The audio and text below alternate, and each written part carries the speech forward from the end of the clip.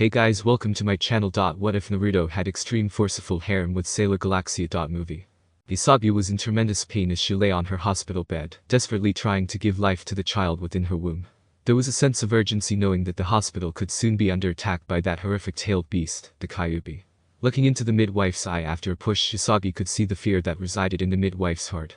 If the woman had the ability to look back on her life and not focus on the immense pain she was currently in, she would have been surprised at the route her life had taken. Konoha was not her native town. In fact, the world she was living on was not even the world of her birth. 8 years ago she had been caught in the explosion caused by the destruction of Pharaoh 90. When she had awakened in the Konoha hospital, she was told that a genin team led by their Jonin sensei had found her washed up on the shore, surrounded by the wreckage of things they couldn't identify. She then had met with the team that had found her, and that's where she met him, Minato Namikaze. The two of them had a few minutes of conversation before Minato offered to let her stay with him for a few days until she could get back on her feet. At the time she didn't know why, but that night she revealed to Minato the fact that she was from a different world. Minato was shocked for a moment, but then just smiled and accepted this as a fact. Minato explained to Yagi that, while he believed her, most of the people in Konoha wouldn't believe her and call her crazy. That night the two of them stayed up crafting a cover story for her. In the end they decided to say that she was on board a ship from a country across the Eastern Ocean that sank. To explain away her unique abilities, Minato said that they would just say that it was a bloodline limit. Everyone accepted the story except for the Hokage, who they told the truth to. Over the years she and Minato kept in close touch until 3 years ago when Minato asked her to marry him, and she accepted. They were married just 6 months after the end of the Leaf Rock War, and 2 months before Minato became the 4th Hokage. When she had found out that she was expecting a child, she and Minato couldn't be happier. However, for the past 2 weeks she had been ill and was bedridden in the hospital, in order to make sure that her and her child would be safe. Then that blasted fox had to appear, and her child decided to come out now of all times. The pain of giving birth was beginning to be unbearable for her. Her son seemed stubborn in wanting to come out, even though she had gone into labor. After one last push, she heard the crying of her child taking his first breath in the world. One of the midwife's assistants came next to her and said, "You have a healthy baby boy, Yagi." Sarutobi silently cried as he looked at the little baby sleeping peacefully in his arms. The little boy was only a few days old, but sadly most of the civilians in Konoha harbored a deep hatred for the little babe. They blamed little Naruto for the sins that the Kyuubi had wreaked on Konoha, even though the two were separate persons. When Sarutobi thought about the situation, he let out a curse towards his predecessor. "Damn you, Minato. I should have been the one to use the seal, not you. As a result of your stubborn determination, your only son is now an orphan, and hated by the village we've sworn to protect. At least our ninjas respect your skills enough to know that your son is not the Kyuubi." Sarutobi stopped his gripping when he saw a furry black cat with a crescent moon on her forehead moving quietly along the corners of his office. Sarutobi then spoke up and said, "Hello Luna, is there something I can help you with?" Luna turned her head to look at Sarutobi before she walked near and jumped onto his desk. Luna looked lovingly at the little babe resting in the old Hokage's arms before speaking. "Yes, there is something you can help me with. You can tell me your plans are for my prince." Sarutobi almost chuckled when he looked at Luna as she spoke to him. It always made Sarutobi smile when he saw Luna and Yagi's good cop, bad cop routine. Although the little advisor was always overly paranoid in his mind, one could tell how much she cared about Yagi and now Naruto. In his wise old grandfatherly voice, Sarutobi said, "Don't worry your little head, Luna. You know that I loved Yagi like she was my own daughter, just like almost everyone who knew her. Besides, I owe Minato quite a lot, and the village is sadly just increasing the debt owed to Naruto's family. I've gotten the council to leave Naruto alone, but I can't adopt him like I would have liked to do. I've arranged for you and Naruto to have a small cottage on the edge of one of the quieter edges of town. Sadly, Naruto can't live in his parents' house until he can claim his father's name, and we both know the conditions for that to happen." At this point both Luna and Sarutobi bowed their heads in thought. Naruto would have to have his true name hidden to protect him until he became a chunin, he reached 18 years old, or he married. Luna's face grew firm as she spoke. "I may only be able to be in my human form for 1 hour out of 3, but I will take care of Naruto. When they really needed help, I couldn't help his mother or his grandmother. I will not fail Naruto now when he needs my help." Sarutobi just nodded his head and thought that maybe Naruto's luck was about to change. Almost 12 years later. In a meadow on the edge of Konoha, as the sun was casting its evening light, a little boy could be found. Naruto Tsukino, the future Hokage according to him, and that demon brat, according to some of the nastier villagers, was hard at work practicing his martial arts. Naruto didn't know why most of the older villagers hated or ignored him, but he wanted to change that. He wanted to become Hokage to protect the few people that were kind to him, and to show the others how wrong they were about him. Sweat was starting to run down Naruto's face as he finished his rough kata. The kata was choppy and had a lot of holes in it, but it was coming along fairly well, and in a few days should be his 7th custom kata. At the ninja academy, the martial arts instructor seemed to have a grudge against him and would only teach Naruto the minimum. It had been about 4 years ago when, just a few days into the academy, Naruto noticed that some of the kids were better in that particular class and were using different styles. Determined not to be outdone, right then and there Naruto had silently vowed to create a powerful family style for the Tsushima family. Over the past 3 years Naruto took his minimal academy training, his observations of chunin practicing, and his own gut instinct to slowly form the Gintusukiken, Silver Moon Fist, style of martial arts. It wasn't just his own observations that he used in creating and refining the Silver Moon Fist. Whenever he could, Naruto would go to the local library to read about ninjas. Those books had been a godsend to Naruto whenever he was stuck on something. The most blaring example of this happened a year ago when he was trying to get a basic framework for the Silver Moon. Naruto was on the verge of giving up and going to old man Sarutobi for help when he read that some martial arts schools were based on the movements of animals. Ever since then Naruto had adopted the feline movements of Ant Luna. Suddenly Naruto's practice was interrupted by a voice yelling, "Naruto, get in the house now. Supper's starting to get cold." After yelling that he was coming, Naruto started to walk back home where Aunt Luna was waiting for him. Naruto might have thought it strange that his aunt was a talking cat who, on occasion, could transform into a human, but he just took it as a fact of his life. Luna and Naruto loved each other dearly, even a blind man could see that about the aunt and nephew. One thing that Naruto liked about Luna was that she supported him in everything he did. She never claimed that something was out of his reach if he worked hard enough at it. While Sarutobi and later Ruka cared deeply for Naruto and he cared for them, they just weren't there 24/7 like Luna was with him.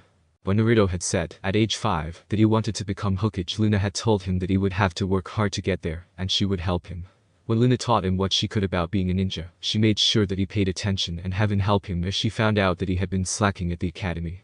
Naruto walked through the door of the small cottage to see Luna waiting on the dinner table in her cat form for him. After Naruto sat down at the table the two of them began to eat. It was a simple meal that Luna had prepared for them as even after 12 years of practice, she could only make simple meals. The meal was eaten in silence as Luna was too busy eating her meal, and Naruto was, for the moment, tired out. Once dinner was over and the dishes taken care of, Naruto hurried upstairs and then hopped out of his bedroom window onto the roof. It was a warm evening with clear skies granting Naruto the full view of the heavens. Ever since Naruto could remember, he was fascinated by the heavens. There was something about the stars and the moon that just seemed to call to him. Naruto knew the names of all the stars and their locations throughout the year by heart. Naruto could with a glance at the heavens and tell where he was to within a second or two of his actual position. When Naruto had found out about that skill he had told Naruto that it would help Naruto on long-distance missions. Naruto spent a few hours just looking at the moon and forgetting his worries and troubles. Whenever he was feeling nervous or troubled, Naruto had found a quick glance at the moon calmed him down. Once he had told this fact to Luna and said that it was quite funny as his name meant Maelstrom of the Moon. For a moment Naruto swore he saw shock on Luna's face, but when he looked again, she was smiling and agreeing that it was quite funny. Slowly Naruto's eyelids closed as the young ball of energy went off into dreamland. "Where on earth am I?" Naruto yelled into the air around him. The last thing that he could remember was falling asleep on the roof of the cottage, which definitely wasn't where he was now. Looking around him all Naruto saw was the fallen ruins of some grand marble building, and that he was apparently in the courtyard of the building. Naruto closed his eyes and said to himself, "Okay, first things first, I'll figure out where I am, and then I'll plan from there." Naruto opened his eyes facing the heavens to see the earth. Naruto started to freak for a second before he got control of himself and smirked. Going over the situation in his mind Naruto almost laughed. Interesting genjutsu. I have to admit that it had me going for a second, but that earth is just a dead giveaway. Naruto then proceeded to try the release method for dispelling the genjutsu. Seeing that the sight around him was the same, Naruto started to grumble. Okay, someone knows what they're doing when they created this illusion. However, there's more than one way to break an illusion. Naruto then grabbed a sharp rock that was lying on the ground and proceeded to cut his arm. I would advise you to stop trying to undo this as it's not an illusion. A soft gentle voice from behind Naruto said just as Naruto's cut was rapidly healing. Naruto spun around to face the owner of the voice and demand that she explain herself. However, Naruto's plan stopped when he gazed on the image of the woman in front of her. She was unearthly beautiful with long purple hair styled in ox horns with streamers. On her head rested a delicate diamond crown, while her face was gentle and caring, with a crescent moon birthmark on her forehead. Her dress was simple and pure white. The woman smiled at Naruto and said softly, "My name is Queen Serenity, and I mean you no harm, Naruto. In fact, I have been waiting a long while to meet you." Naruto lowered his guard. For some reason his instincts were telling him to trust this queen in front of him. Still, where were they and why was a queen waiting to meet him? These two questions gnawed at the back of Naruto's mind, demanded to be answered. As if she saw his inner struggle, Queen Serenity calmly said, "I'm sure you want to know where we are, and why I want to meet you. Serenity then sat down on a fallen marble pillar and motioned for Naruto to sit next to her. Trusting in his instincts, Naruto quietly complied with her request. Now then Naruto, we are currently in an area between the world of the living and the afterlife, where our souls can meet and talk. You see, I died long ago when the kingdom whose ruins are shown around you was destroyed. Now for the second question that is likely on your mind. Why does she want to meet with me requires a backstory to understand. A sad look crossed Serenity's eyes, and a tear fell as she remembered those days. However unpleasant these memories were for the late queen, Serenity was determined to not let them get the better of her, and so continued her tale. You see Naruto, the universe is like a great tree with many branches.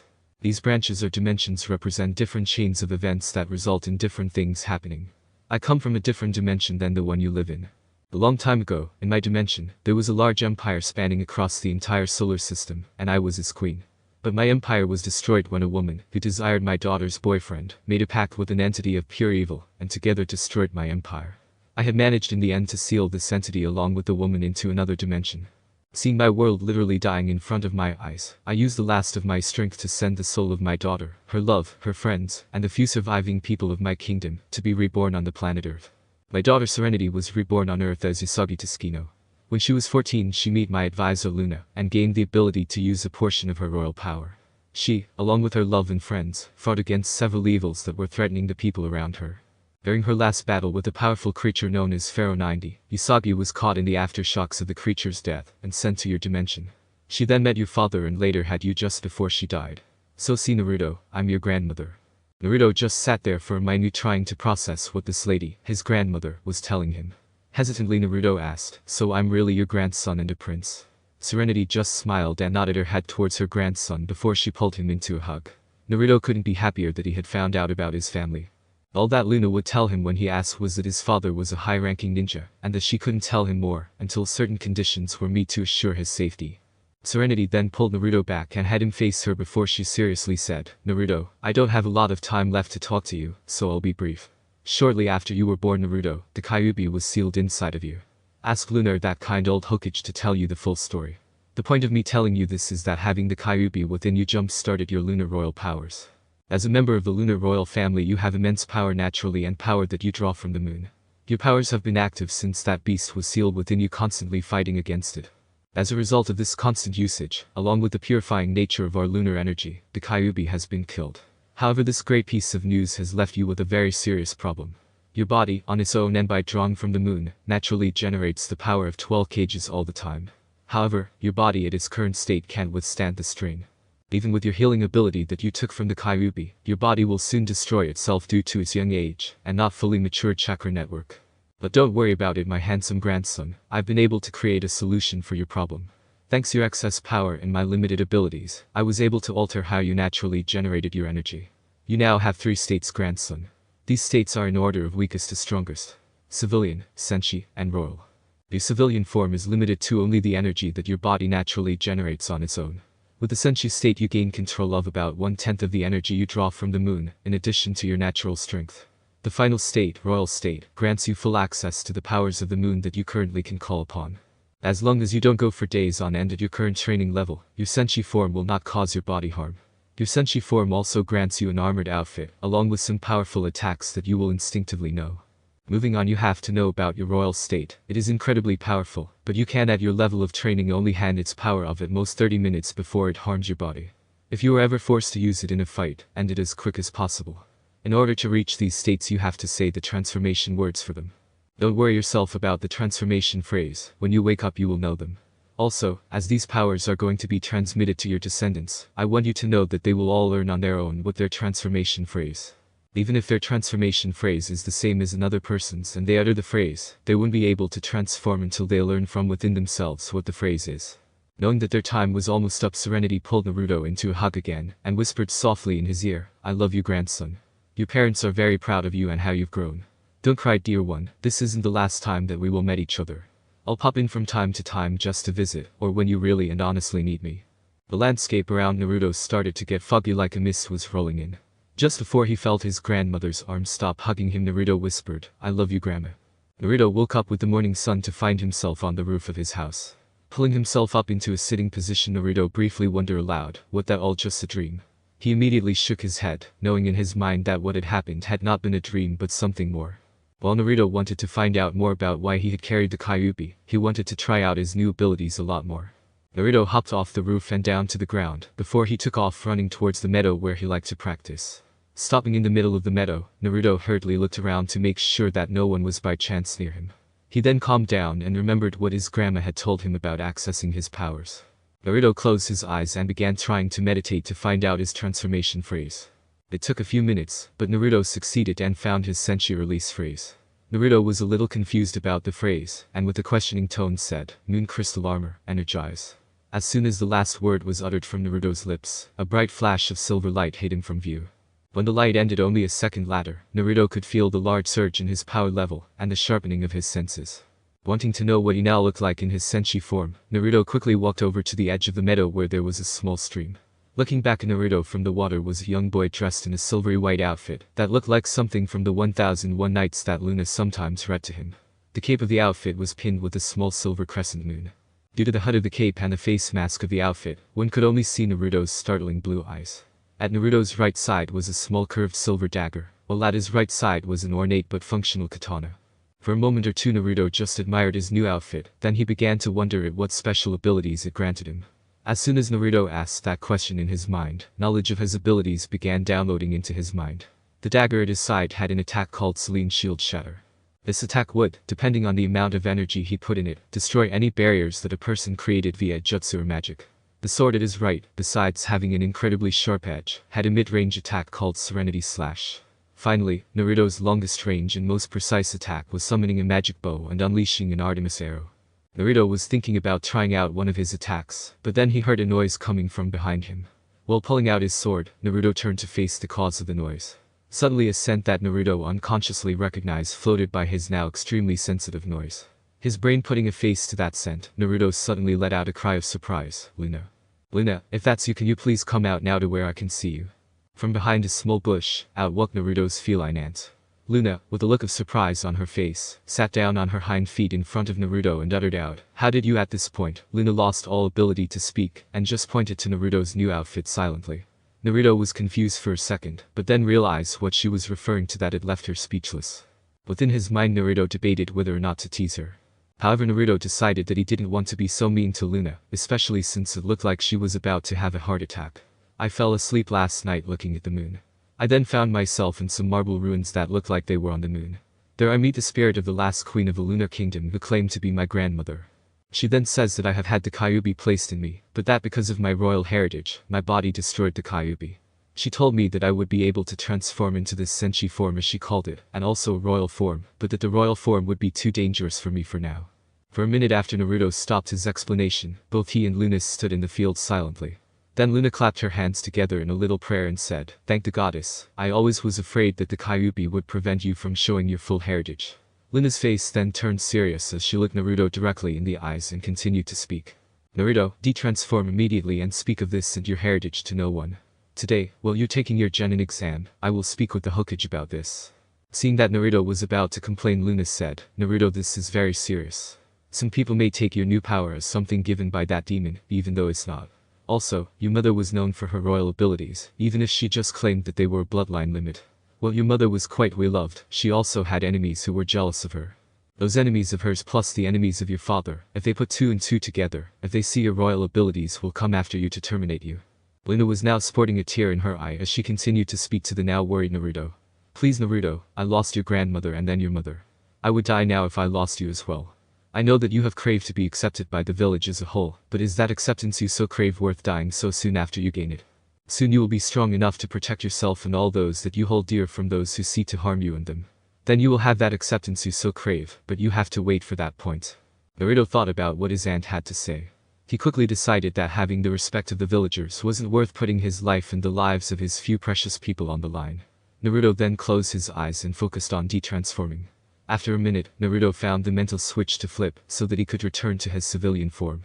A brief flash of light later and Naruto was standing in front of Luna. Naruto then reached down and gave Luna a big hug while he was happy saying, "Thanks for the advice, Auntie Luna. I love you." At this Luna smiled before replying that she loved him as well. This family bonding moment was broken when Naruto suddenly realized something that he yelled out, "I have to be at the academy in 10 minutes, and I'm not ready." Luna suddenly found herself floating in the air as Naruto ran for the house to quickly pack what he needed for the test. She quickly backflipped in order to land on her feet, and then turned to look at Naruto's dust trail. Suddenly Luna remembered an earlier time when she would watch a different blonde run about trying to get to class on time. Even though Usagi's death still hurt the black cat, thinking about her and how she could be found in her lovable son brought a tear to Luna's eye. Quietly Luna whispered, "You would be proud of him, my beloved princess. He's everything you said you wanted in a child, and I promise that I'll always help him reach his full potential." Naruto hopped as fast as he possibly could towards the ninja academy, hoping that he wouldn't arrive late for the exams. Still, he had to admit that if he was late he would at least have a good excuse. That would be if, as he realized, he could tell it to Iruka.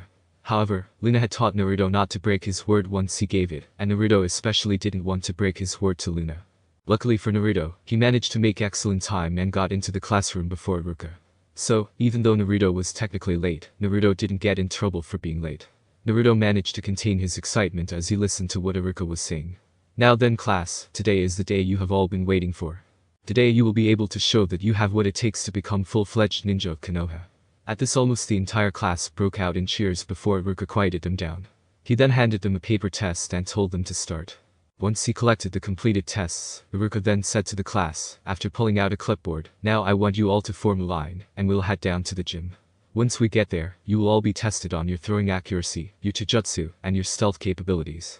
It took a few minutes in the use of Iruka's infamous, at least among students, big head jutsu to get the rambunctious 13-year-olds to form the line that Iruka wanted.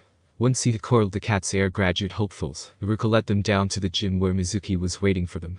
Once their throwing accuracy test, in which Naruto scored above average, was done, the students were told to sit on a bench.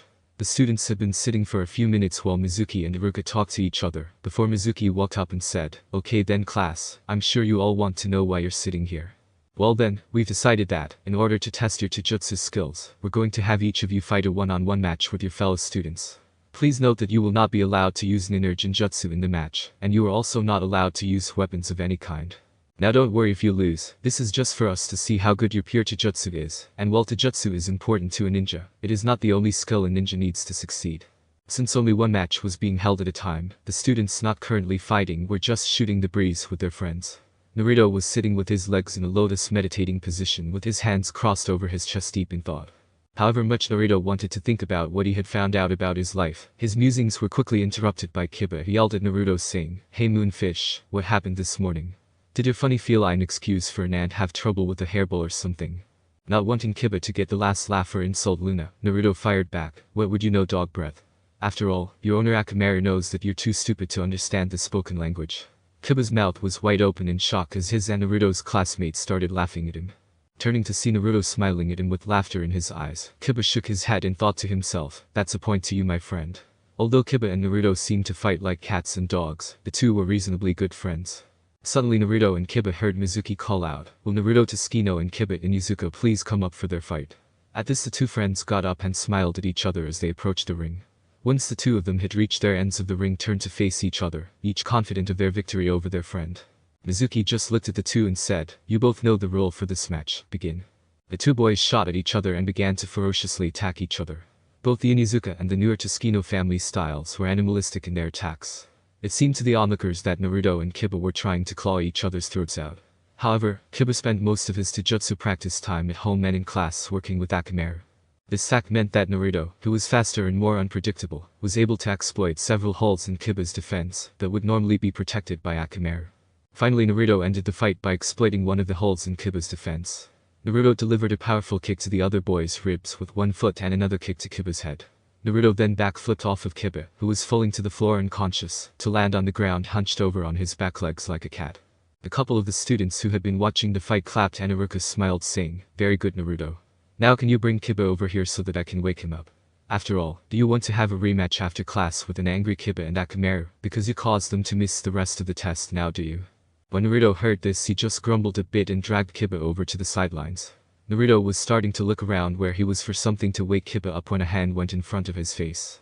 In the hand was a small container of smelling salts. Looking down the arm attached to the hand, Naruto saw that it was Ino who had gotten the salt for him. With a quick thank you, Naruto grabbed the container from Ino and promptly used it to get Kiba up. Ino and Naruto then helped the still wobbly Kiba get over to the bench. Ino then had to leave for her match against one of the other girls in class. Kiba then, while only paying half attention to the fight going on, turned to face Naruto and said, "Good fight there, Naruto."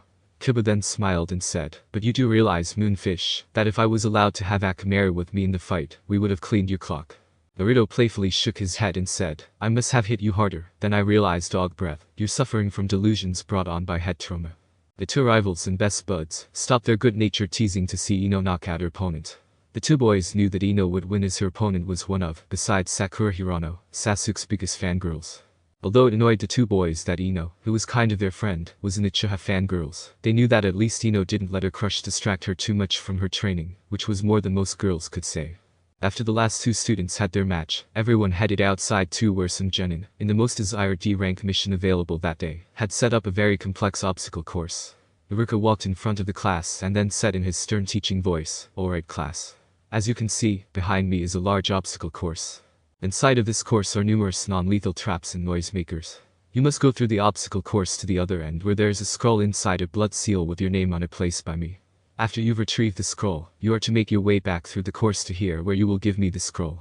Now then, before I start calling out names, there are a few things that you should know about this course. You will be graded on how fast you complete this course and how silently you complete it. All along the course are various things set up that, if disturbed, will cause a bell to be rung. Also, if you activate a trap and are caught by it, you will automatically fail this part of the test." Iruka then let that information sink into his students' brains, then he started calling people to run the course. The first few people he had called up were abysmal failures, getting caught by the first of 30 non-lethal traps. The next person managed to get through the course, but rang the bell a few times and took a good while to complete.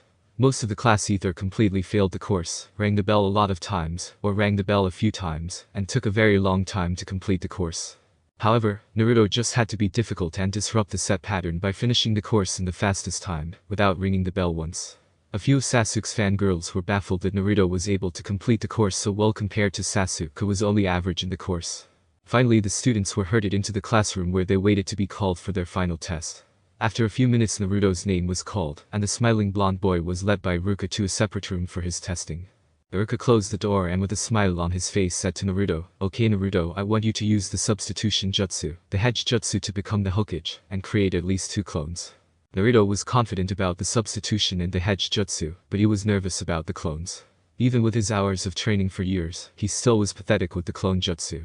Still, he was so close to becoming a ninja, so Naruto left it up to chance and tried his best. His substitution jutsu was quite impressive as he switched with the potted plant on the other side of the room. Next, Naruto hedged into the Hokage and was given a simple nod from Iruka, showing that he had passed. Finally, Naruto preformed the clone jutsu and closed his eyes. Naruto opened his eyes to see 2 clones around him. One could pass as him, if a person's eyesight was less than great. The other clone looked like a badly burned large roast. Naruto cringed at the sight and turned to face Iruka and asked, "Do I become a ninja or not, Iruka?" Iruka scratched his head, thought about it for a moment, and then said, "Well, your clone technique is, to be blunt, the worst in the history of the Ninja Academy. Your other skills are enough to make it up. Therefore it is my pleasure to declare you a new ninja of Konoha." Naruto practically jumped up and down when he heard the news that he had graduated. He watched as Iruka put his hand in the box containing the forehead protectors for the graduates, and pull out a protector. Iruka then handed the forehead protector to Naruto, who eagerly put it on his forehead. Naruto then left the academy after hearing Iruka tell him when to show up for team placements. Upon arriving at his and Luna's home, Naruto found that Luna had left him a note on the table. Picking up the note, Naruto read, "Dear Naruto, sorry I'm not here to grade you when you get home from your genin exam. It doesn't matter to me whether you pass or not, as long as you do your best at it. However, I do sincerely hope that you pass your exam, as I know how much you want to be a ninja. I've picked up some groceries that we were out of and put them away. I'm now heading over to visit the Hokage to talk about the you-know-what. However, you know how busy the Hokage can be, so it might take a while to talk with him. Hopefully I won't leave you here alone for too long, and I won't be mistaken for that Hell Beast tour again. Love, Auntie Luna." Naruto smiled after he read the note and placed it back on the table. It still amazed him that people could mistake his Aunt Luna for the most feared nightmare of all D-rank missions. The last moron who had made that mistake was still walking funny from Aunt Luna's 1,000 years of pain technique, which involved shoving the poor victim's own arm up their own butt.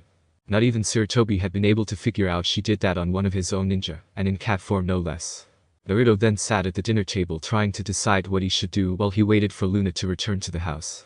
Suddenly a thought came to Naruto's mind that he said out loud, "Hey, Luna doesn't want me to reveal my royal powers to anyone until she can talk to me. However, she never said anything against me practicing my powers as long as I don't get caught. At this, Naruto rubbed his hands together like the archetypical troublemaker, before he ran out the door to go to one of his favorite training fields. Naruto ran for a few minutes until he reached a meadow that was far away from any Homer training ground in Konoha. Once there, Naruto made sure that no one was around. Naruto grinned and shouted out, "Moon Crystal Armor, energize." Naruto felt the now familiar power of his senshi form flow into himself, leaving him stronger than any two average shonens. Naruto then said to himself after he saw that he was in the same exact outfit as last time, "You know, if I'm not supposed to reveal that this is me, how on earth can I use this form to fight other ninjas?" At that thought, Naruto crossed his arms across his chest and thought for a few minutes. Then he snapped his fingers when the answer came to him. "I know. I can go by an alias. Now what's a good name for this form? Mighty Moon? No, that name's horrible. Should I go as Serenity Soldier? No, that just isn't right for me." Naruto thought long and hard about his options for a few minutes before he said, "I know. I'll go by the name Moonlight Knight. It fits as it connects me to the moon, which is where I get my extra power, and it shows my royal heritage with the noble title." The newly named Moonlight Knight then thought about the next issue he should solve. One thing that he hadn't gotten to test with his senshi form, which was one of many things, was if he could use his ninja skills in the senshi form. To start this off, Naruto preformed a simple substitution jutsu. After running though his, admittedly small, collection of jutsu, Naruto found that he couldn't use his Hedge jutsu, and that the clone jutsu just as bad as his untransformed state. Naruto spent a few hours going over his skills and getting used to his senses, and reflects well in senshi form. He was about to go home when his enhanced ears heard the sound of maniacal laughter. Naruto, while still in his senshi form, quietly approached the source of the laughter to see Mizuki running with a large scrawl on his back and a sadistic grin on his face. Naruto thought about what to do when he heard Mizuki say something that made up Naruto's mind. "Once I deliver this to Lord Orochimaru, I'll become even more powerful than that old fool of a Hokage." Naruto recognized that name from his history class, and knew that, whatever it was that Mizuki had on his back, could not reach the most vile and infamous traitor that Konoha had ever produced. From his position on a large tree branch above Mizuki, Naruto pulled out 3 shuriken, and let them fly at a ferocious speed. Mizuki barely sensed the shuriken in time to avoid a fatal encounter involving them and the back of his head. However, while Mizuki did avoid death, he lost several locks of hair, and had his right ear cut. "Ugh!" Mizuki cried out, reflexively protecting his bleeding ear with his right hand. Enraged and with a touch of madness in his eyes, Mizuki yelled out into the night, "Who's the bastard who did this? Whoever did this should reveal themselves to me right now, and I might just grant them a quick death." At this, Naruto smirked and said, thus drawing attention to his location on the branch, "I did that, you traitor." Mizuki looked on at Naruto standing there with on hand on the trunk of the tree and the full moon glowing behind him and yelled out, "I just want to know, before I kill you, just who the devil are you?" Although a little nervous due to the fact that he had never been in a death match before, Naruto confidently answered back, "I'm the Moonlight Knight. Just so that you know, I shall be the last person you meet before you met the devil in hell." With the pleasantries dispensed with, Mizuki started off their fight to the death. He pulled out a huge windmill shuriken from a small seal on his wrist, and sent it flying at Naruto. Naruto waited calmly for the shuriken to come to him, as he planned out his next few moves, eternally grateful now that Luna had made him play those strategy war games. Just as Mizuki was about to smirk at the thought that his oversized shuriken would hit Naruto, Naruto quickly drew his sword, and quickly sliced the shuriken in half. While Mizuki was shocked at the sight, Naruto just smirked and yelled out, "Not good enough, now why don't you try my attack, Serenity Slash." With that, Naruto preformed a quick horizontal slash, and a wave of silver energy went flying in the shape of a crescent moon towards Mizuki at extreme speeds. Mizuki instinctively knew that the Serenity Slash, if it hit him, would kill him, no ifs, ands, or buts. The traitor leaned back and rolled quickly to the left. Mizuki was rolling away so fast that he lost track of where he was in the forest, and hit himself against a tree. While the tree didn't do any lasting damage, it did stun Mizuki. This stunning, along with the shock of seeing the Serenity Slash dig into the ground about a foot before exploding, leaving a 2-foot wide and several feet long crater in the ground, gave Naruto the time he needed to get down from the tree and stab Mizuki's heart. The last thing Mizuki saw before his eyes closed forever was Naruto de-transforming back into his regular form. Once he dropped out of his senshi form, Naruto came out of his adrenaline rush and fell down on the ground in shock at what he had done. Naruto, well trained to be a ninja and had known that this would eventually happen, was still a young teenage boy who had just taken his first human life. Naruto raised his hands and looked slowly between them and Mizuki's still warm body, and back again for a few minutes. He then leaned over and heaved up the snack that he had before training. Naruto, after he was done emptying his stomach, smacked his face and shakily said, "Get a gripe, Naruto. You knew that this was eventually going to happen when you signed up to be a ninja. You stopped a traitor from giving something that is of obvious importance to one of the greatest criminals out there. What was it that the old man told you about this situation?" He said one can't restore or return what was lost, only continue on and never forget about it, never forgive themselves should they forget the pain. Naruto approached Mizuki's corpse and turned his gaze to the scroll on Mizuki's back. Speaking to himself again in a very tired voice, "Come on Naruto, you just have to return this scroll to Hokage, and then put this behind you." Naruto took the scroll from Mizuki's back and started walking off towards the Hokage tower. He was about to leave the area when he shook his head and returned to Mizuki's body. Traitor or not, Naruto knew that he just couldn't leave the body there in the field exposed. With a great deal of effort, Naruto picked up the body and carried it bridal style back to the village. It was 10 minutes after Naruto started walking towards the tower that he ran into Iruka and Anko, who had teamed up with Iruka to find Mizuki and the scroll. The chunin and jonin took one look at the blank look on Naruto's face, the scroll on his back, Mizuki's body, and figured out that Naruto had stopped Mizuki. Iruka promptly sealed the body of his deceased, now ex-friend, and then led Naruto straight to the Hokage. In the Hokage's office when Iruka and Naruto arrived were very worried Sarutobi and Luna. Both of them quickly grew sadder and more worried when Naruto told them that he had killed Mizuki, after he heard him talking about giving the scroll that was on Mizuki's back to Orochimaru. Sarutobi, sensing that Naruto was leaving something out of his report, dismissed Iruka after telling the worried chunin that the team lists would be on the chunin's desk at the end of the week. Once Iruka had closed the door, Sarutobi turned to Naruto and said in his worried grandfather voice, "Now then Naruto. What was it that you were leaving out of your report?" At this Naruto's surprise showed for a moment before he realized that the Hokage had been around and had been a ninja since, according to Luna, before his father had been born. Naruto then said, "Everything is as I reported it. However, I was training in my senshi form at the time Mizuki encountered me, and it was with the sword I have in senshi form that I slew Mizuki." Sarutobi figured how hard it must be for Naruto to use something he had been so excited about earlier today to take another person's life. The kind old ninja then got out of his chair and gave Naruto a comforting hug. Softly the old Hokage whispered in Naruto's ear, "I know this is difficult for you Naruto. Just remember this, you have been given great power, and with great power comes great responsibility. Tonight you wisely use the power that you have to protect this village from a very dangerous enemy. That scroll you recovered contains the most powerful jutsu known in this village, and you prevented it from going to a man who would use it to kill the people of this village." Sarutobi ended the hug and sat back down in his chair. This allowed Luna, who had now transformed into her human form, to walk up to Naruto and give him a hug. She also had some words of comfort to say to her charge. "Naruto, I want to tell you something about your mother.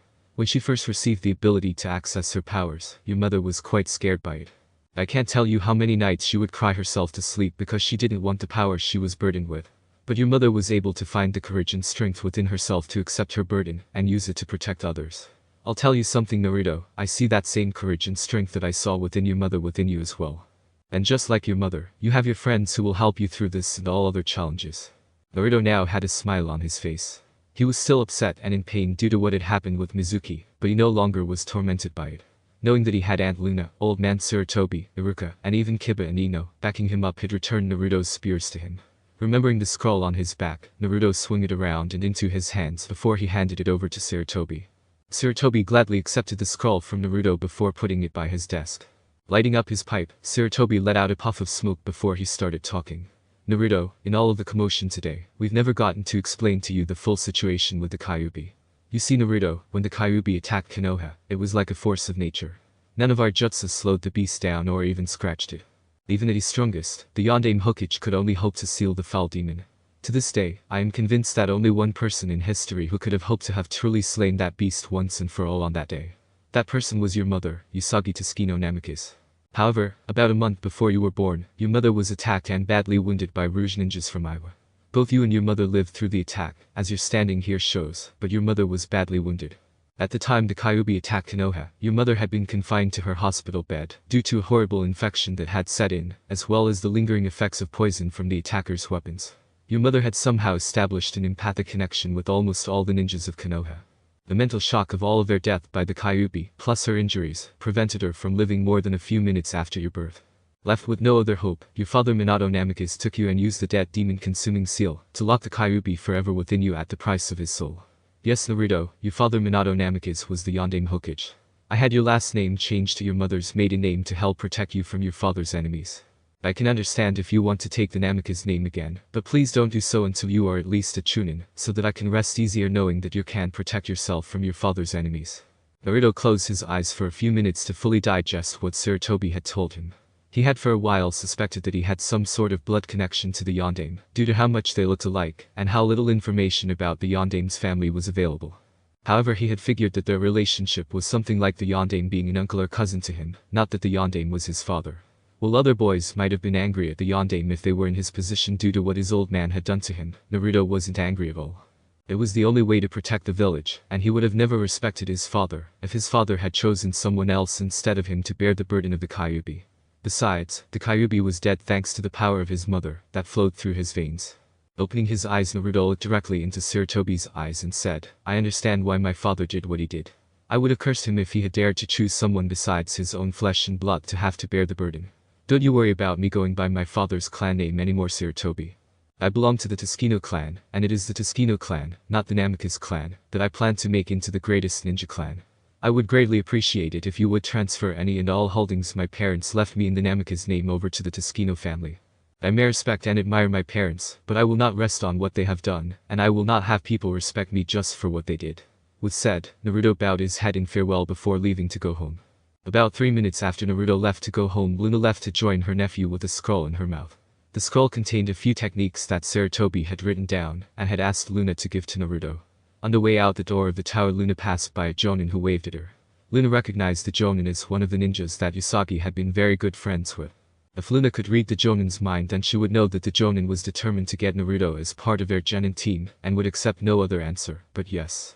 In the classroom about 2 weeks later, all of the new genin were assembled and waiting for Iruka to come in and tell them which teams they were going into. Naruto was thinking back to the 4 jutsus on that scroll that Sarutobi had given to Luna. On the scroll was Earth Release, Inner Head Decapitation Jutsu, Shadow Clone Jutsu, which was a clone technique that he could actually do, Great Clone Explosion Jutsu, and Shadow Clone Kunai Jutsu. Currently Naruto was only able to perform the first 2 techniques on the scroll, but he was happy with his progress.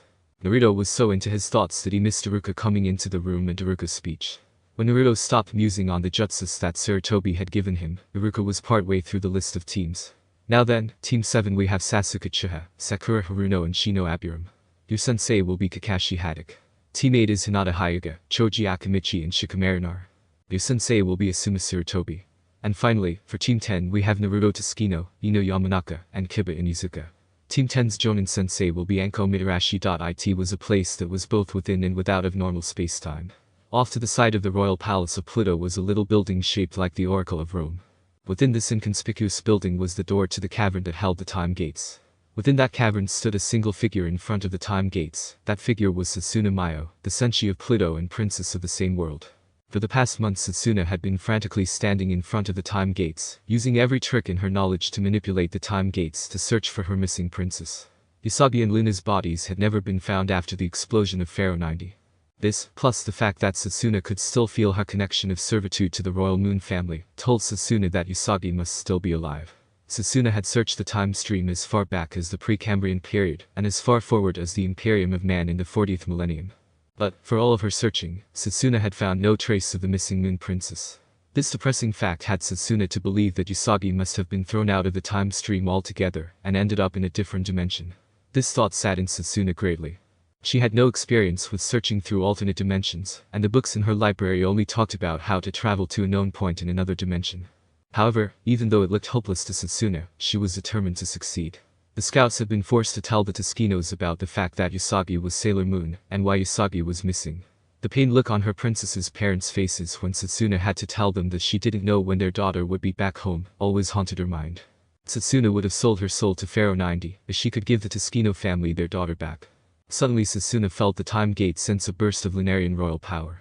However, the burst was too short for Setsuna to find more than the hyper-dimensional area code that the burst came from. Even so, this burst made Setsuna's heart fill with joy.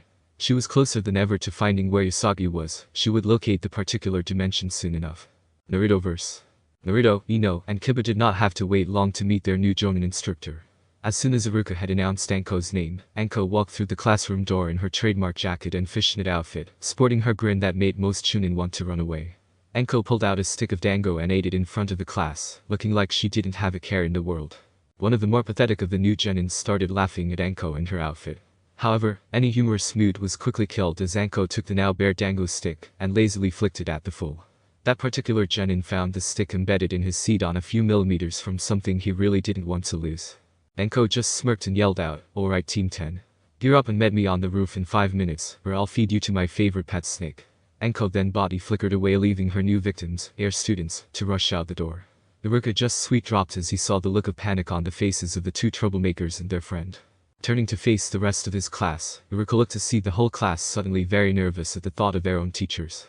Anko Mitarashi was casually leaning against the side of a shed that was on the roof and thought about the past as she waited for her students to appear.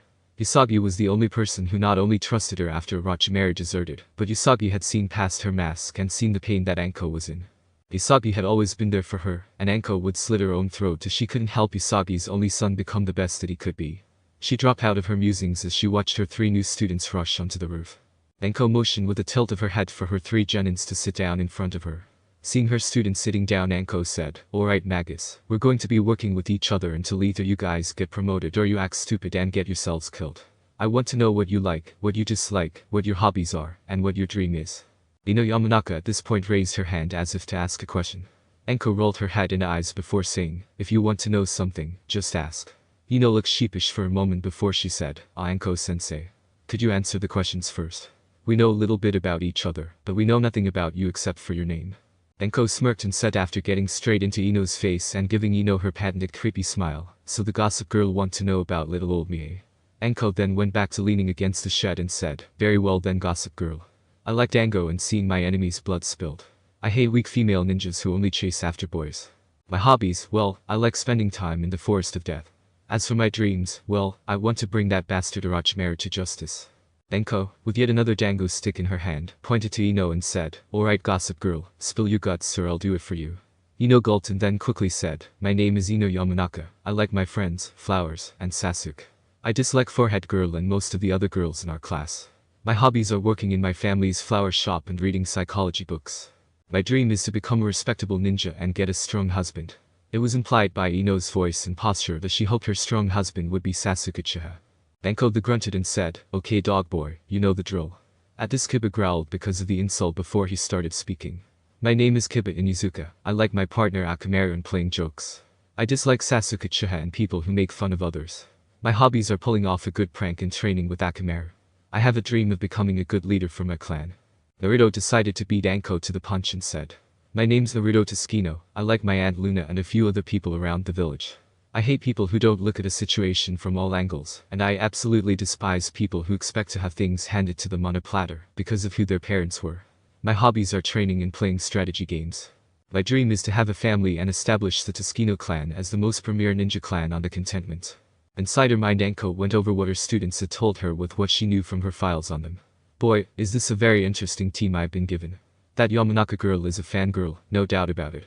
Luckily for me, it seems that a crush is not the alpha and omega of her existence like some of the worst cases, and I can probably shape her up into a decent genjutsu mistress. The Inizuka, he's a bit of a toy to place. Best bet is to teach him some more stealth techniques and help him with a few non-clan jutsus to mix up his abilities a bit. Naruto, he just as determined as I thought he would be and could very well succeed at his dream. With the list of jutsus that the Hokage gave the boy and his awakened bloodline, I wouldn't need to teach the boy any jutsus for a while. For him I should just spar with him and teach him to work in a team better." Team 10 was nervously watching their new teacher as she stood there and thought. A slight shiver went down their spines as they saw Anko smirk and say, "Alright maggots, it's time for me to give you your final test." At this Ino blurted out, "What on earth do you mean by our final test?" Anko closed her eyes, smiled at her team, and said, "You honestly didn't think that passing the pathetically easy test you were given automatically made you a ninja, did you? Each jonin is expected to give their students one finale test before they accept the genin team as their students. If the genins fail the test, then the genins are sent back to the academy." The 3 young teens turned to look at each other and figured that they wouldn't like where this was going. Anko's smile got even brighter as she said, "Your exam is going to be different and far more challenging than any other team's test. You are going to take these paint cans." At this point Anko pulled out some full paint cans from behind her back, "and you 3 are going to each write your initials on all the faces of all 4 Hokages on the monument. After you do that, then all 4, and yes I'm including the mud, must then make it back to this rooftop before sundown. If even one of you is caught you will all fail this test. Oh, and just so that you know, your initials have to be able to be seen from the village." With that said, Anko body flickered away, leaving the paint cans with the shocked kids. Kiba smacked his hand against the ground and yelled out, "What is wrong with our sensei? How on earth does she honestly expect all of us to graffiti our names on all 4 of the Hokage's faces, especially graffiti them large enough to be seen by the village? We'll be caught by our fellow ninjas and sent back to the academy before we can start on Ino's face. Ino was just depressed and said in a defeated tone, not only that, but my parents will ground me for forever once we're caught. It won't matter if we're following our sensei's orders or not. Naruto listened to his comrades complain about the hopelessness of the task, before he finally had enough of their complaining and yell at them. What is with you two and this attitude? We haven't even tried yet and you're all ready to go back to the academy. At this Kiba turned his head and angrily answered Naruto, are you brain dead moonfish? Do you really expect us to go pull something like this off and actually get away with it? Naruto smiled and said, don't worry dog breath, the task is actually easier than you believe. Turning to Ino, Naruto said, Ino, can you cast a weak low-level field genjutsu? Ino blinked her eyes before she answered Naruto, hoping that the unpredictable boy actually had a plan. Yeah, I can cast a low-level field genjutsu. It would leave me almost completely drained, but I can do it. Naruto smiled as he was now sure that the half-baked plan he was cooking would actually work. He then motioned for Ino and Kiba to come closer to him, and he pulled out a detailed map of Konoha. Naruto then began to confidently dictate his plan. Alright then, the objective before us, in this mission, is to graffiti the monument and not get caught. Although the situation looks hopeless, we have several advantages going into this situation. The biggest advantage we have is that we are aware of our opposition, and they aren't aware of us. At this Kiba and Ino blinked their eyes in unison before motioning for Naruto to continue. If you pay any real attention to the ninja on guard duty in the village, you will see that they switch patrols of 4 times during the day. These times being midnight, 6 AM, noon, and 6 PM. It's currently 3:30 PM. That means that if we take out the guards now in a surprise attack, we would then have 2 hours and a half till guard changes in which to work undisturbed. With Ino placing the weak genjutsu, we won't have trouble with people from the village, as they won't think to check the monument for one. The plan was starting to make sense to Naruto comrades, but Kiba saw a serious problem with the plan. Moonfish, are you a complete idiot? Your whole plan revolves around us getting rid of the guards in a sneak attack. They outnumber us and are far more trained than us, we can't beat them without alerting security. Naruto now had a mischievous grin on his face as he said, remember that day Kiba 2 years ago when you were trying to do a dual hedge with Akamaru? Kiba started to shiver, and Ino started to see red. They both remembered that day. Kiba had tried to hedge both himself and Akamaru at the same time, but he was new hedges and transformed himself and Akamaru into young naked girls. Kiba had never had such a ferocious beatdown in his life. Kiba suddenly got where Naruto was going with this and said, no way in hell Naruto. I will not transform into a naked girl to distract the guards. Get Ino to do it Naruto. After all, that is what they spend most of the time teaching the girls. Akamaru jumped off of Kiba's head just before Ino slammed her first straight into the top of Kiba's head. Naruto just shook his head and said, Ino has to do the genjutsu because neither of us can. Also, of the two of us, you're the one who was bragging about how well you aced the hedge part of the test, while I only scored above average. Kiba knew that Naruto had backed him into a corner, and both of them knew it. Both he and Naruto had a considerable deal of pride, but they would also back up what they boasted about. However, this was bad for Kiba as Naruto had basically forced him to do the task or admit to not being as good as he claimed to be, and Kiba just couldn't have that happen. So, grudgingly Kiba agreed to be the one to knock out the guards. Seeing that his comrades would follow his plan, Naruto said, alright then. When Kiba knocks out the guards, I'll tie them up. Then we have Ino cast the genjutsu. Since she'll be trained for that and I'm the fastest runner, I will be carrying Ino on my back while we paint the monument. This way, if we get caught, Ino won't be left behind. Naruto stood up and looked firmly into Kiba and Ino's eyes, his strength of will shining so brightly that his friends felt their worries wash away from themselves. Naruto held his hand out in front of him and made a fist. Naruto then said, are you willing to risk it all with me? Are you ready to show our sensei and this village as a whole that you're ready to be a ninja, or are you going to let this opportunity pass you by? I know that we all have the power and skill needed to pull this off. We have been given all that we need to do this and any other task that we may be given. Will you join me in proving this, or will you let your self-doubt prevent you from reaching our goal? Both Ino and Kiba were heavily moved by Naruto's little speech. Ino was starting to see Naruto in a different light, instead of just one of the average Joes of the class like she had before. Kiba wondered where Naruto kept this side of himself that seemed to inspire everyone so. Kiba got up off his butt and said gruffly with his hands in his coat, what the hell? I'm in on this crazy plan of yours. Besides, after all of my bragging at home, my sister would have permanent teasing material if I failed this test. Ino shook her head and said, there's no way I'm going to let forehead girl become a ninja, simply because I was given a harder test than her. Naruto looked at both of his friends turned teammates. He had honestly been nervous at even suggesting such a plan, but then he remembered a quote attributed to Father Minato. There are no weak soldiers under a valiant commander. While he didn't consider himself to be a valiant commander, Naruto hoped that the principle behind the saying would hold true. Seeing that his friends believed that they could pull off his quickly thrown together plan gave Naruto hope that they could pull it off. Not showing his doubt, Naruto raised his first in the and yelled, "Watch out world, cause Team 10 is on the move." Both Ino and Kiba joined in his shout before they all grabbed a paint can and took off towards the monument. In the shadows stood Anko, whose smile was threatening to burst into full-blown laughter. It was an open secret in the higher-up ranks that each Jonin would test their genin team on some concept that they held dear. Kakashi was famous for his emphasis on teamwork, and so used the multi-purpose spell test. Her test was very different than the copycats, or even most other Jonins for that matter. Due to growing up during the last Shinobi War and having to deal with the betrayal of her teacher, Anko held determination and perseverance in high esteem. For her test, Anko had constructed a scenario that the genin would never expect. However, it was a scenario that would often come up in the life of a ninja. Anko had given her 3 would-be students a seemingly impossible task to perform, and very little time in which to pull it off. Then she had just sat back and waited to see their reactions. Kiba's initial reaction had upset Anko, but Naruto had managed to pull the boy out of his defeatist mood. As Naruto laid out his plans, Anko couldn't help but be impressed with the little prince. Naruto had looked over her scenario like it was a board game, and analyzed Team 10's opposition. At first she was going to just appear and explain the test to them and tell her team that they passed. However, as Naruto listed all of the variables and broke down the plan to his comrades, Anko decided to let them go for it. It would show that arrogant idiot of a council-appointed security chief how badly he had let things slip on internal village security. Anko looked up at the heavens and let out a sigh before she said, "My friends, you would be so proud of how your son has turned out. Usagi, he has your gentleness and compassion. Minato, he has your commanding will and your tactical mind. When you put those together in your son, you two gave birth to a person can lead armies into the depths of hell, and his soldiers would gladly follow him." She let out a smirk and said, "He also has both of your stubborn streaks." Who else but Naruto would declare that he would make a small unknown clan into the most respected clan on the continent? Anko then body flickered away to get a good seat for the spectacle the 3 genin were planning. It was the talk of the town for days. Many of the people just could not believe that 3 genin would pull such a stunt, or even the fact that they pulled it off in the first place for that matter. Once it was circulated that the genin did it because it was a test by their sensei Anko Mitarashi, some people were calling for her to be demoted to genin at least.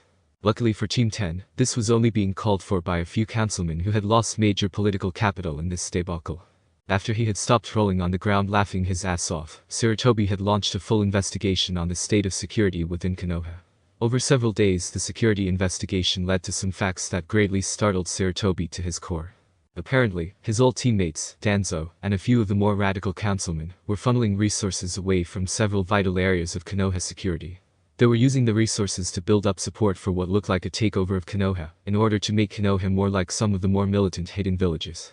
2 of the major projects that the conspirators were running were Naundre. No was originally a sub-organization within Anbu, but had been reorganized as their private army, after he had disbanded the group 22 years ago. Rei was a project that enraged Sarutobi when he thought about what he read about it. Apparently, they were using Orochimaru's notes on human experimentation to create bloodlines and infuse them into ninja loyal to them. When Sarutobi looked over the photos of the poor souls who were suffering under Rei, he thanked Anko for letting Team 10 continue to perform the mission she had given them. If it wasn't for them vandalizing the monument, then this travesty would never have been brought to light. Still, it hurt Sarutobi's heart to find out what his friends had been planning to do. They had been his oldest friends and had been with him since he had become a ninja. It was with a heavy heart that Sarutobi sentenced them and the rest of their co-conspirators to death for treason against Konoha. Unfortunately, on the night before the execution was supposed to take place, the conspirators managed to pull off a successful jailbreak. Sarutobi had no idea of where the fallen, as the public was calling the group, had fled to after their escape. But now that the scandal all was over and the old leader was feeling every day of his age, Sarutobi knew that he needed to do something to cheer himself up, but he didn't know where to look. He no longer had his old friends to fall back on, his wife was long dead, and his only 2 loyal students were miles away from the village. Sarutobi thought about heading home, but stopped himself. Asuma was currently in a very foul mood that he had ordered the execution of Asuma's godparents. Even though the 2 were traitors and Asuma knew that, it didn't change the fact that Sarutobi's teammates had been there more for Asuma when Asuma was growing up than he had been. Sarutobi didn't doubt for a second that Asuma was not just as appalled by their behavior as he was, but it was another widening of the divide between the father and son. When Sarutobi looked back on his past rationalizations of his absences, he couldn't help but weep at how flimsy his reasons seemed now in his old age. Sarutobi got up out of his seat and left the Hokage tower. Slowly he walked through the streets of Konoha, the setting sun at his back, creating a remarkable backdrop. With so few friends left alive, there was only one place that Sarutobi knew he could regain his spirit back. Soon enough Sarutobi reached the outskirts of Konoha, and came upon the cottage where Naruto and Luna lived. Seeing that there was a light in the window, Sarutobi politely knocked at the door. The door quickly opened to reveal Luna in her rather attractive human form. Luna smiled at Sarutobi and said, "Hello Sarutobi. Naruto and I were just sitting down to dinner. You can join us if you want as we have plenty, and you look famished." A small smile appeared on Sarutobi's face as he said, "A home-cooked dinner sounds wonderful right now." Once Sarutobi was inside of the modest home, he was almost immediately tackled into a hug by Naruto. Luna watched the two interact for a few minutes with a smile on her face. Over the years, Sarutobi had grown into a close friend of hers, and Luna respected the old leader for all that he had given up in order to protect his village. But one of the things that she always loved to see was when Sarutobi and Naruto were alone, and the two acted like they were just a grandfather and his grandson having a good time together. All the worry and pain that the two carried stoically all day just seemed to disappear. Dinner was a relatively quiet and planned affair. Although Luna could get acceptable deals from the merchants in town, she still had to really watch the budget, and was thankful that Naruto had been given a license on his 10th birthday to be allowed to hunt in the forests outside the village. Currently they were having some rice and vegetables with bits of rabbit that Naruto had caught yesterday mixed in. Once everyone had finished eating dinner, the three of them sat around the table and enjoyed some small talk. Sarutobi was proud to find out that Naruto had learned the Shadow Clone Explosion Jutsu. However, Naruto was still upset that he wasn't good enough with the technique to use it in a spar in actual battle. Sarutobi told Naruto that he was surprised that Naruto had become that skilled in the jutsus that he had given Naruto. Naruto had the decency to blush. Sarutobi was contemplating about leaving the happy little family alone for the rest of the night when Naruto pulled out his puppy eyes jutsu and roped Luna and Sarutobi into playing a strategy game. For the next 2 hours by the fire everyone sat around and played the game of Naruto's choice. Finally it was time for Naruto to go to bed. Naruto was initially hesitant to go to bed, but when Sarutobi mentioned that someone's team was looking at a C-ranked mission in the morning, Naruto rushed off to get some sleep. Once Naruto was upstairs, Luna said, "How are you handling that situation, Sarutobi?" Sarutobi just sighed and said, "I'm handling it one day at a time. Thank you for letting me join you two this evening. Spending time with Naruto always cheers me up." Luna had a faraway look in her eyes as she said, "Yes, Naruto does have that effect on people. His brain he got from his father, his heart he got from his mother." Sarutobi then nodded his head and then stroked his chin as he said, that he does, Luna." Sarutobi and Luna sat in silence for a minute before Sarutobi asked, "Luna, do you remember my question the other day? You never told me the answer." Luna twittered her paws nervously and said, "What you were asking about is highly unusual. While there may not have been any laws against it in the Silver Millennium, and it did happen at times in the history of the Japanese, it wasn't something that happened a lot." At this Sarutobi smirked and said, "But it did happen, didn't it, Luna?" Her drooping head was all the proof that Sarutobi needed. Sarutobi then said, "Don't worry Luna, everything will be fine. Never forget that I have Naruto's best interests at heart. While my plan may be slightly offensive to you, you have to admit that it does help Naruto with no one getting hurt." Luna was forced to agree to Sarutobi's point in that regard, but she didn't have to like the plan to know it was a good one. Sarutobi then said goodbye to the Black Cat and left to go home. Team 10, which had picked up the nickname of Team Maelstrom, was standing in the Hokage's tower at the mission distribution office. Currently Iruka was giving out missions and smiled when he saw Naruto and his team approach. With a cheerful voice Iruka said, "Hey there Naruto, Ino, Kiba, here to pick up a new mission." The three genin in question just nodded their heads at their former teacher. Iruka pulled out a pile of missions and said, "Well let's see, we have walking the Inizuka's dogs, there's some fences that need to be mended." At this point Naruto cut off Iruka and said in a collected, but in weight tone, "Iruka, we've done 16 D-ranked missions. We've earned the right for a C-ranked mission, so would you please be so kind as to get out the C-ranked mission folder?" At this very moment Sarutobi walked through the door and said, "Very true Naruto, very true." Sarutobi turned to face Iruka and said, "Would you please get the C-ranked mission folder out for Team Maelstrom?" Iruka was no fool and knew that, although it was phrased like a question, the Hokage's question was in order. Iruka put the D-ranked mission file away and reached for the other mission file. Quickly scanning over the missions available that were listed, Iruka smiled and said, "Alright guys, there's a merchant in Konoha that is traveling to a town on the eastern border of Fire Country, who is looking for some ninja protection. He doesn't accept much more than a few bandits as he's only carrying furs, wood, and a few other odds and ends, but wants the protection to make sure that his goods arrive safely and on time. Do you accept the mission?" Naruto looked at his two teammates to see what they had thought about the mission. Ever since their first mission that Anko had given them, Naruto had become the unofficial leader of the genin in Team 10. On seeing that Kiba and Ino wanted to take the mission, Naruto turned to Iruka and said, "On behalf of Team 10, I accept this mission." Iruka only sent a quick glance towards Anko, only to see her with a smirk on her face showing her approval, before he handed the mission scroll over to Naruto. Naruto opened the scroll and quickly scanned the full briefing of the mission. Turning to face his teammates, Naruto said in a voice that reminded Sarutobi of Naruto's father, "Ino, Kiba, this looks like a minimum of a 2-week mission. Go home and get your long-term mission packs, the ones that have the seal scrolls with most of your gear that we got a week ago. Go to your parents, tell them that you will be away on a mission for a while, and request at least one new technique scroll, that you can practice the technique during the quiet parts of the mission. You will meet me in 2 hours at the main eastern gate of Konoha, where I will be with our client. Naruto at this point gave his friends a smile before he turned around and walked out the door to take care of a few things he needed to do before the mission started. Ino and Kiba looked at each other for a second, before they both nodded their heads at the same time and turned to leave. Iruka was staring at where the genin of Team 10 had been in shock before he turned to Anko and said, "What are you teaching those kids? They were acting like professional jonin." At this Anko said, "They're very unique kids and actually I haven't had to teach them a whole lot. Mostly it's just been helping them see where their weaknesses are, and they just take care of the rest." Anko pulled out a dango stick and at one of the dango before continuing to talk. As for their command structure, well, that's something that developed naturally. Naruto seems to have a, I guess presence would describe it, about him that makes us want to listen to what he has to say.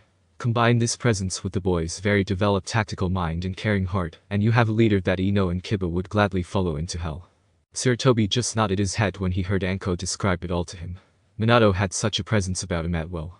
It would make sense that Minato's son Naruto would have inherited that same presence as well. Also Usagi, may the gods rest her dear sweet soul, radiated a sense of respect and caring about her, that seemed to have been inherited by Naruto as well. All in all, Naruto was shaping up to be what looked like a legendary figure. Sarutobi wouldn't be surprised if the boy had surpassed his father in greatness by Naruto's 18th birthday. When Team 10 met up at the specified gate of Konoha, they saw Naruto having a friendly chat with their client in front of an overloaded wagon. They learned that their client's name was Ryoga Yagnasaki. Ryoga was quite glad to meet with his guards and said, "Thank you for agreeing to accept my mission. I know that the kinds of goods I trade in don't fetch a large profit on the black market, but with the way some of the bandit groups are going lately you never know." At this Anko just smirked and said, "Don't worry about a thing. These kids can handle any bandits that might think you're a good target. If by some chance they can't handle the bandits I'm here." Ryoga just smiled and said, "That's good to know. Now how about we get going? One of you can sit next to me on the wagon and another on the back of the wagon, if they don't mind sitting on wood planks.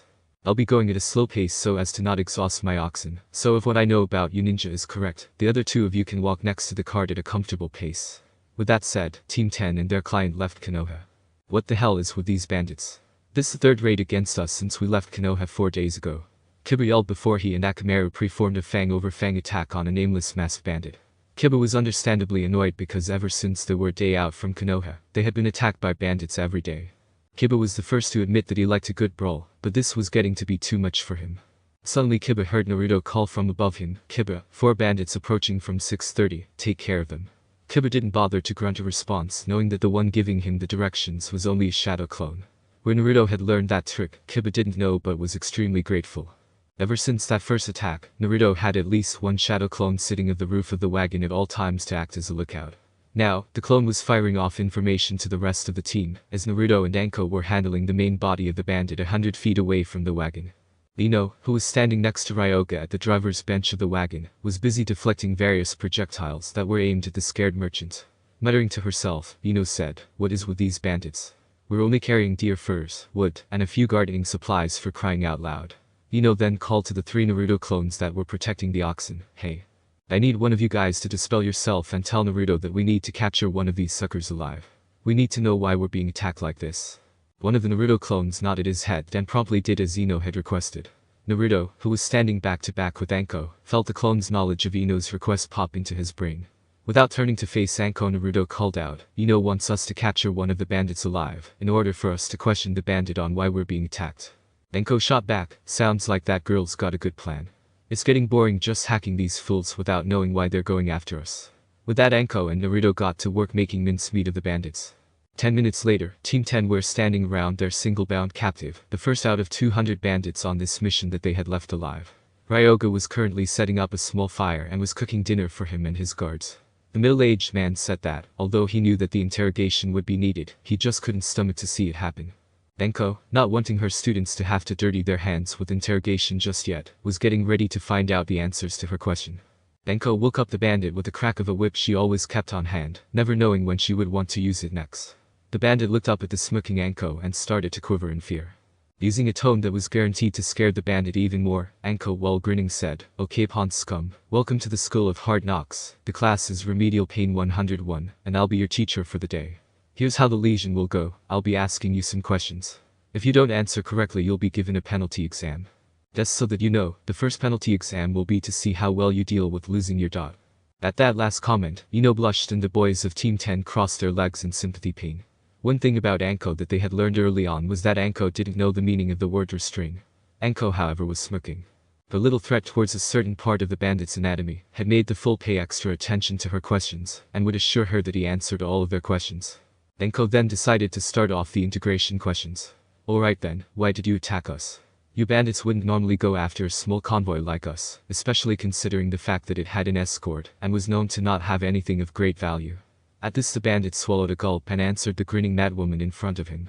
I don't know the specifics of it all, but earlier today a man came into our camp and paid our boss to capture this convoy for him. This news got Anko's attention. Apparently there was someone targeting the convoy, but why? Anko's eyes narrowed as she almost hissed out with her voice laced in killing intent, described the man who paid your leader. If you don't tell me everything about this man, I won't just stop with the first penalty exam. The poor bandit was reduced to a blubbering mass as he said, I didn't get a good look at his face, but I know that he was bald. He was wearing a cloak that seemed to be a patchwork of browns and greens. He came in and left on this very large lizard that he made appear from nowhere. Team 10 watched as their sensei's eyes widened in shock and what looked like fear for a second before she cleaved the bandit's head off. Anko then turned to face her teammates and with urgency in her voice shouted out at them. Don't just stand there. Search every nook and cranny of the wagon and report anything, and I mean anything, no matter how small or insignificant, that you don't recognize as being produced in Konoha. I've got to go talk to our client. Team 10 were confused at their sensei's actions but still obeyed.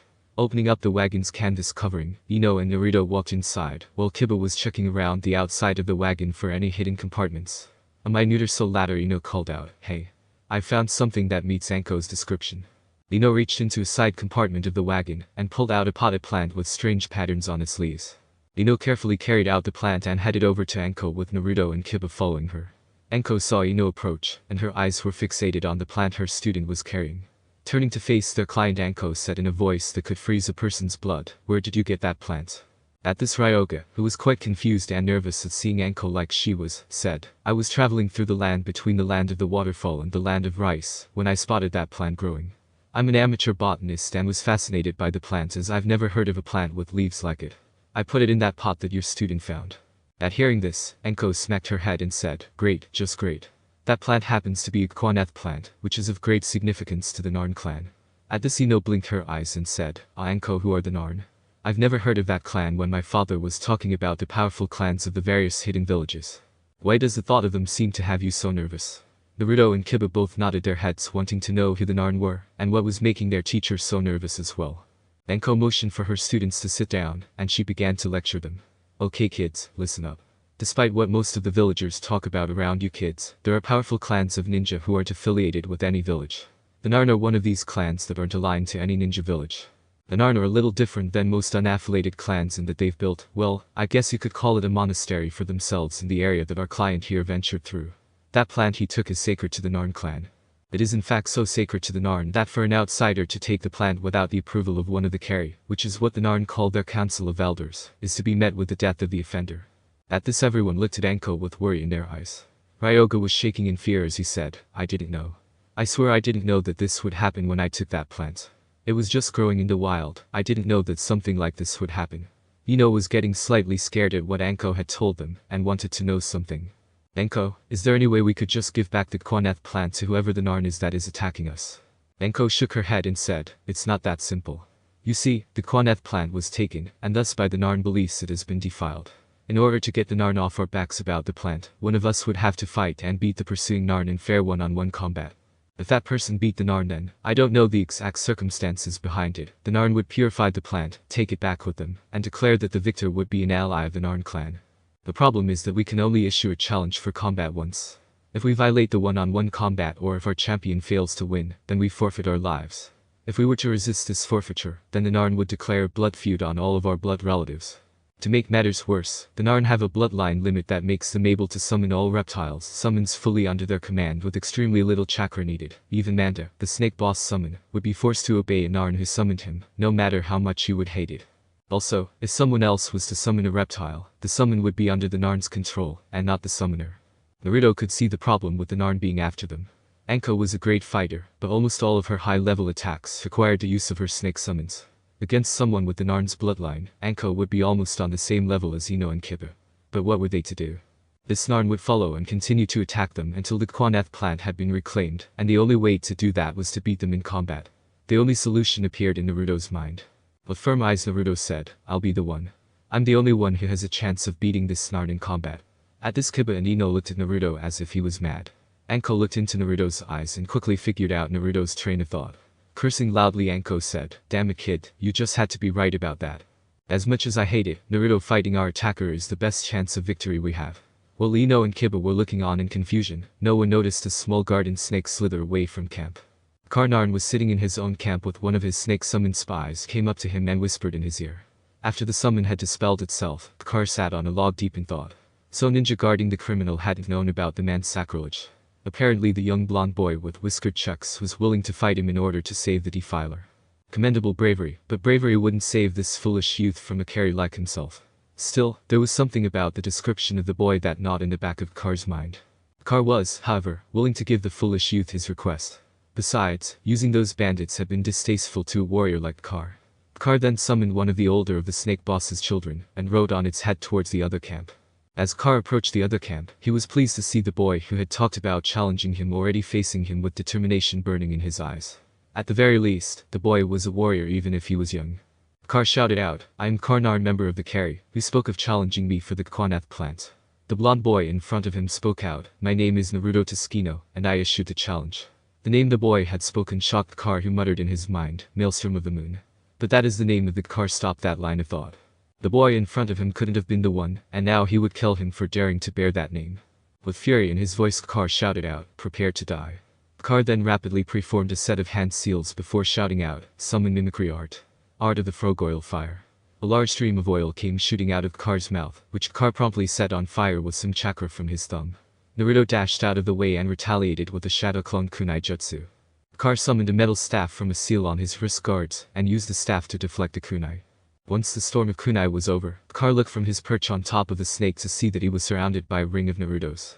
Car felt a smile cross his lips as he looked on the sight. This was going to be a great fight.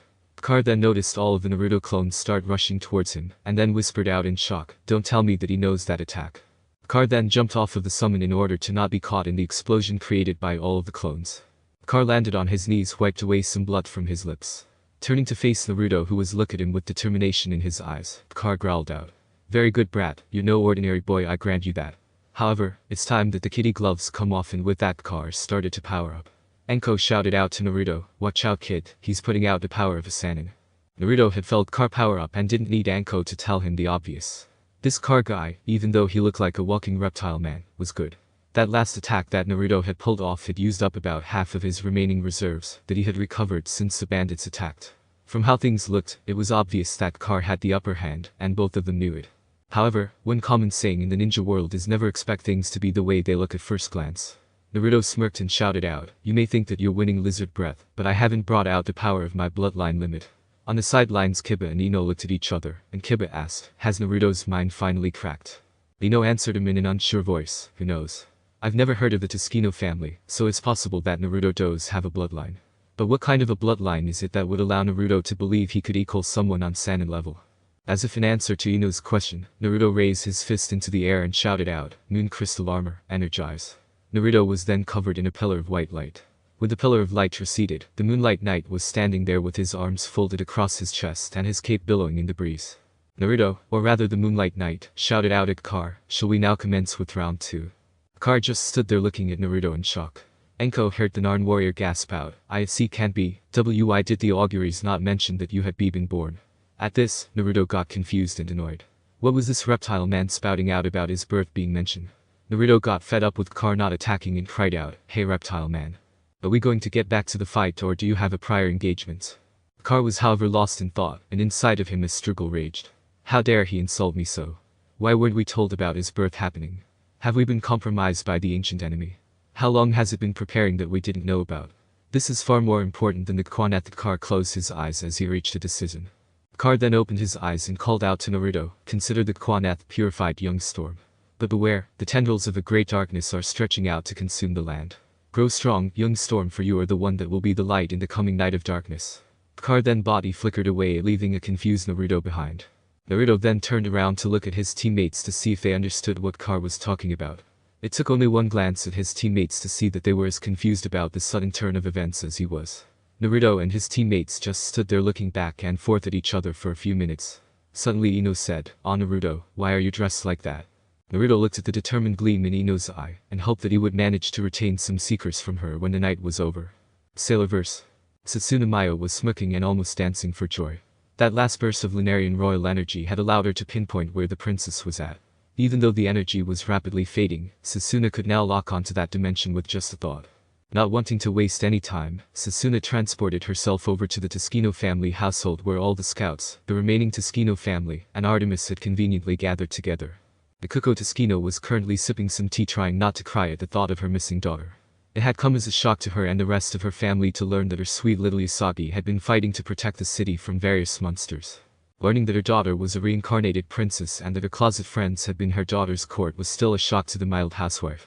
She could see that each and every one of her daughter's friends wanted to be the one missing instead of Yasagi, and the thought that her daughter could develop such good friends made her smile. Ikuko looked up to see a flash of light appear in the center of the family room, and Sailor Pluto appearing out of the light. Setsuna was smiling and said in a pleasant tone, "I've found where the princess is." At this, everyone who knew about Yasagi and the real reason why she was missing came crawling out of the woodworks. After everyone was seated down, Setsuna said, "As you all know, during the death of Pharaoh 90, the princess was flung through a hole in space-time. I've just been able to detect bursts of royal Lunarian energy coming from a single point in one dimension. That means that we can go and bring the princess back home." Everyone let out a cheer of happiness at the news. Setsuna calmed them all down and said, "However, there are a few bumps in the road to be taken care of before we can bring the princess back with us. I know the general area at that time-space location that the energy is coming from, but until we get to that dimension, I can't pin it down to a location smaller than China. Also, the only way currently available to us to travel between dimensions will leave those who go to get the princess stranded there for at least a month while the method resets. To make it worse, I won't be able to tell the conditions of the world besides the fact that it's habitable until we make it to the other side." Ray then spoke up, "So you're saying that whoever goes there will be going in blind and without any backup for at least a month?" Setsuna just nodded her head and said, "That's exactly what I'm saying. However, I do have a way for those who go to communicate with those who stay behind to protect Earth. I will be going as I am the only one who knows how to perform the transportation. It will be going with me to find the princess. Well, here we go then for another section of Mother Moon.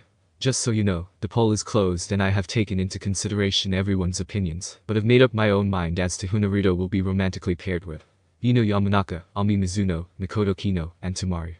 For those of you who didn't get the particular girl you wanted matched up with Naruto, please don't complain as it was hard to make the cut for me. I now have two smaller polls going on. Should Setsuna be paired with Kakashi, Kar, or someone else, and should Hater be paired with Shino, Gar, or someone else? Also, even though those four I mentioned are the pairings with Naruto, should I have Naruto have a one-night deal with any of the other senshi to give them an air? Just so you know, there will be no scenes in my story. I don't mind a fade to black setup and will probably use it, but no explicit will be portrayed in my works. This is just an idea that popped in my head, and I would like some feedback on it. Enough of that and on with the story. Sailor verse. Everyone in the room thought about what Setsuna had just told them. They could go find Yasagi, but it was a gamble. They would be gone for at least a month, and had no real idea of how things were in the word that Yasagi had gone to after the battle. Mikoto was the first to speak up and said, "I'll go. I've got no relatives at home to worry about, and I owe Yasagi too much to just stand here when I could have helped." Insider Mind Ami debated for a bit before coming to a conclusion and spoke up. "I'll go as well.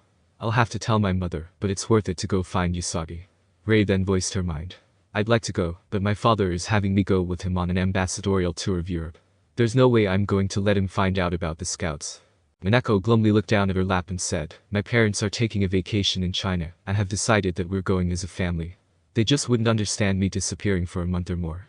Takura looked at Michiru for a moment before nodding her head and saying, "I speak for both Michiru and I when I say that we're staying here. Someone needs to protect Earth, and that has been the Outer's traditional duty." Hateru, who had been as quiet as a church mouse, then spoke up. "I'll go with you to find Yasagi." Hateru had been having a difficult time at the loss of Chibiusa and her father. She had been staying with the Tsukinos and wanted to repay them for their kindness. Setsuna thought that it was interesting that half of both the inners and outers would be going to retrieve the princess. Setsuna's thoughts were interrupted when Ikuko coughed and said, "If it's alright, I would like to come along as well." Sasuna raised an eyebrow at this because she thought it was strange that the meek housewife would want to go off into the unknown. You do realize the dangers, Mrs. Tsukino? Sasuna said in a matter-of-fact tone. Ikuko just turned to look Sasuna in the eye, and said a firm voice that brooked no argument, Usagi is my daughter, I'm going with you. Sasuna knew that the discussion was closed and said, that's fine with me. I just wanted to make sure you understood what was going on. Sasuna then turned to face the people who were going and said, pack what you need. Make sure that what you pack clothing that is durable and functional. You should also bring a book or two in order to keep from being bored. We will all meet back here at 8 AM. I will then transport us all to the Pluto Royal Palace, where I shall then transfer us to the dimension where the princess is. Everyone nodded their heads showing that they understood Sasuna's directions before leaving to take care of things. Naruto verse. Naruto was sitting in a field right outside his and Luna's cottage, thinking about how Team 10's last mission had gone. Ino and Kiba had taken the news that his mother was a reincarnated princess, and that it was from her that he derived his bloodline. Naruto was happy that he was able to get away with just revealing that much of himself to them. Don't get Naruto wrong, he cared for and respected each of his teammates a great deal. However, he wasn't sure if they could handle all of his secrets at once, with their current level of maturity. When it was all said and done, Team 10 was closer after the talk than they had been before the mission started. After they had escorted Ryoga to his destination, Ryoga gave them a large bonus. When Ino had asked why he had done that, Ryoga answered. I endangered you and put you in a situation where you shouldn't have been due to me taking that plant, and you stuck with me. Your bravery and hard work deserve to be rewarded. Naruto didn't say anything, but his respect for the merchant grew. All too often there were people who would try and weasel out of paying Ninja all of the money that a job was priced at. Naruto's mind left the mission and focused on what had happened when they had gotten back to Konoha. Once Team 10 had given their mission report to the Hokage and was turning to leave, Sarutobi had asked Naruto to stay behind a minute. Sarutobi had then told Naruto, and Naruto focused in really hard at what Sarutobi had told him. Naruto, I've managed to get all of the Namika's properties and assets transferred over to the Tsukino clan. The Tsukino clan, as under the clan reorganization law in all elemental countries, is as of this moment the legal successor to the Namika's clan, holding all rights, privileges, and responsibilities of the previous clan. You Naruto are now the legal head of the Tsukino clan. Even if due to weird circumstances an elder relative of your late mother were to appear, you would be the clan head than to the hypothetical person. It was a lot of responsibility that came with being a clan head, even more so for a noble clan head like Naruto now was due to a law that was passed, stating that the family of a Hokage automatically became a noble clan. He would be expected to manage clan finances and attend council meetings. Naruto would also be expected to show up at important functions. Luckily for Naruto, he could use the common practice of a proxy stand-in, and have Luna go to the meetings for him, and she could help him with the finances. The thing that had Naruto uncomfortable was his potential marriage status. As a small clan with less than 50 members, it was socially expected that Naruto would take a few concubines in addition to a wife, in order to make sure that the clan didn't die out. Also with his bloodline, which he had decided would be officially known as Tsukusenshi or Moon Warrior, it would be expected even more for him to have several children with several different women.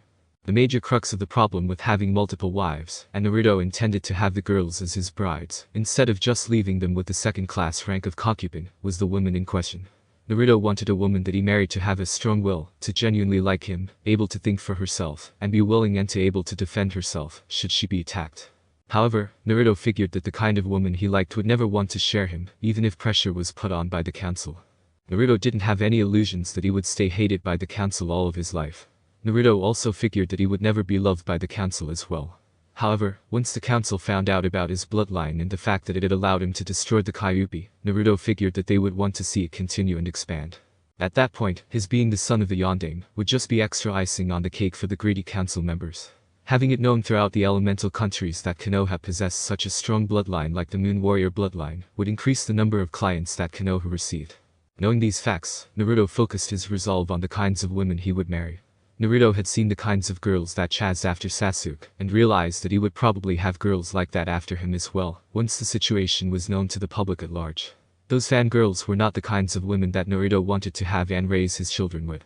If he couldn't find a decent wife or two in Konoha, Naruto determined to look elsewhere in another village. Sailor verse. Satsuna and her fellow dimensional travelers appeared in the middle of the Pluto Royal Palace's greeting hall. The hall was different than most of the architecture of the Silver Millennium, due to the fact that the hall and the palace's style was similar to the Gothic style, instead of the Greco-Roman style that most of the Silver Millennium used. Sasuna motioned for her fellow travelers to follow her with their suitcases, and started talking as they walked. I'm sure you're all surprised at the architecture of the palace. It was constructed under my ancestor King Radamanthus, who said that he wanted the palace to be a unique building, fitting for the unique status that the Pluto royal family has protectors of the time gates. To be honest, the palace and its unique architecture was the biggest source of trade for Pluto due to tourists.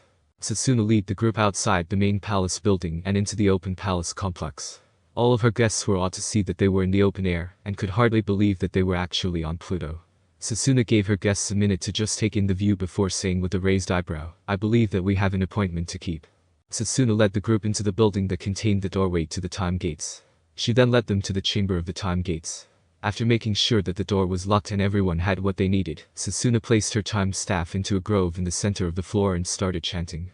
I grave acute accento a loud acute 1/2 a grave I circumflex 1/2 1/4 plus or minus a degrees plus or minus a dot superscript 3 mu macron degrees plus or minus a I circumflex superscript 1 plus or minus a tilde c macron a 1/4 mu plus or minus a loud I acute a circumflex a loud a circumflex view a grave macron superscript 2 a circumflex a acute I grave 1/4 a circumflex 1/4 mu loud plus or minus 3/4 psi plus or minus a loud plus or minus a grave mu superscript 1/2 I degrees I grave tilde 1/4 a grave tilde a mu degrees I grave 1/4 plus or minus a tilde a mu grave 1/2 I circumflex a q plus or minus degree plus or minus superscript 1 mu degrees mu macron 1/2 a degrees I grave tilde 1/4 a superscript 3 superscript 1 plus or minus a umlaut 1/2 a grave macron mu a grave superscript 1 cedilla a 1/4 I acute 1/4 mu 1/2 plus or minus a grave 1/4 mu c cedilla a umlaut mu macron a umlaut mu plus or minus a umlaut 1/2 a umlaut dot 1/2 a umlaut plus or minus a grave mu superscript 1 1/2 a grave a acute a tilde a acute a umlaut dot I acute 1/2 plus or minus 1/4 dot a umlaut a tilde superscript 1 I circumflex a tilde a umlaut mu a tilde mu macron I acute 1/2 plus or minus 1/4 dot 1/2 plus or minus 1/4 dot 1/2 mu macron a tilde a umlaut mu 0 degrees plus or minus. The Lord of Gates, guide us as we cross these treacherous roads in between this humble world we stand on now and that world for which we desire to go.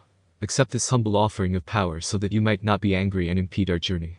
Grant us your blessing and allow us to pass between. The floor of the chamber became covered in glowing green glyphs. Then the door of the time gates glowed with a strange dark green energy. Suddenly a bright flash of light blinded all within the room, causing them to lose consciousness. Naruto verse. Luna was currently taking a good look around the cottage that had been her and Naruto's home for so long. Soon, at the latest by the end of the chunin exams, she and Naruto will have relocated to the former Namikaze, now Tsukino, clan house. Now don't get Luna wrong, she had nothing against the clan house.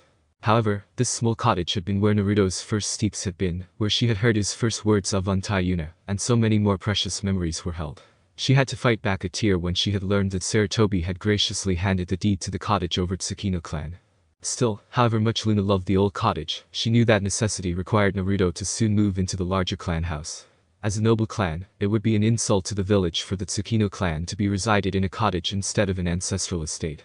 Also, the cottage would be big enough to hold her, Naruto, and Naruto's future wives.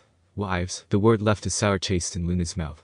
Being born and raised in an egalitarian mild matriarchal society, Luna saw the idea of multiple women sharing the same man to be, well, wrong. Sure, situations like this did occasionally arise during the Silver Millennium. What do you expect with a population of 600 billion?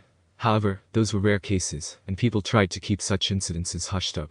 While Luna didn't like the idea of polygamy, especially for her precious Naruto, she had grudgingly given the plan her full support. As much as it pained Luna to admit it, this was not the Silver Millennium where people measured their lifespans in centuries. The old way of having 1 or 2 children for the noble families just wasn't smart in the world now. The Luna royal family had come too close to extinction for Luna's comfort, and the multiple wives would definitely ensure the survival of Naruto's family. Besides, she was proud that Naruto was at least thinking about finding good healthy strong girls to marry, and wasn't using this as an excuse to fool around like a good deal of his classmates would have. Luna was brought out of her thoughts by a flash of light to her right. Turning around, Luna saw to her shock Sailor Pluto standing in her kitchen. Overcoming her shock, Luna cried out, "Sailor Pluto, when did you get here?" Setsuna raised an eyebrow and said, "Why are you so shocked, Luna? Surely you figured that it would only take a month or 2 for us to find you and the princess, even though you were flung into a different dimension." Before Luna could respond, Naruto came charging into the house with a kunai drawn.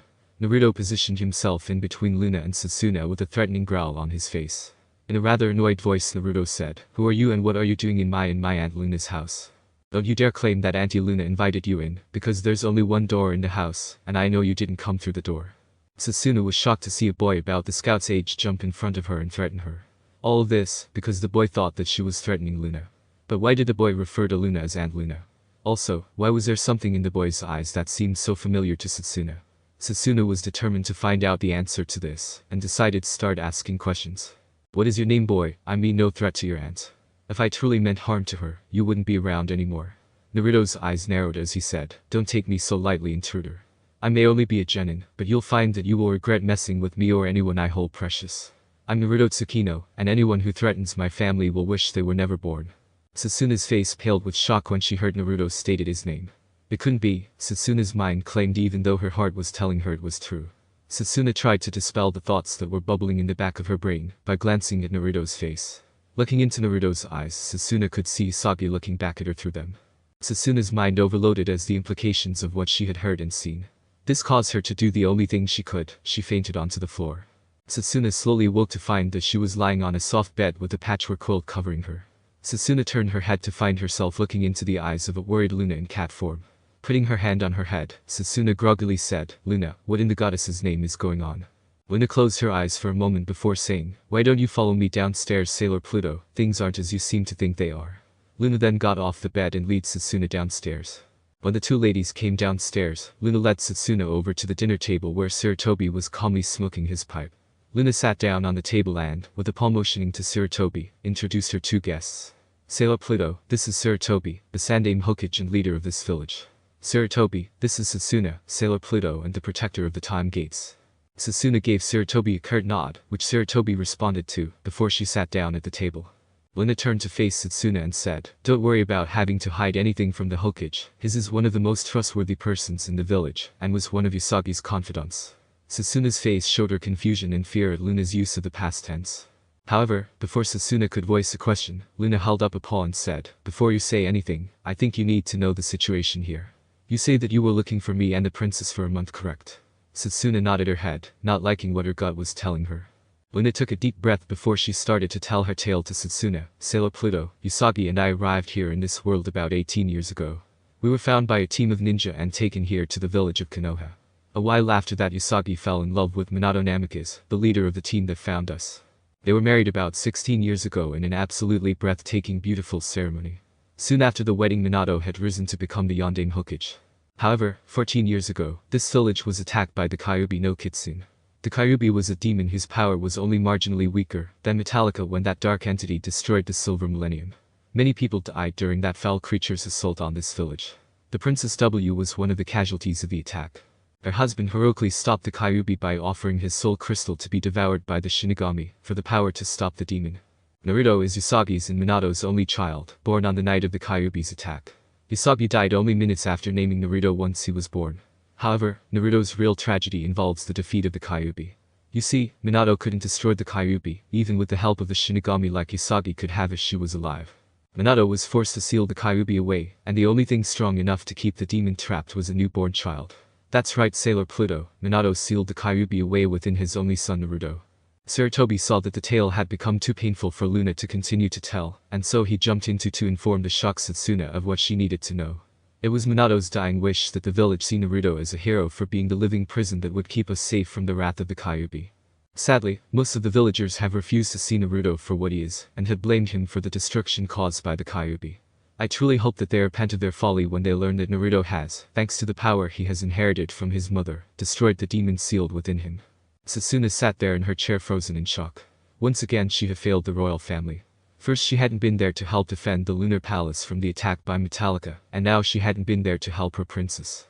Why couldn't she, when it really mattered, not be there for her friends? Queen Serenity had been her closest friend, and the princess had been like a niece to her. She should have been there to help both her queen and her princess, and instead she was the time gate scratching her head, trying to figure out what was wrong. In an uncharacteristic display of emotion, Sutsuna let a tear slip down her cheek as she slammed her fists on the table and said, damn it. I should have been there for her. What kind of a guard am I if I can't even protect the person I swore I would protect? Luna hopped off the table and transformed into her human form. The now human Luna wrapped her arms around the crying Sutsuna and said, don't worry, Sailor Pluto. You tried your best to reach the princess. You know that Usagi wouldn't want you to be crying over her. Even Naruto, once he found out who you are, is worried about you. Don't let the past eat at you, Sailor Pluto. I've seen it happen to people around the village, and trust me, you don't want to go down that road. If you want to make it up to the princess, then help me take care of Naruto and help him achieve his dreams. It took her a few minutes, but Sutsuna was able to get her emotions under check. Sutsuna then said, I didn't come alone. Ami, Mikoto, Hadaru, and Naruto's grandmother came with me to this dimension. The spell that I used to allow us to come here will not allow us to go back until at least a month has passed. Hokage, may we stay in your village? Sarutobi just smiled his grandfatherly smile and said, of course you and your party may stay in Konoha. Friends of Usagi are always welcome guests as long as I rule Konoha. Although, I think that you will have to move into the Tsukino clan house a bit sooner, Luna. This little bit of humor brought a small smile to Satsuna's lips. Perhaps, the Senshi of Time thought, things would be alright. It was early morning, and Makoto was currently in the kitchen of the Tsukino clan house, making breakfast for all of the people there. As she made breakfast, Makoto thought about the previous few days. It had taken a few days for Naruto, Luna, and their interdimensional guests to get themselves fully straightened out in the Tsukino clan household. It had also been a major shock for the scouts in Ikuko to find out that Usagi was dead. However, their shock and pain did not stop them from taking a liking to Naruto. The story that was being told around town was that the scouts in Ikuko were from across the sea and had arrived here looking for Usagi. Once it was discovered that Usagi was Naruto's mother, the drugstores were making a killing selling headache and indigestion meds to the villagers. However, most of the younger kids hadn't figured out why the older people in the village were acting so strange about who Naruto's mother was. Makoto thought more about this strange world that she was currently in. The things that these ninja were capable of just amazed the Senshi would. In fact, she had, and rather timidly for her, asked Naruto if he wouldn't mind teaching her some of the ninja's abilities. Naruto had told her to wait for an answer as he had to check something. A few hours later, Naruto told her at supper that, because the scouts were sworn to serve and protect his house first and foremost, they were considered by Fire Country law to be his servants. This meant that it was perfectly okay for any of the scouts to learn about chakra and how to use it as they, via his oath of service to Konoha, were members of the village. After that, Naruto had shown her to the Tsukino clan library and directed her to some beginner books on chakra. The pride that Naruto had spoken of when he talked about being a ninja and, to a slightly lesser extent, protecting Konoha, had caused Makoto to realize something. Naruto was determined to prove himself here in the elemental countries. The boy's heart was in Fire Country in Konoha. Naruto would not want to return to Earth in a month when they were able to use the spell again. Naruto may eventually want to visit Earth, but he would never want to live there. This fact caused Makoto to develop an uncomfortable lump in her throat. She had sworn a while ago that she would never abandon Usagi or her children. That she would serve and protect Royal Moon family with all her might. However, Makoto didn't know if she had the strength to spend the rest of her life here in Konoha. True, she had no real ties holding her to Earth except for the other scouts after her parents had died. Still, Earth was familiar to Makoto, and she was just used to how things went on over there. Makoto shook her head. She's still plenty of time before she would have to worry about something like that. Makoto put the breakfast dishes on a tray and carried them into the dinner room, where everyone was sitting and waiting for her patiently. After placing the tray on the center of the table, Makoto sat down to Naruto's right. Naruto was sitting at the head of the table. Makoto and Ami were each sitting next to him, followed by Hot Air and Satsuna. At the foot of the table, sat Ikuko with Luna in her cat form on the table next to the Tsukino matriarch. Although it put a cramp in his early morning training, Naruto had insisted that, unless outside events dictated otherwise, everyone would eat breakfast and dinner together as a family. When Ami had asked Naruto why he insisted so strongly, he had said, "I've seen other clans become fragmented. I want to ensure that the Tsukino family in the future doesn't fall prey to such idiocy. Having a clan rule that all members of the clan eat their meals together will hopefully help my future descendants remain united." Breakfast was rather quiet as everyone was busy eating. Ami mentioned that she was scanning in the text of the Tsukino clan library into the Mercury computer, so that they would have it backup in case something happened to the written records. Naruto politely thanked Ami for her initiative, which caused her to start sporting a blush. Naruto finished his meal and said, "Excellent meal, Makoto. I would like to have seconds. However, I need to be going to meet up with my genin team. See you later, everyone." Naruto then got up and, after giving Luna and Ikuko a small kiss, left the room. The girl quietly continued eating their breakfast for a few minutes until Luna spoke up. "You know, scouts," at this everyone at the table turned to face Luna, "each of you would make an excellent bride for Naruto." At this all of the scouts did a spit take and Ikuko scowled. Ikuko then turned to face Luna and said, "How can you even suggest such a thing, Luna? After all, Naruto is Usagi's only son. If anything, these girls would be like Naruto's aunts and not suitors. Besides, they're only 15 years old." Luna put up her paws in a gesture of surrender before she said, "They're around Naruto's age and girls that he respects. Due to the laws of the elemental countries, Naruto will, whether we like it or not, have to have several lovers in order to ensure that his bloodline doesn't die out. Also Kuko, while I agree that the scouts except for Susumu are rather young, they are at the age that a lot of girls start to marry in these lands.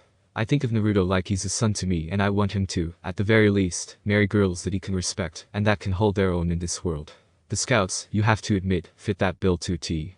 I wasn't trying to force them in any way to marry Naruto, just try to let them know of the possibility." Each of the scouts started to blush when they heard what Luna had to say. Mikoto was screaming within her mind, "Great Luna, you just had to bring that up. I mean, yes, Naruto is handsome and a great guy. But how can you just suggest that we become part of a harem with him like it was getting a new dress?" Looking around the table at an annoyed Ikuko and embarrassed scouts, Luna hoped that Naruto was having a good time with his team. Naruto was calmly walking down the streets of Konoha on the long way to Team 10's meeting point. Anko had told them to come an hour later than normal today, because she would be in a meeting for various jonin. As Naruto came to an intersection in the road, he turned his head to see a girl that caught his attention. She had emerald eyes and yellow hair that was done up in 4 pigtails.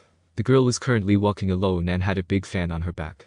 When Naruto saw the girl's forehead protector lying around her neck, he knew that she was a Chunin ninja. Naruto, who had developed a great ability to read faces, saw that the girl seemed to be lost or at least looking for something. Deciding to follow his gut feeling, Naruto calmly approached the girl and said in a polite tone, "Hello there, would you mind telling me your name and what it is you are looking for? I might be able to help you. I know what it is you need help finding." Tamari blinked her eyes as she saw and realized that a Konoha ninja was trying to help her. Part of her was flattered that someone wanted to help her without knowing who she was, another part of her was annoyed that he thought she needed his help. Seeing that Naruto was looking at her face and not her assets, the flattered part of Tamari's mind won. Tamari gave a slight smile and said, "Tamari of the desert, I'm looking for one of my younger brothers." Naruto gave a slight nod towards Tamari and said, "Naruto Tsukino. I'll help you try and find your brother, but in an hour I'll have to leave to meet up with my teammates. This out of curiosity is your other brother, the one we're not looking for, back in Suna, and that's why you're not worried about him." Tamari felt a strange feeling for a second when she heard Naruto's question, and then forgot about the feeling. For some reason unknown to Tamari, she found herself opening up to Naruto and said, "I'm looking for the older of my 2 brothers Kankuro. Gar, the youngest of the 3 of us, shouldn't cause any trouble, at least not among the civilians for right now. Kankuro I accept will try to cause trouble, even though we're not supposed to, and Gar will be mad if he does cause trouble." Naruto just nodded his head as he listened to Tamari describe Kankuro and what he was dressed in. However, a part of Naruto's mind was working at super speed to analyze Tamari, what she had told him, and importantly how she had acted when she spoke. Warning bells were going off for Naruto due to how Tamari had acted. Why should she be so afraid of her younger brother? It was obvious from the way she spoke about Kankuro that she didn't consider him much of a threat. So what was Gar, the youngest sibling, like to scare the very self-assured Tamari? Breaking off his thoughts for later, Naruto took another sweep of the area around him and spotted his target. Turning to face Tamari, Naruto said, "If I'm not mistaken, that's your brother over there drooling at the cover of this month's Play Ninja issue in the window." Tamari looked over to where Naruto was pointing and narrowed her eyes. Tick over her eye, Tamari stormed over to where her brother was making a fool of himself, and twisted one of his ears, while putting his neck into a chokehold. Tamari hissed into Kankuro's ear, "And just what do you think you're doing, brother dear?" Naruto just shook his head as he watched the scene going on in front of him. An annoyed Tamari and embarrassed Kankuro made their way back to where Naruto stood. Knowing that he still had some time before he would have to worry about meeting his teammates, Naruto inquired, "Do you need any more help or are you too fine on your own for now?" Before either of the Sand siblings could answer that question, Naruto stepped in front of Kankuro to stop a running Konohamaru from running into the annoyed ninja. The present Sand siblings watched on in amusement as Naruto started to talk with the little boy. "Konohamaru, why were you running like that? Do you realize that you almost ran into the ninja my right who probably would reach harshly to you?" Konohamaru started to look down at his feet as he said, "But boss, there was this very ugly banshee with pink hair that attacked me." Naruto felt a headache start to come as he went through the people he knew that matched Konohamaru's description and then asked, "Konohamaru, what did you say before this banshee started to attack you?" Konohamaru started to smile with a big grin and said, "I was just telling my friends that I overheard a few jonin say that Sasuke must be gay." Naruto smacked his head and let out a groan. Hand over his eyes, Naruto stated, "Konohamaru, you're an idiot. You don't go repeating things like that, especially where the dreaded and pathetic life form known as rabid fangirls can overhear you. And to make matters worse, it was the biggest Uchiha fangirl that overheard you. Sakura may only be plain in looks and slightly below average in her practical ninja skills, but insulting Sasuke will turn her into an entity that even Anko would prefer to avoid." Naruto then turned his head towards a particular branch on a nearby tree. In a firm but not threatening voice, Naruto called out, "Why don't you join us out here instead of being in that tree?" Tamari and Kankuro started to get nervous when they saw Gar's body flicker onto the nearby fence. Gar turned to look at Naruto and said, "What is your name?" Naruto just smiled and said, "Naruto Tsukino, and you are?" Gar curtly said, "Gar of the desert, I look forward to fighting you, Naruto Tsukino." With that, Gar started to walk away and was followed by his nervous siblings. Ino and Kiba were sitting in a meadow near training area 44, waiting for their 2 other teammates. Inside her mind, Ino started to complain to herself. Where is Naruto? Ever since that mission where we encountered that car guy, the world has gone on its head. The young mind mistress wasn't really mad at Naruto, rather she was mad that her entire worldview had been broken, the pieces stirred up, and then placed back together in a jigsaw puzzle. After a few minutes, Ino stopped ranting inside her mind and started looking at the situation from the beginning. She did this so that she could calm down and solve her problem. It just wouldn't do for a rising ninja such as herself to lose her head. In her mind, Ino started to talk to herself. Alright Ino, let's look at the facts and see where they lead. Naruto's mother was apparently a reincarnated princess from a powerful kingdom in another dimension. Still, hard to believe that last fact about Naruto. No Ino, you've got to focus.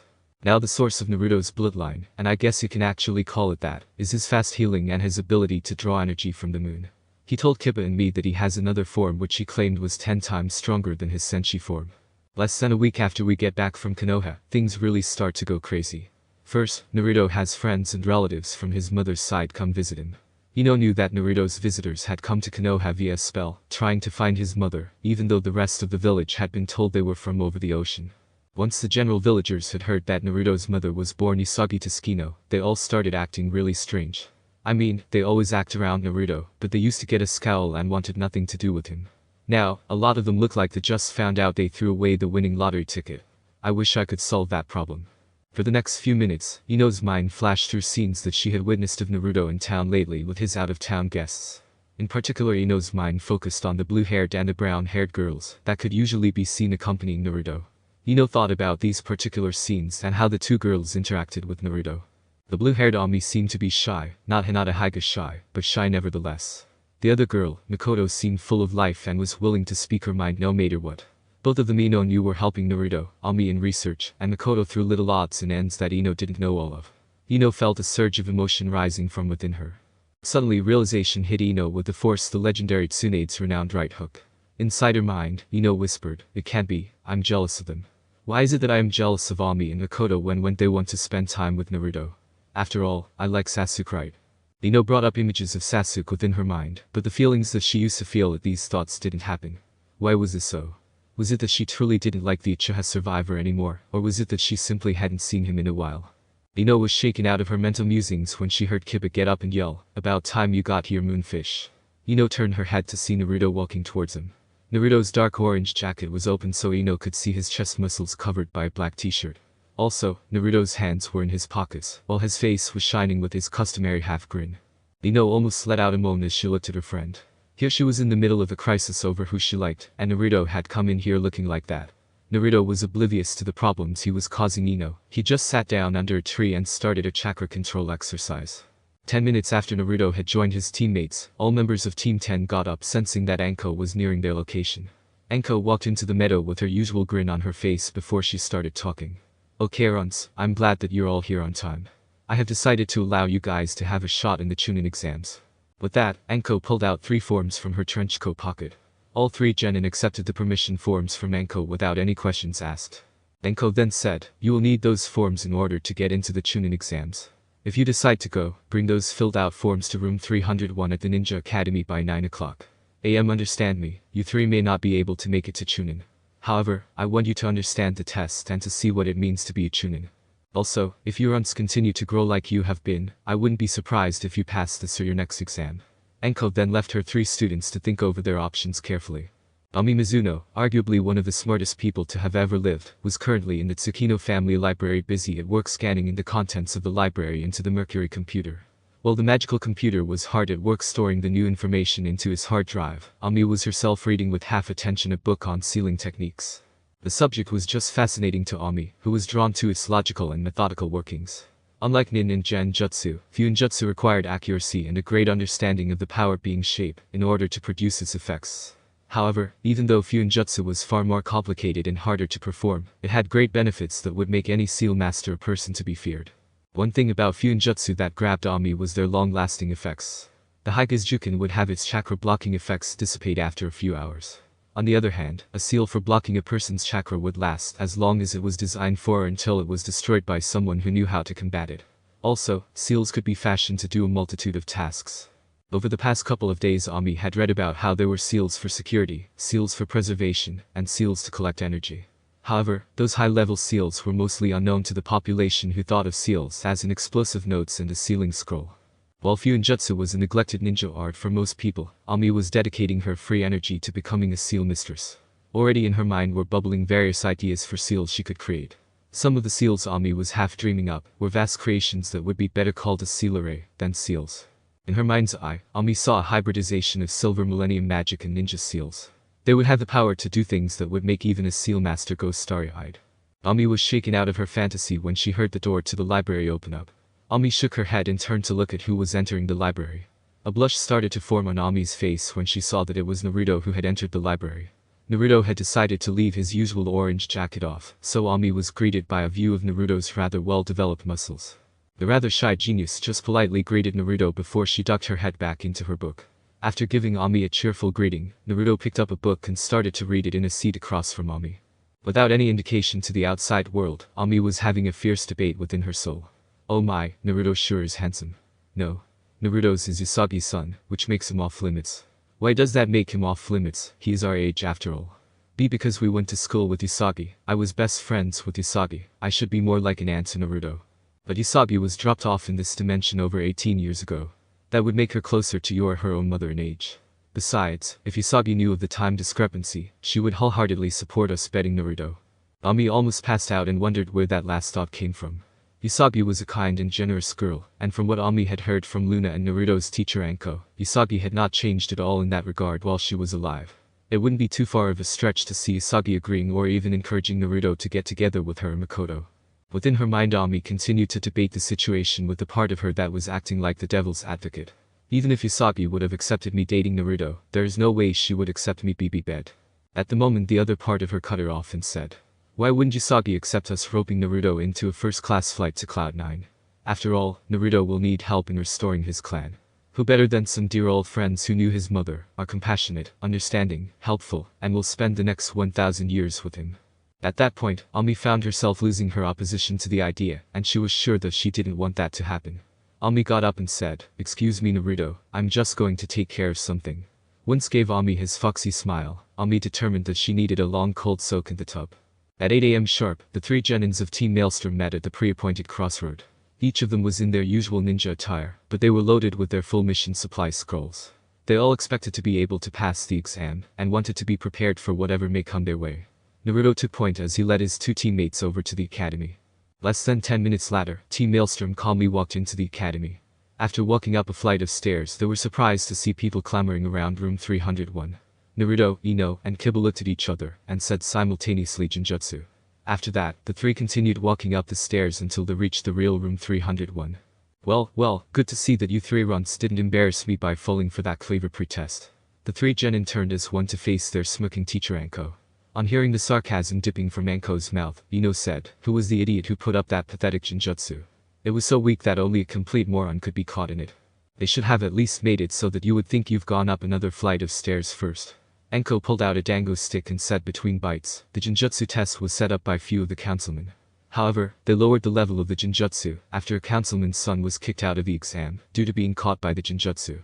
The Hokage still hasn't been able to look over all the regulations to see where the Fallen has fouled us up, thus wasn't able to get to changing the ruling for this particular test. Team Maelstrom nodded solemnly at their teacher's words. The Fallen was a very upsetting subject for the team. They didn't know whether to be proud they had unmasked those traitors, or worried that the Fallen had purportedly vowed vengeance against them and their families.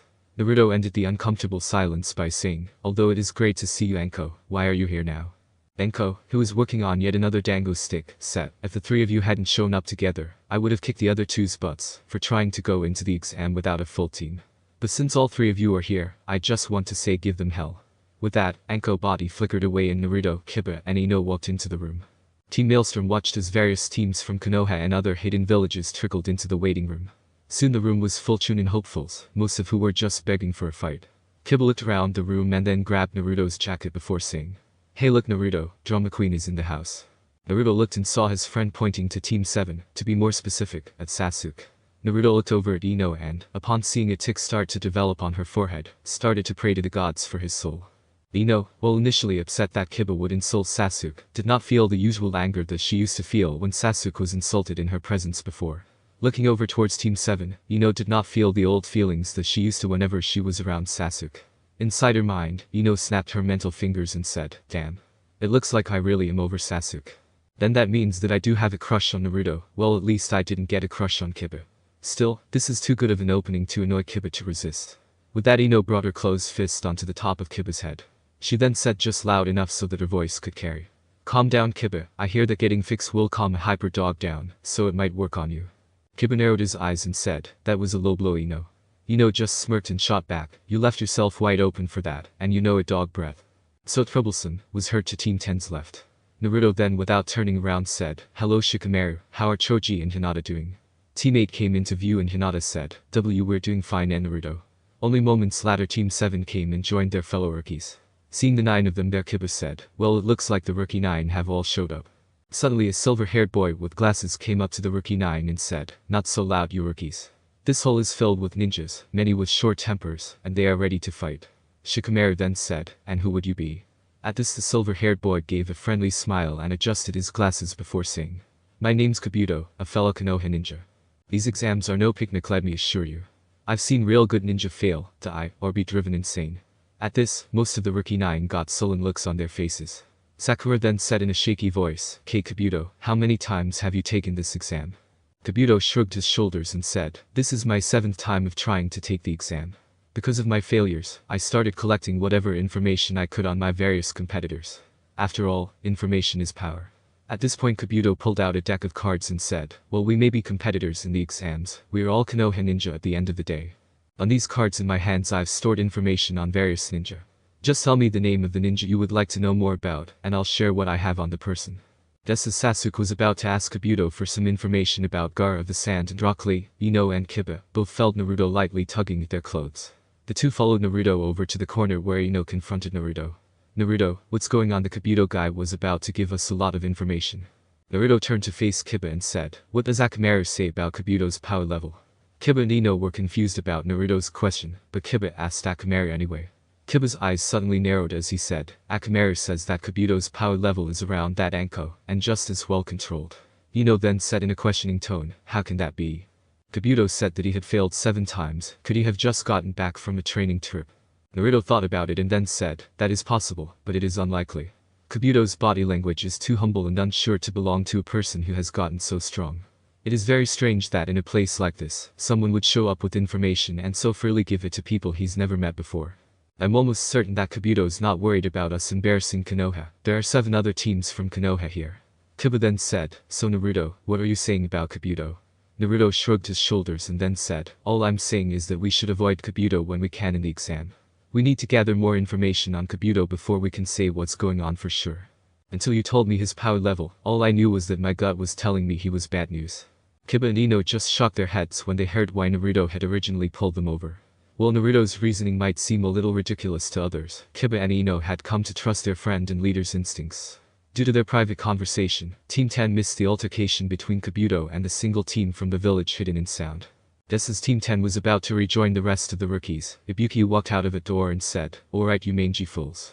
Anyone who is not inside this room behind me and sitting in a desk in 10 minutes will be disqualified from the chunin exams. There was then an orderly but mad rush to get into the classroom by the various chunin. After all of the chunin hopefuls were seated, several of Ibuki's assistants slowly walked around the classroom, handing out writing supplies and a sheet of paper. Once the assistants had finished handing out the supplies and returned to the sides of the room, Ibuki turned to address the genin. This is the first exam of many that you hopefuls will be taking in order to become chunin. I don't expect most of you to make it past this test, let alone have a real chance of becoming chunin. You will answer the questions listed on the test in front of you within 1 hour. For each question you get wrong, you will lose a point. For every time we catch you cheating, you will lose 2 points. The last question will be given in 45 minutes. And one last thing, when you screw up like you inevitably will, your teammates will be forced to leave with you as well. Naruto flipped over his test and looked at the questions written on the sheet. Mentally Naruto started cursing as he read over the questions. How by the goddess am I supposed to know the answers to these questions, when I know that most jonin probably don't know the answers? Wait a minute, Ibuki said that we would lose 2 points if we were caught cheating. Normally on tests you would lose all your points if you are caught cheating. With the insane questions and lenient cheating rules, that logically means that we are supposed to cheat. That would make sense as it does test our information gathering abilities. Naruto almost let out a groan when he continued to think the situation out. However, I can't cheat well. Kiba's the main information gatherer of our team, not me. I am sure will be able to cheat thanks to the mind-body transfer jutsu, that is the basic skill of her family arts. There's no way that I can create a good enough genjutsu to allow me to look at someone else's sheet without getting caught. Any other way of me cheating would be too obvious. Let's face it, I'm a combat ninja without information gathering abilities, at least of the level needed for this scenario. I'll have to hope that Kiba or Ino find a way to help me. Naruto suddenly felt a paw on his foot and looked down to see Akamaru standing on his foot. Kiba's furry companion then walked in front of Naruto's normal line of sight and started to wag his tail. Suddenly Naruto realized what Akamaru was trying to do and nearly crowed inside his mind. Good boy. You're giving me the answers in Morse code by the wagging of your tail. I've got to remember to get you some doggy treats, Akamaru, after this is all over. 30 minutes, and cheat sheet secretly delivered. Naruto and the rest of the surviving genin were waiting for Ibuki to deliver the final question. Well, it seems that we have a good deal of intelligent ninja here. Either that or a bunch of really good cheaters. Before I give you the last question, you will have to choose. You can decide not to take the question and automatically fail. However, should you decide to take the question and you get it wrong, then you will be forbidden by the various villages from even taking the chunin exams again. The teams of genin started to rapidly decline as one by one various team members would be overcome by fear and forfeit. Naruto let the teams dwindle till he saw Sakura start to raise her hand. Although he didn't really like the girl, Naruto felt the need to help the rookie 9 whenever he could reasonably do so. Naruto then raised his voice and said, "Will you cut it with the mind games, Mr. Ibuki? This whole test has been nothing but a mind game of yours since we started. You've tested our information gathering abilities in the form of having to cheat in an impossibly hard test, and now you have to pull this latest trick on us. You may have more experience, and you may have seen more action on the field than we have, but you need to know one thing, Ibuki. We are proud ninja of the hidden villages that we represent, and we will not cower in front of a person who will play games with us." Ibuki looked across the classroom and into the eyes of the various genin sitting in front of him. Any and all uncertainty that they might have had was washed away in Naruto's speech. Ibuki was annoyed that so many had passed, but he was also proud that a fellow Konoha ninja would restore courage to his comrades. Ibuki then smirked and said, very good, it seems that someone knows how to look underneath the underneath. The brat is correct, the first part of test was on your information gathering skills. The second part of the test is to see whether you have the courage to face the unknown, or if you would rather take the safe and easy path. A person lacking in either of these abilities is not worthy of becoming a chunin. By being here now you all have proven that you have what it takes in these requirements, and so have passed the first test. Before anyone could cheer, Kurenai appeared looking like she had melted out of the wall before saying, "The hopefuls may have passed the first test, but I doubt you have the strength of mind to pass my exam." Kurenai lead the remaining teams of genin test takers out of the academy, and over to a training area with a large fence covered in danger signs. Kurenai then turned around to face the following genin, and stated in a deadly serious tone. "This is Training Area 44, more infamously known among the higher level ninja of Konoha as the Forest of Death. Over the years since Konoha's founding, this forbidden area has claimed the lives of many aspiring ninja, such as you here today. Many of those ninjas' bleached bones can still be found, littering the dens of the various predators that live here. It has been decided by the Kages and senior jonin of the various hidden villages represented here today, that you need to show that you have what it takes to survive in the world of the shinobi. Therefore, you will be forced to spend up to the next 5 days within Training Area 44. Each team shall receive one scroll mark with either a heaven or with an earth symbol on it. You must acquire, through any means necessary, a pair of earth and heaven scrolls. After you have the scrolls, you are to go to the tower located in the exact center of this training ground within the 5-day limit. This is no mere training exercise, this is a simulated mission under wartime that we are putting you through. Any tampering with the scrolls before you get to the tower will result in your team's forfeiture of the chunin exam. Should one or more of your team members be killed or permanently disabled, the whole team will fail even if the surviving teammates have both scrolls. If any member of a team should leave the training ground before the 5 days are up, the whole team is disqualified. Before you are handed your team's scroll, you must all sign a waiver showing that you are willing to accept the distinct possibility of your demise within this enclosed area. Welcome to the real shinobi world." As soon as Kurenai whispered that last sentence, she faded away from the view and smell of the assembled genin. At each genin's feet appeared 2 pieces of paper. One piece of paper told them where to go to start the exercise, and when the second exam would start. The other piece of paper was the waiver stating that the signer accepted full responsibility for their health and their life. Team Maelstrom, like all the assembled teams, quietly and solemnly filled out the waiver before heading towards their assigned gate. At the gate was a single chunin waiting for them. After Team Maelstrom handed their waivers to the chunin, he gave a heaven scroll to Ino, and then his body flickered away. Once the chunin was away, Naruto turned to face his teammates. "Okay friends," Naruto started to say, "I think that the best place to hide the scroll is to have Akamaru swallow the scroll. Then, once we reach the tower after getting at least an earth scroll, we can have Akamaru barf up our heaven scroll. Kiba looked down at Akamaru, who just gave a small bark of agreement, before Kiba said, "Okay Naruto. I'll go along with your plan." A few minutes later the gate in front of them opened with a creepy creak. "You know, Naruto," and Kiba confidently marched through the gate and began searching for some poor dumb simpletons, to be relieved of an earth scroll. Makoto, hailed as the toughest girl in the southern Juban school district, was currently taking off her sweaty clothes, in order to soak in the outdoor onsen of the Tsukino family compound. The Tsukino, formerly Namikaze, compound was a rather unique design. Its rectangular perimeter with the longer sides running north-south, was protected by a tall wooden wall, with a single entrance in the center of the southern wall. The first half of lower rectangle was open space for training and other gatherings. The main family compound was rectangular with two wings jutting to the north, positioned so that a trapezoid could be drawn, using the northern wall of the main compound, and the northern ends of the two wings for its points. The geothermal onsen was located in the center of the space between the two wings. After removing all of her clothes, Makoto carefully stepped into the stone bath and moved herself so that she was lying on a carved bed within the bath that allowed her head and the top of her shoulders to be above water. Makoto just laid there with her eyes half closed, allowing the soothingly warm mineral water relax her tired muscles. Oblivious to the world around her, Makoto thought back on her 4-hour-long training session that she had just completed. Before Naruto had left to take the chunin exam today, he had offered her and the rest of the travelers the option of staying in Konoha at the Tsukino compound, instead of just going back to Earth. Makoto had, although she hadn't voiced it to anyone, decided to accept Naruto's offer. There just really wasn't much holding her to Earth, and she had vowed to protect the lunar royal family, and help it no matter the cost. Besides, Naruto had quickly grown on her just like Isagi had. That was what made her train so hard today, far harder than she had previously since she arrived on this world.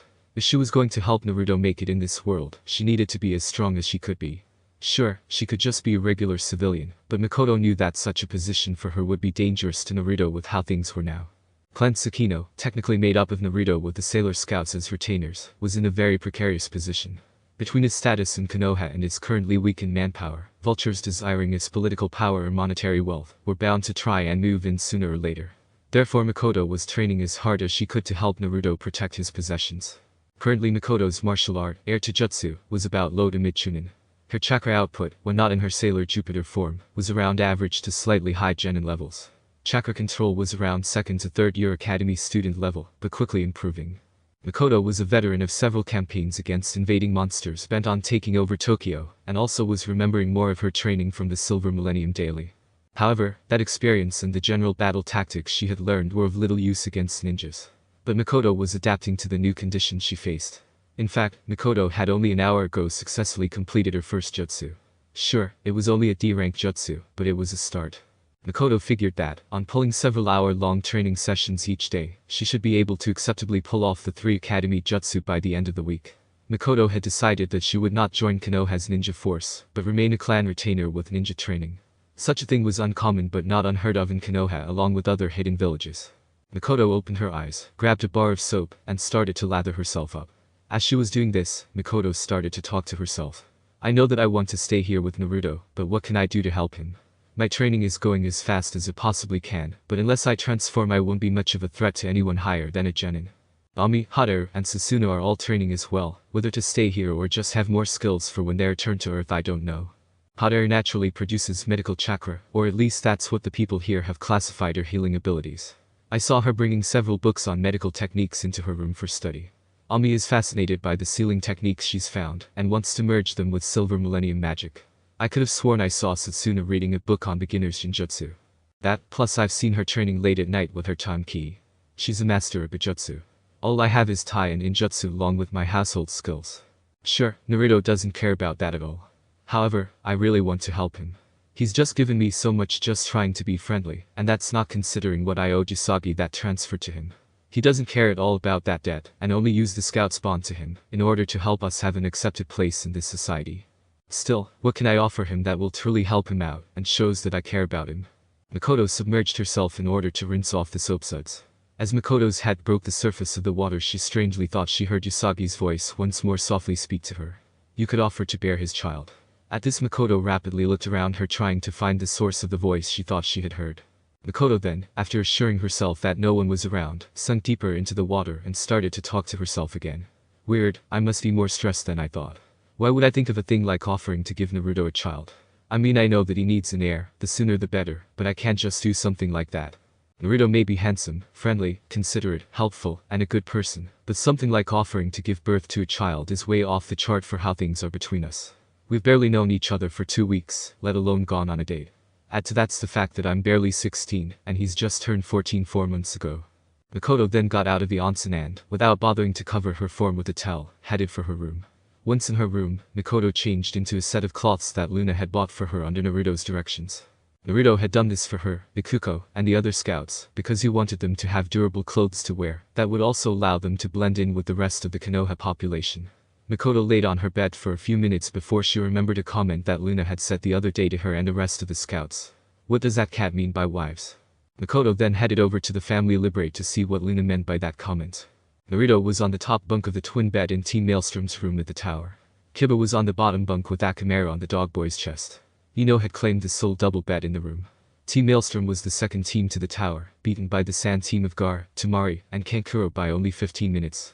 Naruto was just staring at the ceiling while his mind raced over the events of the earlier day. Out of all the genin at the exam, Naruto found himself thinking about Gar most of all.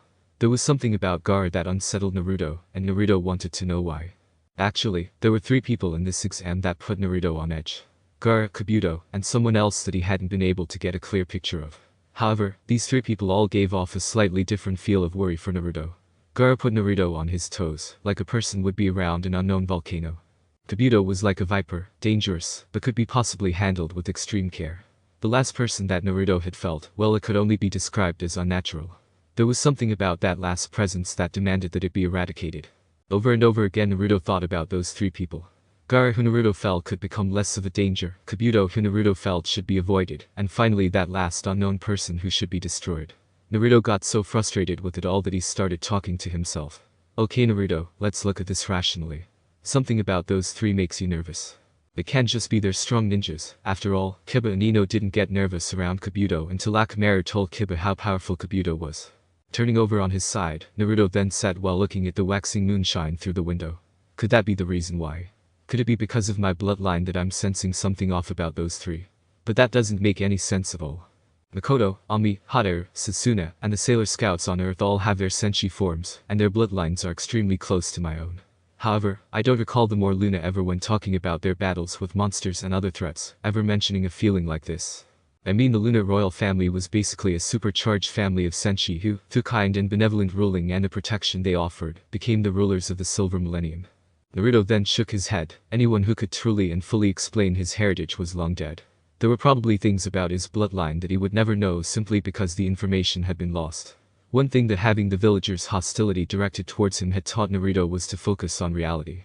Currently, reality was that he was in the middle of a very important and dangerous test. A test that he would handle better if he got a full night of sleep, so Naruto closed his eyes and tried to relax. Naruto suddenly opened his eyes to find himself once again among the ruins of the Silver Millennium. Looking down at himself, Naruto discovered that he wasn't wearing his pajamas or his regular ninja outfit, but rather his Moonlight Knight uniform. Naruto closed his eyes for a second in order to make sure that he wasn't hallucinating. Upon opening his eyes and seeing that he was in fact among the ruins, Naruto let out a brilliant smile. If he was here, then most likely his grandmother Queen Serenity was here as well. She could probably answer any questions that he might have about his heritage. A quick glance around the area revealed to Naruto that Queen Serenity wasn't in the immediate vicinity. Noticing a stone path leading away from the ruins and where he was at, Naruto thought about his options. Almost instantly Naruto decided to walk down the path to try and find Queen Serenity. The winding path quickly led away from the main sections of the palace ruins. Soon Naruto noticed that the grass along the path was greener and longer than it had previously been. Finally, after turning the corner of a partially moss-covered stone wall, Naruto spotted Queen Serenity. She was in a plain simple white dress sitting on a stone bench by a pond. In her hand was a fishing pole, and down next to the bench was a small tackle box. Queen Serenity turned to face Naruto, smiled and then said, "Come over here Naruto and sit down. The fish are really biting today. I was expecting you so I brought an extra fishing pole if you want to fish as well." Naruto quickly hurried over to sit down on the bench. While quite mature, Naruto was still a young man who wanted to spend time with his grandma. Naruto was only on the bench for a few seconds when Queen Serenity handed Naruto a baited fishing pole and said, "Now be careful Naruto. The pieces will try and steal the bait of the hook, so you've got to react to any changes in the pull of the tackle on the pole." Naruto gratefully accepted the fishing pole and cast the hook out into the lake. The two of them just spent the next few minutes in small talk about the Sailor Scouts and how things were generally going in Konoha. Just after Naruto reeled in a large fish, Queen Serenity then turned to him with a smile and said, "That was a lot of fun, Naruto. You should visit more often so we can do that again. However, I believe that it's now time for me to start explaining your emerging powers to you." At this, Naruto became very serious and remembered why he had first been looking for Queen Serenity. Queen Serenity then collected the fishing poles and placed the fish into the tackle box. She then turned to give Naruto her undivided attention and started to speak. "Naruto, as you know, there were several changes that happened to your lunar royal heritage due to your father sealing the Kyuubi within you. To explain what it was that you were feeling during the exam towards those three people requires a little bit of a background in so aspects of your powers.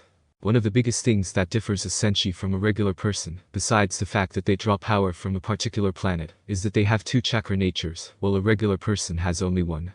One of those natures is dominate when you're in civilian form and the other when in senshi form. With training, a senshi can treat both their natures as the dominate nature at the same time, no matter what form they are in. Now you might want to know how that relates to what you're currently experiencing towards those three people, right? This is where the Kyuubi comes in.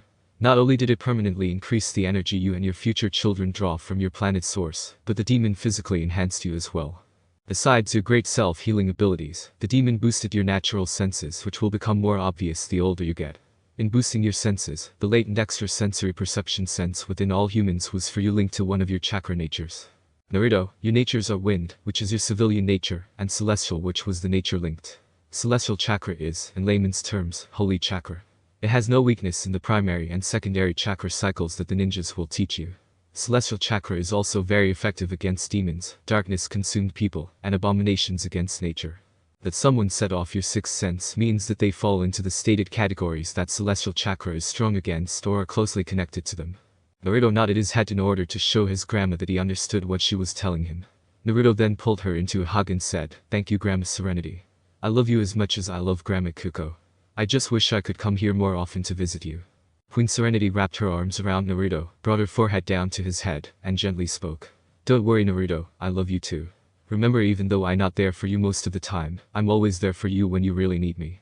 Naruto felt a mist roll in, and Queen Serenity's arms fade away from him. By the time Queen Serenity's presence could no longer be felt by Naruto, he had already fallen into a deep sleep. At the end of the 5-day limit, a total of 7 teams managed to complete the second test of the chunin exam. The 21 genin were now assembled in front of Sarutobi and a few other high-ranking ninjas, waiting for the Hokage to speak. Sarutobi looked into each of the eyes of the assembled genin and started to speak. "I commend you all for making it this far. The large number of you assembled here shows just how talented you all are, and the strength of your villages. However, the fact that so many of you have done so well presents a bit of a problem. You see, the final part of the exam is tournament where you young hopefuls shall battle in front of the lords of the various lands. This tournament allows you to display not only that you have the qualities to become chunin, but also the strength of your particular village. As you all know, a village's strength is the strength of its ninja, and a ninja's full strength can only be seen in a life-or-death struggle. Therefore, the matches of this tournament shall be till knockout, death, or if the ref decides to end the match due to a contestant completely overpowering their opponent, so that the victor cannot be contested. Now you can see the problem with the number of you here. The lords of the various lands' time are valuable. Thus, we shall hold a preliminary tournament right now with the same rules as the main rounds of the tournament. If any of you desire to withdraw now, you may do so without it harming your teammates, because as of right now the test focuses on you all as individuals." Only Kabuto withdrew from the tournament, claiming that he was too exhausted from the previous test to handle the exam. Sarutobi nodded his head signaling that Kabuto could leave, and then the Hokage gave the floor to the referee Gekko Hade. Gekko then coughed and said to the genin, "I would like you all to pay attention to that board over there. The names of the participants of the matches shall randomly appear on the board. All peoples whose names do not appear on the board are to head upstairs, where they can watch the matches until their name is called." The board started flashing names until 2 names appeared: Ino Yamanaka and Sasuke Uchiha. Naruto noticed Kakashi whisper something to Sasuke before Kakashi and the rest of the ninjas headed to the second floor to watch the fight. Sasuke was expecting to be facing just another fangirl like Sakura, and so didn't get into a stance when Gekko called the start of the match. Ino, on the other hand, took Sasuke very seriously. She knew that her usual tricks of Genjutsu wouldn't work on him since he had the Sharingan. Also, except for one technique that Anko had helped her create, her other techniques were too slow to be effective against her former crush. A plan formed within Ino's mind. It was a gamble, but it was her best shot at making it to the final rounds. Up in the stands, Tamari, for some reason unknown to her, decided to go over to Naruto and ask him his opinion of the match. On approaching the blonde boy, Tamari said, "So Naruto, what do you think of your teammates' chances?" Ignoring the look of surprise on Kiba's face that Tamari was talking to him, Naruto spoke his mind. To be honest Tamari, it doesn't look good for Ino. While she is a very talented ninja, Sasuke's skill and bloodline give him a natural advantage over those areas that Ino is weak in. She's not out yet, but victory for Ino will, as far as I can see, depends on her pulling off a certain combo of techniques. If she pulls them off, she's won. However, should she make a single mistake in the combo, she's lost the match. Down in the stadium, Ino had very discreetly connected her fingertips to some thin wires. The wires were in two small wrist pouches that Ino was wearing, that were hidden from sight by seals that Ami had created for Ino before the exam. Ino then quickly made the necessary hand seals and said, lighting release. Shocking silver palms. With that, Ino whipped her hands forward, sending the now electrified wires towards Sasuke. Sasuke, who was too surprised that one of his annoying fangirls would actually attack him, was hit dead on by Ino's attack. The proud Uchiha was brought to his knees as he screamed in pain from the electric attack. On seeing her opponent on his knees, Ino cut off the electricity flowing towards Sasuke. While some like Sakura might say that this was because Ino didn't want to hurt Sasuke, the fact of the matter was the shocking silver palms was a big chakra draining jutsu. Ino knew the limits of the amount of chakra she could currently produce, and had known that if she held that particular jutsu a second longer, she wouldn't have enough chakra to finish her plan. Ino put her hands and fingers into the proper position for her final technique and yelled out, "Ninja art. Mind-body switch." With that, Ino's body collapsed as a ball of energy containing part of her spear slowly flew at Sasuke. Up in the stands, Naruto was silently praying that Ino's possession technique would reach Sasuke before the boy regained his senses. Also in the stands was the serpent himself, Orochimaru. Orochimaru didn't want his future body to be beaten so easily, not when certain plans of his required the last Uchiha to be in the finals of the chunin exams. Orochimaru sent a small portion of his own chakra into Sasuke's curse seal. The pain of the seal partially, but not visibly, activating caused Sasuke to pay attention to his surroundings more. Sasuke saw Ino's mind-body switch attack coming at him, and barely managed to duck away from the attack. He then rushed at Ino's defenseless body with rage visible in his eyes to anyone who could clearly look into them. The Avenger then placed the heel of his foot on Ino's neck, placed a kunai at the back of her head, turned to Gekko and said, "If you don't declare me the winner now, she dies." Gekko hastily declared Sasuke the winner of that match, in order to save Ino's life. Up in the observation level, 3 different people were thinking of the situation beyond the shock that most of the genin held for the match. Sarutobi was deeply saddened that such a promising young ninja would be so callous towards a fellow Konoha ninja. Kakashi was saddened that his pupil would go to such lengths in order to win. However, Kakashi assumed that it must be the influence of Orochimaru's seal on Sasuke, something that Kakashi was determined to fix ASAP. Orochimaru was pleased with how Sasuke was turning out to be, and couldn't wait to see what the boy would do in the main part of the exams. After Sasuke and Ino were lead off the field, Naruto had to fight a boy named Yoroi Kato. Yoroi was a bit of a challenge for Naruto in that the boy could absorb chakra. In order to win, Naruto used an exploding shadow clone to knock his opponent out. Next fight was Kiba vs Sakura. That fight was no challenge for Kiba. Naruto only paid half attention to the rest of the fights, just so that he knew what to expect out of his opponents. However, there was one fight that really made his blood boil. The fight that made Naruto so angry was the fight between Hinata Hyuga and Neji Hyuga. Naruto was thoroughly disgusted at how Neji first tried to trash-talk his way to victory. Both of the boys of Team Maelstrom cheered Hinata on allowing the shy girl to have the confidence to battle her more skilled opponent. However, the straw that broke the camel's back for Naruto was when Neji went in for a killing blow right when Hinata wouldn't give up. Naruto, Kiba, and the other winners of the preliminaries were called down to draw numbers after Hinata was taken to the air. After everyone had gotten their numbers and shown them to the clerk, Sarutobi said, "Now then, the matches of the final part of the chunin exam are as follows. Naruto Tsukino vs Tamari of the Sand, Sasuke Uchiha vs Gaara of the Sand, Shino Aburam vs Kankuro of the Sand, Kiba Inizuka vs Neji Hyuga, and finally Shikamaru Nara vs Dosa Kanuta. You all have 1 month to train until the tournament. I hope you all do your villages proud." Dismissed. Ino, Kiba, and Naruto were all heading down to the infirmary to check on Hinata. They had unanimously agreed that they would go check up on Hinata's condition before they went to look for Anko. Team Maelstrom didn't bother asking for directions because Akamaru had Hinata's scent memorized, and the little ninja dog was walking in the lead. Akamaru led them over to a plain door, and promptly plopped himself in front of the door and whined piteously.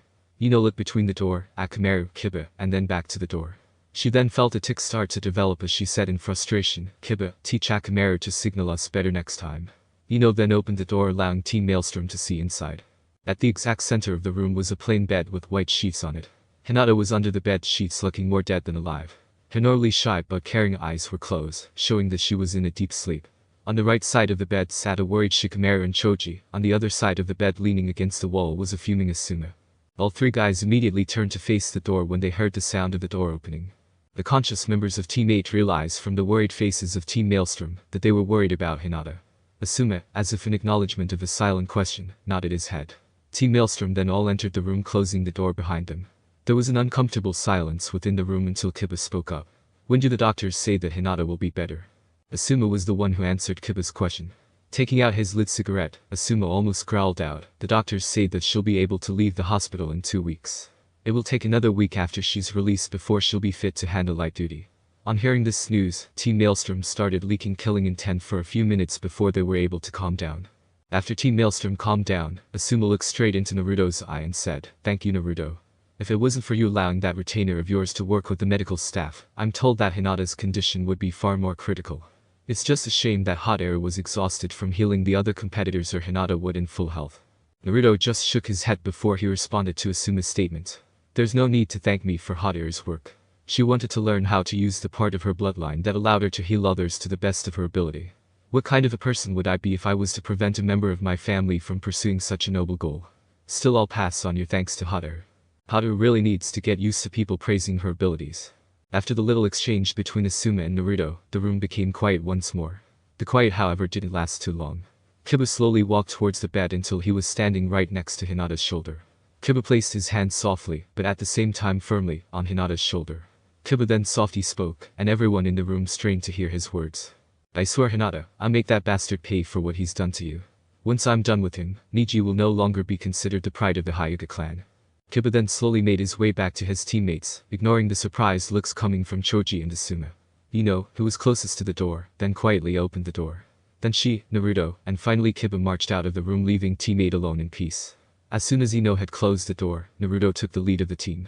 Naruto was leading them out of the hospital, and to the place he figured they could first expect Anko to be. The Dango stand. Both he and Kiba needed to talk to Anko about their training for the upcoming tournament, while Ino needed to plan what changes she should make in her training regime. Team Maelstrom wasn't out of the lobby of the hospital when they met Anko, who was looking for them as well. Anko took a look at her team and smiled. While Anko's smile usually was a signal to other jonin to get out of dojo, Anko's students could see her pride in them from the smile. Anko then said in her cheerful voice, "Well done all of you. Naruto and Kiba, you won just like I was expecting you guys to do. Ino, I'm very impressed with how you handled your fight, considering that the odds were against you." Ino blushed from Anko's praise. She had been afraid that Anko would be mad that she had lost. Sticking her head up high, Ino then asked, "Anko, what's the plan for our training now? Are Naruto and Kiba going to get any extra help to prepare them for the tournament?" Both Naruto and Kiba looked from Ino to Anko, and back to Ino before they locked eyes with each other. In their eyes, both boys could see that they didn't like how Ino seemed to think that she would be left behind. Anko just shook her head and said, "I can't train Naruto or Kiba. According to chunin regulations, a jonin sensei with 2 or more students competing in the final round of the chunin exam at the same time may not train any of the competing students. Supposedly this is to keep the students from having an unfair knowledge of one of their competitors' styles. While there have been exemptions to the rule with on the said students as the last member of his clan, none of Team Maelstrom technically qualify for that exemption." Ino and Kiba both understood what Anko was trying to get across to them. Naruto was the only fully qualified ninja of the Tsukino clan. He was also the only actual blood member of the Tsukino clan. However, due to the Sailor Scouts being Naruto's retainers, it had apparently been ruled that Naruto didn't qualify for the exception. Naruto saw that Ino and Kiba were starting to feel sorry for him, and decided to end it. "Thank you for telling us, Anko. Just out of curiosity, are you allowed to suggest trainers for me and Kiba?" Anko's smile got wider as she saw what Naruto was trying to do. Anko then cheerfully answered Naruto, "Yes, I can, Naruto. For the next month I'll be training Ino with the help of my friend Kurenai Yuhi. Kiba's best bet for a trainer would be either his mother or his sister Hana." However, Anko's smile faded as she continued to speak. "Sadly, Naruto, finding a teacher for you is a bit of a pickle. I was going to have Kakashi train you, but due to Orochimaru being spotted in the area, the council wants Kakashi to stick close to Sasuke for that boy's protection and training. The other jonin that I know of who could help you out are all currently on long-term missions." Anko saw Naruto's eyes lower slightly on hearing that she wasn't able to find a teacher for him, like she was able to suggest one for Kiba. Anko then said, "Don't worry, Naruto. Have you forgotten that you have all of your clan scrolls back in your family library? That thing's almost 3/4 chests the size of the village's public library, and it's packed with information for you to learn. You have reasonable chakra control and know how to practice that to get better.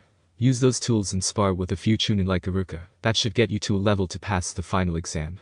If any of the people I want to train you become able to train you, I'll send them your way." After Anko's little speech to cheer Naruto up, the 4 members of Team Maelstrom parted ways. Tamari was asleep on her bed in her room at the hotel. All the lights were out, but if one could see her they would find Tamari restlessly rolling around on her bed. Once in a while Tamari gave out a loud moan, but not loud enough for her teammates to hear her in the next room. Suddenly Tamari's eyes shot open and she bolted to a sitting position on her mattress. Tamari took a few deep breaths before she ran her fingers through her hair. With her fingers still in her hair, Tamari brought her elbows to rest on her now propped up knees. Tamari then started to talk to herself in an angry and yet scared tone. What's going on, Tamari, old girl? You've never had dreams like this before, don't let it get to you. Tamari then let her head fall back onto the pillow, before she continued to talk to herself about the dream. Why now? Why of all the guys you know did it have to be him? Tamari closed her eyes and thought back to what she had dreamed. Tamari's dream had started off at an oasis about 5 miles east of Suna. She knew the oasis's location because it was her favorite place to go to whenever she needed to get away from Suna. It was night at the oasis with no clouds in the sky and a new moon faintly visible due to Earth's shine. She could even now feel the soft cool winds that were gently blowing around her in her dreams. In the dream Tamari had, as she loved to do when alone at that oasis, been in the middle of taking a bath. Tamari recalled hearing her name being called by someone that she felt drawn to. She had then rose out of the oasis and, while completely forgetting her clothes, started walking out into the deeper part of the desert. The still warm sand on the ground was comforting to her as she walked. She had eventually reached a small white tent with an open door flap. Tamari's dream self had almost rushed inside the tent as soon as she saw it. In the real world, Tamari's cheeks started to turn red as she started to remember what had happened further in the dream. She had in her dream, as soon as she had entered the tent, found that she was wrapped up in a pair of strong arms. She and then turned to passionately kiss the young man to whom the arms belonged. What the two of them had proceeded to do with and for each other in the dream made Tamari's real body turn red in embarrassment. But the thing about the dream that really got to Tamari was that her lover in the dream was none other than Naruto Tsukino. Tamari got so frustrated with herself that she threw off the blankets, and with only her light pink pajamas on, marched out onto her room's balcony. She then leaned her elbows on the railing in such a way that her arms were propped up, folded her fingers together, and rested her chin on her folded hands. Without moving her head, Tamari shifted her gaze over to the almost full moon hanging in the sky. Normally looking at the moon relaxed Tamari, but now it only reminded her of Naruto. Letting out a sigh of exasperation, Tamari shook her head and started to talk to herself. What is with me? I mean, I've only spent an hour max with the kid, and I can't get him out of my head. Sure, he was friendly towards me, and he seems to know what he's doing as a ninja. His victory in the preliminaries and his analysis of his teammates' chances showed that well enough. But that doesn't explain why he's on my mind so much, and now to make it worse, he's showing up in my dreams. Why is that? It had been 3 days since Naruto had returned home from the Forest of Death and the second part of the chunin exams. All 7 members of the Tsukino clan were sitting down at the dinner table enjoying breakfast. Naruto was really enjoying it because Makoto had whipped up something called chocolate waffles that he had never had before. As Makoto watched Naruto dig into the waffles on his plate with gusto, a tiny smile appeared on her face. Luna, who had been carefully watching the scouts and Naruto closely, was busy thinking about what she was seeing happen in front of her. Although she was still leery at the idea of Naruto having more than one wife, was starting to accept the idea. Luna also had a good idea of who at least 2 of Naruto's future wives would be. One need only look at Ami or Makoto to see that they falling hard for Whiskered Prince. Also, Luna could see that her little nephew was growing very close to the 2 girls. Naruto's more than platonic concern for those 2 senshi was visible in his eyes, even if he himself hadn't realized how deeply he cared about the girls yet. As breakfast went on, Luna started to let her thoughts drift about the situation between Naruto, Makoto, and Ami. The matchmaker part of her started to wonder how the 2 girls would both get together with Naruto. If Luna's guess was right, Makoto and Naruto would be the first to get together. Knowing their personalities, Makoto would be the one to confront Naruto about their shared feelings and start off their courtship.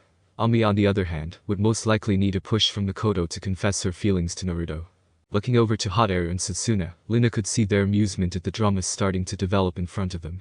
Hotaru, as she had confessed to Luna, had started to see Naruto as a big brother to her, even though she was actually a month or so older than him. Through the strange workings of people in the Tsukino home, had somehow found herself in the position of aunt to the younger scouts and Naruto. Setsuna, to the surprise to those that knew her on Earth, took her new position in the family with a little amusement and several big smiles.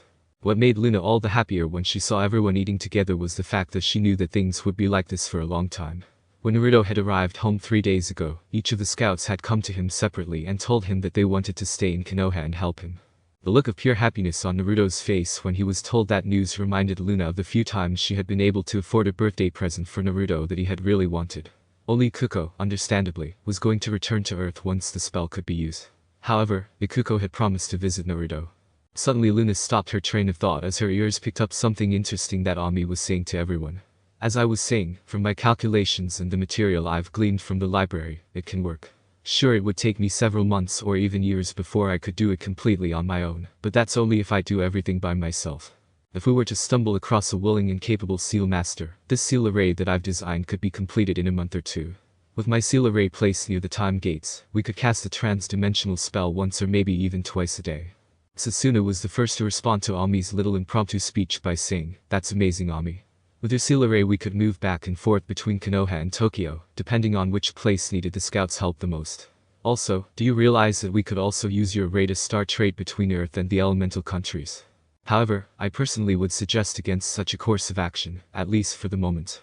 Trying to set up a trade route between Earth and the elemental countries, for anything besides for the Tsukino clan, would cause lots of problems that we are ill-equipped to handle at the moment."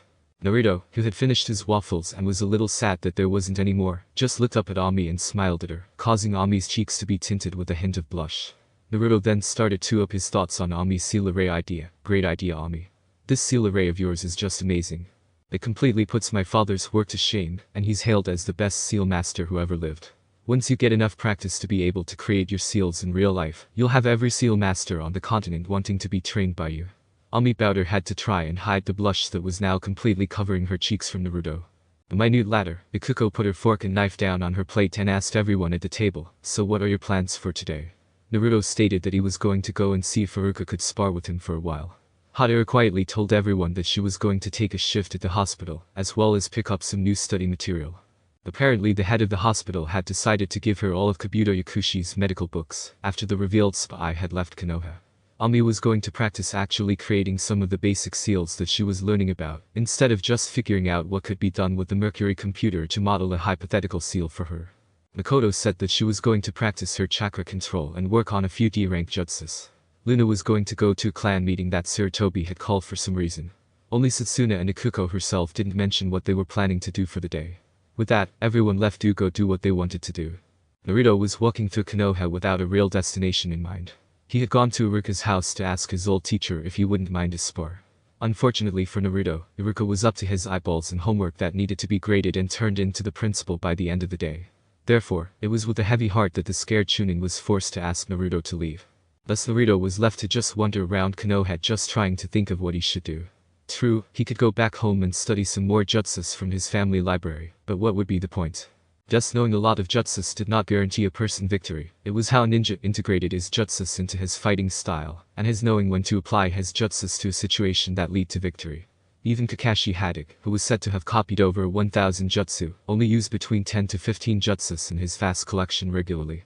No, what Naruto needed was not a large number of jutsus, but rather a competent sensei to help him improve. A sensei that could look at what Naruto was doing and could give him pointers on what he needed to correct. Say what you will about Anko, but to Naruto she was a grade A sensei. She may not have actually taught him any techniques besides water walking, but she had helped him see the holes in his ability, and had been able to offer him great advice on what he could do to fix those holes. Sadly, due to the Chunin exam rules, Anko temporarily couldn't teach him, and all of Anko's friends that could help him were unavailable. Naruto almost cursed his luck. It wasn't like he was going to just bump into a person that could help him prepare. Naruto wasn't looking where he was going and accidentally ran into someone who was walking in his direction. Knocked out of his self-pitying thoughts, Naruto turned around to face the person he had walked into and called out, "Sorry for walking into you, sir." Naruto turned to get a better look at the person behind him that he had hit. The man was facing away from Naruto and was wearing a leather patchwork cloak. Naruto started to get a sinking feeling that he knew who it was that he had walked into. The man called out, "Yes, you should be sorry that you walked into me." The man turned around, so that Naruto could see his face. Looking straight into Naruto's eyes, Car continued, "You should be more aware of your surroundings, young Storm." Naruto felt his body unconsciously shifting to a defensive stance. Car noticed Naruto's movement, and had to keep a smirk from showing on his face. The young man in front of him was shaping up to be what he needed to be. However, there was something in Naruto's eyes that bothered Car, something that demanded that Car spend more time with Naruto. However, before Car could find out what he wanted to know, he would need to get Naruto to open up to him. This would probably been a little tricky considering how they first met. Car slowly opened his hands, so that Naruto could see that he was not going to immediately attack the boy. Car then said in his usual merry and slightly humorous voice, "Calm down, young Storm, you're causing a scene. I assume that you're worried about whether or not I'll attack you." Don't worry, that mission is behind us both. Besides, this is Konoha. Do you think that your gate guards would let me into the village if I was here to cause trouble? I'll even show you my visitor's pass if that is what it will take. Naruto narrowed his eyes even as he relaxed his guard. He then said to Car in a firm, but not hostile tone, no offense, but the last time we met we were in a death match after you sent all those bandits for me and my teammates to kill. Don't take it too personally if I find myself a little wary around you for the time being. Seeing that Car hadn't made any hostile actions towards him or any civilians, Naruto was willing to give Car the benefit of the doubt. It after all wasn't that uncommon for ninjas to fight each other in one mission, and then have to work together in a later mission. Getting out of his relaxed defensive stance, Naruto said in a more neutral tone, I'll trust you not to harm anyone in this village. Break my trust, and I'll do everything in my power to have you hunted down and killed. Car's face broke out into a small smile. While a civilian may have thought that Car and Naruto were personal enemies from how Naruto spoke to him, both ninjas knew better. They had simply recognized that each was a former opponent to be respected, and an opponent that they could now be on respectful, if not friendly, terms with. Without the guarded battle-ready mask on Naruto's face, Car could see that something was obviously bothering Naruto. Remembering that the Chunin exam finals were being held in a month and that Naruto's name was on the list of competitors, Car made a guess at what was bothering Naruto. Going out on a limb, Car asked in a friendly and genuinely concerned tone, What's wrong, young Storm? Is there something with the upcoming tournament that is bothering you? Naruto thought about Car's question for a moment. It was true that his lack of a sensei to help him out was really bothering him, but should he reveal this fact to Car? Naruto thought hard about this for a moment. Car was powerful and a skilled fighter, of this Naruto knew for a fact. Also, it seemed that Car was apparently genuinely concerned about what was bugging Naruto. On the other hand, Car was not from Konoha and had fought against Naruto. Naruto quickly disregarded that fact as he had long ago vowed to give people a fair chance, and Car fighting for the Narn's beliefs could not be held against the main in front of him. Finally, just when Car was starting to get worried about Naruto due to his lack of response, Naruto calmly spoke. Yes, Car, there is something that is bothering me. You see, due to the fact that I have a teammate who has also made it to the finals, my regular sensei can't teach me until after the tournament is over. Unfortunately, my sensei Anko can't find someone to help me with my training due to the fact that all of the people she would send me to are unavailable. Naruto's voice held only the faintest hints of the sadness that this fact caused him. Even though Naruto tried to hide his sadness from Car, the experienced ninja was able to pick up on this fact. Car thought about Naruto's situation for just a second to go over what he was about to say, before Car opened his mouth. Naruto, I know that we don't know each other very well, but would you mind if I was to help train you until the Chunin tournament? Car's offer surprised Naruto because he never expected Car to do anything about his situation except offer condolences. Naruto's eyes started to whiten as hope and joy started to grow with Naruto's heart. After his encounter with Car, Naruto had done some research on the Narn clansmen. Naruto's research had revealed that Car was widely hailed by many shinobi throughout the elemental countries, as an equal to any of the Sannin. The chance to learn under such a ninja would really help Naruto out in the Chunin exam, and Naruto knew it. Still, dealing with angry civilians when he was younger had made Naruto cautious of offers of help from people he didn't know well. Therefore, Naruto asked, You would really train me, Car? Car nodded his head before he answered in his slightly energetic manner, Of course, young Storm. Even without your very impressive bloodline powers, you have unimaginable power sleeping within you. To help awaken that talent and power that sleeps within you, well, that will be something for me to brag about years from now. You may not know it, Naruto, but a carrier is expected to help all the less skilled members of the Narn Clan.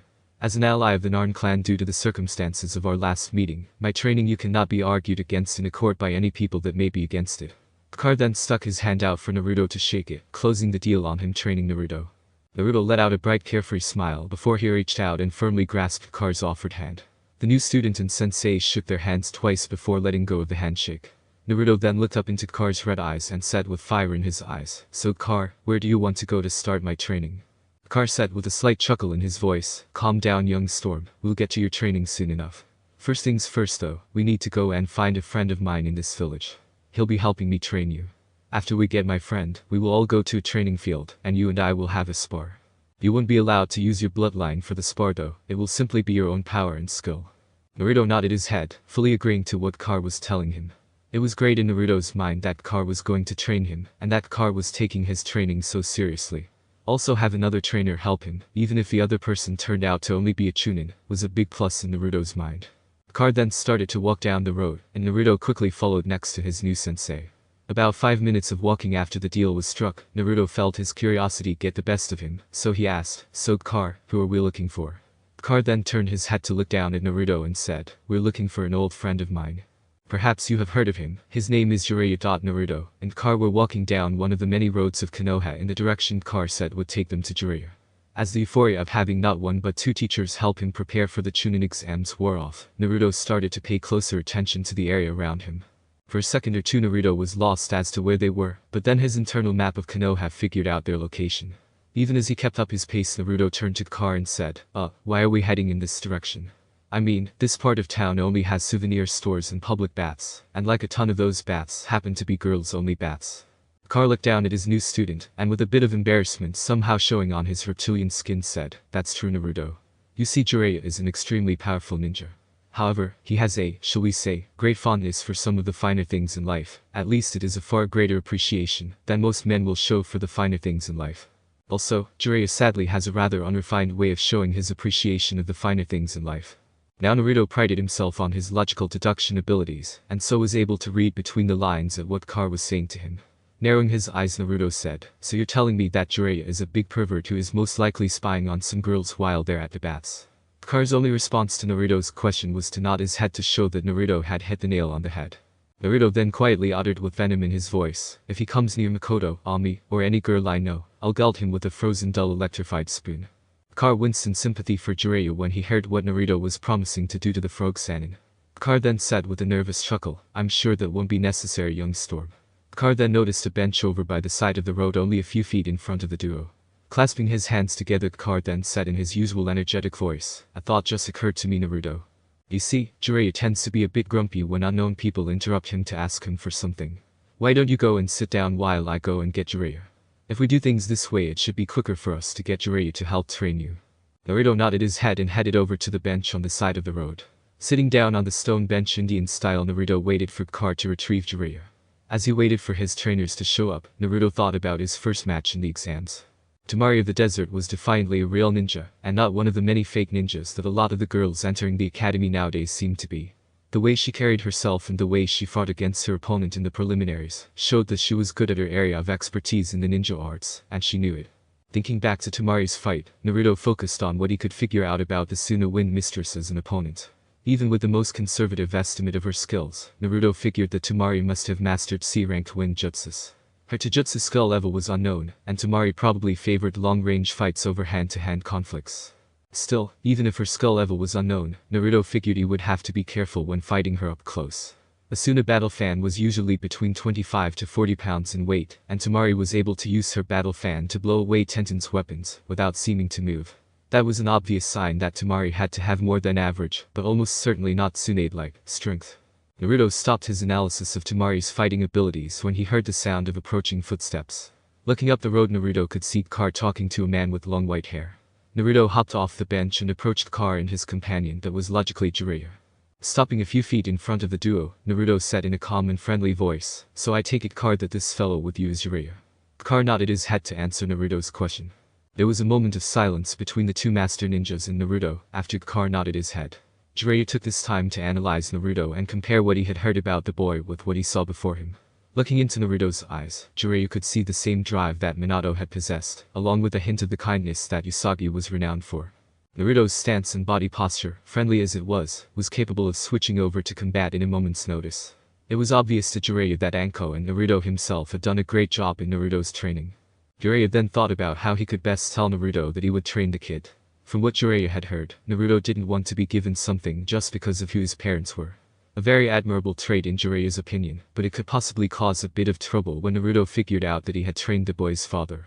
Deciding that it would be best not to show one way or the other that he knew Naruto's father, Jiraiya let loose a small grin and said, "You're right, Car, this boy does have a lot of promise in him.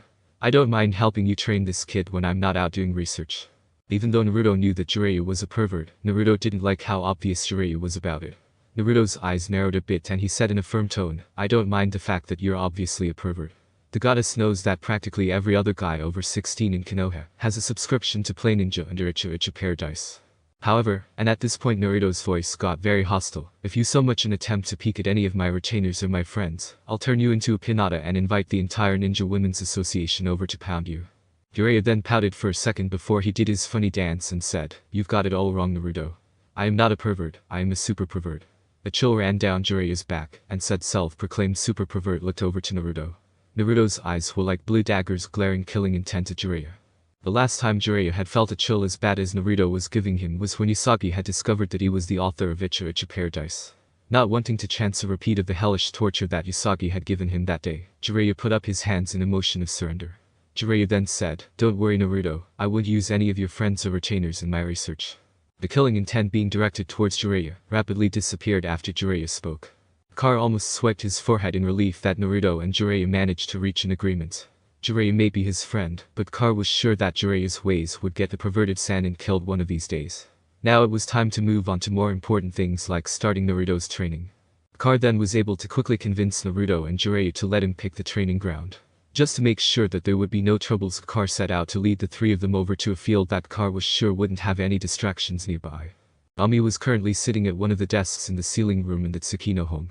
Spread out across her desk were 24 papers, all with a single seal image drawn on them many times. For the past 2 days Ami had been drawing images of a seal that she had recently thought up, so that she wouldn't mess up when she created the seal for real. Ami had felt the need to practice drawing the seal she had modeled on the Mercury computer, because it was more advanced than a simple storage scroll seal or an explosive node seal. Finally Ami thought that she was ready to try and create the seal for real. There was a part of her that was nervous about accidentally messing up the seal, but Ami knew that she had gotten the seal image done correctly 10 times in a row.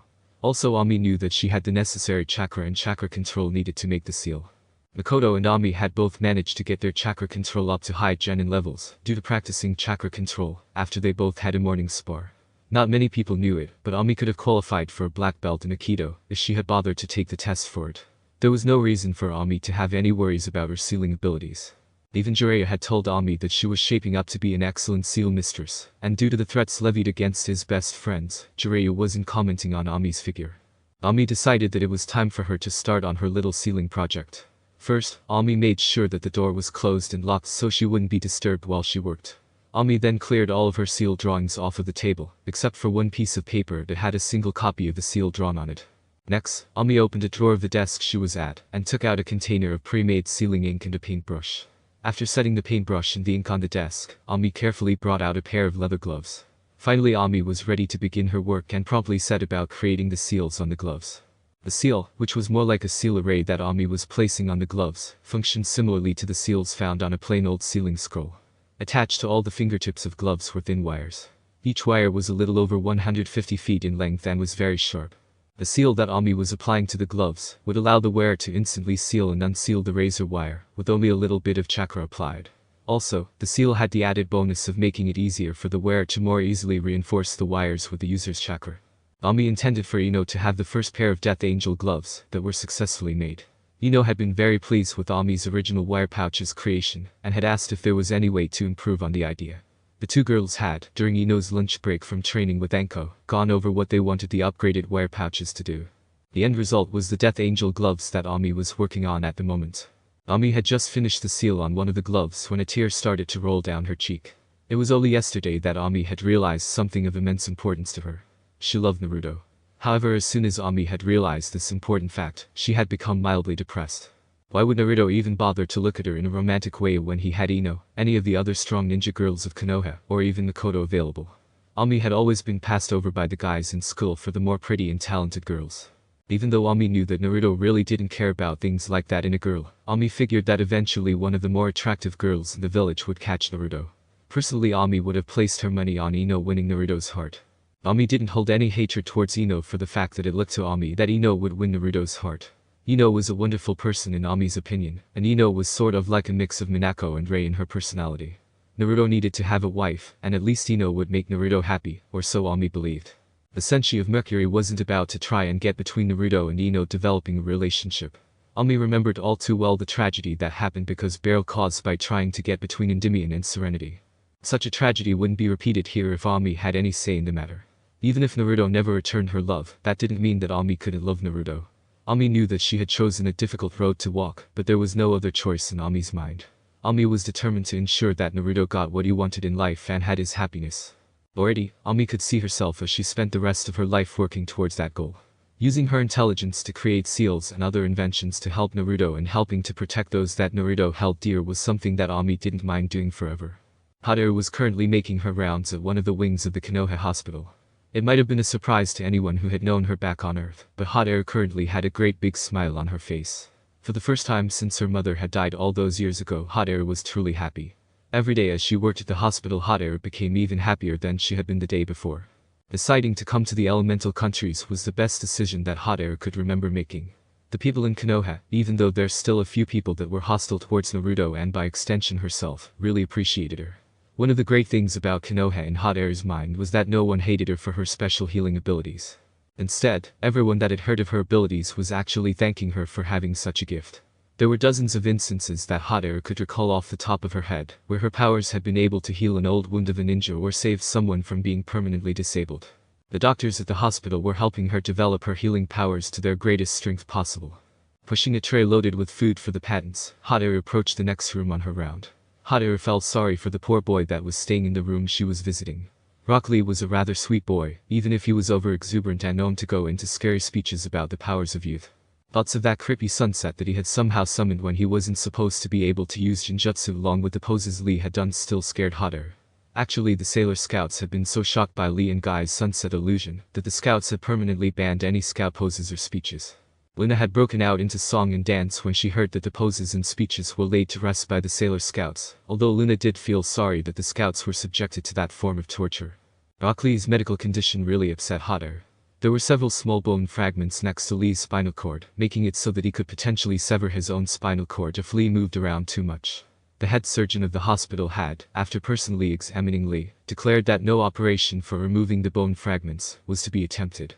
Privately, Hot Air had asked why no operation was to be attempted, as she could use her powers to heal any extra damage that might be caused in the operation. The head surgeon had sadly told Hot Air that even with her there to heal Lee, there was no one at the hospital that the head surgeon was sure had the necessary skills to do the operation and have Lee live. As Hot Air approached Lee's room, she felt the slightly suffocating aura of killing intent coming from Lee's room. Fearing for Lee's life, Hot Air abandoned the cart she was pushing and ran into the room. When Hot Air opened the door, she saw Gar standing in the middle of the room directing his sand towards Lee's unconscious form. For a split second, Hot Air was afraid for her own life. She had been on hand at the tower during the preliminaries, and had witnessed Gar's power and ruthlessness firsthand. However, that fear quickly evaporated into anger at Gar. With bravo that Hot Air never expected, she glared at Gar and hissed out, "What the hell do you think you're doing? The fight between you two has been over for several days. Get out now before I have security throw you out." Unconsciously, Hot Air summoned just a minuscule bit of her senshi energy. As soon as Hot Air summoned her energy, Gar's sand started slowly crawling back towards Gar. Gar was completely confused as to what was going on around him. He had been only moments away from proving his existence by eradicating his last opponent from existence when this nurse barged in. At first, Gar planning on simply killing the nurse as well as his last opponent, all the more blood for mother. However, the nurse started demanding to know what he was doing. Such a thing had never happened to him in Gar's memories. As long as Gar could remember, nothing had been denied to him. Everyone had always been too terrified of him to try and stop him. To make the whole situation even more confusing and even terrifying to Gar, his mother was no longer talking to him. For years Gar was used to the whisperings of his mother telling him what to do, her telling him who to kill in order to make her happy. Those whisperings were a source of strength to Gar, always urging him on to prove his existence. The sudden loss of those whisperings made Gar feel vulnerable and weak. In a desperate attempt to return the whisperings of his mother, Gar stared directly into Hot Air's eyes. Inside of her eyes, Gar could see the loneliness that he was all too familiar with. Gar could also see the happiness and joy that Hot Air had found in her life that he himself hadn't found in his. Finally, Gar saw Hot Air's determination to protect Rock Lee from any attacks. The look in Hot Air's eyes, plus the fact that mother's whisperings hadn't returned, was quickly cutting through Gar's mental defenses to reach scared little boy that he had tried so hard to forget. Scared at having to face that part of him that he had buried so long ago, Gar's body flickered away from the room and Hot Air. Naruto walked into the Tsukino clan house as the sun set, covered in sweat mixed with dirt, and practically dead on his feet. For the past month, Kar and Jiraiya had been training him to the bone every day. From breakfast till noon, Naruto trained with Kar in applied ninja skills. Applied ninja skills seemed to Naruto to be just a fancy phrase for beat Naruto like a drum. Kar would spar fiercely with Naruto, and made Naruto try and fight each fight with a random handicap that Kar chose at the start of the spar. Also, Kar and Jiraiya had absolutely forbidden the use of Naruto's senshi powers during Naruto's training. Both of the elder ninjas had stated that Naruto had enough control of the Moonlight Knight form for now, and that Naruto needed to concentrate on building up his base skills. If Naruto at first thought that he was lucky to get away from Kar after a quick lunch, he was only fooling himself. Jiraiya, perverted to the core he may be, was a very harsh taskmaster when properly motivated. For his training, Jiraiya mostly had Naruto practice his seal speed, chakra control, while being asked tactical questions, and rarely a jutsu that Jiraiya had felt Naruto should learn. Except for the summoning jutsu with the toads, all the jutsu Jiraiya had taught Naruto were D2C rank. Naruto, especially after he saw that his father had signed the toad contract, was eager to be able to summon the toads. However, except for the one time he was allowed to transform into Moonlight Knight in order to talk to Gamabunta, Naruto could only seem to summon Gamakichi. Still, even if he couldn't fight yet, Gamakichi was very useful as a spy for Naruto. Even as painful as the training was, Naruto happily went back to Koha and Jiraiya every day for more. Since the chunin exam was only 3 days away, Koha and Jiraiya had ended Naruto's training.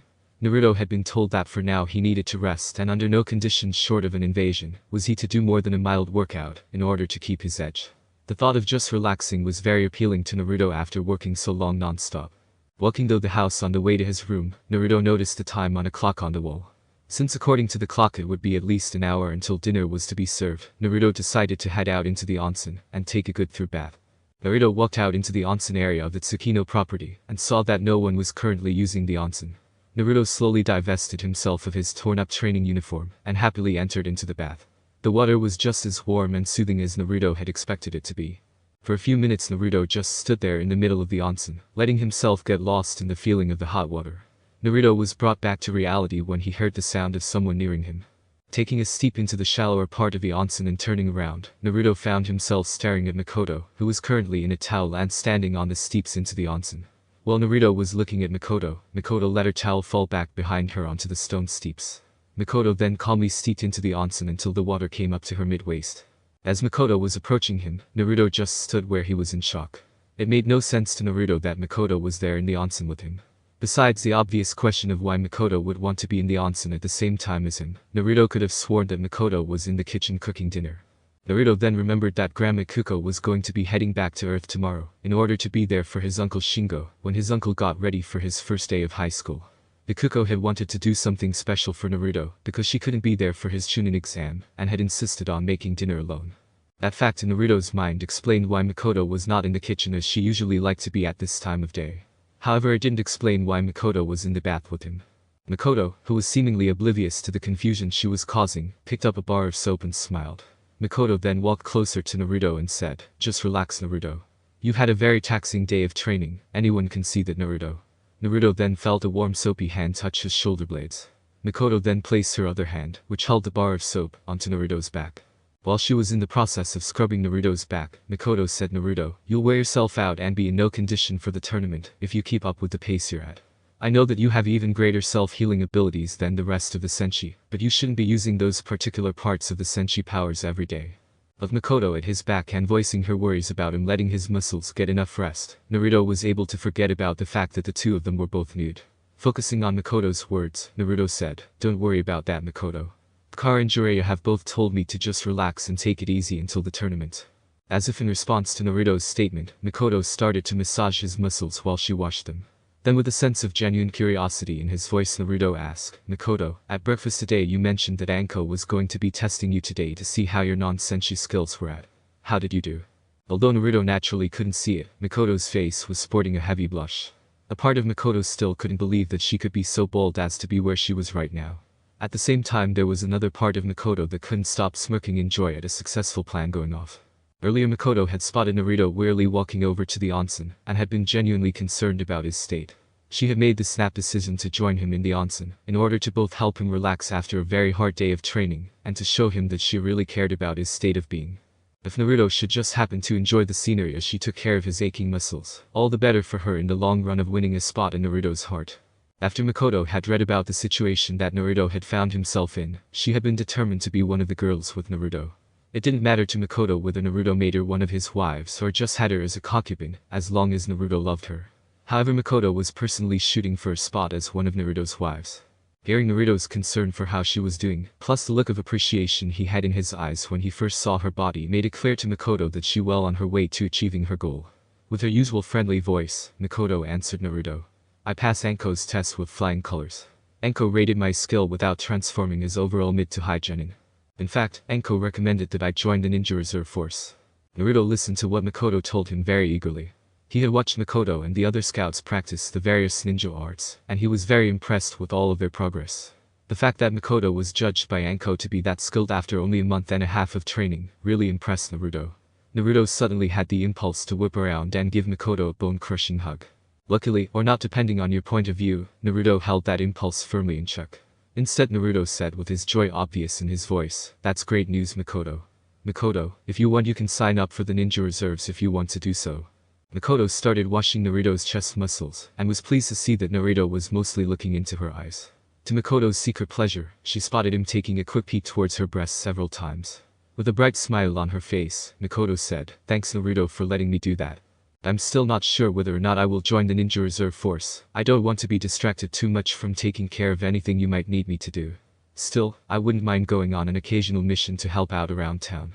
I'll have to talk with Ino and get a third opinion." Naruto then raised an eyebrow when he heard Makoto mention talking to Ino. He knew that Makoto and Ino had met and talked a few times around town. However, he didn't know that they were friends. Naruto then looking straight into Makoto's emerald eyes and said, "Oh, I didn't know that you and Ino were friends." At this question of Naruto's, Makoto just smiled and moved closer to him, so that their bodies were just touching each other. Makoto then spoke as she started to shampoo his wild hair. "Yes Naruto, Ino and our friends. Maybe not super close friends, but we are friends. After we both ran into each other several times while running to pick up various things, we started to talk to each other. It wasn't long before we both found out that we had some common interests. As for why you didn't know, well besides the fact that you've been training so hard." Makoto then stopped and kissed Naruto right on the lips. She then winked at him and said, "We girls have to have some secrets of our own." Makoto then picked up a bucket, filled it with water from the onsen, and gently poured it onto Naruto's head to wash the soap off of him. Makoto then pulled out a dry face towel from somewhere that Naruto, his eyes were covered by soapy water, couldn't see. She then gently wiped away the soap from Naruto's eyes. Naruto then opened his eyes to see Makoto smiling at him. Makoto winked one more time at him and said, "See you at dinner, Prince Charming." Makoto then got out of the onsen and walked, without covering herself in a towel, towards the house with Naruto's eyes following her every movement. One thing was obvious to Naruto even in his dazed state: Makoto had started a whole new ballgame, and he didn't have a clue as to the rules he was supposed to play. The sun was currently just rising over walls of Konoha, but the entire village was wide awake and full of life. The atmosphere of the village was one of cheer and celebration. The civilians were acting like a carnival had been set up. Most of the ninja, except for those poor fools stuck on guard duty, walked through town with a little bounce in their steeps. Today the chunin exam tournament was being held and the tournament was on everyone's mind. People may have a particular genin that they wanted to see as champion, but all of Konoha was behind their contestants. In celebration of their young ninjas proudly showing the power of Konoha, even the most bitter of blood feuds were suspended. In this festive atmosphere, Naruto, Luna and her cat formed sitting on Naruto's shoulders, and the rest of the Tsukino clan were walking towards the stadium. Naruto was currently wearing a black t-shirt, grey baggy pants, black fingerless gloves, his forehead protector, and a black short-sleeved matrix-style coat. Inscribed on the back of Naruto's coat was the golden crescent moon crest of the Tsukino clan. Makoto was walking next to Naruto, and she was wearing a forest green one-piece Chinese dress that came down to just above her ankles. Ami was walking on the other side of Naruto, but she was a step behind Naruto. When the girls were picking out their outfits, Ami had decided to grab a traditional kimono colored in different shades of blue. Hadaru was wearing a casual outfit that many certified nurses in Konoha wore while off-duty. Finally, Sasuna was wearing a matching pair of tan pants and decorative top. While Naruto and the Senshi calmly made their way towards the stadium, they were all given a respectful distance in which to walk, and occasionally a nod from a random villager. The villagers, well most of them at any rate, weren't leaving Naruto alone out of spite. Instead, most of the villagers were leaving Naruto alone due to grudging respect or self-remorse. The missions that Naruto had preformed along with the knowledge of who his mother and even the village idiot could connect the dots, father were, had forced the people of Konoha to reevaluate their conceptions about who Naruto was. Although there were still a few who considered Naruto to be the Kyuubi reborn, those people were only a very small minority. Overall, Konoha was perfectly happy to leave Naruto and his friends alone, as it rebooted its collective brain. Soon enough, the Tsukino party made it to the front gates of the stadium. To Naruto's mild surprise, Ino was there waiting for them. Ino was currently wearing a two-piece purple dress that showed off her belly button, her forehead protector, and her pair of Death Angel gloves. Practically running up to Naruto, Ino smiled and gave Naruto a strong hug. Ino pulled back from Naruto a moment later, and said while looking into Naruto's eyes, "Good to see you again, Naruto. With all the training I've heard from Makoto that you've been doing, I expect you to win this tournament." Turning to face Makoto, Ino smirked and said, "Hey Makoto. I've got a new magazine that lists all of the latest bathing suit fashions. How about we get together and talk about the styles during one of the breaks between rounds?" A slight blush appeared across Makoto's face and caused Ino's smirk to get larger. Due to many years of court intrigue and court gossip, Sasuna was able to comprehend the most likely meaning of the message that Ino was passing along to Makoto. The green-haired Senshi then shoot an amused glaze over at Makoto, and then a glance at Naruto. While Naruto's face was clueless like any guy hearing girl talk, his brain was working vigorously to prevent another system crash, due to the memories of the bath. Hot Air and Ami just stood where they were, neither of them really interested in bathing suit fashions. Thus, both Ami and Hot Air missed the glances and blushes that had resulted from Ino's statement. After slightly shaking his head, Naruto turned to look at Luna and said, "Auntie, I think you should go with Makoto, Ino, or Ami now. I should be heading over to the contestants' box, and only the contestants and the assigned medical staff are allowed in there." Luna nodded her feline head, gave Naruto a quick kiss on the cheek, and leaped onto Makoto's shoulder. Going a few feet in front of the girls, Naruto turned around and smiled at them. He then said in his cheerful voice, "See you girls later. I hope that you'll cheer for me." With that said, Naruto began walking towards the contestants' box. Half an hour later, all but 2 of the chunin hopefuls were waiting in the contestants' box. Naruto looked around at the various contestants and wondered where Sasuke and that one sound ninja were. All of the ninja heard the sound of the door in the back of the room open, and turned to see who was coming in. Some of the assembled genin thought that it might be Sasuke or Dosu finally showing up. Those who were expecting to see their fellow contestants were slightly disappointed to see a random Konoha chunin walk into the room. The chunin looked around the room at each of the contestants, adjusted his sunglasses, glanced down at his watch, and pulled out a clipboard. While apparently writing on the clipboard, the chunin in front of them said, "Well now, it seems that all of our hopefuls are here." Kibble looked around at the competitors and said, What about Sasuke and that sound ninja? They haven't shown up yet." The chunin in front of them looked up from his board and said, "Dosu Kanuta from the Sound Village, met with an unfortunate accident during the previous month."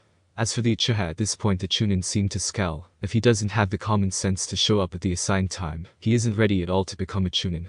This tournament is, after all, only for those genin who have proven that they are ready to try and earn the right to become chunin. Civilians may respect family names, shinobi respect ability. Because of the 2 absences, the matches will be as follows. Round 1 Naruto and Tamari, Round 2 Gaara and Shikamaru, Round 3 Shino and Kankuro, Round 4 Kiba and Niji. The winners of Rounds 1 and 2 will fight in Round 5. Also the winners of Rounds 3 and 4 will fight in Round 6. Round 7 is the final match. The matches will begin in 15 minutes. Naruto watched as the chunin who had told them about the slight changes walked out of contestants' box. Most of his fellow ninjas really didn't seem to care much one way or the other over the changes in the matches. Kankuro was off to the side apparently tinkering with one of his puppets. Niji was doing so well in the "You are even worthy of my time" act that it made up for Sasuke not being there. Shino was his typical stoic self sitting by the opening that allowed the contestants to watch the arena. Gaara was off to the side looking emotionless, but radiating an uncomfortable amount of killing intent. Shikamaru was lying on one of the benches and seemed to be cursing his luck. Finally Kiba was playing with Akamaru looking like he didn't have a care in the world. Naruto wasn't at all surprised with Kiba's seemingly laid-back attitude. Normally a heavy Taijutsu user like an Inizuka would be very nervous about going against a Hyuga, especially one as skilled as Niji was for their age group. However, Anko had taught her team 2 very important lessons. First, if the odds aren't in your favor, change the odds. Second, if you can't see a solution to a problem, you should look at it from another angle. During the month that they had to train, Kiba and Naruto would occasionally stop and have lunch together in between training sessions. During these lunches, Kiba had confided to Naruto about how much he wanted to beat Niji for what had happened to Hinata. Kiba went on to talk about how he wasn't sure he would be able to beat the Hyuga prodigy when the match between him and Niji came. Hating how Niji had treated Hinata himself, Naruto went to work in the evening after his own training to try and find a way to help Kiba. Looking into the Namikaze records from the Clan Wars period gave Naruto the tool he needed to help Kiba win. The next time the 2 boys met for lunch, Naruto handed over a scroll containing a copy of the jutsu he had found. After all, the rules never said anything about one contestant helping another contestant out to take care of a third contestant. Even if, after Kiba's match was said and done, someone tried to discredit Naruto for helping Kiba, no one could legally do anything to the 2 members of Team Maelstrom. That a stink would be raised after Kiba's match was something that Naruto was almost certain. The Uchiha, if they were still around, as Sasuke most likely did not know about that part of his clan history, would probably have had united with the Hyuga in protesting against Kiba's win. Not that Naruto could really blame the Hyuga if they started to protest. After all, that ancestor of his that had created that technique was a bigger Bojiman among the Hyuga clan than the Kyuubi was, and he died almost 300 years ago. Naruto shook his head in order to stop thinking about the past. What's done is done, and now all he could was stand back and watch what he set in motion happen. Besides, Naruto thought to himself as he looked over at Tamari, he had more important things to worry about now than any possible retaliation due to his and Kiba's actions. Getting up from his seat, Naruto walked over to where Tamari was sitting. A few moments after Naruto stopped in front of her, Tamari looked up into Naruto's eyes and said, "What do you want?" Smiling his usual fox-like smile, Naruto said, "I just wanted to wish you good luck. After all, the real point of this tournament is not to win the tournament, but to become chunin. Hopefully, no matter which one of us wins jar match, both of us will become chunin." Having said what he came over to say, Naruto walked back to his previous spot. Before he sat down, Naruto called out, "And Tamari, I expect a good fight no matter who wins. It isn't often that I get the honor to fight a true kunoichi. There's a sad lack of true kunoichis in Konoha compared to fangirl ninjas." Tamari blinked her eyes and then started to blush, which she hid by lowering her face. When she had first noticed Naruto heading over to her, Tamari was expecting him to try and either put down her skills, or for him to try and get her to go out on a date. Those two options being the usual responses she got from male ninjas that weren't completely scared away by her brother. Instead of him doing that, Naruto had wished her good luck in the tournament, even though he was her first opponent. As if that wasn't enough to throw her off balance, Naruto then had to go and compliment her skills. The guy doing such a thing was just out of her realm of her experiences. Finally, as if she didn't have enough on her plate to try and sort out, her heart started racing, and memories of her nightly dreams came back to her mind. Forcing those images out of her mind, Tamari started to get depressed at the fact that Konoha would be attacked and likely massacred during the exams.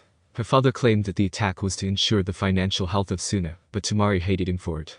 If it wasn't for her father and his cronies' extravagant tastes, then Tsunade would still be financially sound.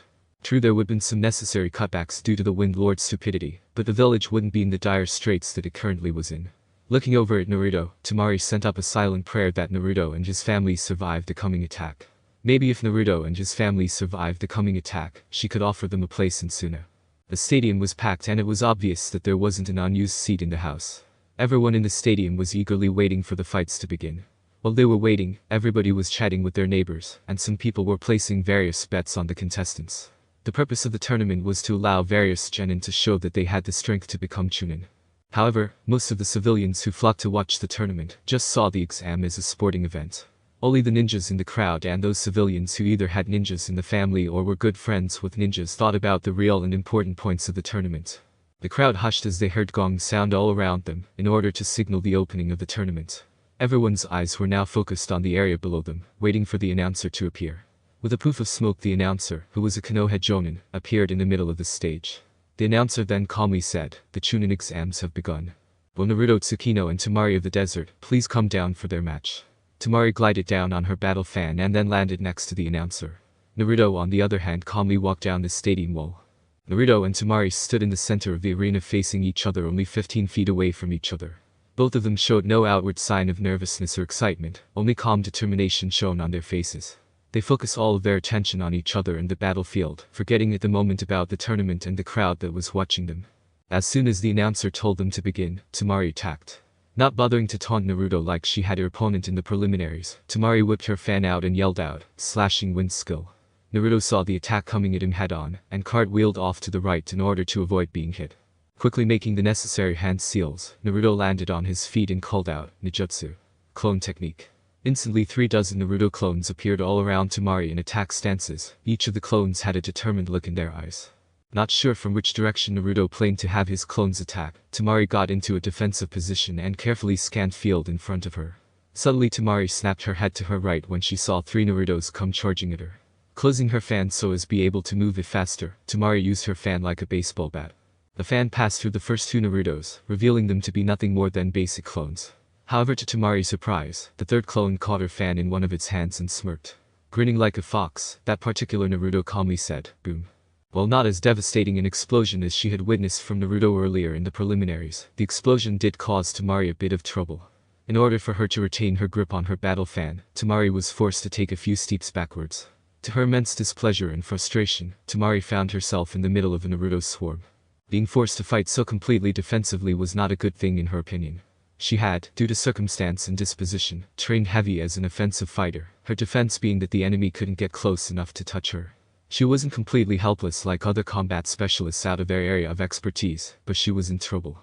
As her mind furiously tried to figure out a way to turn her situation around, Tamari found herself admiring Naruto's strategy. By mixing regular clones with shadow clones with sheer brilliance, she would have applauded him for it, if she wasn't in the middle of defending herself. Naruto had created a way to keep his opponents constantly on the edge, never knowing which of the attacking foes they could ignore, and which were a real threat. Also, unless he had somehow managed to make the jutsu self-sustaining, Naruto had managed to blend in perfectly with his clones, and he replenished the initial force. Tamari was almost driven to the point where she would start to consider surrendering the match, when a burst of inspiration hit her. Whipping open her fan, Tamari yelled out, slashing cyclone of wind. Pivoting around on her heel, Tamari made several rapid rotations while forcing her chakra into her fan, and then out of the fan as wind blades. The expanding barrage of blades sliced through every clone that Naruto had on the field. Stopping her improvised attack, Tamari looked around the field to try and spot Naruto. She knew that the blades of her attack didn't have the strength to kill a real person, so she needed to find Naruto and bash his head good in order to win the match. Sadly for Tamari, she underestimated the amount of chakra that her brand new jutsu needed. Just before she fainted due to chakra exhaustion, Tamari whispered, "Where are you?" Naruto popped out of the ground behind Tamari and scooped up her falling body. Gently holding Tamari close to him bridal style, Naruto turned to face the announcer.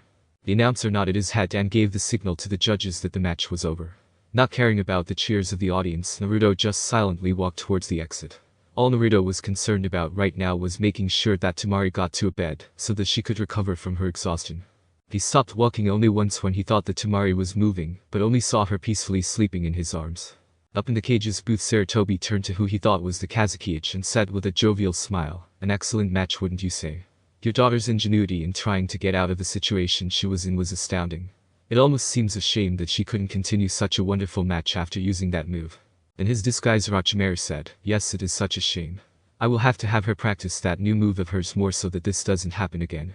Both men turned to gaze out onto the field, where the announcer proceeded to announce that the next match would be between Gaara of the Desert and Shikamaru Nar. Orochimaru's eyes widened when he heard that announcement, and barely hiding his worry said to Sarutobi, "What is this, dear friend? I know for a fact that it was the Uchiha that my son was supposed to be fighting, not a Nar." Sarutobi took a puff of his pipe and said, "True, Sasuke Uchiha was supposed to fight your youngest son.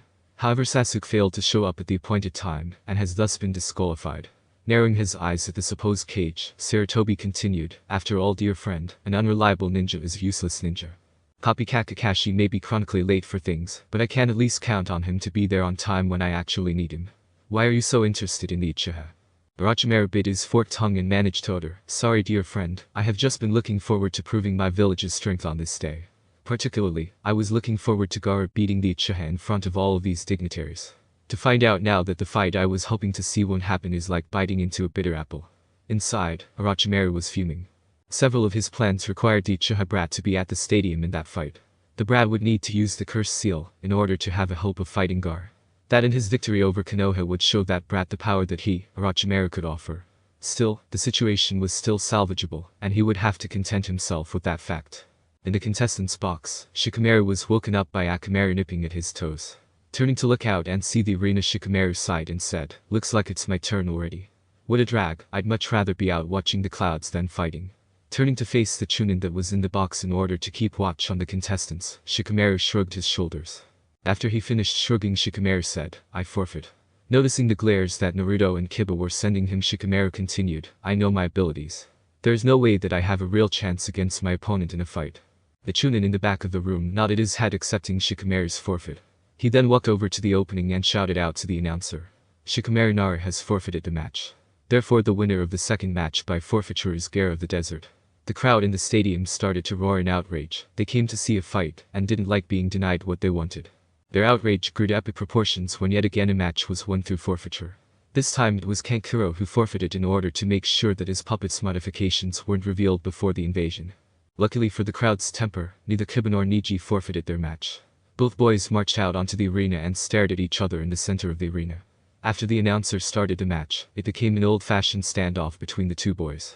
With a cold, arrogant voice, Niji said, "Give up, Inizuka. There's no way that you can win this match. Fate has already ordained my victory today. You cannot fight fate. Lady Hinata already proved it before your eyes. Leave now and spare yourself the bitter pain of defeat." Kiba let out a growl as he grinded his teeth together. "I'm going to make you pay for what you did to Hinata." "Your words don't scare me, Niji, and as for you seeing my fate," Kiba turned his head back, gave a nasty grin. "That's a laugh. You must be blind if you think you can see me losing to scum like you." Niji's frown hardened into a scowl. While he was making hand signs, Niji said, "I gave you a way out. Now suffer the consequences of your delusions, Byakugan. The veins around Niji's eyes bulged outward, showing that he had activated the Hyuga bloodline limit. Since Niji was expecting Kiba to brashly rush in to try and attack him, Niji got into one of the more defensive stances in the gentle fist. Kiba grinned when he saw that Niji was expecting him to attack the arrogant Hyuga. Reaching into his hip supply pack, Kiba pulled out 4 soldier pills and quickly swallowed them. Feeling the effects of the pills and immense pain from the massive overdose, Kiba knew that he needed to quickly get to work.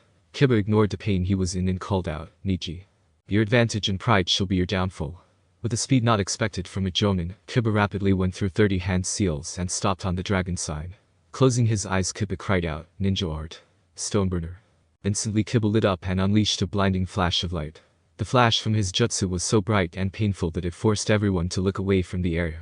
Once it was safe for them to look again, the entire crowd was shocked at what they saw.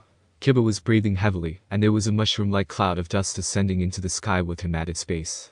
For 5 feet all around Kiba, the ground was scorched black. As shocking as Kiba was due to his attack, nothing could prepare people for when they looked at Niji. The once prideful boy was flat on his back with extreme sunburns covering every inch of exposed skin. However, the thing that shocked the crowd the most was Niji's face. Niji was twitching and moving his head, his face showing only pure terror, as if he was trying to find something. With the voice of a terrified little child, Niji uttered, "What's going on? Why can't I see?" Kiba, although his body ached a great deal from his only attack, walked over to look down at the terrified Niji. With a look of disgust on his face, Kiba said, "Now you see that your fate is nothing but bull. You're not a ninja, just a child trying to bully anyone he can because he got a bad deal. The blindness is not permanent, you'll be able to see again in 30 days. It will take an additional 10 days after that period for your eyes to fully heal before you'll be able to use your bloodline again. Hopefully the darkness will allow you to see the error of your ways." Kiba then started to walk towards the exit and nodded his head when he heard the announcer proclaim his victory. The stands were completely hushed as Kiba left the field and only erupted in quiet confused chatter once Niji was carted off the field by a team of medical ninjas. Hinibi Hyuga, who had been expecting Niji to easily win the match, turned to her father. To the little girl's confusion, her proud and shakable father was trembling, and his face was extremely pale. "And no," he actually uttered with a voice of pure terror, "It's been 300 years. Why has the Jutsu Destroyer returned and now?" Hinibi's eyes whitened, showing her surprise when she heard her father utter the words to Jutsu Destroyer. She had heard rumors, late at night when she was supposed to be in bed, being uttered by some of the branch members about the Jutsu Destroyer. Its name was always spoken of with absolute fear and terror. One day, after she frustrated at trying to figure out what it was, Hinibi snuck into the restricted section of the clan library. The information she was looking for was written on one particular scroll that was hidden away, as if the information on it was supposed to be forgotten. The story the scroll told both fascinated and terrified Hinibi. Apparently the Jutsu ninja art. Stoneburner was the creation and personal favorite of Temujin Namikaze. Temujin Namikaze lived during the height of the Clan Wars period and was responsible for ending that period and ushering in the modern elemental countries. That technique of his gained the name of the Jutsu Destroyer due to the Massacre of the Eyes. Massacre of the Eyes was the Hyuga name for a battle in which Temujin and 10 of his clansmen killed over 1,000 ninja in a single battle. All of the men killed belonged clans with the Jutsu. At the time there were over 20 known clans with the Jutsus. After that battle only the Uchiha and Hyuga clans remained. Hinibi ignored her trembling father and glanced down at the contestants' box. There was only one place that smelly ruffian of an Inuzuka could have learned the technique. It was obvious that the Inuzuka must have been given the jutsu by his teammate Naruto Tsukino. Although most of the Hyuga hated and feared Temujin Namikaze more fiercely than they did the Kyuubi, Hinibi was fascinated with the man. Temujin was the only person in recorded history to unite all of the known lands into a single state. Hinata's younger sister spent as much free time as she could studying Temujin and his legacy. While Temujin's empire crumbled apart a little over 100 years after his death, the man left an enduring legacy in the elemental countries. In fact, the elemental countries themselves were mostly just the provinces of Temujin's empire acting autonomously. One of the many things that Hinibi had studied about Temujin was the man's family tree. At the young girl's surprise, Temujin's line was carried by eldest surviving son, all the way down to Minato Namikaze, the 4th Hokage. Thus Hinibi knew that only Naruto, as heir to the Namikaze clan, could have had access to the jutsu. Tilting her head in contemplation, Hinibi found that her answered question was replaced by a multitude of other questions. Why had Naruto given that jutsu to Kiba? How powerful was Naruto really? How many techniques of his ancestors did Naruto know?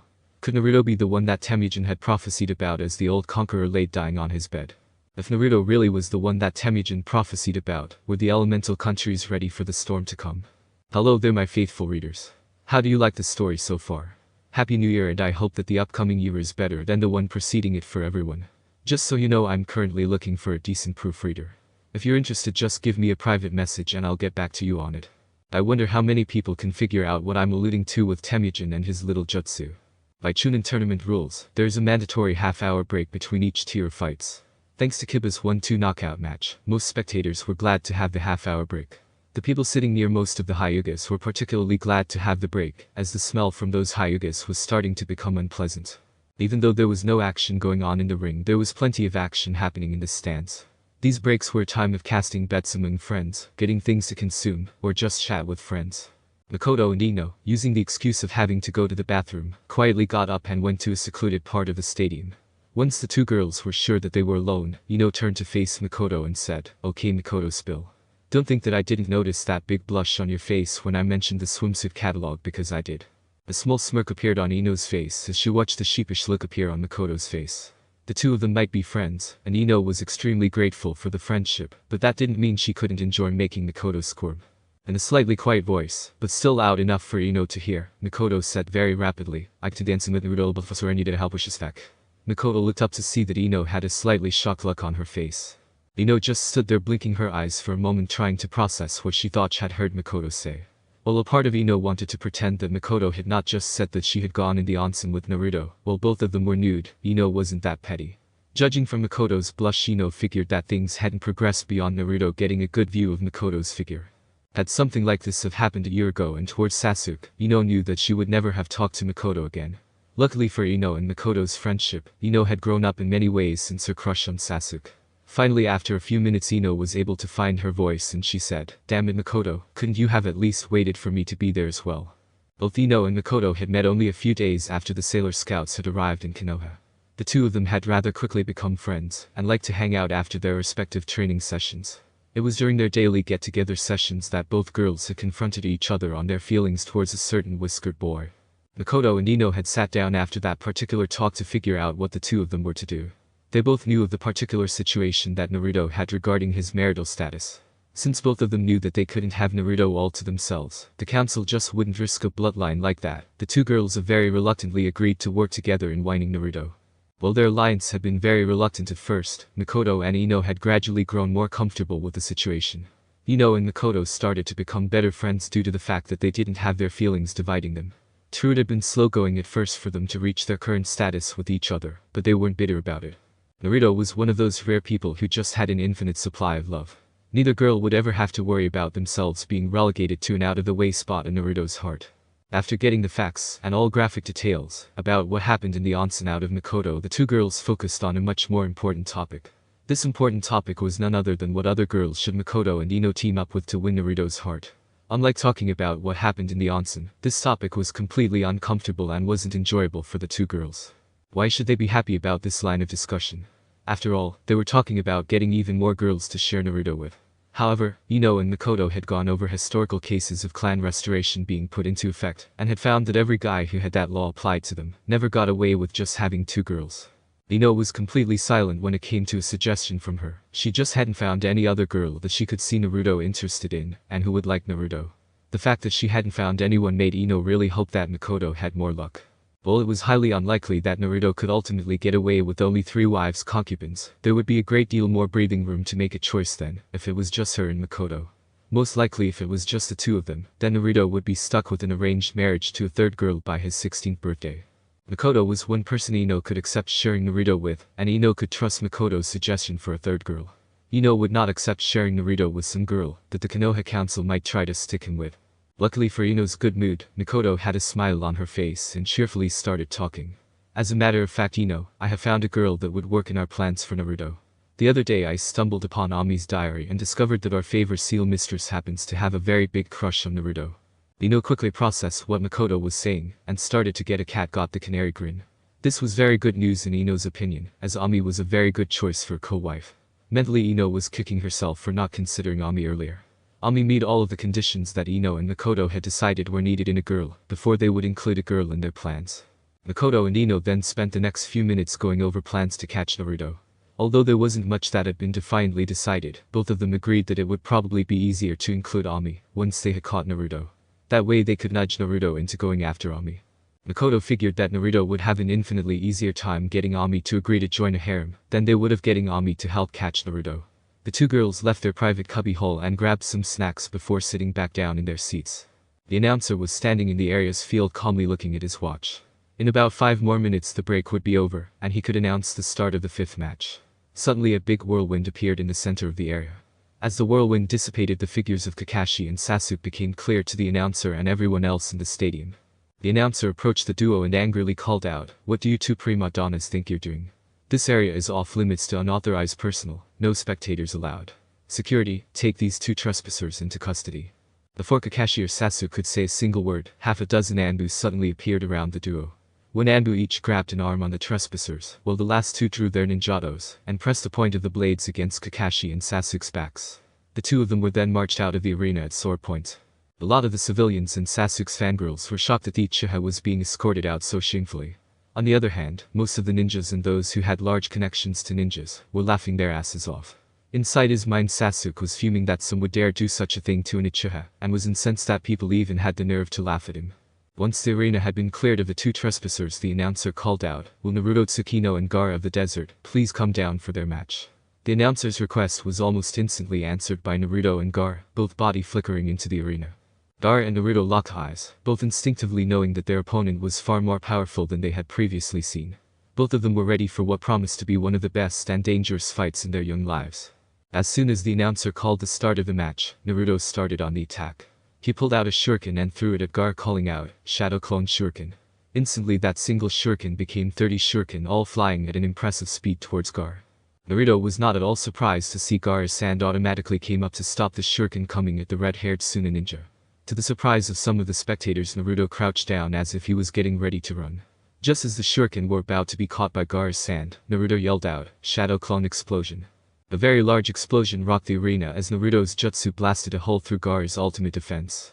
Gaara was shocked for a second, and that was enough for Naruto. With a speed that could rival Guy without his weights, Naruto ran through the smoke-filled opening and started to attack Gaara. Since Naruto figured he only had a few seconds to attack before Gaara's hand would respond, Naruto attacked as fiercely as he could. By reinforcing his hands and feet with chakra, Naruto was able to actually penetrate the sand armor that Gaara had covering his body with each and every hit. The Taijutsu combo was completed by Naruto, sending a bone-shattering kick glowing blue with chakra straight to Gaara's chest, sending the red hat flying. Due to the force of Naruto's kick, Gaara was sent flying faster than his sand could move to catch up. The end result of this was that Gaara impacted one of the few trees in the arena with a satisfying thwack. Reaching down to his supply pocket, Naruto prepared to repeat this process. One thing that was obvious about Gaara in Naruto's mind was that Gaara was weak.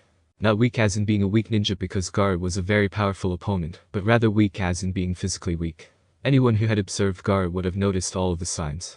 Lack of muscle tone or mass, Gaara's rather slow movement compared to other ninjas, and the heavy use of protective jutsus to prevent anyone from getting near him.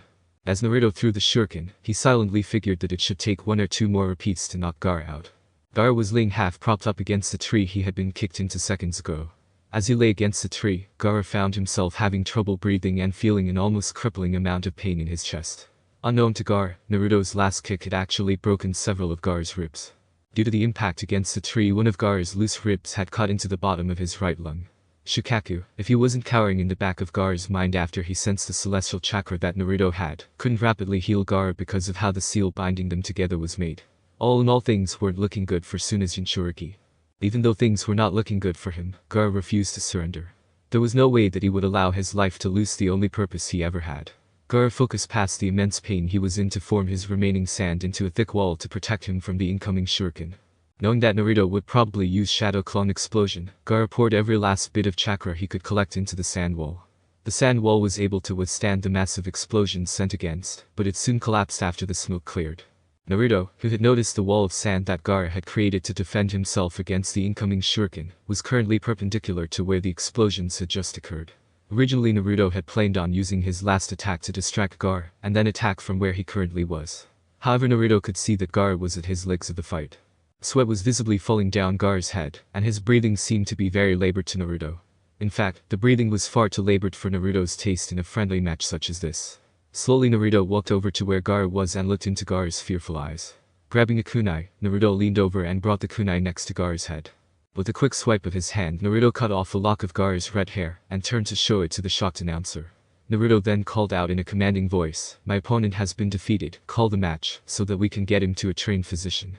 The announcer then very quickly called the match and declared Naruto as the winner. Letting the locket fall to the ground, Naruto turned around to face the shocked and confused Gar. Naruto then gave Gar a bright smile and said, "Come on man, let's get you to a medic." With that said, Naruto reached down and picked Gar up, putting him in a piggyback position. Completely ignoring Gar's weight, Naruto walked off of the arena. As he was carried off the field, Gar felt more comfort and caring radiating off of Naruto than the lonely boy had ever felt before. This comfort and warmth made Gar wonder if he had been going about his life the wrong way. Inside of Gar, Shikaku was shaking in his proverbial boots. All the insane Tanuki could think was, what the hell was up with this village? First, there was that little girl who had an energy well that was larger than his own. Also, that little girl's chakra had a deeper connection to death and rebirth than Nibi could ever hope to achieve. As if that wasn't bad enough, this punk who was carrying his latest host has to show up. That boy's celestial chakra affinity was obvious to any demon, and it was practically singing of his slaying of the Kyuubi. One thing that Shikaku was certain of after the fight was over was that there was nothing that could entice it to leave its nice little hiding spot. Mama Tanuki raised no fools, she ate them. All throughout the stadium, people were reacting differently to Naruto and Gar's fight. Some civilians were giving a round of applause. They were very impressed with how Naruto handled the battle, and were deeply touched by the concern that Naruto showed his opponents. Other civilian spectators were grumbling about the small amount of cool jutsu being used in the tournament. Sasuke's fangirls were the worst of the lot though, and were disgusting their neighbors. They complained about Sasuke being lead off the field, how that should have been Sasuke's fight as Shikamaru never fought, and finally how their Sasuke would have finished the match a whole lot quicker and better than Naruto could. Those that knew the fangirls pretended that they didn't, and those who didn't know any fangirls wondered which villages were currently missing their idiots. In the contestants' box, Tamari, who had woken up during the half-hour break time, was staring at the now empty arena in shock. The impossible had just happened right in front of her, and she still couldn't believe that it actually happened. Gar was unstoppable. All a person could do was to try and mollify Gar if they wanted to live. That was a fact of life for Tamari as long as she could remember. Her baby brother had effortlessly and ruthlessly killed 300 people by Tamari's last count.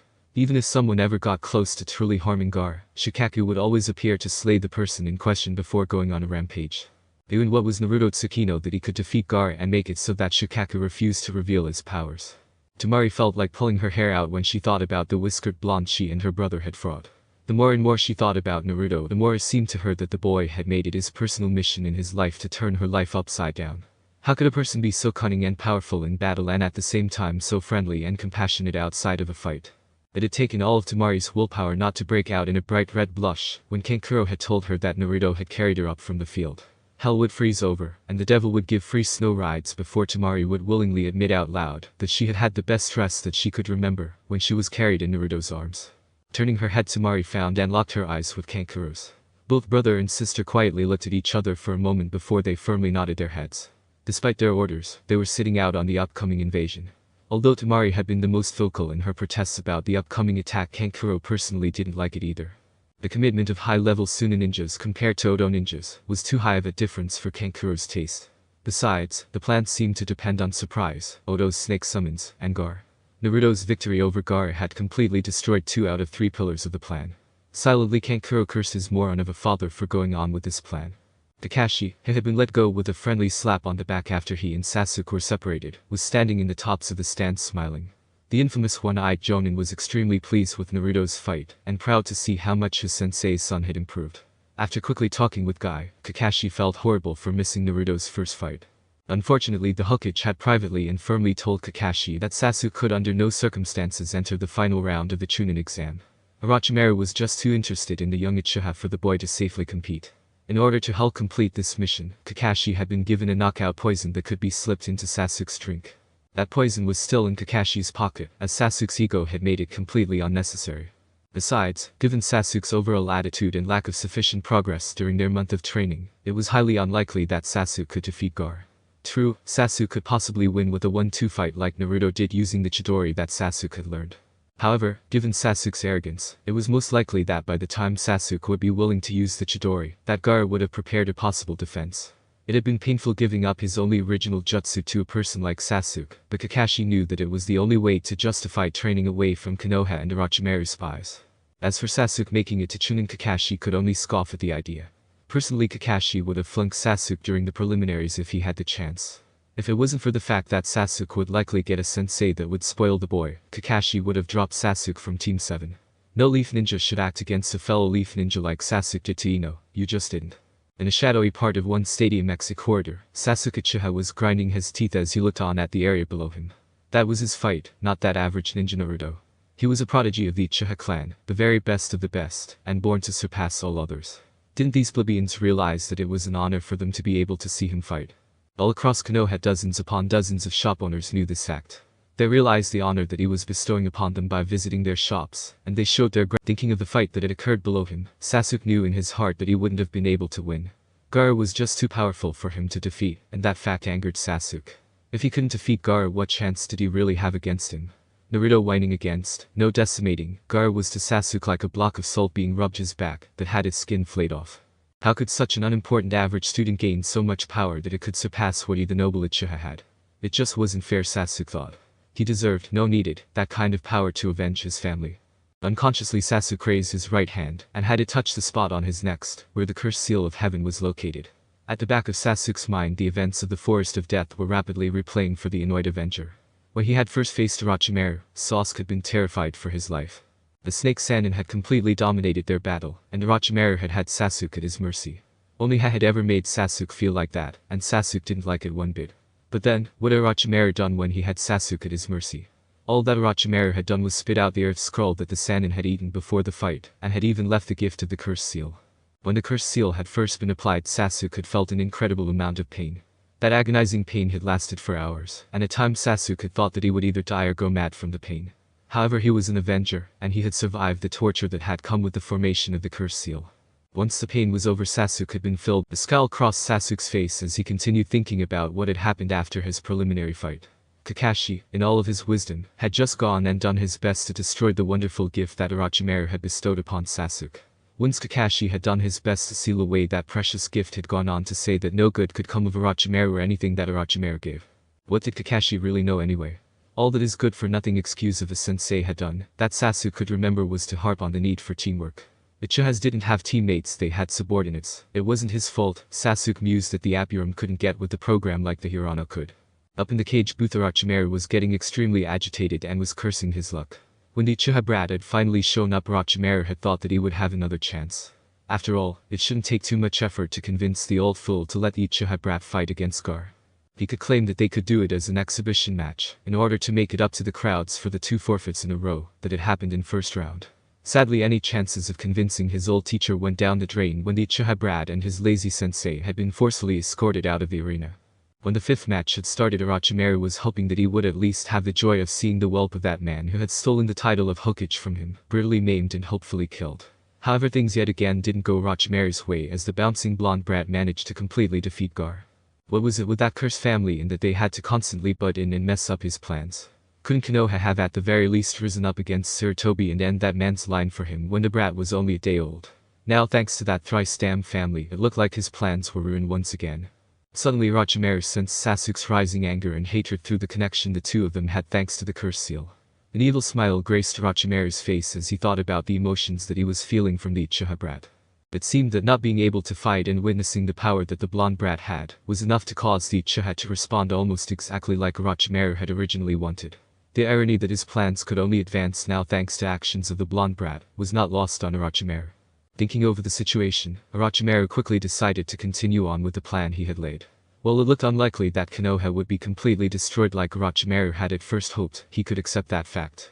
The king could be saved, but only at a great cost of his pawns and faithful servants.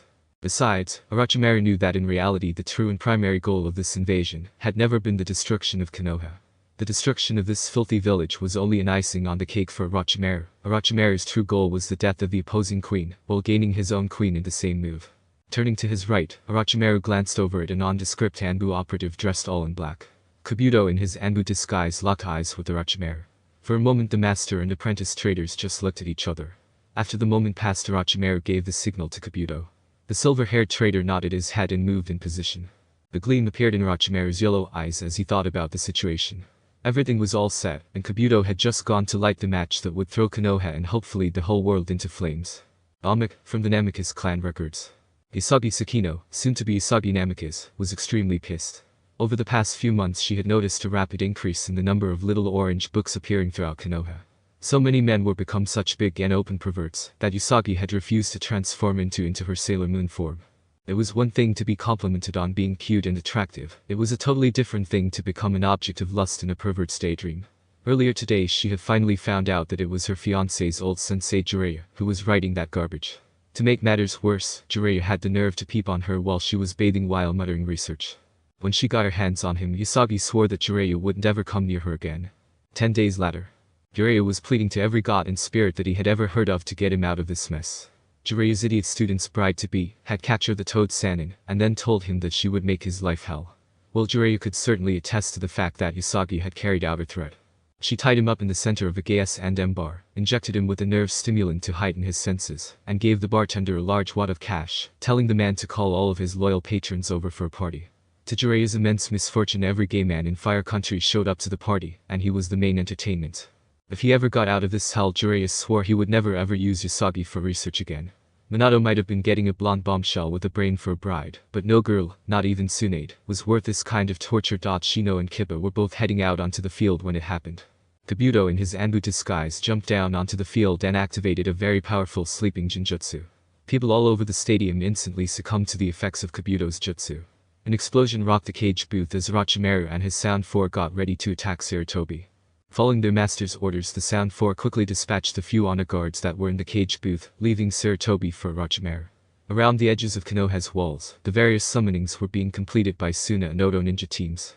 These summonings resulted in massive snakes being called up with the sole purpose of killing everyone in Konoha that they could. Sarutobi looked on in shock as he saw his guards quickly killed in front of his eyes. While he had known that Orochimaru was planning to attack for the past month, Sarutobi had never expected the Kazekage to be in on the attack. A quick glance at the people who had dispatched his guards made Sarutobi narrow his eyes. Those were not Suna ninjas who had just killed the Hokage honor guard. Getting into a defensive stance, Sarutobi called out to the man in the Kazekage's robes, "Who are you? Don't try and claim that you're the Yondaime Kazekage." He would never allow his guard to be composed of anything other than Suna ninjas. Well, it seems that the professor is just as sharp as always," Orochimaru muttered while still wearing the Kazekage's robes. In his creepy snake-like voice, Orochimaru continued talking. "You always were very observant, isn't that right, sensei?" There was a scowl on Sarutobi's face as he watched Orochimaru take off the cage hat. Right there in front of Sarutobi was his old student standing there mocking him. A twisted smile appeared on Orochimaru's face, and the pale-faced ninja then mockingly said, "What's with the serious face, sensei? I thought that you would have been happy to see your prodigy pupil once more. Your old teammates Koharu and Himaru send their greetings. From what I hear, they and their little band of ninjas have settled in quite nicely into their new home. Would you like me to tell you where it is so that you can send them a housewarming present?"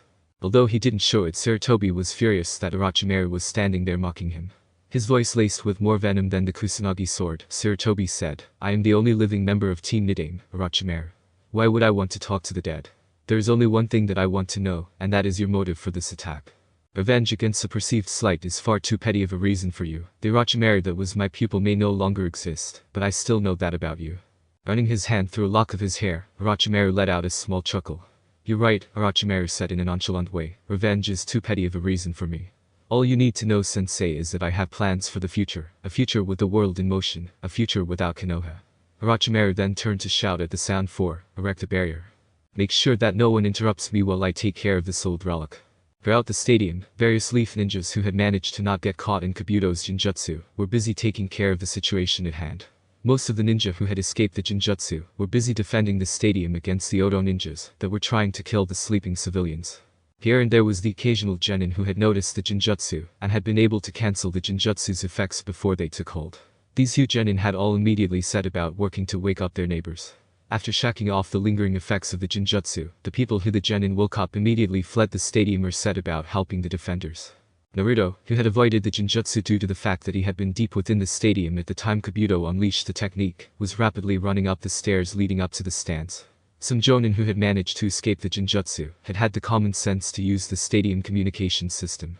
Kabuto had destroyed the relays to the outside speakers, so the jonin was unable to use the speakers to wake the people in the stands up. However, Kabuto had missed several secondary relays in the communication system's electrical grid. This oversight had allowed the unknown jonin to alert the people in the medical wing and the storage areas to the attack. Upon exiting out into the stadium benches, Naruto turned to look around at the situation in front of him. Spotting Makoto, Ino, and the rest of Tsukino party, Naruto immediately turned and ran towards them. Looking at the 5 girls, Naruto could see that they had all spotted him as he was running to them. From the looks in their eyes, it was obvious that they were looking to him for some sort of plan. This made sense to Naruto, as the Sailor Scouts were used to following the orders of a member of the lunar royal family. As for Ino, without orders from a superior, she was falling back on Naruto due to the fact that he was the unofficial second in command of Team Maelstrom.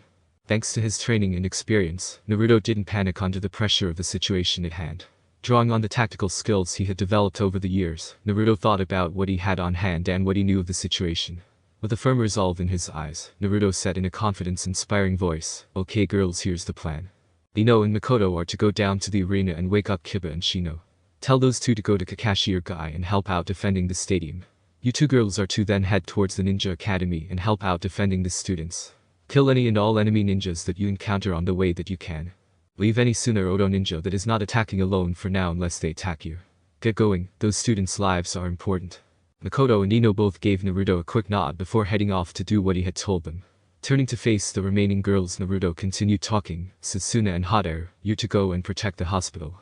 Your orders regarding enemy ninjas are the exact same as Makoto and Ino's. Go now.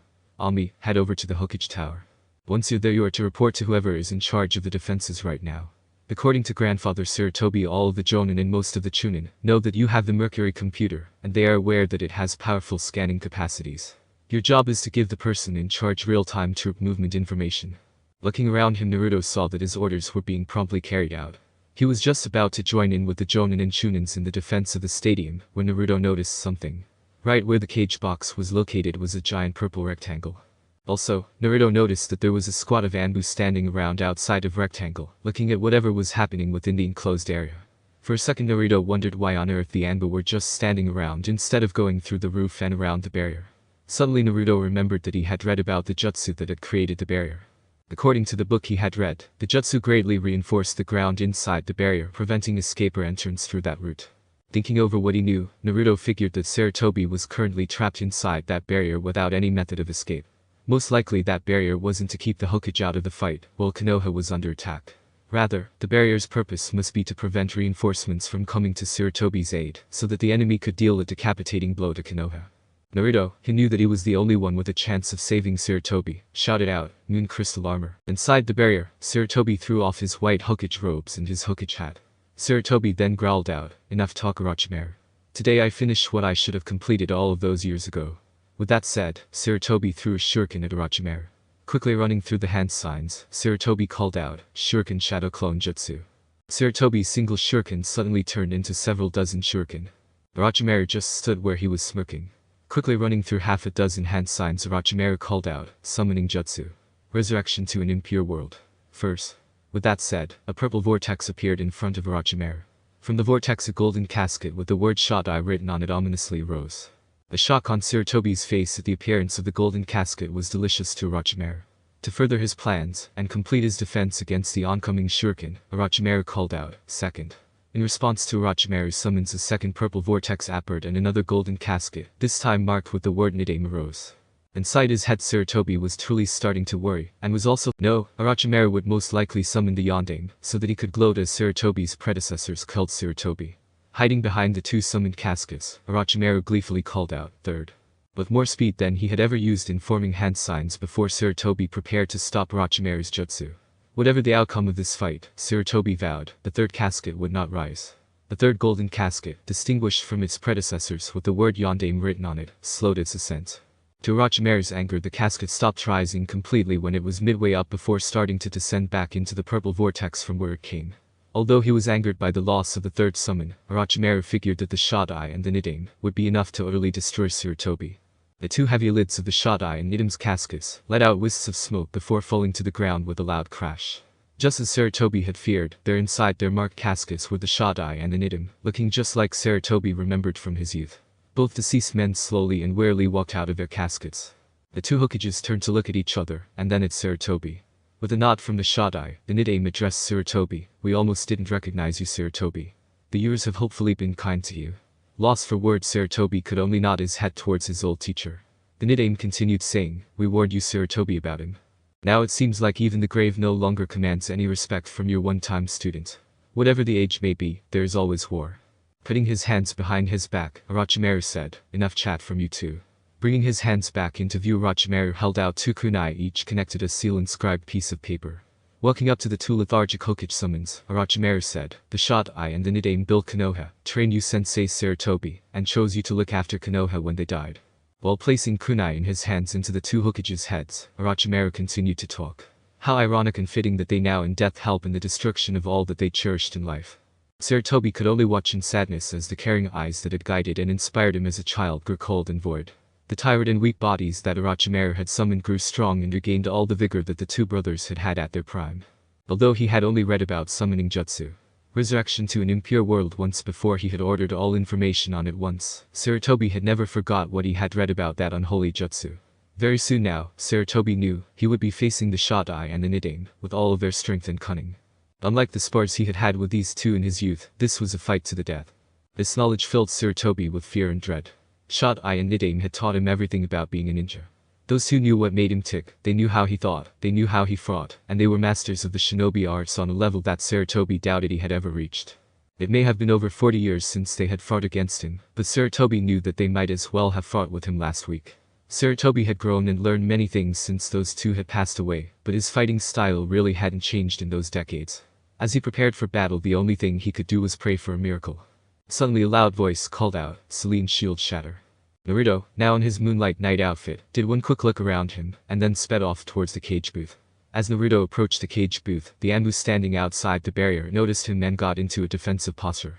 Before the Anbu could question Naruto, the boy leaped into the air, pulled out his side dagger, and threw the dagger, shouting out, "Selene's shield shatter." To the surprise of the watching Anbu, and the horror of the sound, Naruto's glowing white dagger struck the purple barrier, and instantly caused it to shatter. Landing next to Sarutobi in a crouching position, Naruto looked at the Shot-Eye and the Nidaime, and said through his face mask, "Sorry for being tied up, Lord Hokage. I would have come sooner, but I needed to see that my senshi had received their instructions." A smirk came on Sarutobi's face and he said, "That is alright, Moonlight Knight, you've arrived just on time. I trust that Mercury, Jupiter, Saturn, and Pluto are all in useful locations." Quickly glancing to his right, Sarutobi saw Moonlight Knight, Naruto, nod his head. 2 months ago, when the girls had shown up looking for Usagi, Sarutobi had had a conversation with the 4 Sailor Scouts and their prince. It had been decided then that the Sailor Scouts, along with Naruto, would be legally considered a special defense team of Konoha. All this meant was that if Konoha was ever attacked, like it was now for instance, the Sailor Scouts would help out with the defense, with Naruto being their technical leader. Thanks to his training with Kara and Jiraiya, Naruto was able to greatly strengthen his sensory abilities that he had developed. Focusing those abilities on the Shot-Eye and Nidaime in front of him, Naruto could tell that conventional jutsu would be useless to win against them. With deadly seriousness in his voice, Naruto said, "Lord Hokage, leave your predecessors to me. Abominations like these two happen to be my specialty. If I may be so bold, I do remember that your grandson was hoping to receive a pair snakeskin boot for his birthday." Orochimaru looked on in absolute hatred at the unknown ninja decked out all in white. First, this Moonlight Knight has the nerve to break an impenetrable barrier. Then this punk actually dared to suggest that Sarutobi use him, Orochimaru, as a source for a pair of boots for Sarutobi's snot-nosed brat of a grandson. Seeing Sarutobi actually laughing at this punk's joke almost caused Orochimaru to fly into a rage. However, Orochimaru knew that couldn't do that in the situation he had found himself in. The Sound Four were tied up and keeping the Anbu squad away from him and Sarutobi. Moonlight Knight was currently drawing his katana and appeared ready to attack. Finally, Orochimaru saw his old sensei summoning Monkey King Enma.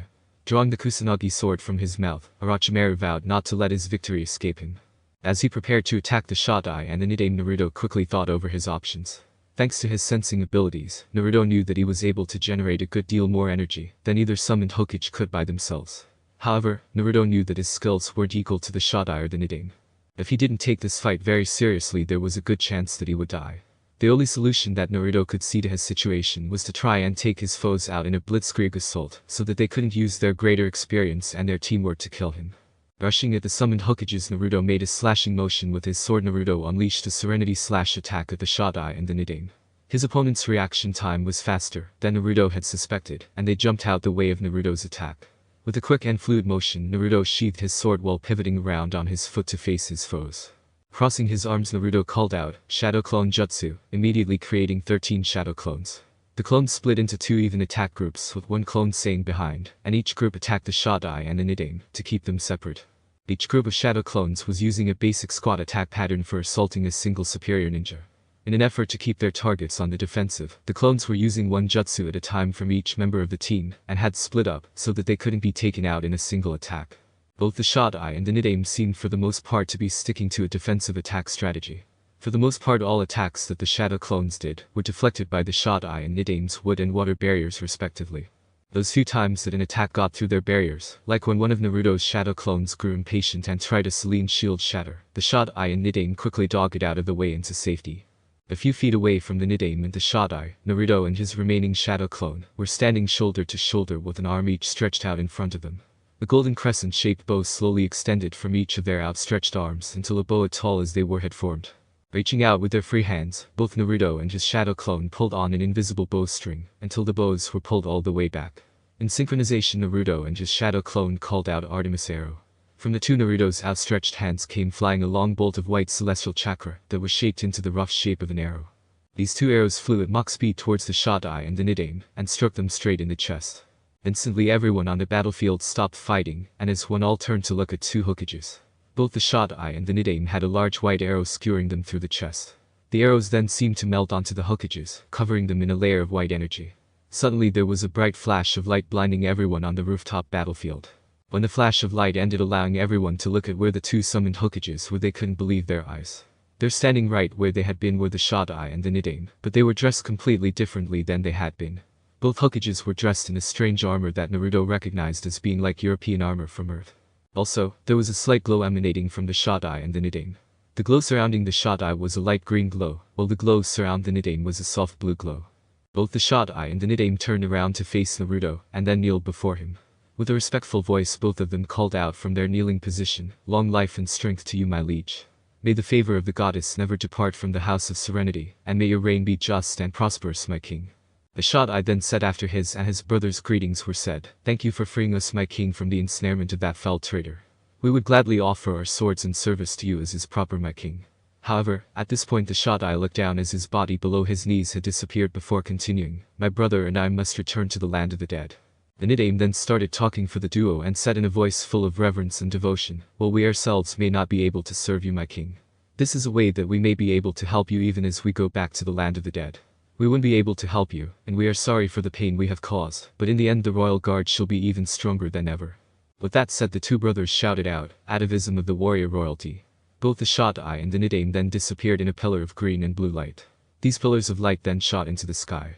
Over at the Ninja Academy, Ino and Makoto were busy taking care of a squadron of sound ninjas. The duo had managed to arrive just in time to witness a squad of sound ninjas getting ready to attack the academy students, as the teachers frantically tried to get the kids away. That particular squad of ninjas was currently lying all over the streets with their heads separated from their bodies. Ino had taken care of them quickly by using her Death Angel gloves to wrap the thin threads around their throats, and with a quick jerk of her hands, severed the heads off. She was sure that the kids who had witnessed the beheadings would have nightmares for months. Actually, if it wasn't for Anko making her practice attacking dummies that were under Jinjutsu to look like real people, and realistically Ino was sure that she would be having nightmares as well. Makoto was currently in her Sailor Jupiter form, attacking several sound ninjas with her sparkling white pressure attack. If she were in her civilian form, Makoto knew that she would most likely have been killed a while ago, because she currently barely rated as a genin, and these were chunin she was fighting. Thanks to the senshi powerful, Makoto currently had the power of a senin at her disposal. Also, Makoto was also very used to working with her improved reflexes and enhanced strength that came with the increase of power. Thus Makoto was finding it rather easy to dispose of her opponents, as she and Ino held the remaining sound ninjas back, so that the academy teachers could get the students away to safety. Ino was getting ready to call over to Makoto to warn about an approaching squad of sound ninjas, when Ino heard a blood-curdling scream. Looking over in shock and horror, Ino saw Makoto screaming out in agony as her body suddenly started emanating a bright green light. Massive bolts of lighting suddenly came wildly shooting out from Makoto. When the lighting that came from Makoto hit the ground or building, a massive growth of tree limbs quickly formed. Easily dogging several sudden tree growths herself, Ino saw the skewered bodies of 24 sound ninjas.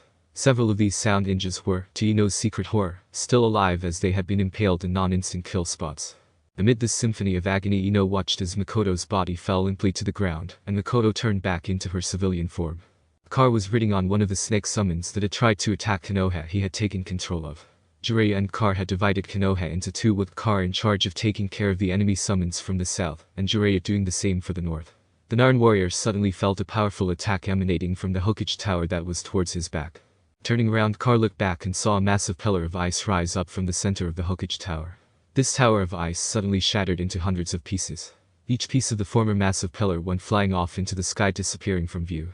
Standing completely still, Carr watched in awe and shock as several hundred pillars of water came flying down like angry dragons all over Konoha and the surrounding forest. From his position on top of the summoned snake, Carr watched as several pillars of water flew past him and stroked the Tsunade ninjas that he was currently chasing. Although there was no one around to hear him, Carr started to repeat several verses that he had been told as a child. And it will come to pass, while the king is still young, that two warriors from ages past shall offer a tribute to the young king. Acknowledging him as their sovereign, they shall repent of their misdeeds to him by offering two of the four future queens their power. To the king himself they shall offer a tribute of blood drawn from the king's enemies. Standing on the edge of the roof, Orochimaru looked on around him with fear in his yellow eyes. He still couldn't believe what he was seeing all around him. The summoning jutsu. Resurrection to an impure world was supposed to be undefeatable. It allowed him, at the ridiculously cheap price of 3 useless brats, to call forth the greatest warriors that he could think of besides himself to fight on his behalf. The warriors summoned via this method were indestructible fighting machines, were completely indestructible. Any damage that their opponents managed to do to the summons would be instantly regenerated. How could this Moonlight Knight have the ability to stop an unstoppable jutsu? Looking at the Sound 4, who currently were in their Curse Seal level 2 forms, Orochimaru cursed his luck. Nothing was going his way.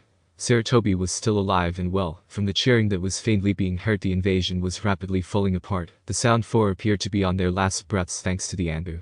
As much as he hated to admit it, his genius plan for Konoha's destruction had fallen completely apart at the seams. Taking a quick glance at Moonlight Knight, Orochimaru raged in his mind. Where had a person with this power come from? Why had he not been notified by his spies that such a person existed in Konoha? Orochimaru looked into the blue eyes of the Moonlight Knight and suddenly realized who he was. It was none other than the spawn of Minato who had done all of this to him. That boy had single-handedly destroyed almost everything that Orochimaru had tried to do on this day. Oh, how Orochimaru wanted nothing more at that moment to kill the spawn of that man, who had seemed to have grown into an even bigger thorn for Orochimaru than his father ever had. However, Orochimaru knew that there was no way for him to gain his revenge today. Sounding the retreat, Orochimaru stared hatefully at Naruto even as he ran away. One day, Orochimaru vowed he would get his revenge for this day. Hidden in the shadows of one of the outer buildings of Konoha, Kabuto looked on in silent surprise. Reaching into his shirt, Kabuto pulled out a small pitch-black stone and set it onto his open palm. Pushing a small amount of his chakra into the stone, a small pillar of darkness and flames soon arose. Kabuto started to muse on his situation as the darkness and flames took a circular form. It was quite an interesting role he had played, pretending to be a loyal Konoha ninja, and at the same time being a spy for Orochimaru. All the while, Kabuto had been doing nothing but was currently sitting in his office chair looking out at Konoha from the windows in the Hokage office. As he was looking out, Sarutobi was able to see signs here and there of the fight that had recently occurred because of Orochimaru. Although the damage was pretty devastating in some places of Konoha, it wasn't nearly as bad as it could have been. Overall, Konoha had come out of that battle with relatively minor casualties. None of civilians had been killed, and only about a 20th of the ninja force of Konoha had been killed, with a further 10th of the forces being treated for wounds. According to the latest report that Sarutobi had received from the head doctor of the hospital, almost all of the wounded ninjas were expected to make a full recovery and be ready to go back on the field by the end of the month. Not that it looked like Konoha would have any serious threats to security for a while, Sarutobi mused. Suna had discovered the fact that their Kazekage had been killed and impersonated by Orochimaru. This fact, combined with the serious losses to the higher levels of Suna's forces, had led to Suna quickly requesting peace. From what Sarutobi had heard, Suna's political situation was a total mess as factions in their high council fought over control of Suna. Actually, the only thing that the various factions had been able to agree upon so far was the fact that peace with Konoha was essential. Seeing no reason to continue the hostilities, Sarutobi was more than willing to sign a truce with the Suna Council until such times as Suna could get properly organized and the two village leaders could meet to hammer out the details of a new peace treaty. Focusing on one section of Konoha, Sarutobi watched as several ninjas worked to remove the trees that had so suddenly sprung up in that area. The work that those ninjas were doing reminded Sarutobi of why Konoha's casualties had been so few. All the reports that Sarutobi received stated that almost half of the invading force had been killed due to the effects of those trees and the water dragons that had appeared at the same time. One thing that Sarutobi was sure of was that he owed the safety of his village to those two incidences. If it hadn't been for the Founder's Fury as people were calling the incidents, then the battle wouldn't have ended so quickly and decisively as it had. A frown crossed the old Hokage's face as he thought more about the people behind the Founder's Fury. It was obvious from what he had witnessed himself that if it wasn't for Naruto freeing the shot eye and the Nidaime from Orochimaru's jutsu, that the atavism of the warrior royalty could never have happened. Personally, Sarutobi had been on the verge of having a heart attack when he heard his old mentors refer to Naruto as king. Luckily, the Anbu that had heard the two temporarily resurrected Hokages speak had had the good sense to keep their mouths shut about that little part of the shot eye and Nidaime's speeches. If the public knew more than the fact that the former Hokages had apparently gifted two people with their powers, Sarutobi shuddered to think of the political and public nightmare that would have arisen. One thing about the Founder's fury that had greatly upset Sarutobi was the fact that Mikoto and Ami were currently stuck in a coma-like state. From what the doctors at the hospital had been able to figure out, the atavism of the warrior royalty that two girls had received from the shot eye and the Nidaime had overloaded girls' brains and chakra systems. The doctors had immediately reassured Sarutobi, Naruto, and the other distressed friends of the girls that Mikoto and Ami weren't in any permanent danger. Mikoto and Ami, the doctors went on to explain, were currently in a recuperative state, as their bodies and minds adjusted to the massive surge of chakra and information that the shot eye and the Nidaime had given to the girls. While the girls were apparently physically fine, their condition worried Sarutobi and all of the people close to them. The doctors had said that the girls could be in that state from anywhere from a week to a month or to a year. Simply put, these kinds of things were ridiculously hard to give a time frame on, but the head doctor said that he and his staff were leaning towards the latter time frames. Hot Air had offered to use her healing powers to speed up Mikoto and Ami's recovery, once she had rested up from taking care of the other wounded ninjas. However, the head doctor had forbade Hot Air from doing that, stating that there were simply too many unknowns, and that the doctors at Konoha wouldn't be able to advise her, due to their inadequate skills for this sort of thing. Sarutobi's face frowned as he thought about what those doctors had told him. He didn't hold a grudge against them because they had all done their best to help the girls and everyone else that was injured in the attack. It just wasn't fair in Sarutobi's mind that two of the three people who had done the most to save Konoha should be laid up like they were.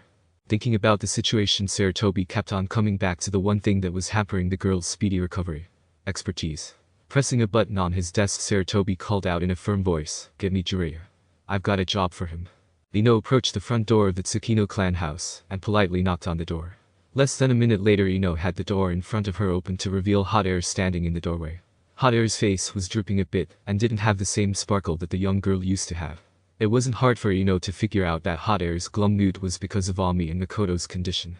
Bowing her head slightly, Ino gave a soft smile and said, "Hello, Hot Air. May I please come in?"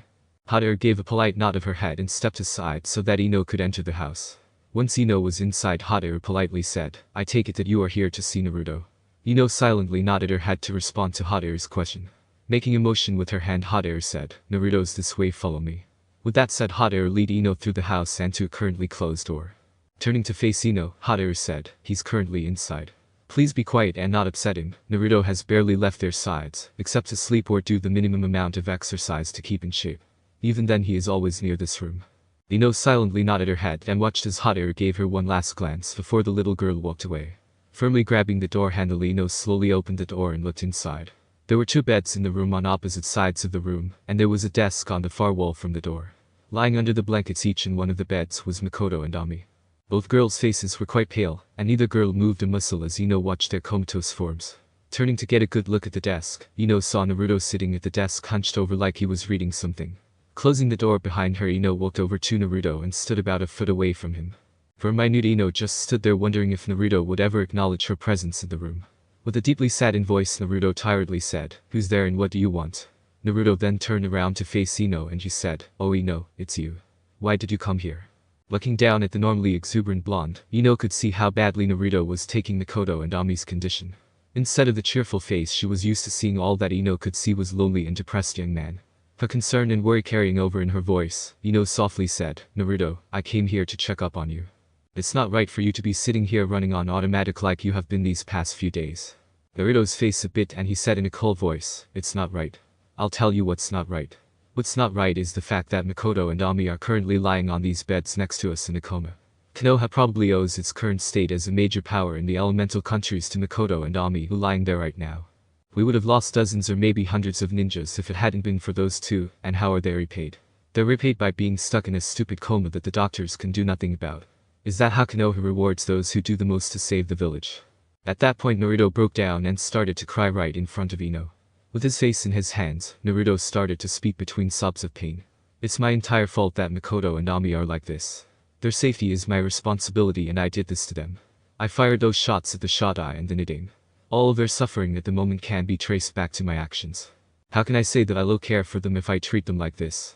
Is this going to happen to all of those people who are close to me? Standing where she was, Ino heard everything, including the near admission of Naruto's feelings, which Naruto had said. A small part of Ino was annoyed that he hadn't made any declarations like that about her. However, Ino ruthlessly, efficiently, and quickly obliterated such thoughts from her mind. This wasn't a contest. This was Naruto, the young man she had come to love, suffering over feelings of guilt. Wrapping her arms around Naruto, Ino let the young man cry on her shoulder. For the next few minutes Ino and Naruto remained where they were, the room silent, except from Naruto's sobs and tears. As Naruto's tears and sobs slowly started to taper off, Ino started to speak in soft, comforting voice. Naruto, listen to me. Do you really think that Makoto or Ami would want you to go on like this while they're in this condition? You and I both know that they would want you to be your usual cheerful self, even though they are in this condition. Besides, it's not really your fault that these things have happened. The Hokage himself has said that if it wasn't for you, he would have been forced to use the Deal Demon-consuming seal on the shot eye and the Nidaime in order to stop them. But your actions, Konoha still has its leader and does not have to deal with the grief of 3 more of its leaders suffering in the belly of the Shinigami. Also, it was the shot eye and the Nidaime's choice to give their powers to Makoto and Ami, not yours. So you see, Naruto, none of this is your fault. Naruto looked up into Ino's face and had his eyes meet hers. Why? Naruto started to ask, why do you care so much about me and what I think on this issue? What is it about this situation that is so important to you? Ino's actions were completely baffling to Naruto. The others in the house had been more than willing to give him his pace, so why was Ino being so insistent? Bringing her hand to gently rub Naruto's cheek, Ino said softly, I care so much about you, Naruto, and I'm so insistent because I love you. Luna, Hot Air, and Susuno all care for you as well, and I'm sure that they are trying to help you by letting you grieve. However, you're grieving too much over Makoto and Ami for the condition that they're in. They will get better, I know that. Besides, at this point Ino got a bit of a mischievous smile on her face. Makoto, I know, wants you as her husband. Ami wants you as well, but is too shy to admit to her feelings. With that said, Ino leaned down and softly kissed Naruto on the lips. After a few seconds, Ino pulled back and said, just wait and see, Naruto, everything will turn out alright. Ino then turned and walked out the door, leaving a shocked and confused Naruto behind her. A few days after the Ino incident, as Naruto liked to refer to it in his mind, Naruto and Jiraiya were walking into a small town in Fire Country. Jiraiya had been charged by Sarutobi with finding Tsunade so that she could heal Makoto, Ami, and several other people who were untreatable for the regular doctors. One thing that Jiraiya had requested before he had left Sarutobi's office was that he could take Naruto with him on the search. Sarutobi had quickly agreed to let Jiraiya take Naruto with him, saying that it would do Naruto some good to go and help get Tsunade. With Sarutobi's okay, and a quick explanation of what the trip was about, Jiraiya was easily about to obtain Naruto's cooperation. In Naruto's hand as the student-teacher duo walked into the town was a small rubber ball. One thing that Jiraiya had promised Naruto when Naruto agreed to join Jiraiya on this quest was that Jiraiya would continue to teach Naruto. Declaring that Naruto had a firm enough grasp of the basics from his earlier training, Jiraiya had started to teach Naruto how to perform the Rasengan. Currently Naruto was in the middle of completing step 2 of the 3 steps needed to master the Rasengan. Thanks to his heavy training with Jiraiya and Car, Naruto was able to finish the first stage of the Rasengan very quickly. Naruto also fundamentally understood the point of the second stage of the Rasengan. The only reason why Naruto hadn't moved on to the third stage was because he hadn't found the amount of chakra that he needed to pop the ball yet. As the duo was walking through town, Jiraiya said, you know, Naruto, I have to wonder. Naruto turned his head to look at Jiraiya, wondering what Jiraiya was going to say. Jiraiya then got a faraway look in his eyes as he said, which of those cuties that are interested in you are you going to go after first? A tick developed in Naruto's eye, and the rubber ball in his hand suddenly popped. With a proud smirk on his face, Jiraiya quickly said, pointing to Naruto's hand, look at that, kid, you were finally able to get the second stage done. Mentally, Jiraiya was cheering at a job well done in diverting Naruto's attention away from harming Jiraiya's body. Naruto was too distracted by the fact that he had completed the second stage of the Rasengan to remember Jiraiya's earlier comments. Jiraiya then led Naruto over to a hotel and got a room for the two of them to spend the night in. Just after Jiraiya had received the keys to the room, Jiraiya noticed that a reasonably attractive girl walked past the front desk and winked at him. With a slightly lecherous grin on his face, Jiraiya handed Naruto the keys to the hotel room. Once Naruto had the keys in his hands, Jiraiya told his young companion to go and wait in the hotel room. Naruto grumbled a bit about stupid perverted teachers as he headed down the hall and to the hotel room. Once inside the hotel room, Naruto claimed the farther bed as his own and hopped onto it. Sitting on his bed in a lotus position, Naruto started to contemplate his situation. More specifically, Naruto was focusing on his marital condition. Ino's little revelation that Makoto, Ami, and Ino herself loved Naruto greatly surprised him.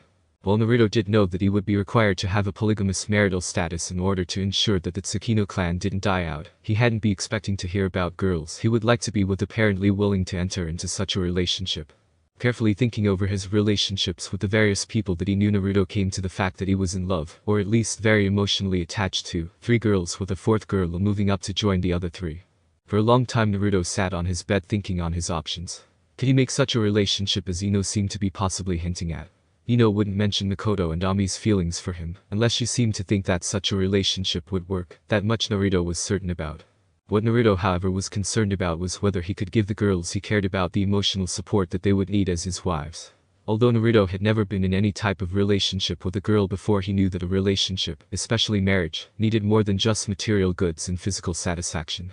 Thanks to the Tsukino clan investments, Naruto knew he had the material goods covered. As for the physical satisfaction, well, Naruto was pretty sure that he wouldn't do too badly, as long as he did what his partner asked him to do. It all came back in Naruto's mind to the emotional support. The question on Naruto's mind was whether he had the capacity within himself to give the girls he cared about their own special moments alone. Did he have it in himself to treat them all equally as they deserved, or would he show favoritism? Showing favoritism to one wife over any others that he might have would be completely unacceptable. The idea of using shadow clones to spend more time with the girls popped into Naruto's head before he destroyed it. Doing such a thing to the girls would be completely shameful to him, and it would be degrading to the girls. If he did such a thing, he might as well open his doors to every 2-bit tramp in Konoha. It would after all be the message of how much he valued the girls.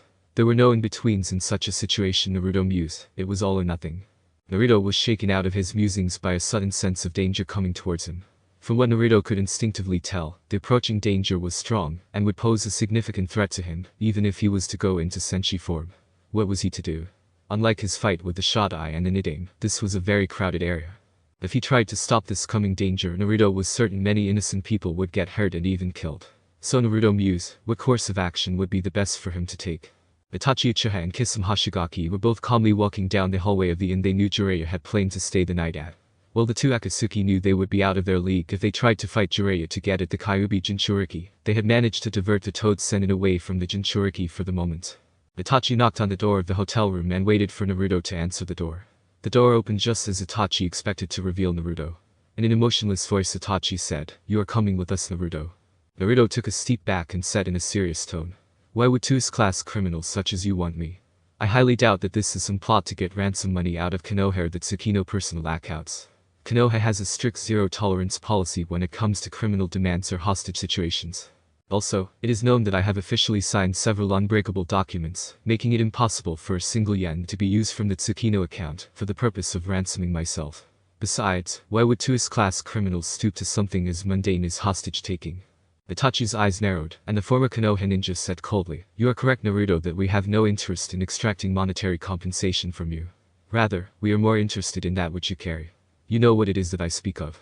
Naruto's face gained a little bit of a smirk, and he said with a grin, "So you too want me for the Kyuubi, eh? Well boys, I'm sorry to tell you, but you're too late. The Kyuubi has already been dealt with, and I don't mean being sealed inside of me. I mean the Kyuubi is already dead and the remains of his soul destroyed." Looking at the shocked faces of Itachi and Kisame, Naruto's smirk grew larger before he continued. "Don't know where you two have been the past few years, but you obviously don't know me very well. The Tsukino bloodline grants me the ability to destroy any demon that is sealed within me. Tough luck for you two gentlemen, but I am sure that you are well aware of the fact that the life of a ninja is full of ups and downs." Itachi's eyes narrowed and he said in a colder voice than he had used before, "You're coming with us, Naruto. Your attempt at misdirecting us is futile. We are not Genin Naruto. Come with us quietly now, or we will use whatever means are necessary to assure you compliance. It is your choice, but know this, you will be coming with us and you're only choosing whether innocents are going to be hurt in the process or not." Naruto closed his eyes and said, "I am not misdirecting you two, the Kyuubi is gone. However, I will come with you to spare the civilians around us." With that said, Naruto took a step towards the door, and his captors stepped back so that he could come through the door. Once Naruto was through the door, he was flanked on both sides by Kisame and Itachi, who proceeded to lead Naruto down the hall. The three of them had only begun to walk down the hallway when Sasuke suddenly appeared around the corner. Sasuke's Sharingan eyes were blazing at Itachi, and Sasuke said with a hate-filled voice, "Itachi, today is the day you die for what you did." With that said, Sasuke's left hand started to crackle as Sasuke powered up the Chidori. Running like a man possessed, Sasuke raced towards Itachi, planning on ending his brother's life once and for all. As he racing towards Itachi, Sasuke barely registered Naruto's presence, and completely ignored Naruto's pleas that Sasuke leave the area. All that was on Sasuke's mind were thoughts of finally being able to avenge his clan. Unfortunately for Sasuke's vengeance, things did not go as Sasuke had planned. Itachi twisted out of the way of Sasuke's Chidori attack, and promptly punched Sasuke in the gut. Lifting his barely conscious little brother up off the ground by the collar of his shirt, Itachi said, "Worthless, absolutely worthless. I spared you only because I thought I saw the potential in you. However, it seems like all I did was spare a piece of trash." With that said, Itachi morphed his eyes into their magic U form and looked into Sasuke's eyes. Sasuke let out a scream of agony before he became unconscious, and was summarily dropped on the floor by Itachi. Turning to kiss him, Itachi said, "It is time to go. The leader will be most pleased when we return with the Kyuubi Jinchuriki. I am afraid that you two will have to cancel your plans for the brat," a voice from behind the trio said. Everyone who was still conscious turned around to see Jiraiya standing behind them with the girl that had distracted him lying unconscious on his shoulders. Jiraiya then said in a very angry voice, "There are several things that I take great offense at, and hypnotizing beautiful women to do a person's dirty work is one of those things." Setting the unconscious girl down on the ground, Jiraiya then laid his hands on the hotel floor and called out, "Toad mouth binding." A soft pink flesh-like substance spread from Jiraiya's hands and rapidly covered the entire hallway. Standing up, Jiraiya said, "You two Akatsuki scum are going nowhere." Itachi and Kisame looked down and noticed that their feet were firmly ensnared in the flesh-like substance. With a slight hint of anger in his otherwise emotionless voice, Itachi said, "Come Kisame. It would seem that a retreat is in order right now. We can come back for the Jinchuriki ladder." Morphing his eyes into their magic U form once again, Itachi looked at the side of Toad esophagus-lined hallway that he knew was part of the outer wall of the hotel. Itachi then quietly said, "Amaterasu," and summoned the black flames of the sun goddess attack. The flames quickly ate through the Toad prison, and revealed an exit that Itachi and Kisame quickly fled through. Knowing that the fires of Itachi's attack could continue to burn for 7 days, Jiraiya didn't go after the Akatsuki duo, but stayed behind to seal the flames within a scroll. Once the flames were sealed and the Toad esophagus dismissed, Jiraiya turned to face Naruto to check on his young charge. However, before Jiraiya could say anything, Naruto gave Jiraiya a fox grin, and turned into a puff of smoke. "Shadow clone," Jiraiya said with worry in his voice. Did Itachi somehow create a shadow clone and hedge it into Naruto without Jiraiya himself even noticing? Or did Naruto himself create the shadow clone? Jiraiya was about to go after Itachi and Kisame, just to make sure that they didn't have Naruto, when he noticed someone he never expected to be there. With surprise and confusion in his voice, Jiraiya said, "Gaiaxia. What in the elemental countries are you doing here?" The little reddish-orange toad summons hopped next to Jiraiya and said, "Alright Naruto, the coast is clear, you can come out now." Gaiaxia kept his mouth open after he had finished speaking, and Jiraiya watched with complete surprise, as a human hand appeared out of Gaiaxia's mouth. Standing back, Jiraiya watched as Naruto slowly emerged from his hiding spot in Gaiaxia's mouth. Once Naruto was completely out of his mouth, Gaiaxia said, "If this is going to be a habit of yours Naruto, switch to mint soap.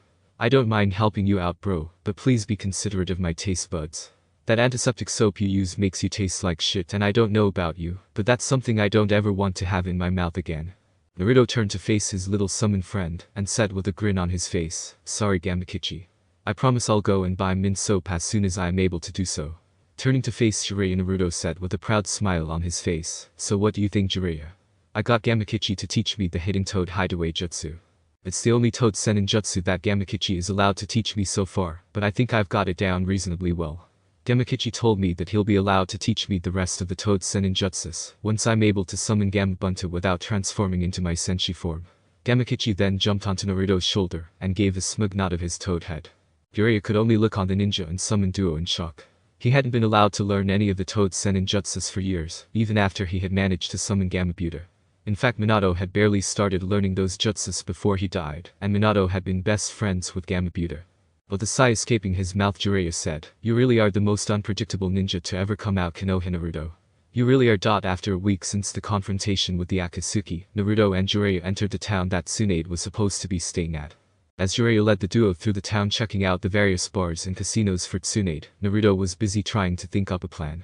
Tsunade had to come back to Konoha to heal Makoto, Ami, and other bedridden ninjas that the doctors back home couldn't help. Failure was not an option. However, from what Naruto had pieced together from talking with Jiraiya, getting Tsunade to agree to come back would be a tricky proposition. Due to the personal tragedies that had happened to her, Naruto figured that Tsunade would not be receptive to going to Konoha out of a sense of loyalty or duty. Strong-arming Tsunade into coming back to Konoha was completely out of the question. Even if he could accomplish such a feat, which Naruto very much doubted he could do even if he went into his senshi form, it would be completely counterproductive to the purpose of getting Tsunade to Konoha in the first place. Taking a glance at Jiraiya, Naruto continued to analyze the situation that he knew was coming up between the duo and Tsunade once they finally found her. Most likely Jiraiya would try the guilt card mixed in with memories of the past and duty to try and get Tsunade to come to Konoha. Naruto figured that Jiraiya, besides Sarutobi of course, would have best shot out of anyone from Konoha at getting Tsunade to come back via this method. However, Naruto wasn't holding his breath on the chance of Jiraiya getting Tsunade to come back. The question on Naruto's mind was how was he a stranger to Tsunade supposed to convince her, while one of her oldest friends could not. Suddenly, just when Naruto felt like pulling out his hair in frustration, Naruto had a bit of a revelation as his brain connected several stray thoughts together. Jiraiya was hunting for Tsunade in places that hosted many different forms of gambling. Tsunade was known in some circles as the legendary sucker because she almost always lost a bet. Naruto himself was in need of the services of a doctor of Tsunade's caliber, and was willing to spare no expense in getting those services. A small smile appeared on Naruto's face as he saw the makings of plan form in his mind. True, the plan was completely unorthodox, but its uniqueness was what would most likely allow it to succeed. Naruto then walked away from Jiraiya, saying that he needed to visit the restroom. Once he was out of Jiraiya's sight, Naruto headed off to a private area behind a tavern that they had just checked. Immediately after checking to make sure that the coast was clear, Naruto created 24 shadow clones. One of the clones was sent to go after Jiraiya and keep Jiraiya unaware of what Naruto was doing. It wasn't that Naruto didn't trust Jiraiya, but he figured that Jiraiya's attempts to complete this mission would hinder his own and ultimately jeopardize getting Tsunade back to Konoha. Turning around to look at his remaining clones, Naruto motioned for them to start their part of the plan. Each clone transformed into a different looking person, and then left the area to go look for Tsunade. Back behind the tavern, the original Naruto was standing and waiting for his shadow clones to locate Tsunade. Less than 10 minutes later, Naruto suddenly had several new memories that were the telltale sign of a shadow clone dispersing itself. Although most of these new memories were never consciously noticed by Naruto, the memories that Naruto needed were very prominent. Tsunade was currently in the middle of a card game in a bar that was on the other side of town than where Jiraiya was currently looking. Pulling out his wallet, Naruto saw a decent amount of cash just like he had expected to be there. Everything was set for Naruto to begin his plan, and so he took off to go to the bar that Tsunade was located in. Tsunade was currently sitting at one of the side tables of a bar with a bottle of sake near her hand and a couple of cards in her other hand. Currently she was doing pretty well for the game, that being that she had managed to not lose any money. Not too unbelievable for her, but it was impressive for this point in the game. The last round of the game had just finished when Tsunade noticed a young man walk over to the table and stop a little ways away from the table. Noticing that the young man seemed to want to talk to her or at least someone at the table, Tsunade started to tap her fingers. Judging from the young man's face and the way he carried himself, Tsunade figured that he wasn't a debt collector. With the light raise of her eyebrow, Tsunade said, "Yes, young man, what do you want?" At this point, the other people Tsunade had been playing with turned their heads a bit to notice that Naruto's presence. There was a calm and friendly smile on Naruto's face as he pleasantly said, "Hello, my name is Naruto. I was hoping, if you all would be so kind, to join you in your game that you're playing." Odd request, I know, as most people looking to play card game with strangers would go to one of the many casinos in town. However, I have found the atmosphere in places like this to be better for playing cards in.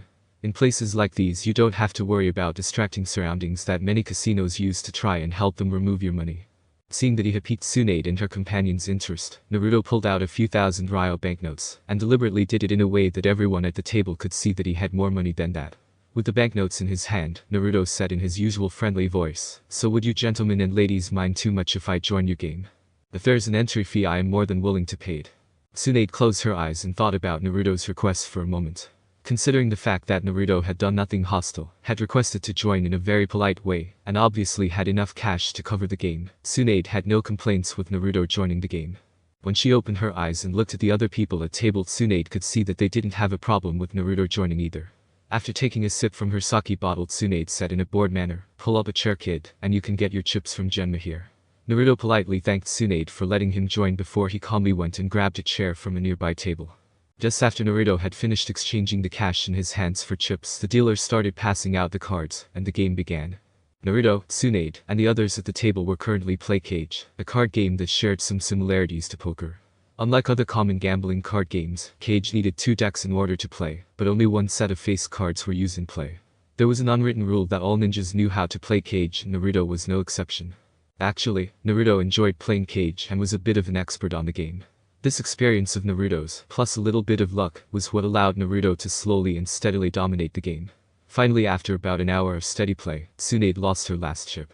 This was the moment that Naruto was waiting for, and he said in a friendly voice, This is an excellent game, Tsunade, however it seems that you have run out of chips. If you wouldn't mind, I would like to make a little wager with you. There are a few people in my home village that are all injured and in need of an expert doctor to get them back up to their former healthy condition. So Tsunade, would you be willing to wager your medical skills to help these people I mentioned against my winnings? Tsunade closed her eyes and thought about Naruto's little wager. Compared to several other wagers that she had been offered before in her lifetime, this was a very reasonable offer. Besides, judging from the look in Naruto's eye, he would probably try and hire her to take care of these people if he lost the bet. Knowing this fact, and also due to the fact that she still had the desire to help 10 people despite her current cynical outlook, Tsunade was more than willing to accept Naruto's bet. Alright Naruto, you've got yourself a deal. With that said, Tsunade revealed her hand, and everyone could see that it was one of the stronger whining hands known as Gondang. Naruto just smiled and laid his cards on the table, so that everyone could see his hand. Tsunade's eyes widened as she saw she had lost the bet, because Naruto's hand was the Yandame hand. Grunting in acknowledgement of Naruto's win, Tsunade was about to ask Naruto where his home village was when a loud commotion came from the front of the bar. Her shock was quite visible on her face as Tsunade heard her old teammate Jiraiya yell out, "Alright brat, where are you?" Across the table from Tsunade, Naruto was shaking his head and muttering something under his breath. Jiraiya then marched towards the bar and stopped directly behind Naruto. Tsunade watched in surprise as Naruto turned around to look at Jiraiya, and Jiraiya began to chew Naruto out. "What were you thinking, Naruto, when you left that shadow clone with me? We're supposed to be looking for Tsunade so that she can heal those people back in Konoha, not sitting back and relaxing." Naruto then replied in his defense, "Will you pay attention to your surroundings, Jiraiya? In case you haven't noticed, Tsunade is sitting at this table." At this point Jiraiya looked up and noticed that Tsunade was glaring at him. Before Jiraiya could say anything, Naruto continued on, "For your information, Jiraiya, I've already gotten Tsunade to agree to come and take care of those patients who need her expertise. In fact, I was just about to tell Tsunade about Makoto, Ami, and everyone else's medical conditions, and where they are currently at when you came in here causing a scene." Tsunade watched the argument between Jiraiya and Naruto with great attention to detail. Using several medical jutsus without being noticed, Tsunade sped up the breakdown of the alcohol in her bloodstream, removing the buzz and becoming sober once again. She never liked sobering up that way as it was a bit uncomfortable, but Tsunade figured she needed her mental faculties in top condition to deal with what was going on. It was plainly obvious now to her that, although Naruto had a great deal of personal interest at stake, Naruto and Jiraiya were on a mission to get her to go back to Konoha to heal some people.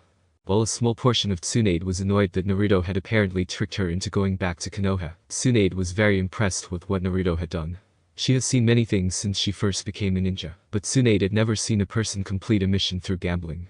And the fact that Naruto had completed his task was something that Tsunade was sure of because she intended to follow through with her bet.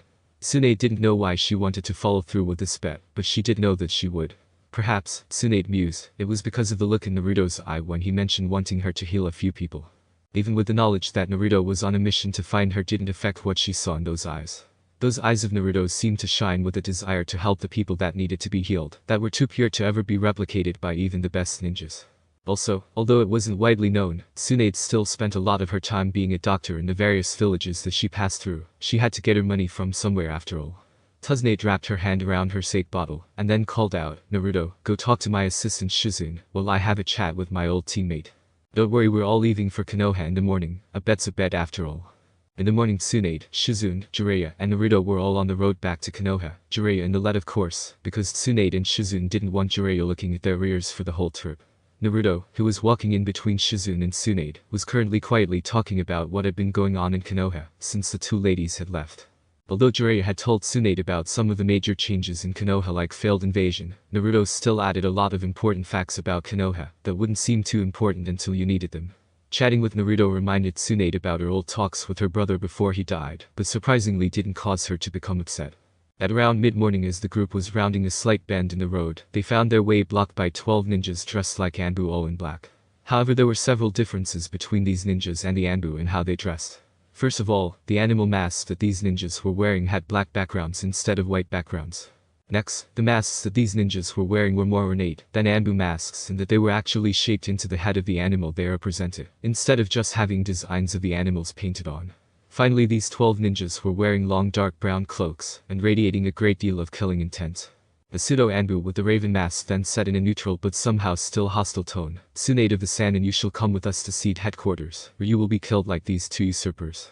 Everyone in the Konoha party narrowed their eyes when those ninjas mentioned Seed. That was the name that the Fallen had taken when they had fled from Konoha. There wasn't a whole lot known about Seed as they had mostly stayed off the radar since they had fled. It was commonly held that Seed was busy setting themselves up in their new base. What Seed was planning was unknown, but considering what Seed's members had done with Root and Ray, the Konoha-bound party was willing to bet that they wouldn't like the answer. Tsunade got into a defensive position and she said, "I don't think that I'll be going with you guys. Besides, I doubt that you could keep up with a lady like me." Normally Tsunade would never taunt an opponent, but Jiraiya had told her all about Ray. As a doctor and as a human being she was horrified and disgusted by what she had heard these animals were willing to do. The raven-masked Seed Ninja lowered its head slightly and then said in a cold voice, "Eliminate all of them." With that said, the 12 Seed Ninjas rushed forward to attack the 4 Konoha ninjas.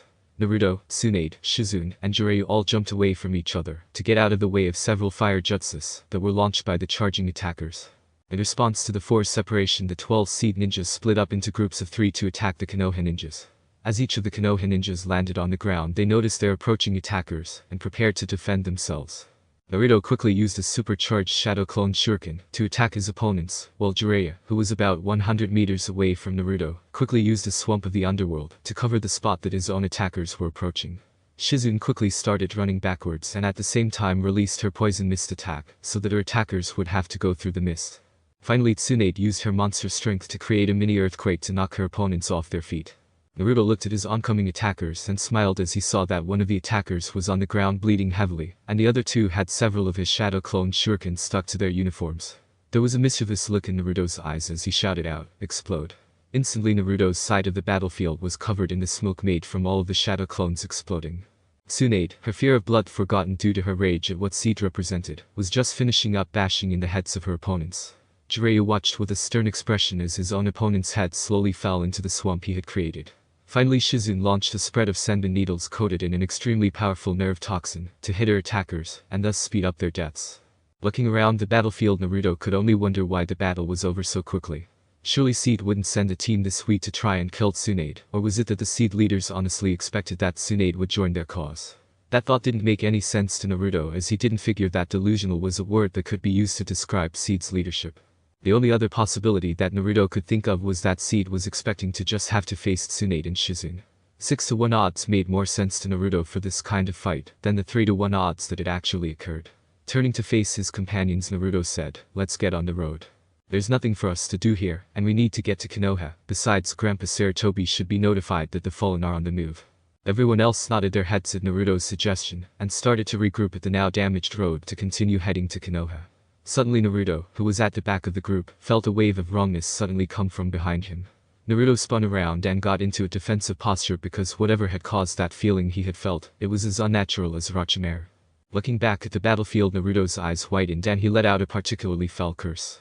Jiraiya, Tsunade, and Shizune turned around wondering why Naruto let out a curse, and their eyes bulged out when they saw what Naruto was looking at.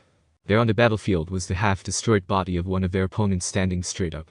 Out of the body's empty arm sockets, neck, and right knee came many small black string-like things. These tentacles, for lack of a better word, rushed out from the Seed Ninja's body and towards the dead bodies of his comrades. Everyone watched in silent horror as these tentacles latched onto the dead ninjas' bodies, ripped parts of those bodies off of the corpses, carried the body parts to the standing half-destroyed body, and finally attached the stolen body parts onto the standing body. The Seed Abomination, for such a monster couldn't possibly be called a man, rolled its stolen head as if working the kinks out of its neck. As everyone looked on, they saw that there were no signs on the body that it had just been repaired. With an insane and evil grin on its face, the monster said, "The living corpse bloodline, one of the finest that Ray has ever produced." Immediately after speaking, the Seed Ninja rushed to start round 2 of the fight. Naruto, who had had to jump in order to avoid the Seed Ninja's kunai, transformed into Moonlight Knight and was about to try and destroy this abomination when he stopped right in his tracks. Currently the fight between the Seed Ninja and other 3 Konoha ninjas was an all-out kinjutsu to jutsu battle. Over the sounds of the battle, Naruto heard Tsunade scream out, "What the hell? Medical jutsus are completely useless on this guy, it's like he's dead or something." Right after Tsunade said that, she punched the enemy's elbow hard enough to shatter the elbow. However, to the Sanins and their apprentices' shock, the Seed Ninja's elbow repaired itself practically in an instant. Naruto was standing where he was wondering how on earth he could hope to defeat this monster. Whenever Naruto's 3 teammates tried to separate from the Seed Ninja, so bigger jutsus could be used, one of them was always followed closely by the Seed Ninja. From where he was standing, Naruto couldn't see how he was supposed to use his senshi attacks that seemed to be so desperately needed to end the fight. If he tried to use Artemis Arrow, Naruto was sure that he would be attacked before he could finish forming the attack. Serenity Slash couldn't be used by Naruto as he knew that one of his companions would be seriously hurt by the attack as well, with how close the seed ninja was to them. Standing where he was, Naruto began to fear for the outcome of the battle. Trying to communicate any possible plan to Naruto's companions so he could use his Moonlight Knight attacks was pointless. After all, Tsunade and Shizune would most likely not know the revised battle code, and this wasn't the kind of minor league fight where you could just have your enemy overhear your plan. No matter how Naruto looked at the situation, it seemed like someone was going to have to die or be critically injured before their opponent could be brought down. Silently, Naruto began to pray for a solution to come to him, so that he could save his teammates' lives. For their part in the battle, Tsunade, Jiraiya, and Shizune were getting frustrated, and they were also beginning to feel the first faint signs of battle fatigue. On all of their minds was a single question. How on earth do you kill a corpse? Jiraiya thought that he could possibly kill their opponent with a powerful fire jutsu, but he just wasn't getting a safe opening to use one of his fire jutsus. Tsunade was getting frustrated as she had been sending blows on this seed scum's head that could knock Gamabunta out cold, and this thing was still in the fight. As for Shizune, she was the most venerable member of the party, due to the fact that her jutsu arsenal was useless against the seed ninja, and Shizune's Sejutsu skills were barely at the level that most chunin were expected to have. As if sensing the trouble that the Konoha party was having the battle, the seed ninjas started to speak in a maniacal way. Can't you people see that it's useless to fight against me? This is the power that you usurpers and traitors tried to destroy. You've all done your best to let the great tree that is Konoha wither and root, but you won't succeed in the end. Eventually we of Seed shall burn the corrupt tree that you all support, making way for the creation of a new and better Konoha. Why do you all prolong the inevitable? As sure as my heart beats, I can tell you this. You are all going to die. The seed ninja's barb about his beating heart caused a flash of inspiration to come to Naruto. His heart, Naruto whispered to himself. Could it be that the heart is his Achilles' heel? Looking down at his own hand, Naruto realized what he needed to do in order to win this fight. Raising his right hand up in front of him, Naruto grabbed the base of his right hand with his left and concentrated with all of his might. A hollow blue sphere formed in Naruto's open hand and was almost instantly filled with a vortex of blue chakra. Looking at his hand, Naruto almost couldn't believe that he had actually formed his father's legendary Rasengan. Raising his gaze towards the rest of his companions and the fight they were in, Naruto scolded himself for forgetting for a moment that he was in the middle of a fight. Knowing what he needed to do, Naruto started to charge towards the unknown seed ninja. As Naruto approached the group, Jiraiya sensed Naruto and turned to see Naruto. When Jiraiya saw the look in Naruto's eye and the Rasengan in Naruto's hand, Jiraiya instantly realized what Naruto intended to do. Jiraiya gave Naruto a "he's all yours kid" grin, and then jumped away, so that Naruto would have a clear shot at the seed ninja's back. This action was something that Naruto was thankful for because it meant that he wouldn't need to ruin the element of surprise. Closing the final steeps between him and his opponent's back, Naruto let loose a battle scream, and then he shoved the Rasengan into the seed ninja's back. The instant that the Rasengan was shoved into the seed ninja's back, Tsunade, who was in front of the ninja at this time, could see a look of shock on the ninja's face. As Naruto drilled the Rasengan deeper into the seed ninja, a look of immense pain crossed the seed ninja's face. On the instant that Naruto made contact with the heart, the seed ninja let out an inhuman scream of agony. Suddenly a black smoke started to emanate from the seed ninja's body, and the four Konoha ninjas watched in shock as their enemy's body began to fall apart. After seeing their enemy literally fall apart, the battlefield was quiet for a few minutes. Jiraiya was the one to break the silence by turning to Naruto and saying, "Good job, Naruto. It seems that you're getting to be the person to call whenever weird things need to be taken care of. Now why don't you transform out of that outfit of yours so that we can leave?" Naruto nodded his head and promptly a flash of sliver light covered Naruto. When the light receded an instant later, Naruto was out of his Moonlight Knight uniform and back in his regular clothes. After that battle and witnessing what Naruto just did, Tsunade really wanted to go get drunk. At the Suna Council chambers, the High Council of Suna was currently in session, and they had finally managed to reach an agreement about what to be done about Suna-Konoha relations. One member of the council turned to the guards at the council doors and said, "Go and get Tamari of the Sand." One of the guards promptly gave a polite bow to the council, and then left to go fulfill the request. In less than 10 minutes that guard who had left returned with Tamari following promptly behind. The council, who was acting as the speaker of the council for the moment, then said, "You two guards go and keep watch on the other side of the doors. The council's business with Lady Tamari is a private matter." As the guards left the room, leaving her alone with the High Council, Tamari started to grow nervous. Lady Tamari began, the speaker of the council. "It has come to this council's attention that you and your brother Lord Kankuro both disobeyed your orders in regard to the failed assault on Konoha." Tamari opened her mouth ready to defend her actions, when the speaker of the council raised his hand to silence her. "You have no need to defend your actions here, Lady Tamari, as you are not on trial. We have already reviewed your and your brother's actions, and have found that they were obviously made in the best intentions of Suna. Your participation in the assault would not have made any difference to the inevitable outcome that occurred. Luckily for Tsuna, both you and your brothers did not participate in the assault.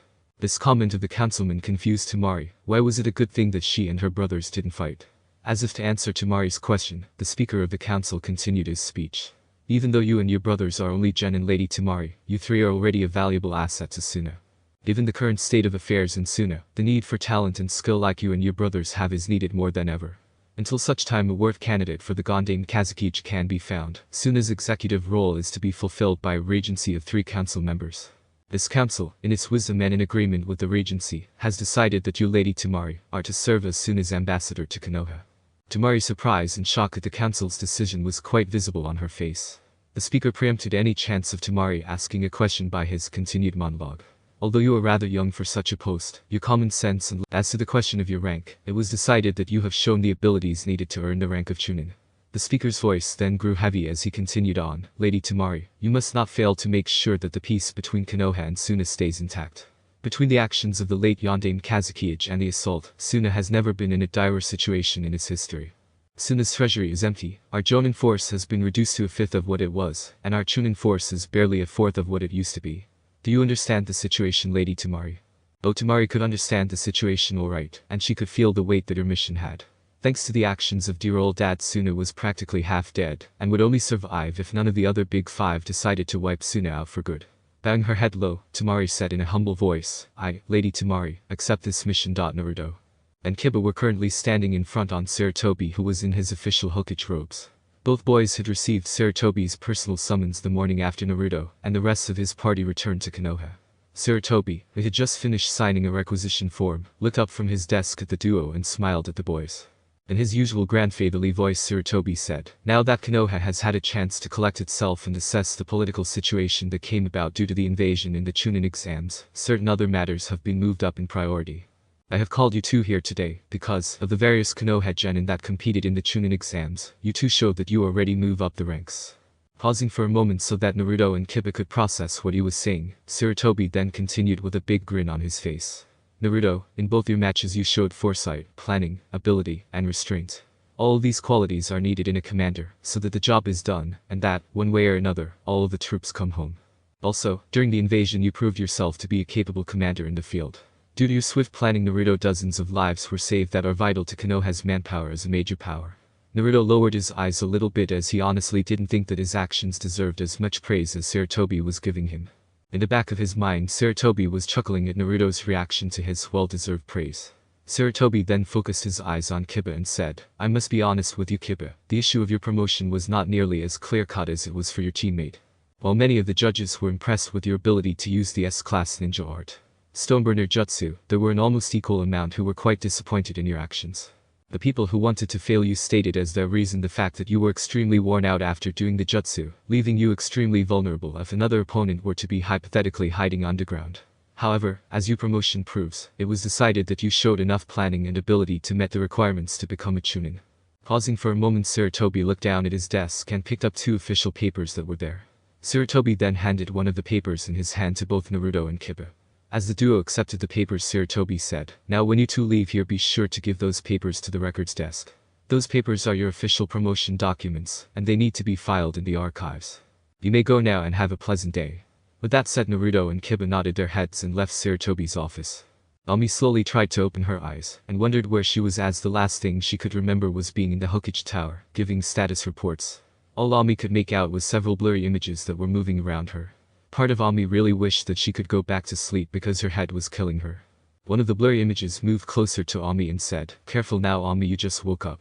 You might be feeling a little disoriented, confused, and/or a headache, but that's alright. According to Tsunade, those should all be disappearing very quickly. Almost instantly, Ami was assaulted by the sudden image of a blonde brown-eyed girl, punching training dummies that had red tear lines painted on them. Just as quickly as the image had appeared into Ami's head, the image left her. The logical part of Ami's brain decided that it needed to find a firm grounding point so she could assess the situation. Recognizing the voice of the person who was speaking to her, Ami said in an inquisitive tone, you know, what's going on? Last thing that I remember is working in the Hokage Tower during the invasion. Ami's voice then became urgent as she registered in her mind what she had said earlier. What happened during the invasion? Is Naruto alright? Ino held to steady Ami as the blue-haired girl propped herself up on the bed in a sitting position. Once Ami was propped up on her bed in a half-sitting position, Ino started to talk. Don't worry Ami, the invasion was stopped with minimal casualties. Naruto is in perfect health and is currently attending a meeting with the Hokage. Noticing the visible look of relief on Ami's face, Ino smirked. Like a cat after a mouse, Ino focused in on Ami and said, Now Ami, why didn't you ask about Naruto first? After all, he is the one person you're concerned about. In fact, I'm sure that you're wishing it that it was Naruto who was here right now waking you up instead of me. Ami's cheeks took on an adorable rosy hue as she listened to Ino's good-natured badgering. While Ami would definitely deny any such allegations as Ino was making, there was a small part of Ami that wished that Naruto. For the next 10 minutes Ami and Ino went back and forth talking about what had happened during the invasion, in particular what had happened to Ami and Mikoto. During the middle of Ami and Ino's conversation, Mikoto walked into the room. Mikoto was wearing green sweatpants, a loose white t-shirt, and had her hair wrapped up in a towel. Ino and Ami very quickly included Mikoto into their conversation about what had happened, since Ami and Mikoto went into their comas. Naruto walked down the street from the Hokage Tower towards the Tsukino clan home. After filing the paperwork with the records office, Naruto and Kiba had parted ways so that they both could go home. As he was walking home, Naruto slowed down his pace a bit so he could think. Luna was currently in a council committee meeting today discussing some renovation proposals before they were brought to the Hokage. For just a second Naruto thought about how it must seem to visitors to Konoha to have a talking cat sitting on the council. Of course, if people thought that Luna talking in cat form in a council meeting, what would they think of the fact that it hadn't fazed any of the other council members in the least? Focusing on other aspects of the clan, Naruto went over what Setsuna was currently doing. While Luna was Naruto's political advisor, Setsuna had become the clan's financial manager. Setsuna, much to the surprise of the Sailor Scouts, was a literal genius when it came to the financial world, and she didn't need to use the time gates at all to reach that level of ability. Naruto had asked Setsuna where she had developed her financial wizardry. Setsuna had simply replied that it was a hobby to keep her from getting bored. As Setsuna had taught JP Morgan everything he knew about business, it was a sure bet that things were looking up for Tsukino clan finances. Having Setsuna handle the clan finances also had the benefit of giving Setsuna something productive to do, as the time gates were only able to view events of Earth's dimension. Naruto stopped musing on these thoughts as he reached the gates on the Tsukino clan house. Quietly Naruto let himself into the house, and he headed over to one specific room. According to Tsunade's predictions, Ami and Mikoto should have woken up while Naruto was at the Hokage Tower. Even though he was extremely nervous about bringing the subject up, Naruto knew that this was something that needed to be resolved. The relationships between Ami, Mikoto, Ino, and Naruto needed to be properly clarified in Naruto's opinion. True, conventional wisdom dictated that Naruto was basically planning on throwing a lit match into a powder keg, but Naruto knew it had to be done. If Naruto just tried to ignore the problem, he knew that the situation would just keep on building until it exploded in his face. Hopefully, Naruto mused, he would be able to prevent things from getting too out of hand with the girls. Gently knocking on the door of the room, Naruto waited until he was invited in by Ino. A sudden chill went down Naruto's back as he was reminded that all three girls were currently in the room, but Naruto collected his courage and went into the room. Naruto walked over to one side of the room, sat down in a chair, and then looked at the three girls in front of him. After taking a deep breath, Naruto said, I want to talk to all three of you girls. You see, for some time now I have found myself growing extremely attached to each of you. The thought of any of you girls being in emotional or physical pain wounds me deeply and is something that I desire to prevent at all costs. What I am trying to say is that I love all three of you, and I would like to know if you three would be willing to all go into a romantic relationship with me. Naruto then closed his eyes, unable to look at the girls as he continued to talk. I know, this isn't exactly the kind of relationship that girls dream about having. You girls can rest assured that my feelings for each of you is unique and true. This isn't some sort of hormonal egotistical desire of mine talking, because, although you are all very beautiful women, it is your souls that have attracted me to you. Should you girls decide that you want to pursue a relationship with me, I want you to know that I will do my best to give you each as much time as I can. If any or all of you girls decide that this kind of relationship is something that you don't want to enter into, that's alright. No matter what you each decide to do about our relationship, I will support you to the best of my abilities. The room was silent for a moment as the girls thought about what they had just been told. Ino, although she knew intellectually that she was the catalyst for Naruto's declaration, was shocked still at the speech. Mikoto was surprised as well that Naruto was able to make such a speech, but she had been hoping that Naruto would eventually make such a speech. Finally, Ami was completely thrown through the loop, and a part of her was seriously wondering whether she was still asleep. It wasn't that Ami wanting Naruto's speech to be a dream, it was just that she never expected that she would catch Naruto's eye. Mikoto was the first of the trio to make up her mind about Naruto's speech. Getting up off of the bed she was sitting on, Mikoto walked over to where Naruto was sitting, and gently touched Naruto's chin with her hand. Ever so gently, Mikoto lifted Naruto's head up and then softly pressed her lips to Naruto's. For a moment time seemed to stop as far as Naruto was concerned when he and Makoto kissed. The kiss ended, much to Naruto's displeasure, only seconds after Makoto had initiated it. Makoto then moved her lips to Naruto's ear, and she softly said, "I'm yours, Naruto. Sharing your affections doesn't bother me as long as I have a place in your heart and by your side." With her position on the matter crystal clear, Makoto walked out of the room to go train. After Makoto left the room, Ino started to walk towards Naruto, and she stopped about 2 feet away from him. Naruto looked at Ino and saw that she was currently smiling at him in her usual confident and slightly boisterous manner. Ino then leaned in closer to Naruto and said, "It's quite surprising that you would be able to work up the courage to actually suggest such a thing, Naruto. Normally, I would knock the block off of anyone who would even suggest such a thing. Luckily for you, Naruto, you're not just anyone, and I have known that something like this would have eventually had to come up. However, Naruto, I'm warning you now. Any attempts at a 2-for-1 encounter or any attempts at excess protection during our missions, and I will knock your block off."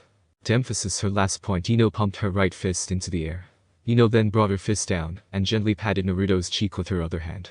Once Ino had returned her hand to her side, Ino then walked out of the room like Makoto had done before her.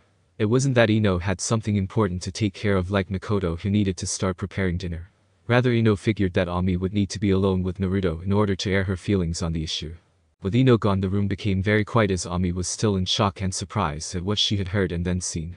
As the seconds passed and became minutes filled with silence, Naruto began to worry about the situation. Finally, Naruto had enough of the silence, and in a soft and concerned voice Naruto said, "Will you please tell me how you feel about my proposal, Ami? Even if it's just a request for more time to think about it, I don't mind." Ami then turned her head to stare into Naruto's eyes with her own. In a very quiet and timid voice, Ami hesitantly asked, Why me? You have Makoto and Ino who love you, so why would you even bother falling in love with me?" This was just something that Ami, for all her intellect, just couldn't comprehend. Back on Earth, she was always the least desirable of the scouts, whether it was civilian life or as Sailor Mercury.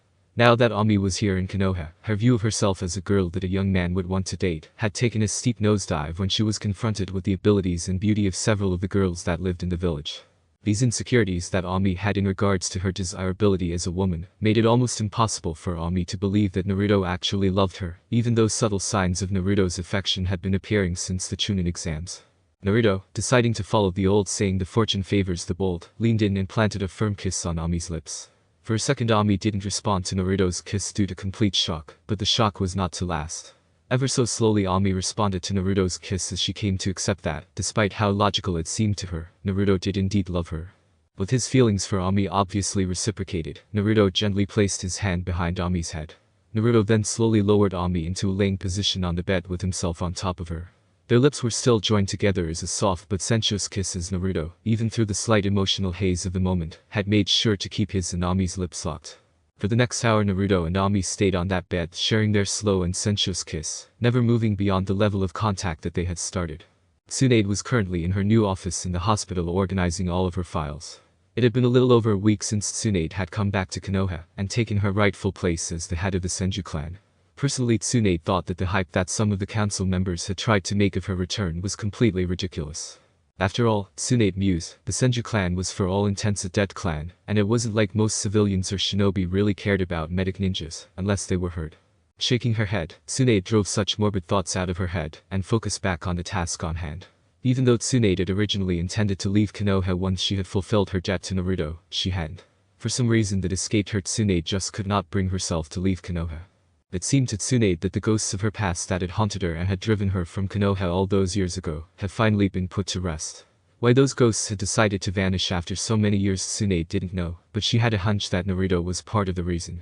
There was something about that boy that allowed him to change people's lives, and Tsunade was thankful that Naruto had changed her life in regard to her past. Since Tsunade had decided to stay in Konoha, she made the decision to make sure that she spent her time productively. Getting drunk and gambling was a whole lot of fun, but Tsunade couldn't enjoy just doing those two things for the rest of her life. Overall, there were really only two jobs that Tsunade could see herself doing: being a Jonin sensei or working in Konoha's hospital. Sarutobi had offered Tsunade the position of Hokage, but Tsunade had said no, and she threatened to turn Sarutobi into a cage pancake if he ever brought the topic up again. Jonin sensei was a possibility for Tsunade because she and Jiraiya were legally Jonin, even though they were both referred to as the Sannin. However, Tsunade preferred to take on apprentices that she personally picked, not a bunch of genin hopefuls that would mostly likely only want to learn cool jutsus or how to look pretty. Not wanting to have to deal with a bunch of brats who wouldn't really try to learn under her, Tsunade requested a job at the Konoha hospital. With her status as a legendary medical ninja, Tsunade's request was speedily accepted by both Sarutobi and the head doctor of the hospital. Although Tsunade had simply requested to be a doctor at the hospital, she was placed as the new head of the emergency wing of the hospital. Her new position didn't bother Tsunade too much as she had been planning on working on the kinds of cases that her wing handled. The only thing that Tsunade really didn't like about being the head of a hospital wing was the increase of paperwork that she had to take care of because of her position. Still, even with the increase of paperwork, Tsunade was very happy to be working at the hospital. After 2 hours of filing all the papers she had in her office, Tsunade was finally able to sit at her desk for a moment and relax. For a second Tsunade thought about pouring a cup of sake to celebrate getting her office organized, but she decided against doing so. Tsunade then glanced over at the clock on her office wall, and saw that it was only 3 o'clock in the afternoon. It was too early for Tsunade to leave the hospital, even if she was only supposed to get organized today, so Tsunade thought about what she could do to be productive. Finally Tsunade decided to hit the intercom button on her desk and said, "Reception desk, this is Tsunade of the Shock Trauma Wing. Would you please page Hot Air Tomo of the Tsukino clan? I want to talk to her in my office as soon as it's convenient for her." The receptionist gave Tsunade a polite reply, and then the intercom was turned off. Not wanting to waste any time while she was waiting for Hot Air, Tsunade walked over to her filing cabinets and pulled out Hot Air's file that the hospital kept. Tsunade then went back to her desk, opened the file, and began to read it. Like most of the Tsukino clan members that had arrived a few months ago, Hot Air's history was relatively sparse compared to other bios in the village. Her birthplace was listed as Nippon, and there was a little side note stating that Nippon was a country on the other side of the Great Sea. There were several notes filled in by Hot Air's superiors, praising Hot Air's willingness to work and her cheerful disposition when tending her patents. Another thing that was interesting was how Hot Air seemed to be like a sponge when it came to studying the various medical facts that Hot Air's superiors had requested that she learn. Of course, the most interesting and intriguing things in Hot Air's file were the notes that were made about her bloodline limit. Tsunade had a smile come across her face as she read the notes that the last reviewer had written. The Tsukino clan and their bloodlines had become infamous among the upper-level hospital staff because of the headache they caused. Not that Tsunade could really blame the other staff members because no one had ever dealt with a bloodline like the Senshi super bloodline. A super bloodline was, in the words of the doctor who first coined it, a bloodline that had several distinct variants and abilities, but that all variants shared a core set of abilities. While the massive power-up that went with the Senshi bloodline was intriguing, Tsunade was more interested in the Shisasenshi Dead Planet Warrior variant's ability to naturally produce very potent medical chakra. Tsunade stopped reading the notes in the file when she heard a soft knock on her door. Looking up from her desk, Tsunade calmly called out, "Yes, you can come in now." The door opened and Tsunade watched as Hot Air calmly, but in a slightly meek manner, walked into the room. With a lazy wave of her hand, Tsunade motioned for Hot Air to sit down in the seat across Tsunade's desk in Tsunade's eyesight. Once Hot Air was seated, Tsunade began to talk. "I have been going over your files, Hot Air, of what you've been doing around the hospital, since you and your party arrived from Nippon searching for Usagi Namikaze. All that I have read about you shows you to be a hard-working young woman with an amazing amount of potential in the medical arts. Potential that, if you wouldn't mind, I would like to help you develop." Hot Air sat in the chair for a moment looking at Tsunade with wide eyes. When Hot Air had heard the request that she go to Tsunade's office, she hadn't been expecting something like this. Due to her healing abilities, Hot Air had been assigned to the emergency wing of the hospital, and so she had figured that Tsunade had just wanted to get to meet the people in her wing. Still, even if Hot Air had never expected to have Tsunade offer to train her, there was no way that Hot Air would let this chance slip through her grasp. Giving Tsunade a very bright smile, Hot Air said, "Thank you, Tsunade. I promise I won't let what you teach me go to waste." In a dirty and rundown tavern in a small town that was in the middle of nowhere, 3 cloak-covered individuals met.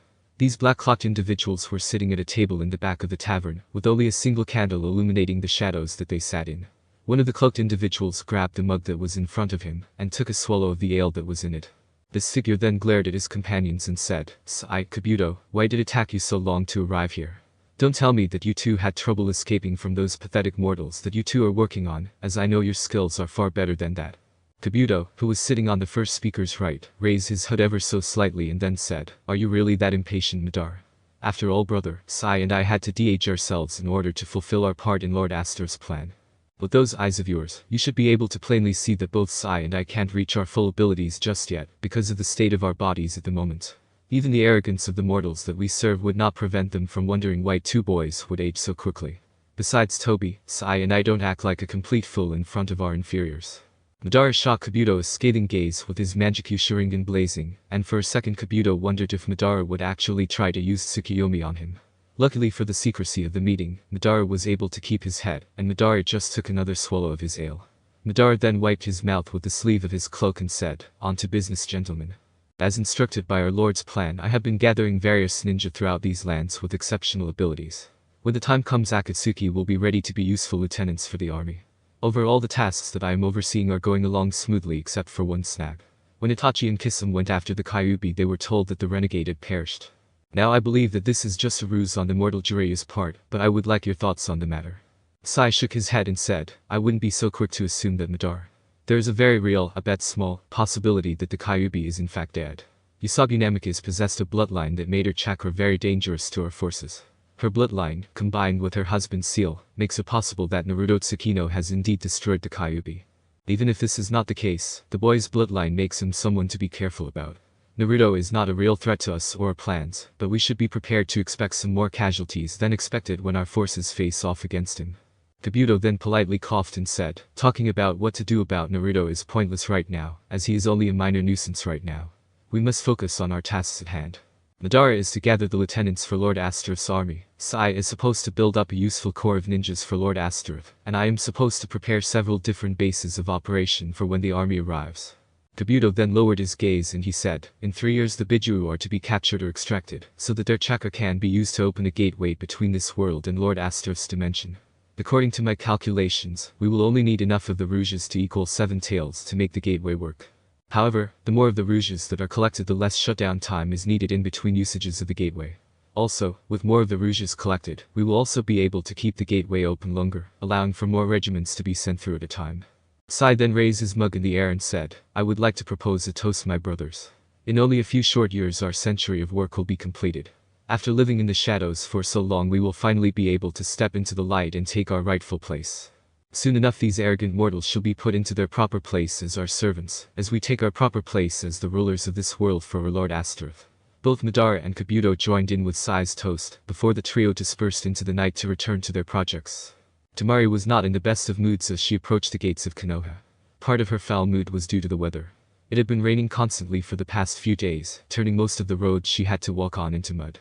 Also, the political situation in Tsunade was annoying her due to the mixed signals she received in the messages from the High Council. While her mission of ensuring peaceful relations between Tsunade and Konoha never changed, the particulars of exactly how this was to be accomplished were what changed. Some messages told her that she had to insist on reverting back to the old treaty. At other times Tamari was told to achieve peace, no matter how costly it would be to Tsunade. Yet other dispatches told her to win the best possible terms, even if she needed to resort to bedroom negotiations. Naturally, Tamari took great offense at those last dispatches, and was always glad to see those orders being countermanded. These constant conflicts in her orders spoke volumes to Tamari about how bad things in Tsunade had gotten. Oh, Tamari knew that the council, or at least a good number of the council's members, was trying its best to keep Tsunade together. However, the council's best just wasn't cutting it. There was a reason why ninja villages didn't run on committees after all. From Tamari's point of view, her mission was to assure Tsunade's peace as best as she could, while giving only the most general of promises. That way, or at least Tamari hoped, she wouldn't end up giving something away in the negotiations that Tsunade didn't want to give to Konoha, after the government managed to get its head on straight. Shaking her head, Tamari pushed those depressing thoughts to the back of her mind, and focused on the task at hand: getting through Konoha's gates. As she neared the alert guards at the gate, Tamari reached into her breast pocket with her free hand and pulled out her passport. Extending her passport as close to the edge of her umbrella's coverage as she dared to, Tamari firmly identified herself: Tamari of the Desert from Tsunade, rank chunin, reason for visit: new military attaché to Konoha. After quickly verifying that her passport was legit, the guards told Tamari to wait for her guide to arrive. Tamari's mood rapidly deteriorated during the 10 minutes she had to wait for her guide to arrive. A 5-minute delay Tamari could understand, but 10 minutes seemed more like someone's idea of a power play than a reasonable delay. Just as Tamari was about to ask the guard about the reason that held her guide up from meeting with her, Tamari saw someone's body flicker next to the guards. Her heart started to beat slightly faster when she identified the new arrival as Naruto. With a sheepish grin on his face, Naruto bowed politely and said, "Sorry about the delay, Tamari. You see, the person assigned to be your guide said something that got several of the more assertive members of Konoha's Kunoichi Association angry enough to pound him black and blue. As the first available chunin at the time, I was chosen to be your replacement guide. I am truly sorry for the delay, and I sincerely hope that your stay in Konoha will be much more pleasant than the last one." Tamari looked down at her feet, feeling a torrent of different emotions flowing through her. She was angry and annoyed that her original guide did something to anger several members of the Kunoichi Association's Konoha branch. At the same time, Tamari was pleased to have Naruto as her new guide. However, Tamari was also ashamed when Naruto discreetly brought up the failed invasion. Collecting herself, Tamari looked up at Naruto and said in a firm voice, "Sorry about the invasion. The loss of life on both sides is regrettable, but there is nothing that can change that fact. I'm here right now to make sure that a repeat of that incident, no matter what form, does not happen for the foreseeable future." Naruto just gave Tamari a small but honest smile and said, "I believe you, Tamari. Neither I nor any of my friends hold you responsible for the attack. The sins of the father, after all, do not become the sins of the children, unless the children follow in their father's footsteps. From what I know about you, I am sure that your intentions here are only for the best.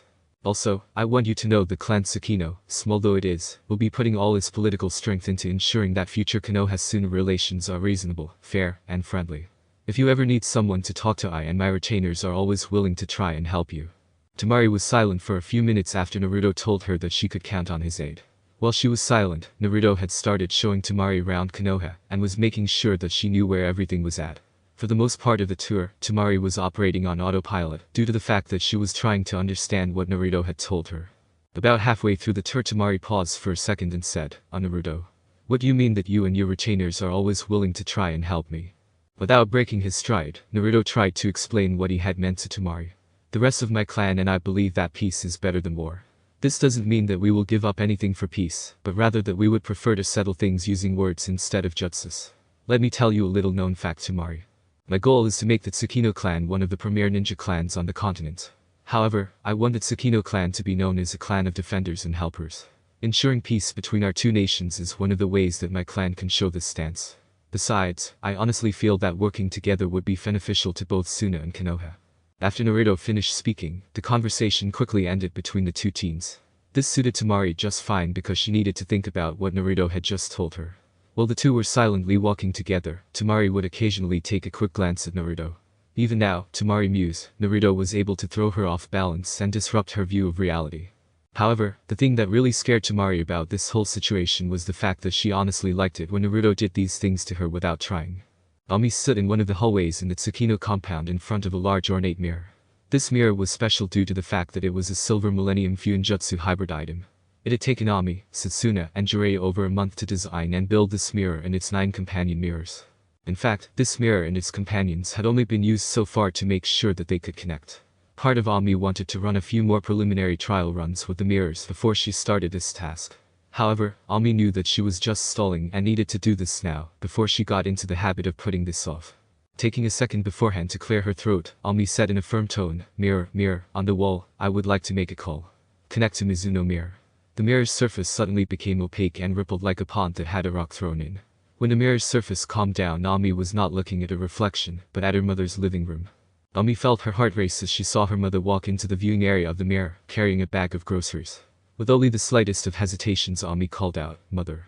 Mrs. Mizuno turned her head, let her grocery bag fall to the floor, and quickly marched over to the mirror. There was a tear rolling down Mrs. Mizuno's cheek, as the older woman timidly inched her hand closer to the mirror. "Oh Ami," Mrs. Mizuno began to say through the tears, "you don't know how happy I am to see you again." Using her index finger to wipe some of the tears, Ami's mother continued on talking. "Don't take this the wrong way, Ami, but when Mrs. Tsukino returned saying that you had chosen to stay behind, I honestly thought that I'd never be able to see you again. Even when your teammate Setsuna brought over this mirror and told me that it would let us talk to each other, I was still afraid that you wouldn't want to talk to me. After all, I haven't really been much of a mother for you these past few years, have I?" Hearing her mother talk like that wrenched at Ami's heart and made her wish that she could give her mother a hug. Putting a small smile on her face, Ami said in a soft voice, "Don't say things like that, mother. You're a great mother and I always loved the times that we spent together. True, our mother-daughter bonding moments were fewer than I would like, however, I have never been upset with you because of that, and I never will be. Unlike other single mothers I've heard about, you were working late so that you could help all of those patients at the hospital. Mother, whether you've realized it or not, you have been a source of inspiration to me with your adherence to your duty as a doctor." A smile appeared on Mrs. Mizuno's face as she replied in a more jovial tone, "My adherence to the Hippocratic Oath, you say? Well, I can definitely see how that has inspired you, Ami, but I must say that you've taken duty to a whole new level. You have to admit, after all that, going to an alternate dimension with no real backup or ability to return, so that you can rescue a friend, even if Usagi was your princess, is a tall order. That you would be willing to stay behind so that you could help Usagi's son, well, that just shows how strong a sense of duty you have." Ami cut in at this point and said, "Thank you for saying that, mother, it truly means the world to me." However, I didn't decide to stick around her just because of a sense of duty, even though that was one of my reasons. You see, mother, I've fallen in love with Naruto, and the two of us have been going out for the past month. Seeing that her mother was about to jump in and congratulate her, Ami said quickly, Mother, there is more to the situation however. You see, due to the cultural legal conditions in the elemental countries, Naruto cannot have a monogamous relationship. Mrs. Mizuno's eyes widened in shock for a moment, and then her eyes narrowed in anger. Wanting to prevent her mother from saying something that she couldn't take back, Ami quickly continued talking. Just wait a minute, mother, so I can fully explain the situation to you more fully. Naruto is expected to have several wives to ensure that his clan and bloodline do not become extinct. However, Naruto isn't using this as a license to get girlfriends. Instead, Naruto only focused on a few girls, including me, that he warmed up to over a period of time. When Naruto decided to ask us if we would agree to this unusual relationship, he asked all of us up front and at the same time. Pausing for a moment to catch her breath, Ami gave her mother a sincere look and said, I love him, mother, I truly do. You may not believe it, but Naruto makes me happy. He has been open and truthful in all things about his relationship with me, Mikoto, and Ino. There have just been so many things, both great and small, that Naruto has done for me and the other girls. For example, Naruto always arranges it so all three of us get time alone with him for dates or just to talk about the things in our lives. Also, when Naruto talks with me, he pays attention to what I have to say. Mrs. Mizuno's gaze softened as she watched and listened to Ami talk about a relationship with Naruto. Personally, Mrs. Mizuno found the whole situation that Ami was in to be extremely distasteful. However, she was able to understand that a culture like Naruto's would have a different outlook on things. In fact, Mrs. Mizuno could even, from an academic point of view, understand the reasoning behind Naruto's situation. It was just that knowing the reasons behind the situation didn't really help Mrs. Mizuno deal with the situation when it was her daughter who was in the middle of it all. Taking a deep breath, Mrs. Mizuno looked at Ami and said, I want you to know up front, Ami, that I don't like this situation. Academically I can understand it, but as a mother and a woman I can't approve of it. However, even with my dislike of the situation, I am happy that you have found someone who you love and who loves you in return. Just promise me, Ami, that you will take this relationship of yours at your own pace. Don't do something that you're uncomfortable with just because Mikoto or Ino do it. Placing her hand on the mirror where Mrs. Mizuno's cheek was, Ami softly replied, Thank you, mother. I love you and I promise you that I will do things at my own pace. Goodbye. With that said, Ami ended her call, and the mirror showed her reflection once again. Naruto was currently sitting in a rowboat on a small lake just outside of Konoha with both oars in his hands. Mikoto was sitting in front of Naruto wearing a sundress as she took in the view of the lakeside. Between the two teens was a picnic basket which had the remains of the couple's lunch set up for snacks. Sending Mikoto a slightly sheepish grin, Naruto said, I hope you're not too disappointed with this afternoon, Mikoto. I know I promised last week after I took that courier mission to Suna that I would be back in time to take you to see that kabuki play. Mikoto just put her hand on Naruto's knee and said, It's alright, Naruto. After all, how could you have possibly known that the head of that troupe would have gotten an invitation while you were away to go and perform for the Fire Lord? Besides, this idea of yours to have a picnic and a boat ride just out of town is wonderful. Naruto chuckled for a second and said, I really can't take credit for this idea. When I got back from the mission and found out that the troupe had left, I actually panicked. Thankfully, Ino was around to help me get my head back on straight. Actually, it was Ino who came up with this idea to help me make it up to you for missing the play. Quickly leaning forward and giving Naruto a peck on the lips, Mikoto then slowly pulled back and said, It's the thought that counts, Naruto. You wanted to make it up to me for missing the play, even though the circumstances were completely out of your control, and that's what makes this afternoon special to me. The fact that you got help planning this out doesn't make this afternoon any less special to me. Slowing the boat down until it was drifting, Naruto let his hands off the oars and gently clasped Mikoto's hands. With a contemplative smile on his face, Naruto said softly, I'm glad that you have enjoyed this afternoon, Mikoto. As I've said before, I love you, Mikoto, and I'm ecstatic that you agreed to date me. At times these past 2 months have seemed like a dream to me. And Luna told me about some of the things that went on in Tokyo and the Silver Millennium, and especially about the standard social norms and dating customs.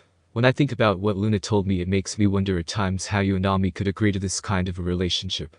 Mikoto crossed her arms over her chest and leaned back onto the prow with her eyes closed. Keeping her eyes closed, Mikoto lazily said, I can't speak for Ami, but this kind of a situation doesn't bother me. Now I will admit that there is a part of me that wants to have you all to myself. However, I would rather share you than not have you at all. After all, I at least know who you're going out with besides me, and I know that you aren't just using any of us like some of the creeps back in Tokyo might have. Getting up and slowly moving to share the same bench, Naruto said calmly, Thanks for being honest with me, Mikoto. Naruto then leaned back and let his head rest on Mikoto's chest. Slowly wrapping his arms around her, Naruto said, Each of you girls is like a priceless gem to me, and I treasure the fact that you're all mine. Everything in my power to make sure that each and every one of you gets the love and attention from me that you deserve. It's just that, at times, I'm afraid that one day one or all of you will think that I don't really love you. Naruto then felt Makoto grab his hand and place it firmly on her belly. Do you feel that, Naruto? Makoto began while still keeping her eyes closed. That's my womb under your hand that you're feeling right now. One day in the future that firm and flat womb of mine will expand as a child grows in it. I can say with certainty right now that my future child or children will have you, and only you, Naruto, as their father. My mind and heart have made their decision, and that decision is to stay with you, Naruto. Don't think that all of this is only the proclamation of a silly lovesick girl, Naruto. You see, ever since I woke up from that coma, I have been remembering various things from my previous life, as well as assimilating the combat knowledge of the Shodai. I still haven't recovered most of my memories of my past life, but those few that I have recovered let me make this decision like a mature and confident woman. Ino was sitting at the counter in the Yamanaka family kitchen munching on breakfast when she heard her parents walk into the room. Turning around to greet them, Ino was surprised to see that her parents were looking rather nervous. Hopping off her stool, Ino said in a slightly worried voice, "Mom, Dad, what's got you so worried?" Anoichi nervously began to talk to Ino, saying, "Ino dear, do you remember several years ago when you asked if you could have a little brother or sister?" Nodding her head, Ino silently acknowledged her father's question and wondered where the conversation was going. That incident was crystal clear in Ino's mind, even though she was only 7 years old at the time and had been going to bed. After an uncomfortable second of silence, Anoichi continued his speech. "There was a reason for why I was so short with you at the time, Ino. Your mother and I never mentioned it to you, but you were a very complicated birth." At this point Anoichi choked up and Mrs. Yamanaka had to continue the conversation. "When I went into labor, it was discovered that you had somehow wrapped the umbilical cord around your neck. Afraid that you could kill yourself, the doctors performed an emergency C-section. As your standing here shows, the delivery was a success. However, a few weeks later the doctors discovered that 2 of the tenketsus next to my womb had accidentally been severely damaged during the operation. Those tenketsus were the primary points where a mother's chakra is powered down, so that a fetus can have a supply of chakra." Ino's face paled, and she unconsciously took a step backwards due to temporarily losing her balance. Grabbing onto the shelf ledge behind her, Ino managed to keep herself from falling on the floor. "Mom," Ino managed to say in a weak voice, "why didn't you or Dad ever tell me? For that matter, why are you choosing to tell me now?" Part of Ino felt ashamed that it was due to her birth that her mother had been rendered barren. Her mother actually came from a civilian merchant clan that was known for the big families, and it was no secret to Ino that her mother was always sad when Ino's numerous cousins came over for a family reunion. Anoichi started talking again by saying, "We never mentioned it to you because we didn't want you to become upset and blame yourself for what happened. In fact, we weren't ever planning on telling you about this fact. But we decided it would be better if we told you up front, rather than for you to accidentally stumble across this fact." Ino was completely confused as to what her father was saying. How could she have stumbled across this fact? After all, it wasn't like she would ever have a reason to be hunting for information in the hospital archives. Even more important to Ino was why her parents had chosen now of all times to reveal this information. As if sensing Ino's confusion, Mrs. Yamanaka gave a motherly smile and said, "There's a very good reason why we chose today to tell you, Ino. About a week after you started dating Naruto, I went and talked to Lady Tsunade. Although the doctors at the hospital had claimed that my condition was uncorrectable, Lady Tsunade along with her apprentice Hot-Air was able to repair the damaged tenketsus." Mrs. Yamanaka then gently grabbed Anoichi's right hand, making sure that Ino had seen the move. The elder Yamanaka woman then practically glowed as she said, "Ino, I just got confirmation today, and I'm pregnant." For a minute the Yamanaka household was so quiet that a person could hear a pin drop. That silence was soundly broken when Ino gave a happy squeal and probably grabbed her mother in a hug. In an ecstatic voice Ino said, "This is wonderful news, Mom. I get to be a big sister." Anoichi looked at the scene of his wife and daughter hugging and couldn't help but smile in pride at seeing his family's happiness. Hot-Air and Tsunade were sitting in Tsunade's office during their break period. While they might have technically been on break, there really wasn't any relaxation going on, as Tsunade had made Hot-Air keep a fish alive out of water for training. Tsunade herself was sitting at her desk watching as Hot-Air calmly kept the fish alive. Although there was a bored expression on Tsunade's face, Tsunade was actually very interested in what her apprentice was doing. Hot-Air's rapid progress always intrigued Tsunade, and Hot-Air's pleasant disposition made teaching the girl a pleasure. Taking a quick glance at the clock, Tsunade said in her usual manner, "Alright Hot-Air, it's been 20 minutes. Put that fish back in the aquarium and sit back down after you've dried your hands." Hot-Air glanced up at Tsunade, nodded her head, and proceeded to follow Tsunade's directions. At the same time, Tsunade grabbed a document from her inbox and started to work on it. While still filling out the document, Tsunade started to talk when Hot-Air had returned to her seat. "Good job, Hot-Air, on keeping the fish alive. Your ability to keep your chakra levels consistent in regards to both power and duration has shown substantial improvements. If you haven't noticed by now, you have become far more efficient in the use of your bloodline's power. Hadare nodded her head and said, yes Master Tsunade, I have noticed my improvements. I can use my powers for almost twice as long now that I'm not wasting as much chakra as I used to when I heal people. Tsunade could hear Hadare's happiness and pride at this fact in Hadare's voice. Flipping the document over to the next page, Swan continued her questioning. I gather that you've been reading those textbooks that I gave you last week. You should have read chapter 7 in Hashi's Guide to the Human Systems for Dummies, and have at least covered the 3rd chapter in Naga's Plants and Poisons. The complete guide. After all, the ability to create and use medicinal chakra doesn't do a doctor much good if they don't know what they need to treat. Applying in a happy but respectful tone, Hadare said, I finished reading those 2 chapters yesterday, Master Tsunade. While I was able to easily understand Hashi's textbook, I have had a lot of difficulty remembering all the facts in Naga's book. There is just something in either the information itself or how the information is presented that makes it so hard for me to remember all my facts. Hadare's disappointment with herself was very obvious to Tsunade. Don't worry about it, Hadare, Tsunade said while still working on the document. Most doctors that I know of can't even make it past the 1st chapter of Naga's book. I assigned you that book because it is a complete guide to every different type of plant that has a medical usage, and practically every plant-derived poison. You don't have to memorize all the facts that are covered in the book, just make sure you can recognize the various plants and poisons. That way you will know how to treat a patient or at least get them stable, so you can look up the necessary information. Tsunade then flipped the pages of the document she was working on back to the 1st page, and handed it to Hadare. Placing her pen down on the desk, Tsunade said, here you go Hadare. That's the transcript covering what I've gone over with you this past week. Make sure that you get it over to the records department before you check out today. If you keep advancing at this pace you will be fully qualified to start treating patients on your own in 6 months. Have a good day and I will see you at our usual time for lessons on Monday. Hadare cheerfully accepted the transcript and left the room. After Hadare had closed the door, Swan got out of her seat and slowly walked to her office's window. Gazing out at the freshly repaired buildings, Tsunade let out a small sigh. Grandfather, brother, and Dan, are you proud of me? I've been such a fool for so much of my life that at times I wonder whether I have any right to have known you 3 so well. At least now I'm finally able to own up to my cowardliness and my foolishness. Tsunade paused for a moment of silence before she continued to speak. I was talking with Saratobi just the other day at his office. Boy was that conversation interesting for me. It seems that Saratobi has let Makoto sign the monkey contract. It makes sense in a way when you think about it. Makoto can after all use the wood jutsus that made grandfather so famous, and the monkeys work well in force. The other day I gave Ami the tiger contract from the Senju clan vault. I can't use it since I have Grandma's slug contract, and it just seemed appropriate to give it to Ami, instead of letting it collect dust on a shelf. Shaking her head, Tsunade said in a tone laced with annoyance, enough of this pity party. It never did me any good, and starting on it again now would waste all the effort that my friends put into getting me out of my last depression. So I've gotten a crummy deal at times with my life, but then who hasn't? At least I still have friends and I have a new apprentice that shows more promise in the healing arts than I ever did. Tsunade turned to leave her office and was about to make it out the door when something caught her eye. Closing the door and walking over to one of her shelves, Tsunade narrowed in on an old bonsai tree that was on her shelf.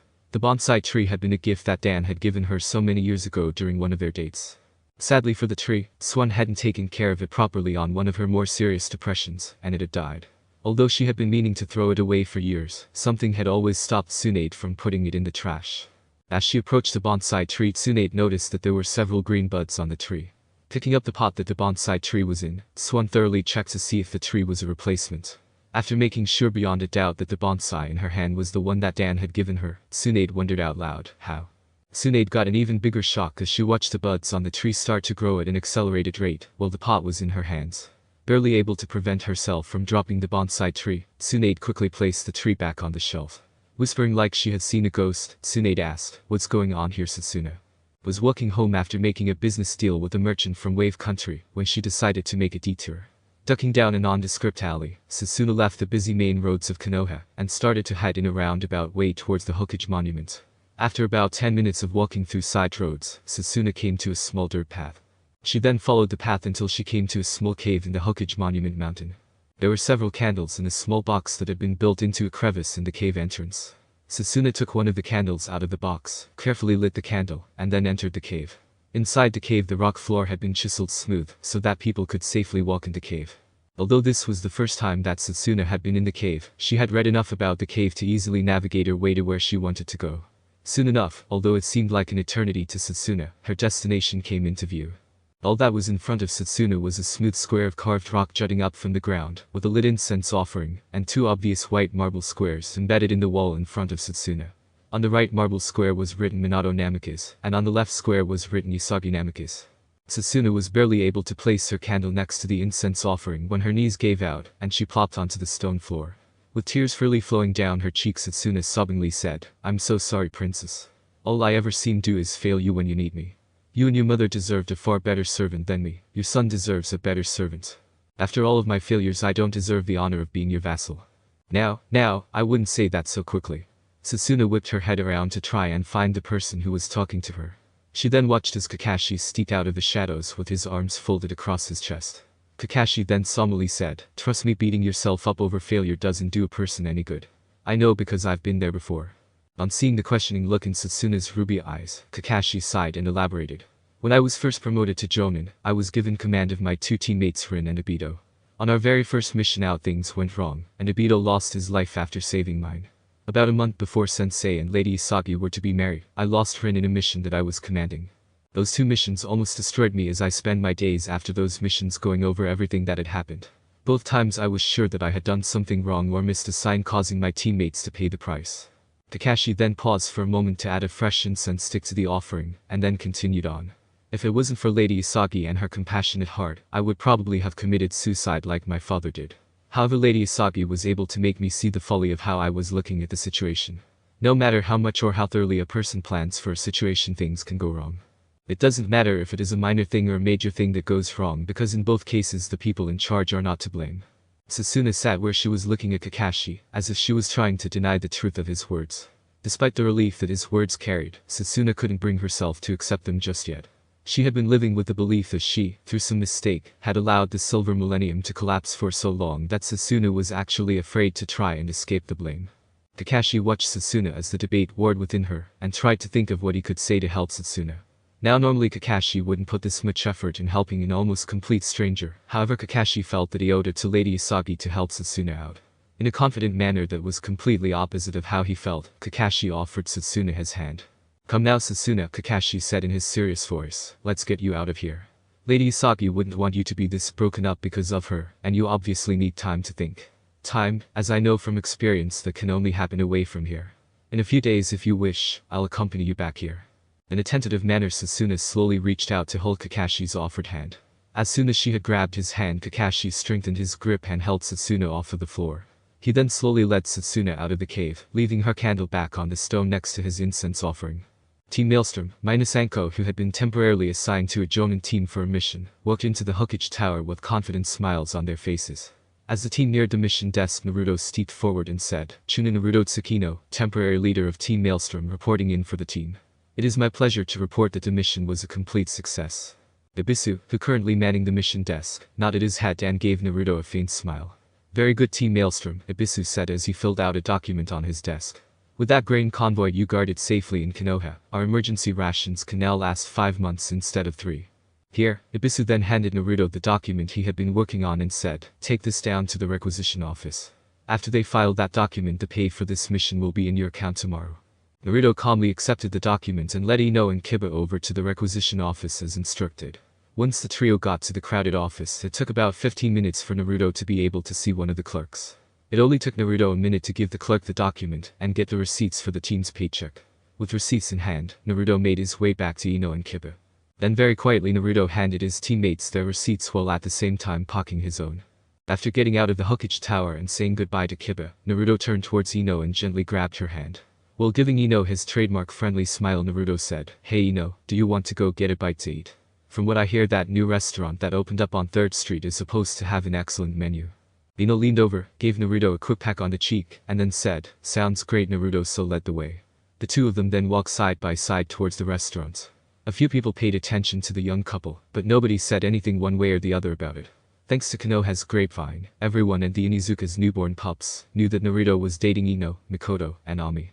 Everyone had also heard about how hard Naruto tried to keep all 3 girls happy, and that he had been very successful in this regards. As far as the average person in Konoha was concerned about Naruto's love life, the question was, when would Uchiha take a lesson from it? Once Ino and Naruto were seated, with Naruto pulling out the chair for Ino, the conversation resumed. So Naruto casually said as he looked at his menu, what do you think of being a big sister? After all, you were an only child for so long, and I'm curious as to how you're handling this new change.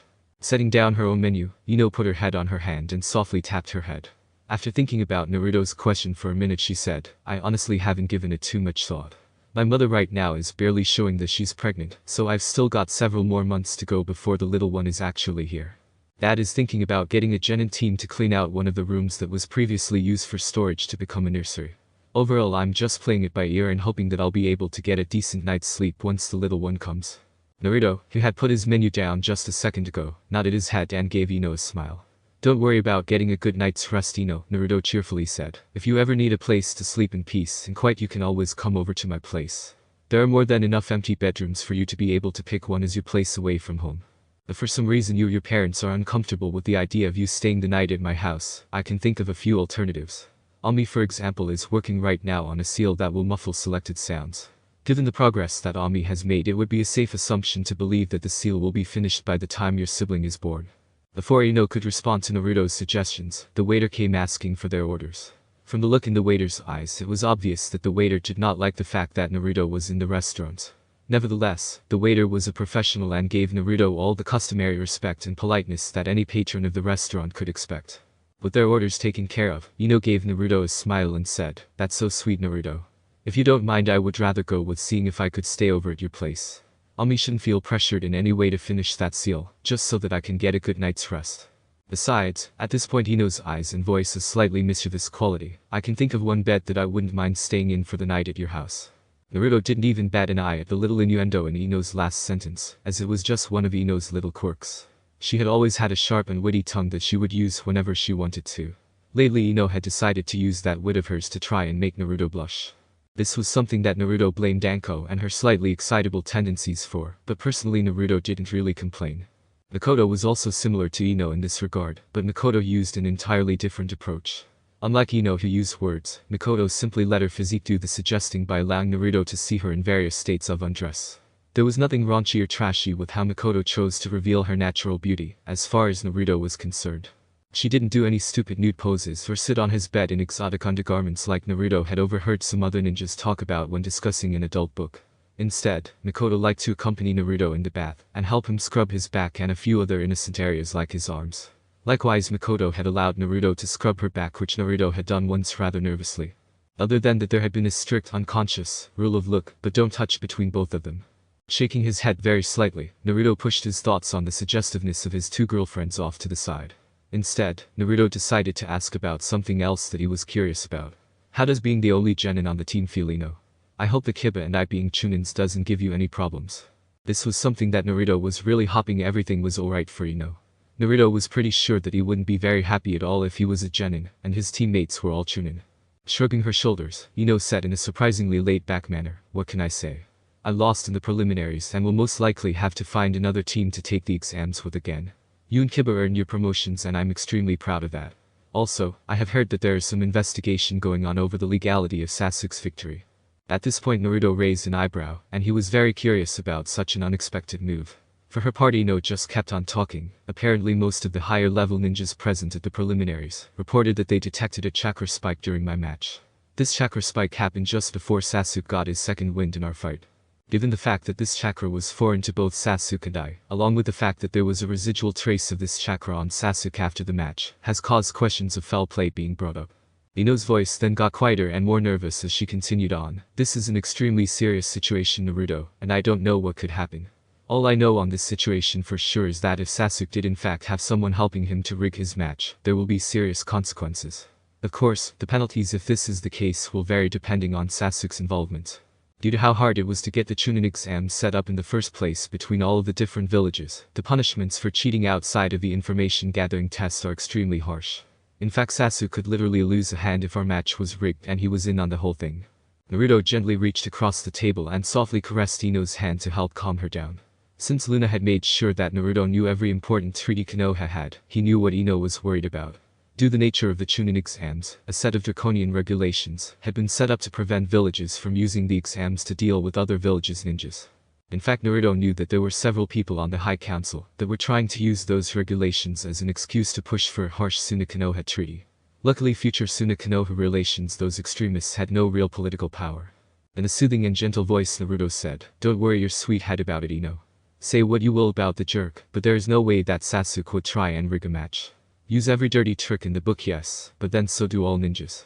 His pride would never accept such a victory. Also, with Orochimaru's interest in the Sharingan, the only logical source for the interloper would be sound.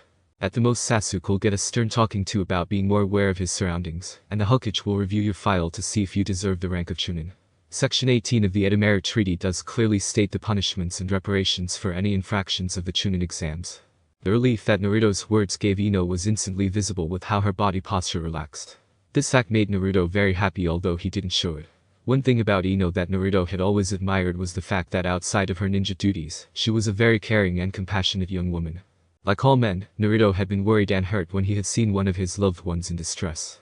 With that matter now safely settled, Naruto was able to direct the conversation back to lighter and more cheerful topics.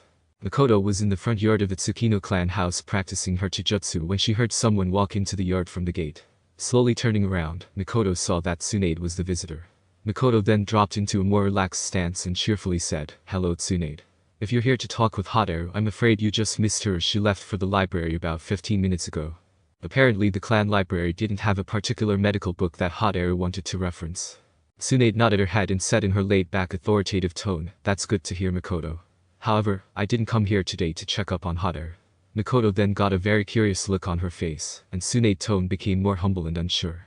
"I actually came here because I need your help, Mikoto." Mikoto's jaw actually dropped due to the shock caused by Tsunade's statement.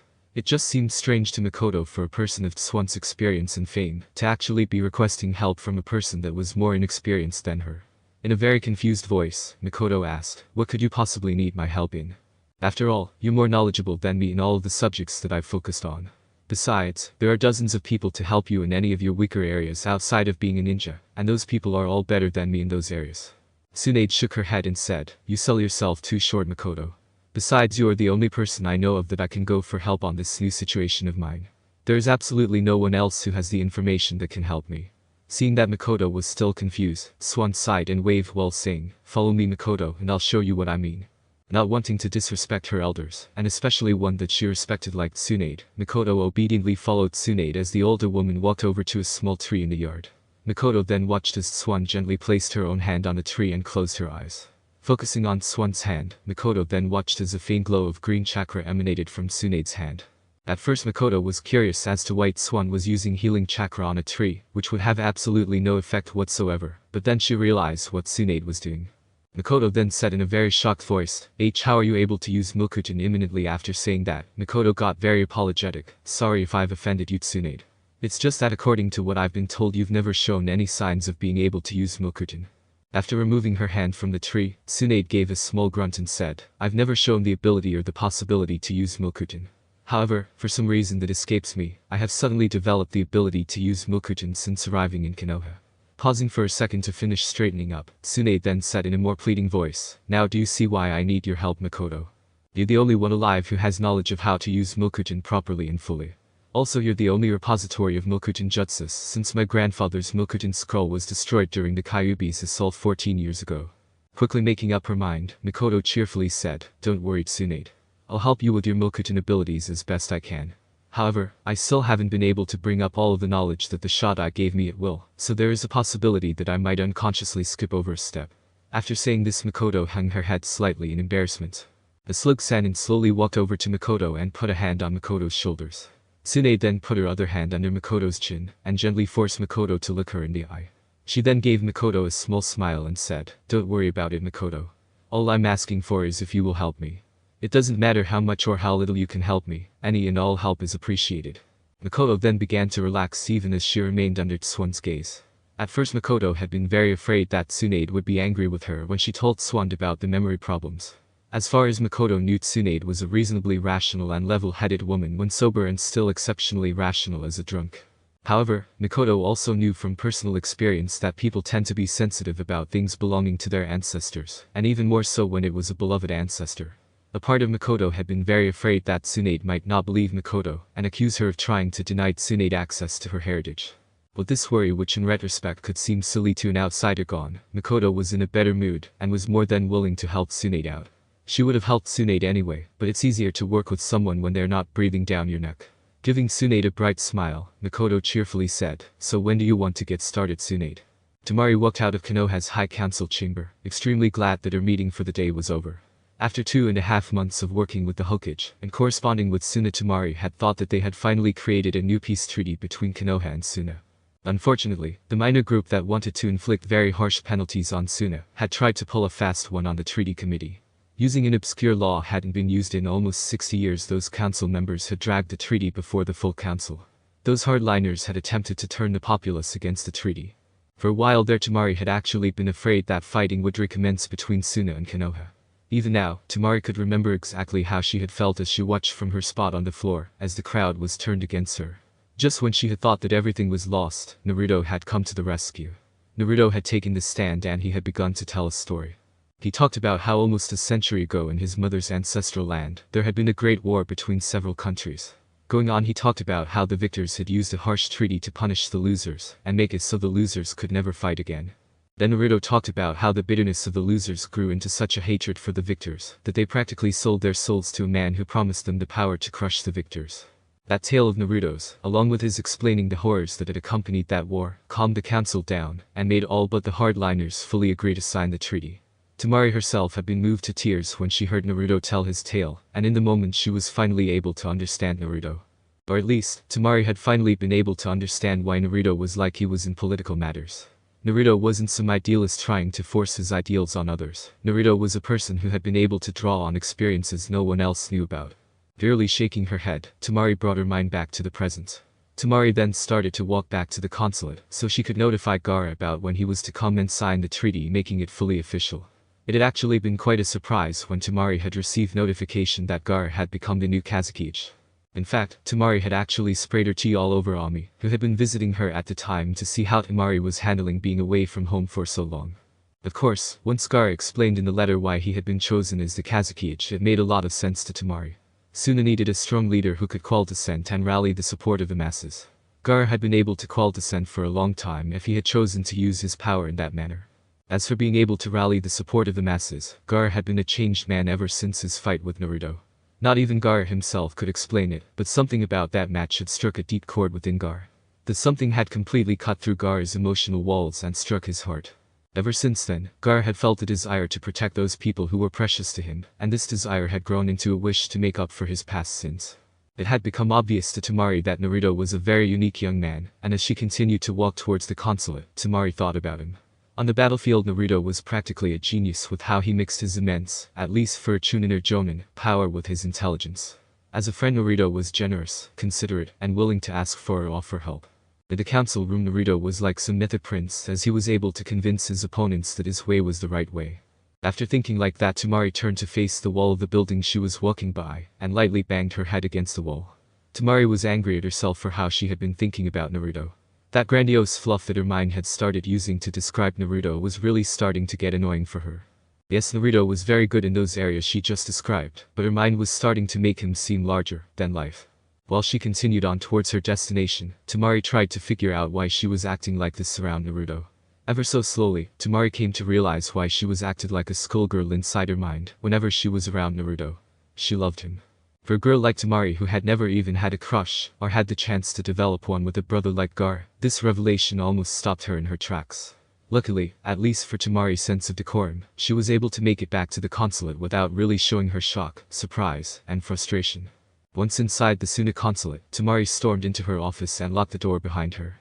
The wind mistress then sat at her desk and ran her fingers through her hair in such a manner that would make an outside observer think she was trying to pull her hair out. Tamari then let out a scream and said, "What the hell's wrong with me? Why, out of all the men in Suna or Konoha, did I have to fall in love with Naruto? I mean, the guy already has 3 girlfriends." Slumping back down in her seat, Tamari turned to look at a small faded picture on her desk. It was a picture of her mother taken just after Tamari's mother had become a jonin. Tamari had always felt a close connection to her mother, even though her mother had died when she was only 3 years old. In fact, it had been the stories of her mother that had made Tamari decide to become a wind mistress like her mother before her. After reverently picking up the picture, Tamari softly said, "Would you be disappointed with me, mother? You were a strong and determined woman who did not allow herself to be told what she was to do. I know that you're in a far better place than he is now, and I know that you would love me no matter what I became, but I can't help but be worried that you're ashamed of the woman I've grown up to be. First I was unable to help Garb become the brother that he could be due to my fear of his power. And now I can't stop thinking about a boy who is about 2 years younger than me, and is already involved with 3 women. What am I supposed to do? What would you recommend that I do? Even if I wouldn't mind being part of a harem, which I seriously doubt right now, there is no way that I could join. It's not like I can just go up to Naruto and ask if he would be willing to take on a 4th girlfriend. Naruto probably gets several requests from girls who want him as their boyfriend due to his current station, so he would probably just lump me in with those girls. Besides, I can't risk the relations between Suna and Konoha over something so trivial like my own romantic desires. Naruto has been one of the biggest and most powerful supporters besides the Hokage for a generous peace settlement between the 2 villages. Even though the treaty is practically signed and sealed, things could still go horribly wrong. If I was to try and start a relationship with Naruto now, I'm sure that those hardliners would try and claim that I was betting Naruto for more favorable terms. It wouldn't matter if it's true or not, all those idiots would have to do is stir the masses a bit and let mob mentality do the rest. Tamari then put the picture of her mother back in its previous location and started to cry on her desk. She then laid her hands on her desk and started crying on them. But I can't help it, Tamari said in between sobs. Every time I see Naruto, I can't help but feel these feelings. I almost wish I hadn't realized what I was feeling for Naruto, because then I could at least pretend that my feelings weren't there. How am I supposed to talk with, let alone see, Naruto without wanting to give him a kiss? What am I supposed to do? Ami slowly felt herself wake up, even though she kept her closed and tried to go back to sleep. As far as Ami's half-awake mind was concerned, she was just too comfortable right where she was to bother getting up. She had managed to find just the right spot to sleep on the bed. Her blankets were lying in just the right spot to keep her nice and toasty. That hand on her breast was. As soon as that last thought came to Ami's mind, she was jolted into full consciousness. Her eyes wide open, Ami quickly looked around her immediate area, while trying to not disturb the owner of the hand. Ami's immediate panic lessened when she saw that she was fully clothed, and that her clothes were to ones she had put on last night before going to bed. The panic that she had felt then became confusion as Ami's eyes to her that she was in the master bedroom of the Tsukino clan house. Once Ami knew where she was, she wanted to know who the owner of the hand was. She first followed the arm of the hand until it crossed over her side and out of her view. Ami then paused a moment to think over her options before she rolled over slightly, in order to get a view of the person behind her. To Ami's surprise, although there was a part of her that had already suspected the hand on her breast belonged to Naruto, who was sleeping soundly next to her. With the knowledge of where she was and who was next to her, part of Ami wanted to snuggle next to Naruto and fall back asleep. However, the more rational and inquisitive part of Ami kept her awake. That part of Ami wanted to know why she was in this wonderful position when Ami could distinctly remember going to sleep in her own room across the hall. Since Ami knew she didn't sleepwalk, she must have gotten up last night and come in here. Slowly the memories on why she was sleeping Naruto's bed came back to Ami. Last night Ami had woken up crying due to nightmares revolving around the assault on the Dark Kingdom and the coming of Pharaoh 90. Naruto had body flickered into her room, afraid that something wrong was happening to Ami. Once Naruto had managed to get Ami to stop crying, he had taken her to the kitchen and had prepared a snack for her. The two of them then spent an hour in the kitchen just talking about non-important things. After that Naruto, who had seemed to have sensed Ami's need to be with someone and not be alone, had shyly offered to let Ami sleep in his room with her. Ami let out a contented sigh as her mind came back to the present. She then gently rolled over so she could see Naruto's face without turning her head.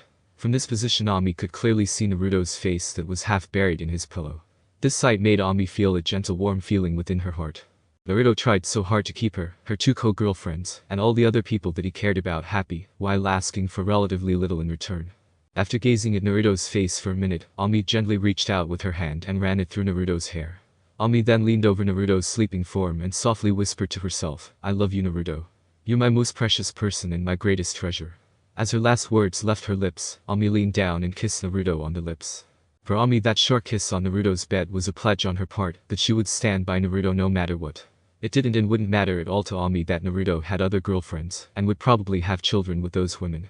Of course, the possibility of Naruto fathering any children was still a few years down the road. But when that time came, Ami was certain that Naruto would be a great father. Naruto was one of those rare people who had a large enough heart that he could love multiple people equally.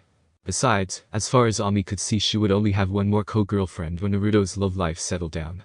Ami had seen the signs in Naruto's eye that Tamari had claimed a piece of his heart, and that Tamari herself appeared to be reciprocating those feelings. For Ami, the question on her mind was when, not if, Naruto and Tamari would get together. Tamari, from what Ami could see, was trying to fight her feelings for Naruto out of worry about the treaty, and because Tamari was afraid of being rejected. While rolling back over to her side of the bed, Ami decided to put the issue of Naruto and Tamari out of her mind. Things between those two would come when they came, and the worst thing that Ami could do would be to try and push things along. Ami then gave Naruto one last loving glance, before got off the bed and left the room. A gentle breeze gently blew by the guard at Konoha's main gate, and was greatly welcomed by the guard. Normally the guard wouldn't feel nervous about guarding this gate, but today was different. Today Sarutobi was standing at the gate accompanied by a full honor guard made up of Anbu, and most members of the High Council. Everyone was at the West Gate because Gar, the 5th Kazekage, was expected to arrive today on a diplomatic visit to promote the new peace between the two villages. Sarutobi was waiting at the gate so he could grade Gar as an equal and not slight Gar. Tamari was standing by Sarutobi so that she could be one of the first ones to grade her brother. The council members who were with Sarutobi could be divided into 3 groups. There were those that wanted to show their support for the new treaty like Naruto. Also there were those that were there because not showing up could hurt their image, such as Hokage. Finally there were those that wanted to milk the treaty for all that it was worth. This last group was fairly tiny, due to the fact that most of more self-serving council members had been part of the fallen. Even though all of the entourage was there because of Gar's imminent arrival, the council members were very busy discussing other matters for the moment. Out of all these conversations, the most interesting conversation as far as onlookers were concerned was the one between Naruto and Hish. What drew most of the onlookers' attention to this otherwise trivial conversation was how Naruto and Hish were acting towards each other. While Naruto was casually talking to Hish as an equal, Hish was giving Naruto all the respect that a normal person would give to a tiger that was locked in the same room with them. Finally, after waiting for half an hour, Gar's entourage was spotted by Tamari. The Suna convoy was made up of a pair of chunin that were acting as a vanguard. This pair was followed by Gar, who was surrounded by the traditional 4-man guard of the Kazekage. A little ways behind the last Kazekage guard was a single chunin guarding the rear. Compared to the 20-plus ninja party that the Yondaime Kazekage was known to have whenever he went to an important public event, Gar's more modest convoy conveyed the fact that Gar was important without seeming gaudy. Gar's escort stopped about 50 feet from Konoha's gates, and waited as tradition for a treaty signing party dictated. Sarutobi, with his own 4-man guard, Dignity walked out of the gates towards Gar, and stopped about 20 feet away from Gar's party.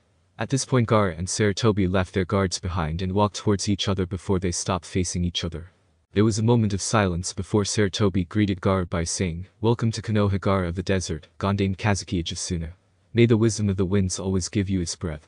In his usual dry and tired-sounding voice Gar said, "I thank you Himeru Sarutobi, Sandaime Hokage of Konoha. May the will of fire constantly forge your thoughts." With the customary greetings out of the way, Sarutobi and Gar then politely bowed to each other. After both cages stopped bowing, Gar's party started to walk towards Konoha's gates. Sarutobi and Gar aloud waited until Gar's party was starting to walk past them before Sarutobi and Gar started towards Konoha. Soon enough Gar and Sarutobi's group had grown to include Sarutobi's guards and the assembled council members. This large and surprisingly orderly procession then slowly made its way through Konoha, while being carefully watched by the people it passed by. It took the procession about 15 minutes to make its way to the plaza in front of the Hokage Tower. At the edge of the plaza directly in front of the tower was a fine oak table which had the new treaty resting on it. The procession stopped in front of the table, and then everything quieted down in the plaza. Gar and Sarutobi slowly walked out of the crowd side by side towards the table. No one got in the two cages' way, instead everyone just glided out Gar and Sarutobi's way. Once out of the crowd and by the table, both leaders picked up a pen and prepared to sign the treaty. Sarutobi, due to being the more senior cage, signed the treaty first, and then Gar signed. As soon as Gar put his pen down after signing the treaty, a great cheer of happiness came from the crowd. The treaty signing ceremony may have been a relatively modest affair, but the parties afterwards celebrating the treaty signing were very extravagant. While one could find a party practically on every street, the biggest party in town was being held at Sarutobi's clan house. Sarutobi had opened his party up to all the council members, active jonin, and their families, along with having Gar as his guest of honor. Each family had been given their own table, and the table had been arranged in a U-shape with Sarutobi's table, where Gar and Tamari were sitting due to Gar being the guest of honor, in the keystone spot. Over at the Yamanaka table, Inoichi stopped eating his steak for a moment to look around the table. His eyes quickly came to rest on Ino, and Inoichi saw that Ino was hardly touching her food. Instead of enjoying her meal, Ino was glancing away from the table. Inoichi, like any good father, was concerned about Ino, and so he discreetly followed Ino's line of sight with his eyes. Overall, it wasn't that big of a surprise to Inoichi to find out that Ino was looking at Tsukino's table. More specifically, Ino was gazing at Naruto as he sat with Makoto and Ami at his sides. in such a way that he would not attract any attention to himself. Inoichi leaned back into his seat and thought about what to do with his little princess in regards to her Prince Charming. Overall, Inoichi couldn't really see anything wrong with Ino's choice of a boyfriend. Well, there was the fact that Naruto had 2 other girlfriends, but that wasn't too big of an issue for Inoichi, due to the fact that Naruto wouldn't be able to get away with a monogamous relationship. Besides, Ino was fully aware of Naruto's other relationships and wasn't bothered by them. Thanks to his thorough study of psychology and interpersonal interactions, Inoichi could make an educated guess at what was bothering Ino. Actually, a person didn't really need to have a master's in psychology to realize that Ino wanted to be by her boyfriend's side, but that was neither here nor there. Inoichi thought about what he could do to make Ino more cheerful without making Ino think that he was butting into her love life. After thinking for a few minutes, an idea came to Inoichi and he said, "You better start eating more soon, Ino. They'll be putting on the dance music in about 20 minutes, and you wouldn't want to collapse on the dance floor from not eating enough." Just as Inoichi had been hoping, Ino stopped staring at Naruto and turned her attention to her plate. While turning back to his own meal, Inoichi continued to think about Ino and Naruto. It had been almost 5 months since Naruto and Ino had started dating, and they were still going strong. Sure, they had fought a little bit like all couples do, but on each of those times they had worked things out between themselves. All in all, Inoichi could see that Ino and Naruto truly loved each other, and nothing by this point would probably change that. This brought to mind something that Inoichi had been subconsciously trying to not think about: marriage. By the laws of most of the elemental countries, including Fire Country, women could marry at 14, and men could marry at 15.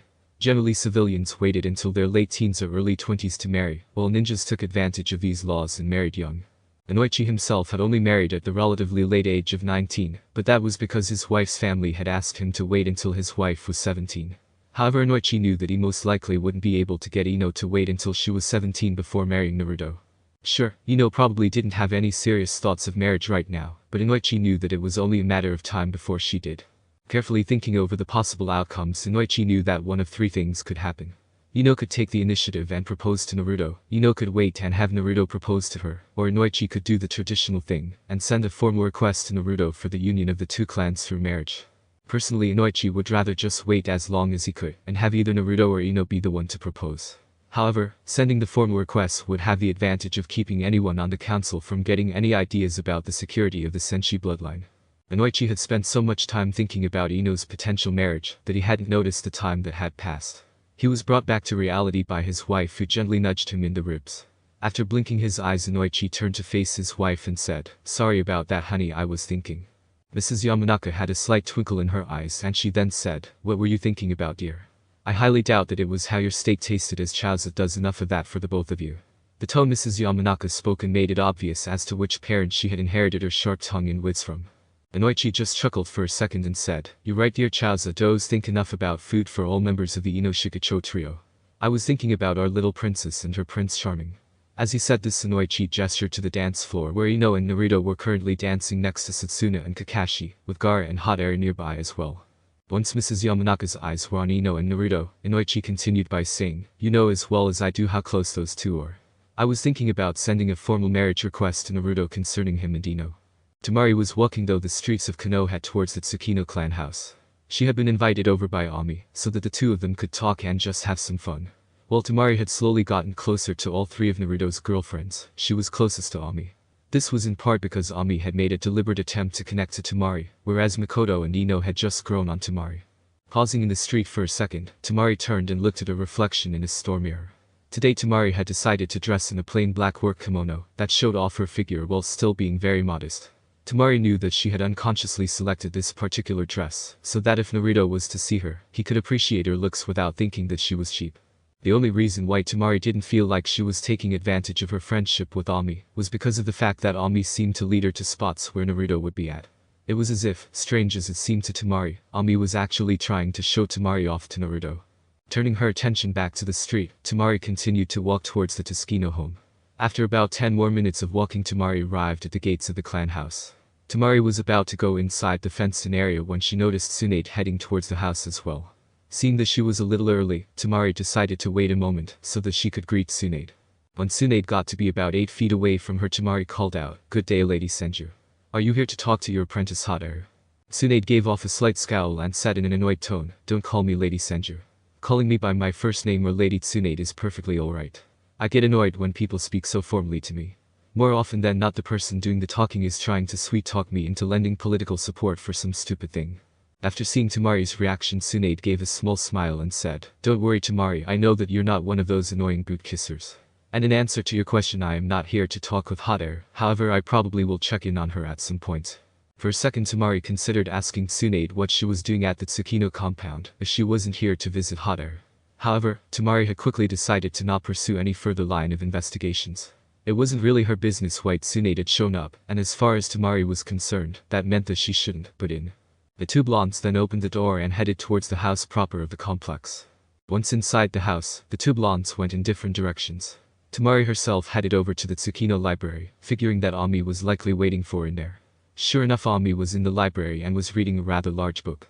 As Tamari approached Ami, Tamari could see that the book Ami was reading was the Clan Chronicles of the Namicus. After waiting a few minutes for Ami to stop reading and seeing no progress, Tamari politely cleared her throat. The noise from Tamari's action startled Ami a bit, causing the blue-haired girl to look up. With a barely visible blush on her cheeks, Ami meekly said, "Sorry Tamari.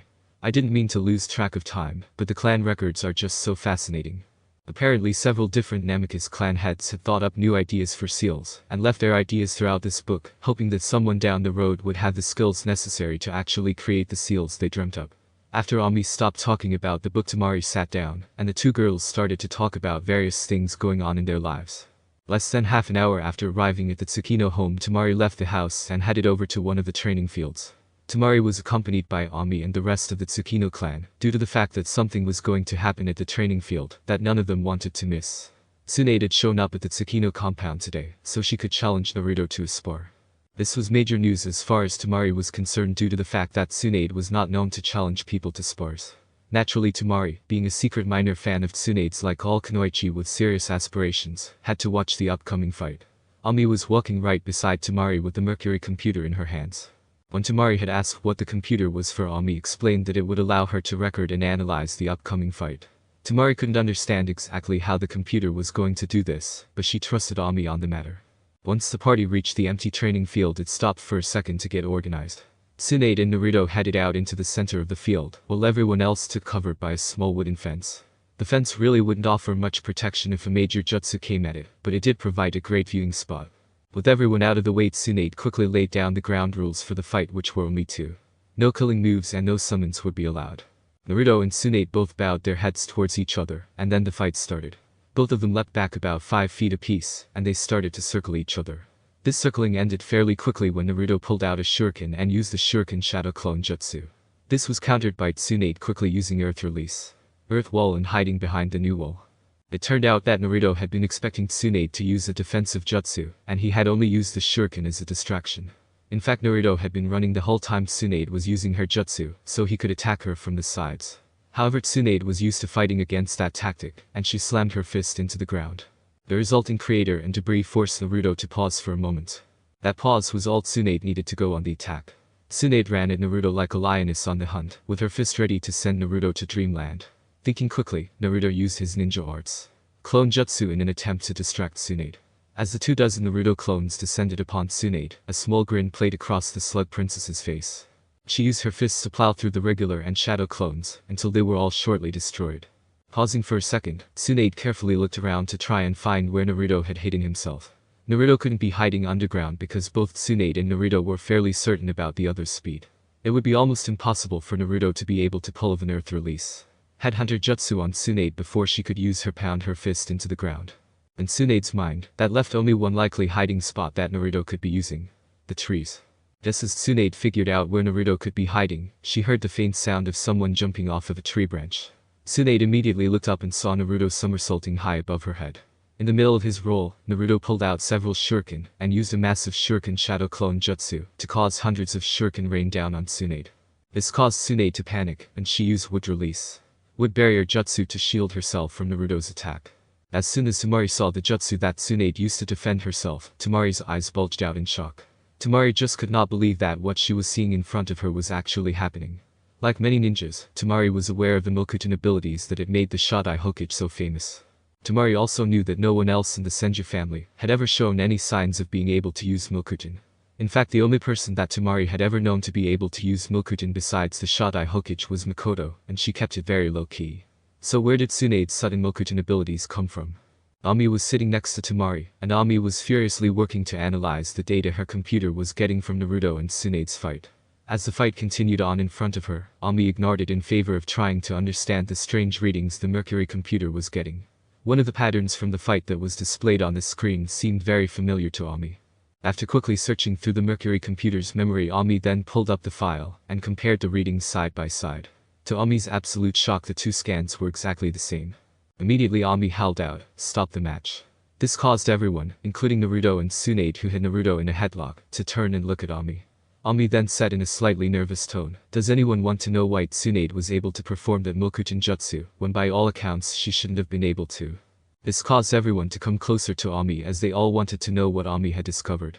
It had to be big for Ami to interrupt a match like she did, and the fact that it was related to Tsunade's new abilities made the information that much more interesting.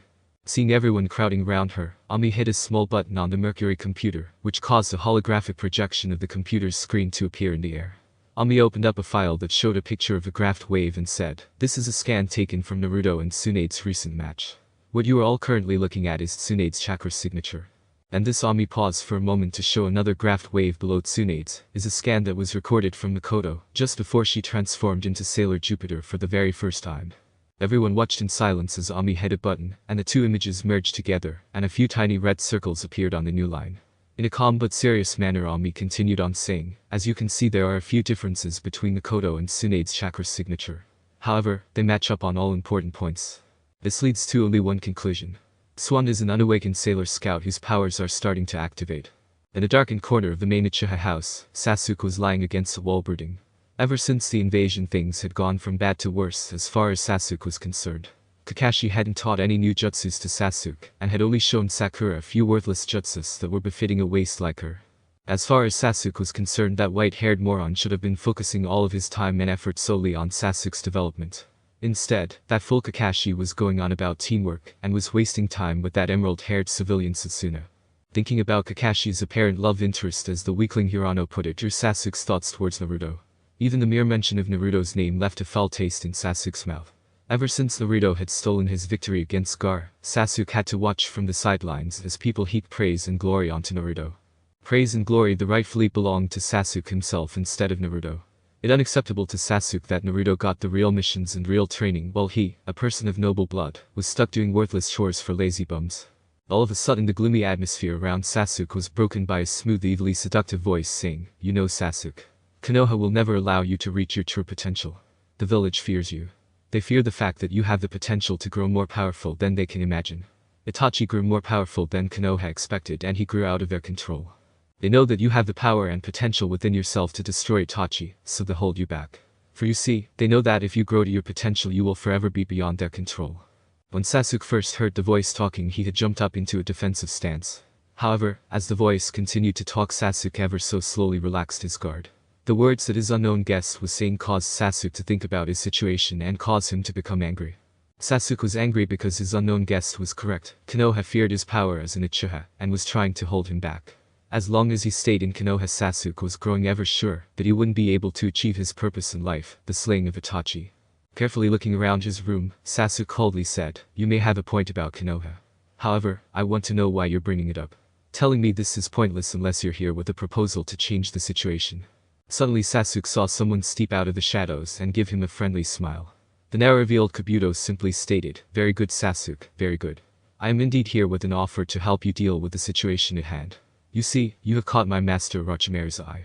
He was once like yourself, strong, intelligent, and clever. However, Konoha tried to limit and control Orochimaru, forcing him to flee the village. Since then Lord Orochimaru has been searching the continent for those people who are like him. People who are denied the chance to grow to that potential just because others around them know that it will be impossible to control those people." Kabuto then pointed to Sasuke's shoulder and said, "That seal given to you by Lord Orochimaru was a test. Orochimaru saw your potential and wanted to see if you could meet his expectations, if you were given access to some of that potential.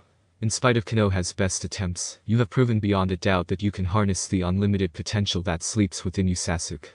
Lord Orochimaru has sent me here to offer you the chance that few ever gain the honor of receiving, the chance to have Lord Orochimaru train you to access that potential.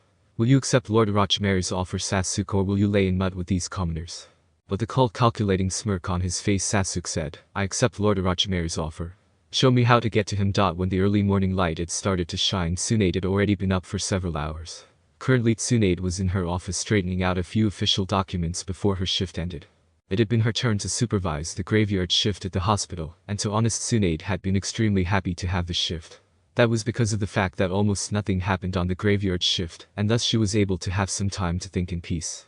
Ami's announcement yesterday that Tsunade was an unawakened sailor scout had completely shocked Tsunade. Apparently Milkutan abilities were a byproduct caused in the Jovian royal family when they started to draw power from Jupiter. When Tsunade had asked what was meant by the Jovian royal family, she hadn't been expecting what she had been told. However, Naruto and the other members of the Tsukino family had sat down and explained everything about the Sailor Scouts and the Tsukino clan to Tsunade.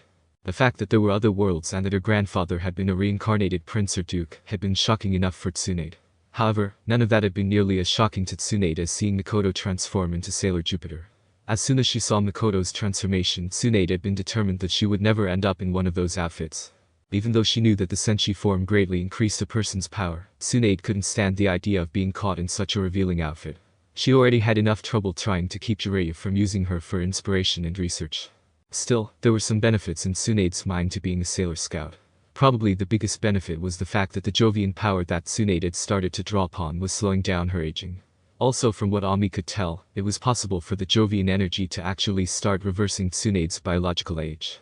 If Swan did start to de-age, then from what Ami could tell, Tsunade's body would eventually end up as either her 20 or 30-year-old body. However, in order for that to have a chance of happening, Swan would have to unlock her senshi form and stay in that form for several months to a year at least. Even though Tsunade did not want to end up in an outfit like Mikoto had demonstrated, she had hesitantly asked how she could unlock her senshi form. Tsunade had never told anyone except for Shizune, but she had always regretted not having a child. For even the remote possibility that she could have a child of her own, Tsunade was more than willing to put up with being a pin-up girl. According to what Tsunade had been told, there were 3 ways that the Tsukino clan knew of by which she could unlock her senshi form. The first method would be for Naruto to transform into his royal form, and his power to unlock Tsunade's senshi power. Another method would be for Mikoto to copy her base Sailor Jupiter powers into a base transformation pen that Mikoto would have to create, and then graft the transformation pen onto Tsunade's growing Jovian energy. Finally, Tsunade could go through a series of meditations and learn to create her own transformation pen from her Jovian energy. All 3 methods had their own set of problems for Tsunade. Having Naruto unlock Tsunade's power would defiantly be the quickest way, but it had the cost of enslaving her power to his. With that method, Swan would be unable to advance her senshi abilities until either Naruto granted her more power, or she broke her connection to Naruto and reformed her connection to Jupiter. Getting Mikoto to unlock Tsunade's power wouldn't enslave Tsunade's power to Mikoto's. However, the process would be extremely painful for Tsunade, and due to her age would leave Tsunade in a coma for weeks. Creating her own transformation pen would be difficult for Tsunade due to having to find where the Jovian energy was entering her, and then mentally manipulating that point. In the end, Tsunade had decided to work with the third way to achieve her senshi abilities. Thanks to Tsunade's already phenomenal chakra control, she could already sense the Jovian energy flowing within her. It would still take months of hard work for Tsunade to get to the point where she could create her own transformation pen. However, Tsunade was confident in her abilities that she would eventually unlock her senshi powers. Sarutobi had just sat down at his desk in the morning, ready to fight his undefeatable nemesis Paperwork, when an Anbu's suddenly body flickered into the office. The Anbu bowed her head and said, Lord Hokage, Sasuke Uchiha has left the village. He was last seen traveling in the company of the traitor Kabuto. A preliminary search of the Uchiha compound has revealed that all objects of a military value and the Uchiha clan scrolls have been removed. For a moment the room was silent as Sarutobi thought about what the Anbu had told him. With a resigned sigh, Sarutobi wearily looked at the Anbu and said, As of this moment Sasuke Uchiha is a missing ninja. Send a squad of hunter ninjas after him and Kabuto immediately. The primary mission objective for that squad will be the disposal of the younger Uchiha brother. Orochimaru must not get his hands on the Sharingan. With a small bow of her head, the Anbu left Sarutobi alone in the office. If anyone were to come into his office, they would have seen Sarutobi sitting in his chair with a stormy look on his face. Not many things could get the usually jovial old Hokage enraged, but traitors were one of those few things. Orochimaru and the Fallen had, with their betrayals and their attacks on Konoha, destroyed all the mercy that Sarutobi had used to have for missing ninjas. Back in his first reign as Hokage, Sarutobi had been fairly merciful towards missing ninjas. Fairly merciful as in having them imprisoned for life instead of killed, that is. The other Kages had known that little fact, and had given Sarutobi the derogatory, in their minds at least, nickname of the Merciful Monkey. Up until the discovery of the fallen Sarutobi had taken a secret pleasure out of that nickname, because it stated in Sarutobi's mind all the things about Konoha that made Konoha such a wonderful place. Now however Sarutobi couldn't gain even a small smile at the nickname of Merciful Monkey. It no longer reminded Sarutobi about all that was good in Konoha, but instead it reminded Sarutobi about all of his failings. That name reminded Sarutobi that he was an old man well past his prime. He was a man who was steadily losing the strength of will that was needed to continue to be the leader of Konoha. After shaking his head, Sarutobi pulled out his pipe and started to smoke.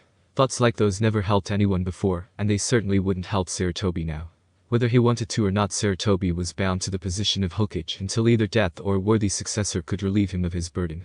Perhaps, Sarutobi wondered, he should observe some of the more promising jonin like Kakashi, Kurenai, or even Anko, to see if they could be groomed as the godin. Ino, who had been led into the compound by Luna, was casually walking towards the Tsukino onsen, with a purple towel hanging over her shoulder. Mikoto and Ami had asked her to visit them today, and had told her to bring a towel with her. It wasn't that hard for Ino to figure out that her co-girlfriends wanted to talk with her while relaxing in the onsen. Like Ino had suspected, Mikoto and Ami were waiting for her in the onsen already. The two girls' clothes were in neatly folded piles near where their towels were placed. Without batting an eyelash, Ino immediately took off her clothes, put them in a pile next to the other piles, and proceeded to get into the onsen. Once Ino was in the onsen, she gave a sigh of contentment as she enjoyed the warm water. For a minute or so all three girls just quietly relaxed in the outdoor bath. Ino then broke the silence and said, "So why did you two ask me to come over? Not that I don't like hanging out with you girls, but why this time? If you had asked me to come over just a few hours later, then we could have had Naruto join us." In a slightly sarcastic but still good-natured manner, Mikoto jokingly answered Ino's question. "There's a very good reason why we asked you here, Ino. We need to decide the order of who gets to give Naruto a lap dance when he gets back from his meeting with the other chunin." Mikoto let out a small chuckle when she saw Ino's jaw drop a bit. In a slightly more serious but still very jovial voice, Mikoto then said, "If you're going to dish it out, Ino, you got to learn how to take it as well." Not wanting to have her place as the apprentice people shocker usurped so easily, Ino got up and started to walk towards Mikoto. There was a predatory smirk on Ino's face as she closed in on a now slightly nervous Mikoto. Ino then sat on Mikoto's lap and twisted herself, so that she and Mikoto were facing each other with their breasts pressed together. With her mouth next to Mikoto's ear, Ino quietly said, "Instead of lap dances, maybe we should stay like this." After all, the sight of two women like this would be more than enough to knock out even the most disciplined of men. Ami just shook her head and said in a clear, gentle, and commanding tone, "Enough. Ino, get off of Mikoto and save the whole seductress routine for another time. Mikoto, remember your own words and don't forget who teaches Ino." Once Ino had sheepishly returned to her spot, Ami started to speak again.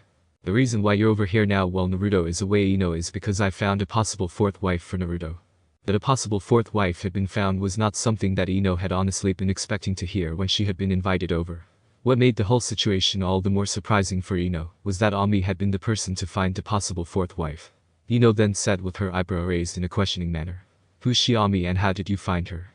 In a calm and slightly carefree manner, Ami replied, "It's Tamari. I've been observing her for the past month or so, especially her interactions with Naruto.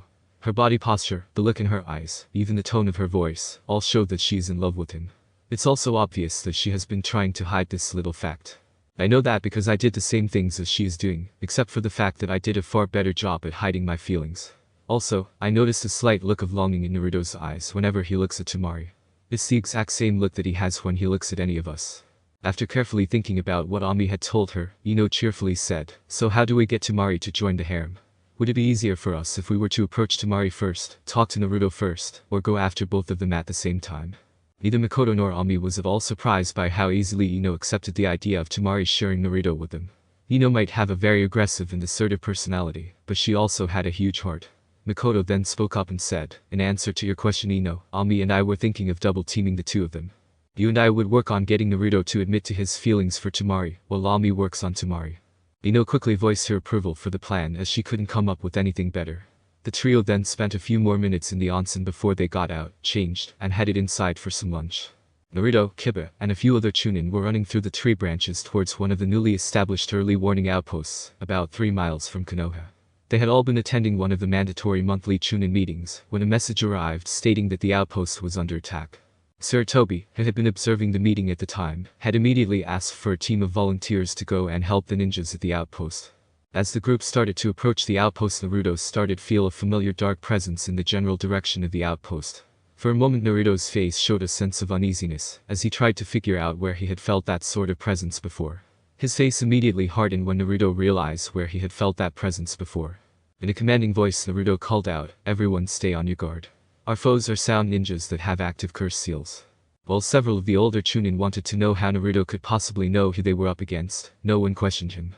There was just something in Naruto's voice that made everyone else trust that what he said was the truth. Unintentionally and unofficially, Naruto had taken control of the group with that statement. His leadership of the group became cemented in everyone else's minds when they watched Naruto transform into Moonlight Knight in mid-jump. When the Konoha chunins reached the clearing where the outpost was, they were greeted by a gruesome sight. The outpost that they had come to defend was up in flames. Their comrades' butchered bodies were lying on the ground in a haphazard manner. Standing amid this were 5 demonic-looking humans. Naruto instantly recognized 4 of the people in front of him as Orochimaru's guards from the invasion. From what Naruto could sense, those 4 were all stronger than they had been in the invasion, and their unknown 5th companion was even stronger than them. Instantly Naruto called out, "Leave the one in the center with the protruding bones to me. Double team the remaining 4 and remember to watch your backs." These ninjas were chosen by Orochimaru to be his personal guards, so they are obviously quite powerful. With that said, all the Konoha ninjas charged at the sound ninjas. The fighting between the two groups on that blood-stained field was extremely fierce. Naruto was aware of how fierce the fighting was only on a subconscious level. He knew where his allies and enemies were and in what condition they were in. However, Naruto was concentrating his attention on his current enemy. From what Naruto could tell, his bone-wielding opponent was at least as strong as he was, and was a good deal more skilled with the blade. Since the bone blades did not show any signs of weakening due to the celestial chakra in his katana, Naruto assumed that the bone manipulation was some sort of bloodline ability. As Naruto and his opponent dueled with each other over the minutes, Naruto started to become more and more nervous. In the back of his mind, Naruto knew that the battle was not going well for his side. Thanks to the cursed seals, the sound ninjas were stronger and had larger chakra reserves than Naruto's comrades. What made the situation worse was the fact that the sound ninjas were a lot more serious in this fight than they had been during the invasion. In an attempt to gain the upper hand of the battle, Naruto jumped up into the air and sent a Serenity slash towards the red-haired girl, hoping that she would be slain by his attack at her back. However, that attack was stopped because one of the other sound ninjas shouted out a warning. This fact troubled Naruto greatly as he was put on the defensive by the bone-wielding ninja. The sound ninjas were no longer a group of fighters battling the same area, they were a team now. While dodging a series of bone missiles less than a minute later, Naruto saw one of the chunin that had come with him fall down dead. Instantly the tactical part of Naruto's mind went into overdrive, analyzing what his comrade's death meant for the fight. That cold and rational part of Naruto knew that things had taken a turn for the worse. Unless something happened to change the balance of power in the fight, he and his comrades would be killed one by one. What they needed right now was a miracle. To Naruto's immense surprise, he was suddenly at the Silver Millennium Ruins. After the initial shock of no longer being in the middle of a battlefield wore off, Naruto started to smile. If he was here, then his grandmother must be trying to tell him something. Hopefully whatever it was that she was going to tell him would allow him to turn the tide in the battle. Since Queen Serenity hadn't immediately appeared to him, Naruto figured that she was waiting for him to find her. Naruto then started to glance about his location, trying to find a clue as to where he was supposed to go. After a minute of looking, Naruto noticed that the stones that were leading towards the ruins of the palace were smoother than the surrounding pavement stones. He quickly decided to take a chance and started to walk along the smoothened path.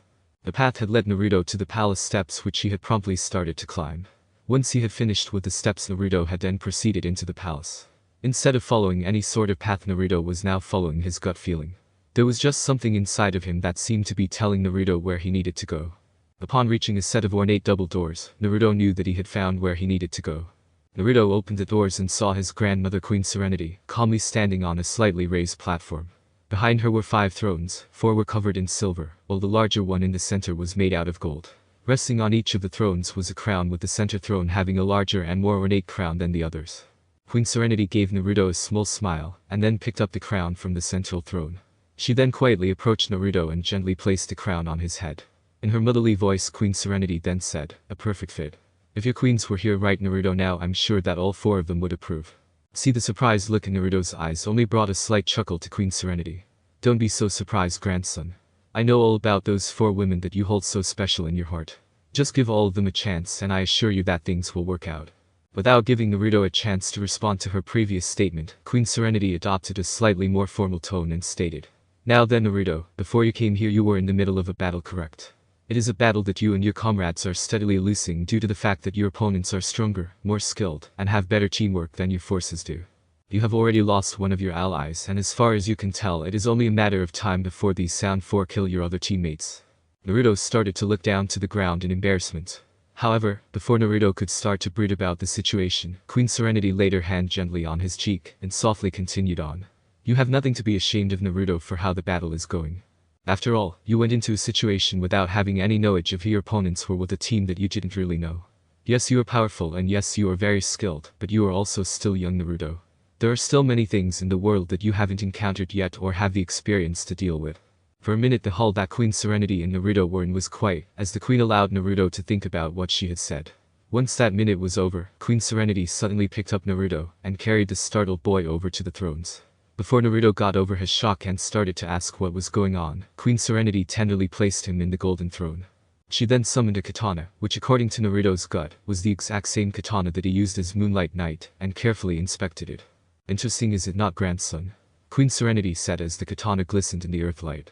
Back in the Silver Millennium, the silver crystal was seen as a sign of our family's special royal power. Everyone knew what the crystal looked like as it never changed its form from one ruler to the next. For a moment Queen Serenity paused and presented the katana to Naruto with it laying in both of her hands before continuing on. It's fitting, don't you think, that the silver crystal would change its form to something more suitable for your situation, Naruto? After all, you are a warrior and not a healer like your mother and I were in life. Naruto had very quickly caught on to the fact that his grandmother was trying to give him a clue as to how he could turn the tide of the battle. Why she was doing it this way instead of just telling him outright, Naruto didn't know. Perhaps whatever allowed her to visit him was preventing her from telling him outright, or maybe she was trying to get him to think on his own. However, that didn't matter at the moment for Naruto. He had figured out what Queen Serenity had been hinting at. The instant that Naruto figured out what Queen Serenity was trying to tell him, the lunar palace started to disappear around Naruto. As the world disappeared around Naruto, he heard Queen Serenity whisper to him, "You make me proud, grandson." Instantly back on the battlefield, Naruto barely had a chance to reorient himself before having to dodge a whip made out of bones. While still on his knees, Naruto grinned and called out to his opponent, "I hope that your conscience is clear, because I'm about to send you to meet your maker." Naruto then stood up and withdrew his katana from its scabbard. Kamimura just gave a snort of disbelief at Naruto's proclamation. While Kamimura would grudgingly admit that Naruto was a formidable opponent, Kamimura didn't think for a second that Naruto could hope to beat him. Maybe if he was still suffering from that horrible lung disease, Naruto's proclamation could have come true, but not now. Kabuto had somehow found a way to cure that blasted illness, and Kamimura was once again in top form. However, before Kamimura could charge at Naruto with the flower part of the clematis dance, his body suddenly froze up on him. Kamimura heard a faint humming noise come from Naruto, and then there was a bright flash of silvery light that came from Naruto. When the light disappeared, Naruto wasn't in his Moonlight Knight outfit anymore. Naruto was now wearing silver samurai armor with a fox half-face mask. Also, Naruto was wearing a white haori over his armor. The back of the haori had the Tsukino clan crest on it, while the edges of the haori were embroidered in blue. As he looked at Naruto in his new outfit, Kamimura felt like was looking at a predator. In an attempt to regain his nerve, Kamimura shouted out, "Is that all? Do you really think that making yourself look like a samurai will help you out?" Naruto did not answer Kamimura's question and stretched out his left hand instead. In a quiet voice so that Kamimura could barely hear him, Naruto called out, "Selene Senbon shotgun." Instantly a dozen glowing silver senbon needles shot out of Naruto's exposed palm at almost supersonic speeds. The attack was far too fast for Kamimura to hope to warn his teammates, and all the rest of the Sound Four were struck by Naruto's attack. All four members of the Sound Four let out blood-curdling screams and started to drop out of the second curse stage. The other Konoha ninjas were shocked at what they were witnessing. With a single attack in his new form, Naruto had brought the Sound Four to their knees. As shocked as they were, however, none of the Konoha ninjas wasted the opening that Naruto had created for them. Within a few seconds of Naruto's attack, Kamimura was the only sound ninja left alive. With his katana extended towards Kamimura, Naruto calmly said, "I am Naruto Tsukino, son of the Yondaime Hokage, and the heir of the Silver Millennium royal family. You have two options available to you, sound ninja. Either surrender now and be brought in for questioning or die by my blade." This announcement of Naruto's completely incensed Kamimura. With his face practically shaking with rage, Kamimura yelled out, "How dare you ask me to betray Lord Orochimaru?" Abandoning any and all sense of reason at that point, Kamimura let out a primal roar and blindly charged at Naruto with his bone drill. With the detached hair, Naruto quietly uttered, "So be it." He then pulled back his katana, made a circular motion with his blade arm, and then made a hard downward slash. While he was doing this, Naruto was calmly said, "Silver, Shogun, Shockwave." A huge wall of silver-colored energy emerged from the end of Naruto's blade and moved towards Kamimura like a tidal wave. The wall of energy moved so fast that Kamimura was unable to dodge the oncoming attack and was vaporized. As soon as Naruto saw that he had killed Kamimura, he transformed back into his normal clothes as he fell to his knees before he fell completely to the ground. Kiba, who was the closest person to Naruto at the time, instantly ran to Naruto's side. Immediately after he got to Naruto's side, Kiba checked for Naruto's pulse and let out a sigh of relief when he felt it. In a slightly sarcastic voice, Kiba then said, "Don't do this to me, Naruto.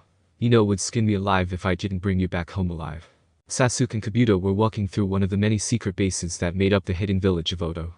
The two of them had managed to avoid encountering all of Konoha's forces in their escape. Kabuto knew that the Sound 4's little raiding spree was probably what had helped them escape. After all, the Hokage would likely be forced to pull back a good deal of Konoha's forces to deal with a possible second invasion. Seeing the grumpy and egotistic look on Sasuke's face, Kabuto was forced to remind himself that the brat was of more use to him alive than dead for now. In his disarming and charming voice, Kabuto said as the duo approached a set of doors. "Orochimaru is in here, Sasuke. He has been expecting you and is most eager to meet with you." In a supremely arrogant manner, Sasuke coldly said, "Of course he is eager to meet me. I am Uchiha." With that said, Sasuke opened the door and walked inside the dark room. Kabuto waited outside in the hallway for a few minutes, calmly humming to pass the time. His humming was suddenly interrupted by a young man's screams that came from the dark room. "So much for the pampered prince of Konoha," Kabuto said in a nonchalant manner. Then with a more sadistic look on his face, Kabuto continued talking to himself. "Oh dear, it seems to have slipped my mind that I injected Sasuke with a special neurotoxin. Normally that particular toxin won't have any significant effect on a human's body. However, I fear that the stress brought about by the soul transfer jutsu that Orochimaru uses will cause too much stress for poor Sasuke's heart." Kabuto then raised one of his hands to his ear, and with his demonic hearing, listened to the faint sound of labored breathing coming from the dark room. After a minute the breathing stopped altogether, and Kabuto just shook his head.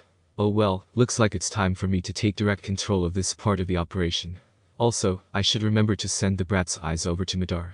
Why he wants those impure things I'll never know, but then again Madara always was slightly sick in the head. Naruto opened his eyes, and the first thing he saw was Ino's face as she leaned over him. Ino gave Naruto a soft smile and said, "So you decided to wake up, Naruto." She then flicked Naruto in between the eyes with her right hand and said very loudly, "Don't ever do that again, Naruto." When Naruto looked at Ino again a second after she had practically yelled at him, he saw her standing next to him with her arms folded across her chest. In a much softer and loving tone, Ino said as Naruto looked at her, "Do you know how scared I was when I saw Kiba come into town carrying your unconscious body? How scared that side of you like that made all of us feel." The mention of all of us caused Naruto to look around the room he was in. It was then that Naruto realized that he was lying on a hospital bed with Ino, Mikoto, Ami, and to Naruto's surprise Tamari standing in the room looking at him. Ino, Mikoto, and Ami were all standing around his bed, while Tamari was leaning against the wall off to the side a bit. Naruto took a second to collect his thoughts and then he said, "How long have I been out?" Ami, who was standing across the bed from Ino, decided to speak up. "You've been out ever since your team returned from the mission. That was almost 5 hours ago, Naruto. According to the doctors, you were suffering from a serious case of chakra exhaustion. In fact, most of the doctors were expecting you to wake up until morning at the very earliest." Naruto gave a small sigh and then said in a surprisingly somber tone, "Sorry for worrying you girls. I didn't want to cause any of you to worry about me. It's just that I couldn't allow my comrades to be killed if I could stop it." After pausing for a moment to let what he said sink in, Naruto continued on, "I can't promise that I won't do something in the future that will cause you to worry about. However, I can promise that I won't use my royal form in battle until I either master or I have no other option but to use it. You are all precious to me, and I don't want to see any of you hurt." For a moment Ino, Ami, and Mikoto just looked at Naruto with serious looks on their faces, showing that they were thinking about what Naruto had just said. Then one by one all three girls gave Naruto a kiss, and then left the room after saying goodbye. Once Ami, who was the last of the trio, left the room, Tamari silently turned to leave as well. However, Naruto noticed Tamari's movement and called out, "Tamari, wait a minute." Tamari stopped in her tracks and slowly turned to face Naruto. In a neutral yet still friendly tone she said, "Yes, Naruto. What do you want to say to me?" It was taking every ounce of willpower that Tamari had kept from bursting into tears. She had been hanging out with Ami when the news about Naruto had reached her. Despite her mind telling her that it would be a bad idea, Tamari had followed her heart and had accompanied Ami to Naruto's hospital room. Right now Tamari was wishing that she had listened to her mind instead of her heart. It was just so painful to her to see Naruto looking on Ami, Ino, and Mikoto with love in his eyes, and not see something like that for her. At the same time, Naruto was dealing with an inner struggle of his own. When Naruto had spotted Tamari in the hospital room, he had been reminded of Queen Serenity's words. "Your queens, all four of them." The first three queens that Queen Serenity had mentioned had been easy for Naruto. But now, as Naruto looked at Tamari, he realized that she was his fourth queen. In that moment Naruto realized that part of the reason why he had been asking Ino, Mikoto, and Ami about whether they felt he was being fair to them so often was because he had been excluding Tamari. His subconscious had been trying to give all the women that he loved their fair share of his time, but it had been blocked by his conscious mind, which until recently had only recognized 3 girls. This realization hurt Naruto because he realized that he had been the cause of Tamari's pain. Not knowing what he could say that could make up for what he had done, Naruto simply looked into Tamari's eyes and softly spoke. When I said you were all precious to me, I meant you just as much as the others. Those simple heartfelt words of Naruto's broke the wall that Tamari had been trying to place around her heart. First the tears started to build in Tamari's eyes. Next her face softened and her lips started to quiver. Finally Tamari couldn't hold in anymore, and she ran over to Naruto's bed, practically throwing herself into Naruto's arms. In that moment Tamari's pride and dignity didn't matter to her. All that mattered to her was how she felt about Naruto, and the fact that he reciprocated those feelings. As Car was walking down the streets of Konoha, he noticed the sullen mood that many of the villagers were in. This confused Car because when he had last been in Konoha after the Sand Sound invasion, the villagers had been very determined. What could have caused them to become so depressed after being so resolute in the face of a failed invasion? Car made a mental note to ask about whatever had caused this during his upcoming meeting with the Hokage. Once Car reached the Hokage tower, he nodded to the 2 guards on duty and firmly said, "My name is Car Narn. I am here to speak with the Hokage on a matter concerning both Konoha and my clan." Both guards recognized Car and knew that he had helped defend the village during the invasion. One of the guards went inside to check with internal security, while the other guard struck up a friendly conversation with Car. When the first guard came back outside, he politely told Car that Car was allowed to go see the Hokage. It took Car about 5 minutes to reach Sarutobi's office, but when he did reach the office, he was immediately called in by Sarutobi. Once inside, Car clasped his hands together and said in his charming diplomatic voice, "It's good to see you again, Lord Sarutobi. I hope you haven't had to beat the women off of you too hard these days." This obvious joke caused Sarutobi to snort and say in a good-humored way, "Sadly the women of Konoha haven't realized what they're missing out on." The 2 leaders then let out a hearty laugh for a minute. After the laughter subsided, Sarutobi said in a much more businesslike manner, "Okay Car. What does the Narn Clan want with Konoha?" Car made his way to the open seat that was facing Sarutobi, and then spoke once he sat down. "As you know, Lord Sarutobi, the Narn Clan has traditionally been a rather isolationist clan. While the clan is on relatively friendly relations with all of the major ninja villages, we have stayed away from interacting too closely with any particular village. However, due to the reports that the clan has been getting for the past few months from our spy rings, the clan's High Council has made an unprecedented decision. I am here to discuss possible terms for the Narn Clan's incorporation into Konoha." Sarutobi's eyes widened when he heard what Car had just said. After mentally making sure that his hearing wasn't going out due to his old age, Sarutobi smiled. Having the Narn Clan join Konoha would defiantly boost the village's mood. Sasuke's defection from the village had been a major blow to village morale due to the fact that so many of the villagers had pinned their hopes and expectations on Sasuke. Personally, Sarutobi had thought that those villagers had been slightly premature to put that much emphasis on one still green genin, but he couldn't deny that it had happened, or the effects that had occurred as a result of Sasuke's leaving. Quickly remembering that he hadn't said anything to Car, Sarutobi quickly stated his thoughts on Car's proposal. "I certainly don't see any reason why the Narn Clan can't move to Konoha. Now I can't give you exact details on everything relating to the integration of your clan into the village at the moment, as I am sure you are aware. However, I can promise you this. If the Narn Clan does join Konoha, it will receive adequate land for all of its members to build their homes, and that no member of your clan will be discriminated against when it comes to mission assignments." This was pretty much what Car had expected out of Sarutobi for this meeting. Obviously, exact terms wouldn't be decided until after the bureaucrats got to do their little song and dance. Today's meeting was just to get the ball rolling for the whole process. Personally, Car couldn't wait for the whole show to be over and the clan firmly established within Konoha. The sooner they were within the eye of the storm, the safer they would be in the future. Sasuna was walking down the street when her eye caught sight of something that caused her to stop. From her spot in the sidewalk, Sasuna could see the slumped form of Kakashi sitting on a bar stool. This sight surprised Sasuna because she knew that her not-quite-boyfriend was not one to visit bars. Porn, not booze, was Kakashi's vice of choice after all. Wanting to know what was going on with Kakashi, Sasuna just shrugged her shoulders and went into the bar. Once she was in the bar, Sasuna calmly walked over and sat down on a stool to Kakashi's right. She then said very calmly, "Why are you here, Kakashi?" In a semi-sober manner, Kakashi said, "I'm a failure. So many people in the village are depressed because I was such a poor teacher. If only I had handled Sasuke better, force him to see the path that he was walking down, come down harder on him, or something, then that brat wouldn't have left the village. It seems that no matter how hard I try, no matter how many missions I complete successfully, I am cursed to fail when it really matters for other people." This slightly slurred speech of Kakashi's struck a chord in Sasuna's heart. It wasn't that long ago that Sasuna could remember Kakashi having to pull her out of a depression fit. A depression fit, Sasuna was very much aware of, that was almost exactly like what Kakashi was currently going through. Sasuna knew that she wanted to help Kakashi get out of his depression. It was the least she could do after what he had done for her, and Sasuna honestly didn't want to see Kakashi in this state. She much preferred Kakashi to be in his usual laid-back and friendly manner over the state that he was in now. While taking a deep breath, Sasuna thought about what she should say, and then she spoke. Look Kakashi, you've done nothing that merits the anguish you're putting yourself in. The Uchiha traitor left because he wanted to and would likely have left no matter what you or anyone else could have done. He had blackened his heart so much over his desire for revenge, that even Usagi would have had a difficult time trying to reach him. No offense Kakashi, but compared to Usagi when it comes to reaching other people you are a rock. As for the villagers, her Sasuna paused to snort, they were extremely foolish to put so much emphasis on the brat.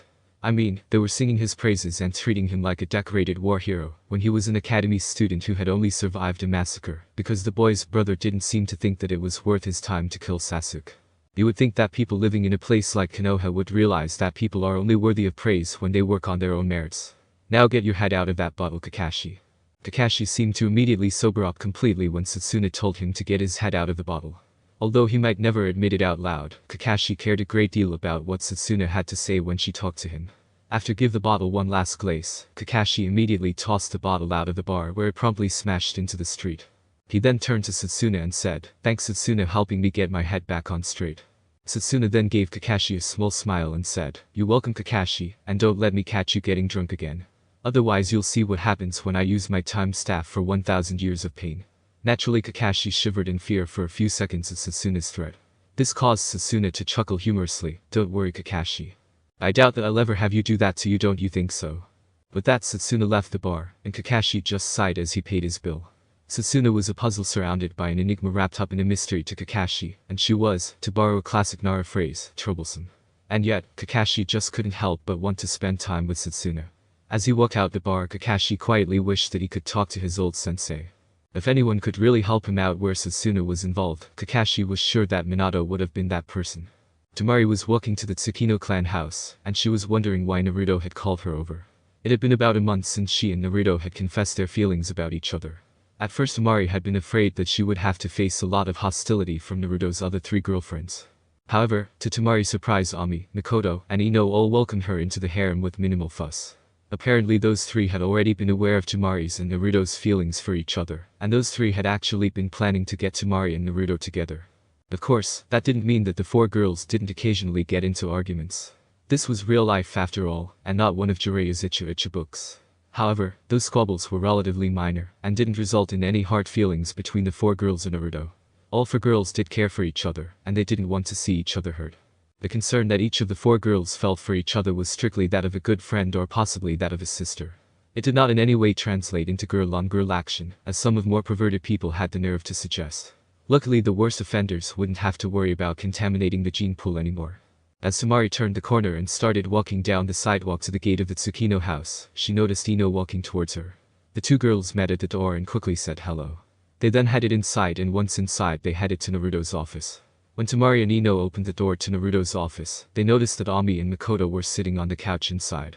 Naruto was sitting behind his desk and was apparently looking at a document that was on his desk. Less than a second after Ino and Tamari opened the door, Naruto looked up from his desk and smiled at the girls. He then said, "Good day Ino and Tamari. If you wouldn't mind, could you go sit down by Mikoto and Ami?" Once Tamari and Ino sat down, Naruto folded his hands together and looked at his four loves. He then said in a slightly nervous manner, "I know that meeting in this manner is very unusual for us. However, something has happened that will affect all of us, and I think that all of you girls need to know about it." Instantly all four girls were giving Naruto 100 of their attention. They knew from Naruto's tone that what he was going to tell them wouldn't hurt them. However, they all were curious as to what could affect all of them. Naruto cleared his throat and then calmly said, "The other day after the High Council session that I attended, I was pulled over to the side by your father Ino. Don't worry Ino, he wasn't trying to do an angry protective father regime on me. Actually, he wanted to talk to me about a personal alliance between the Tsukino clan and the Yamanaka clan. This document on my desk was given to me by Ino's father. It is a betrothal contract between Ino and me, stating that we will be married by the end of October of this year, when I am legally allowed to wed." After looking each of his girlfriends in the eye to judge their reactions to his news, Naruto continued on. "This is a matter that concerns all of us, and I wouldn't feel right making a decision about it without talking to all of you. Ino, do you want us to get married before your brother is born, or do you want to hold off on marriage to a later date?" Makoto, Ami, and Tamari, how would you three feel if Ino and I got married? Would any of you three like me to draw up marriage contracts as well, or would you feel more comfortable with holding off on that? The four girls immediately started to glance at each other, and then they huddled together. Naruto couldn't make out what the girls were saying to each other, but he could tell that they were rapidly talking to each other. After a few minutes the girls ended their huddle and Ino started to speak. We've talked it over, Naruto, and here is what we have decided. You and I will marry a few days after your birthday like my father stated in his marriage proposal. Then a few days after our honeymoon is over you'll marry Makoto, Ami, or Tamari. We then repeat this until all four of us have married you. To save you any grief, Ami, Tamari, and Makoto will decide among themselves in what order you will marry them. While he tried not to show it, Naruto was relieved when he heard what his girls had decided.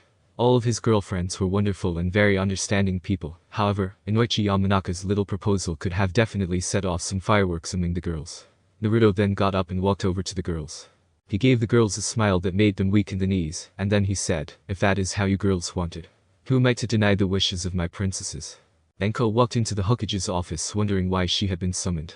When she got in, Sarutobi politely motioned for her to sit down, and then he said, good afternoon, Anko.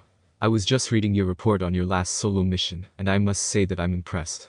There aren't that many ninjas that I know about who can take down 10 A rank missing ninjas, and 20 B rank missing ninjas by themselves at once.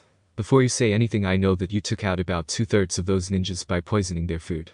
However, that just shows that you know how to think about a situation and press your advantage. There was a faint hint of a blush on Anko's cheeks as she listened to Sarutobi's praise. With Team Maelstrom temporarily disbanded so that Ino could join Team 7 for the chunin exams, Anko had found herself with a lot of time on her hands. So to keep busy, Anko had been regularly taking various missions. The mission that Sarutobi was referring to had simply been a wrongly marked mission that Anko hadn't been able to call for reinforcements in time. Still, Anko couldn't help but in her own opinion of the mission. Sir, she began, the mission was a near disaster. Yes, I did take out the Injinbo Corps, and I miraculously made it out with just a few scraps and a serious case of chakra exhaustion. But, it's just that. A miracle. By all accounts I should have died in that mission. Sarutobi then calmly said, at times Anko, having a miracle is what matters. To Anko's surprise, Sarutobi then got up, started to walk out of the room, and quietly motioned for her to follow. Anko quietly followed the old leader as he led her down the halls, even though she was confused about why he wanted her to follow him. The two of them walked practically side by side in silence, as Sarutobi slowly led Anko up to the roof platform of the Hokage Tower. For a moment the two of them just stood on the roof looking at Konoha in silence. Sarutobi then said in a voice that showed his age, beautiful view is it not? I often like to come up here and look out on the village when the paperwork starts to get to me. It helps to remind me why I took up the mantle of Hokage all those years ago. Anko turned her head to look at Sarutobi, and with a confused look on her face she said, that's great, sir. But why are you telling this to me? I seriously doubt that you tell every ninja under your command about this. A small sigh escaped Sarutobi's lips and he said, you're right, Anko. I don't usually tell this to the various ninjas under my command. Sarutobi's voice then got sadder and more tired sounding as he continued to talk to Anko. I am old Anko. My chakra reserves have degraded to the point where the weaker jonin in the village has as much chakra as I do. Konoha needs a new and vibrate energy that I can't provide. Konoha needs a new Hokage. Sarutobi then turned to face Anko and he said, my time as ruler has passed. As an advisor I can continue to help the village, but I cannot remain Hokage for much longer if Konoha is to continue to prosper. Originally I had hoped that either Jiraiya or Tsunade would agree to become my successor, but that was not to be. Ever since both of my students rejected my offer, I have been carefully examining the ninjas of Konoha, trying to find someone worthy of being the Gondame. Anko, I want you to become the Gondame Hokage. Upon seeing the look of utter surprise and shock on Anko's face, Sarutobi pressed onward. Anko, out of the jonin of this village only you, Kakashi, Asuma, Gai, and to a lesser extent Kurenai, have developed a reputation among the other nations that Hokage uses to help shield the village during hard times. However, only you Anko show all of the requirements needed to be a successful Hokage. I don't want to put any pressure on you Anko, but you are the last real alternative that I have to be my successor. Gai and Kurenai are unable to command the respect that a leader needs. Also they don't have the will that a ruler needs to reassure a worried populace during tough times. Asuma might have been the leader of the 12 Guardians, but he doesn't have the head for the intrigue that accompanies the office of Hokage. Finally Kakashi just doesn't have the mental strength to deal with the pain that the title of Hokage brings with it. He also has trouble in thinking of things in the long term, instead of just till the mission ends. As Anko listened to Sarutobi talk about the failings that her comrades had, she started to feel like a scared little girl. In an almost Hinata-like stutter Anko said, you can't be serious, sir.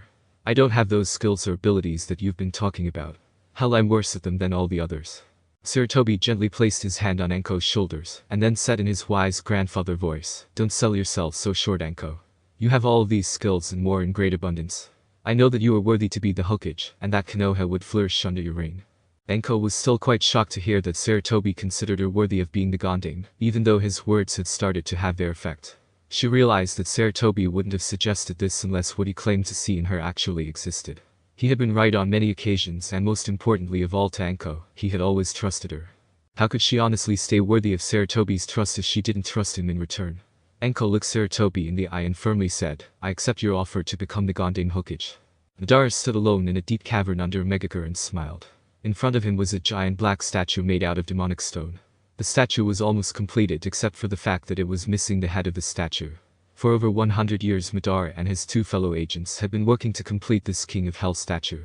It had been slow going because demonic stone was not native to this world and had to be sporadically shipped over from Hell in the tiny temporary fissures that occasionally opened up. With a sinister chuckle Madara started to talk to himself. "After a century of work we're almost done. Sai reported that he has collected the last bit of demonic stone that we need to finish fashioning this statue. Kabuto says that it will take him and Sai about 3 years to fully prepare and carve the stone, so that I can attach it to the rest of the statue. In 3 years, I can truly begin my task for Lord Astaroth." After so many years of working, Madara could hardly believe that his work was almost finished. Once the King of Hell statue was completed, then his little puppet group the Akatsuki could start capturing the rebels. With those traitors' power harnessed by the statue, Madara and his fellow agents would be able to open a gateway to Hell itself, so that the armies of Lord Astaroth could ravage this world. In 3 years, Armageddon would occur. Thanks for watching.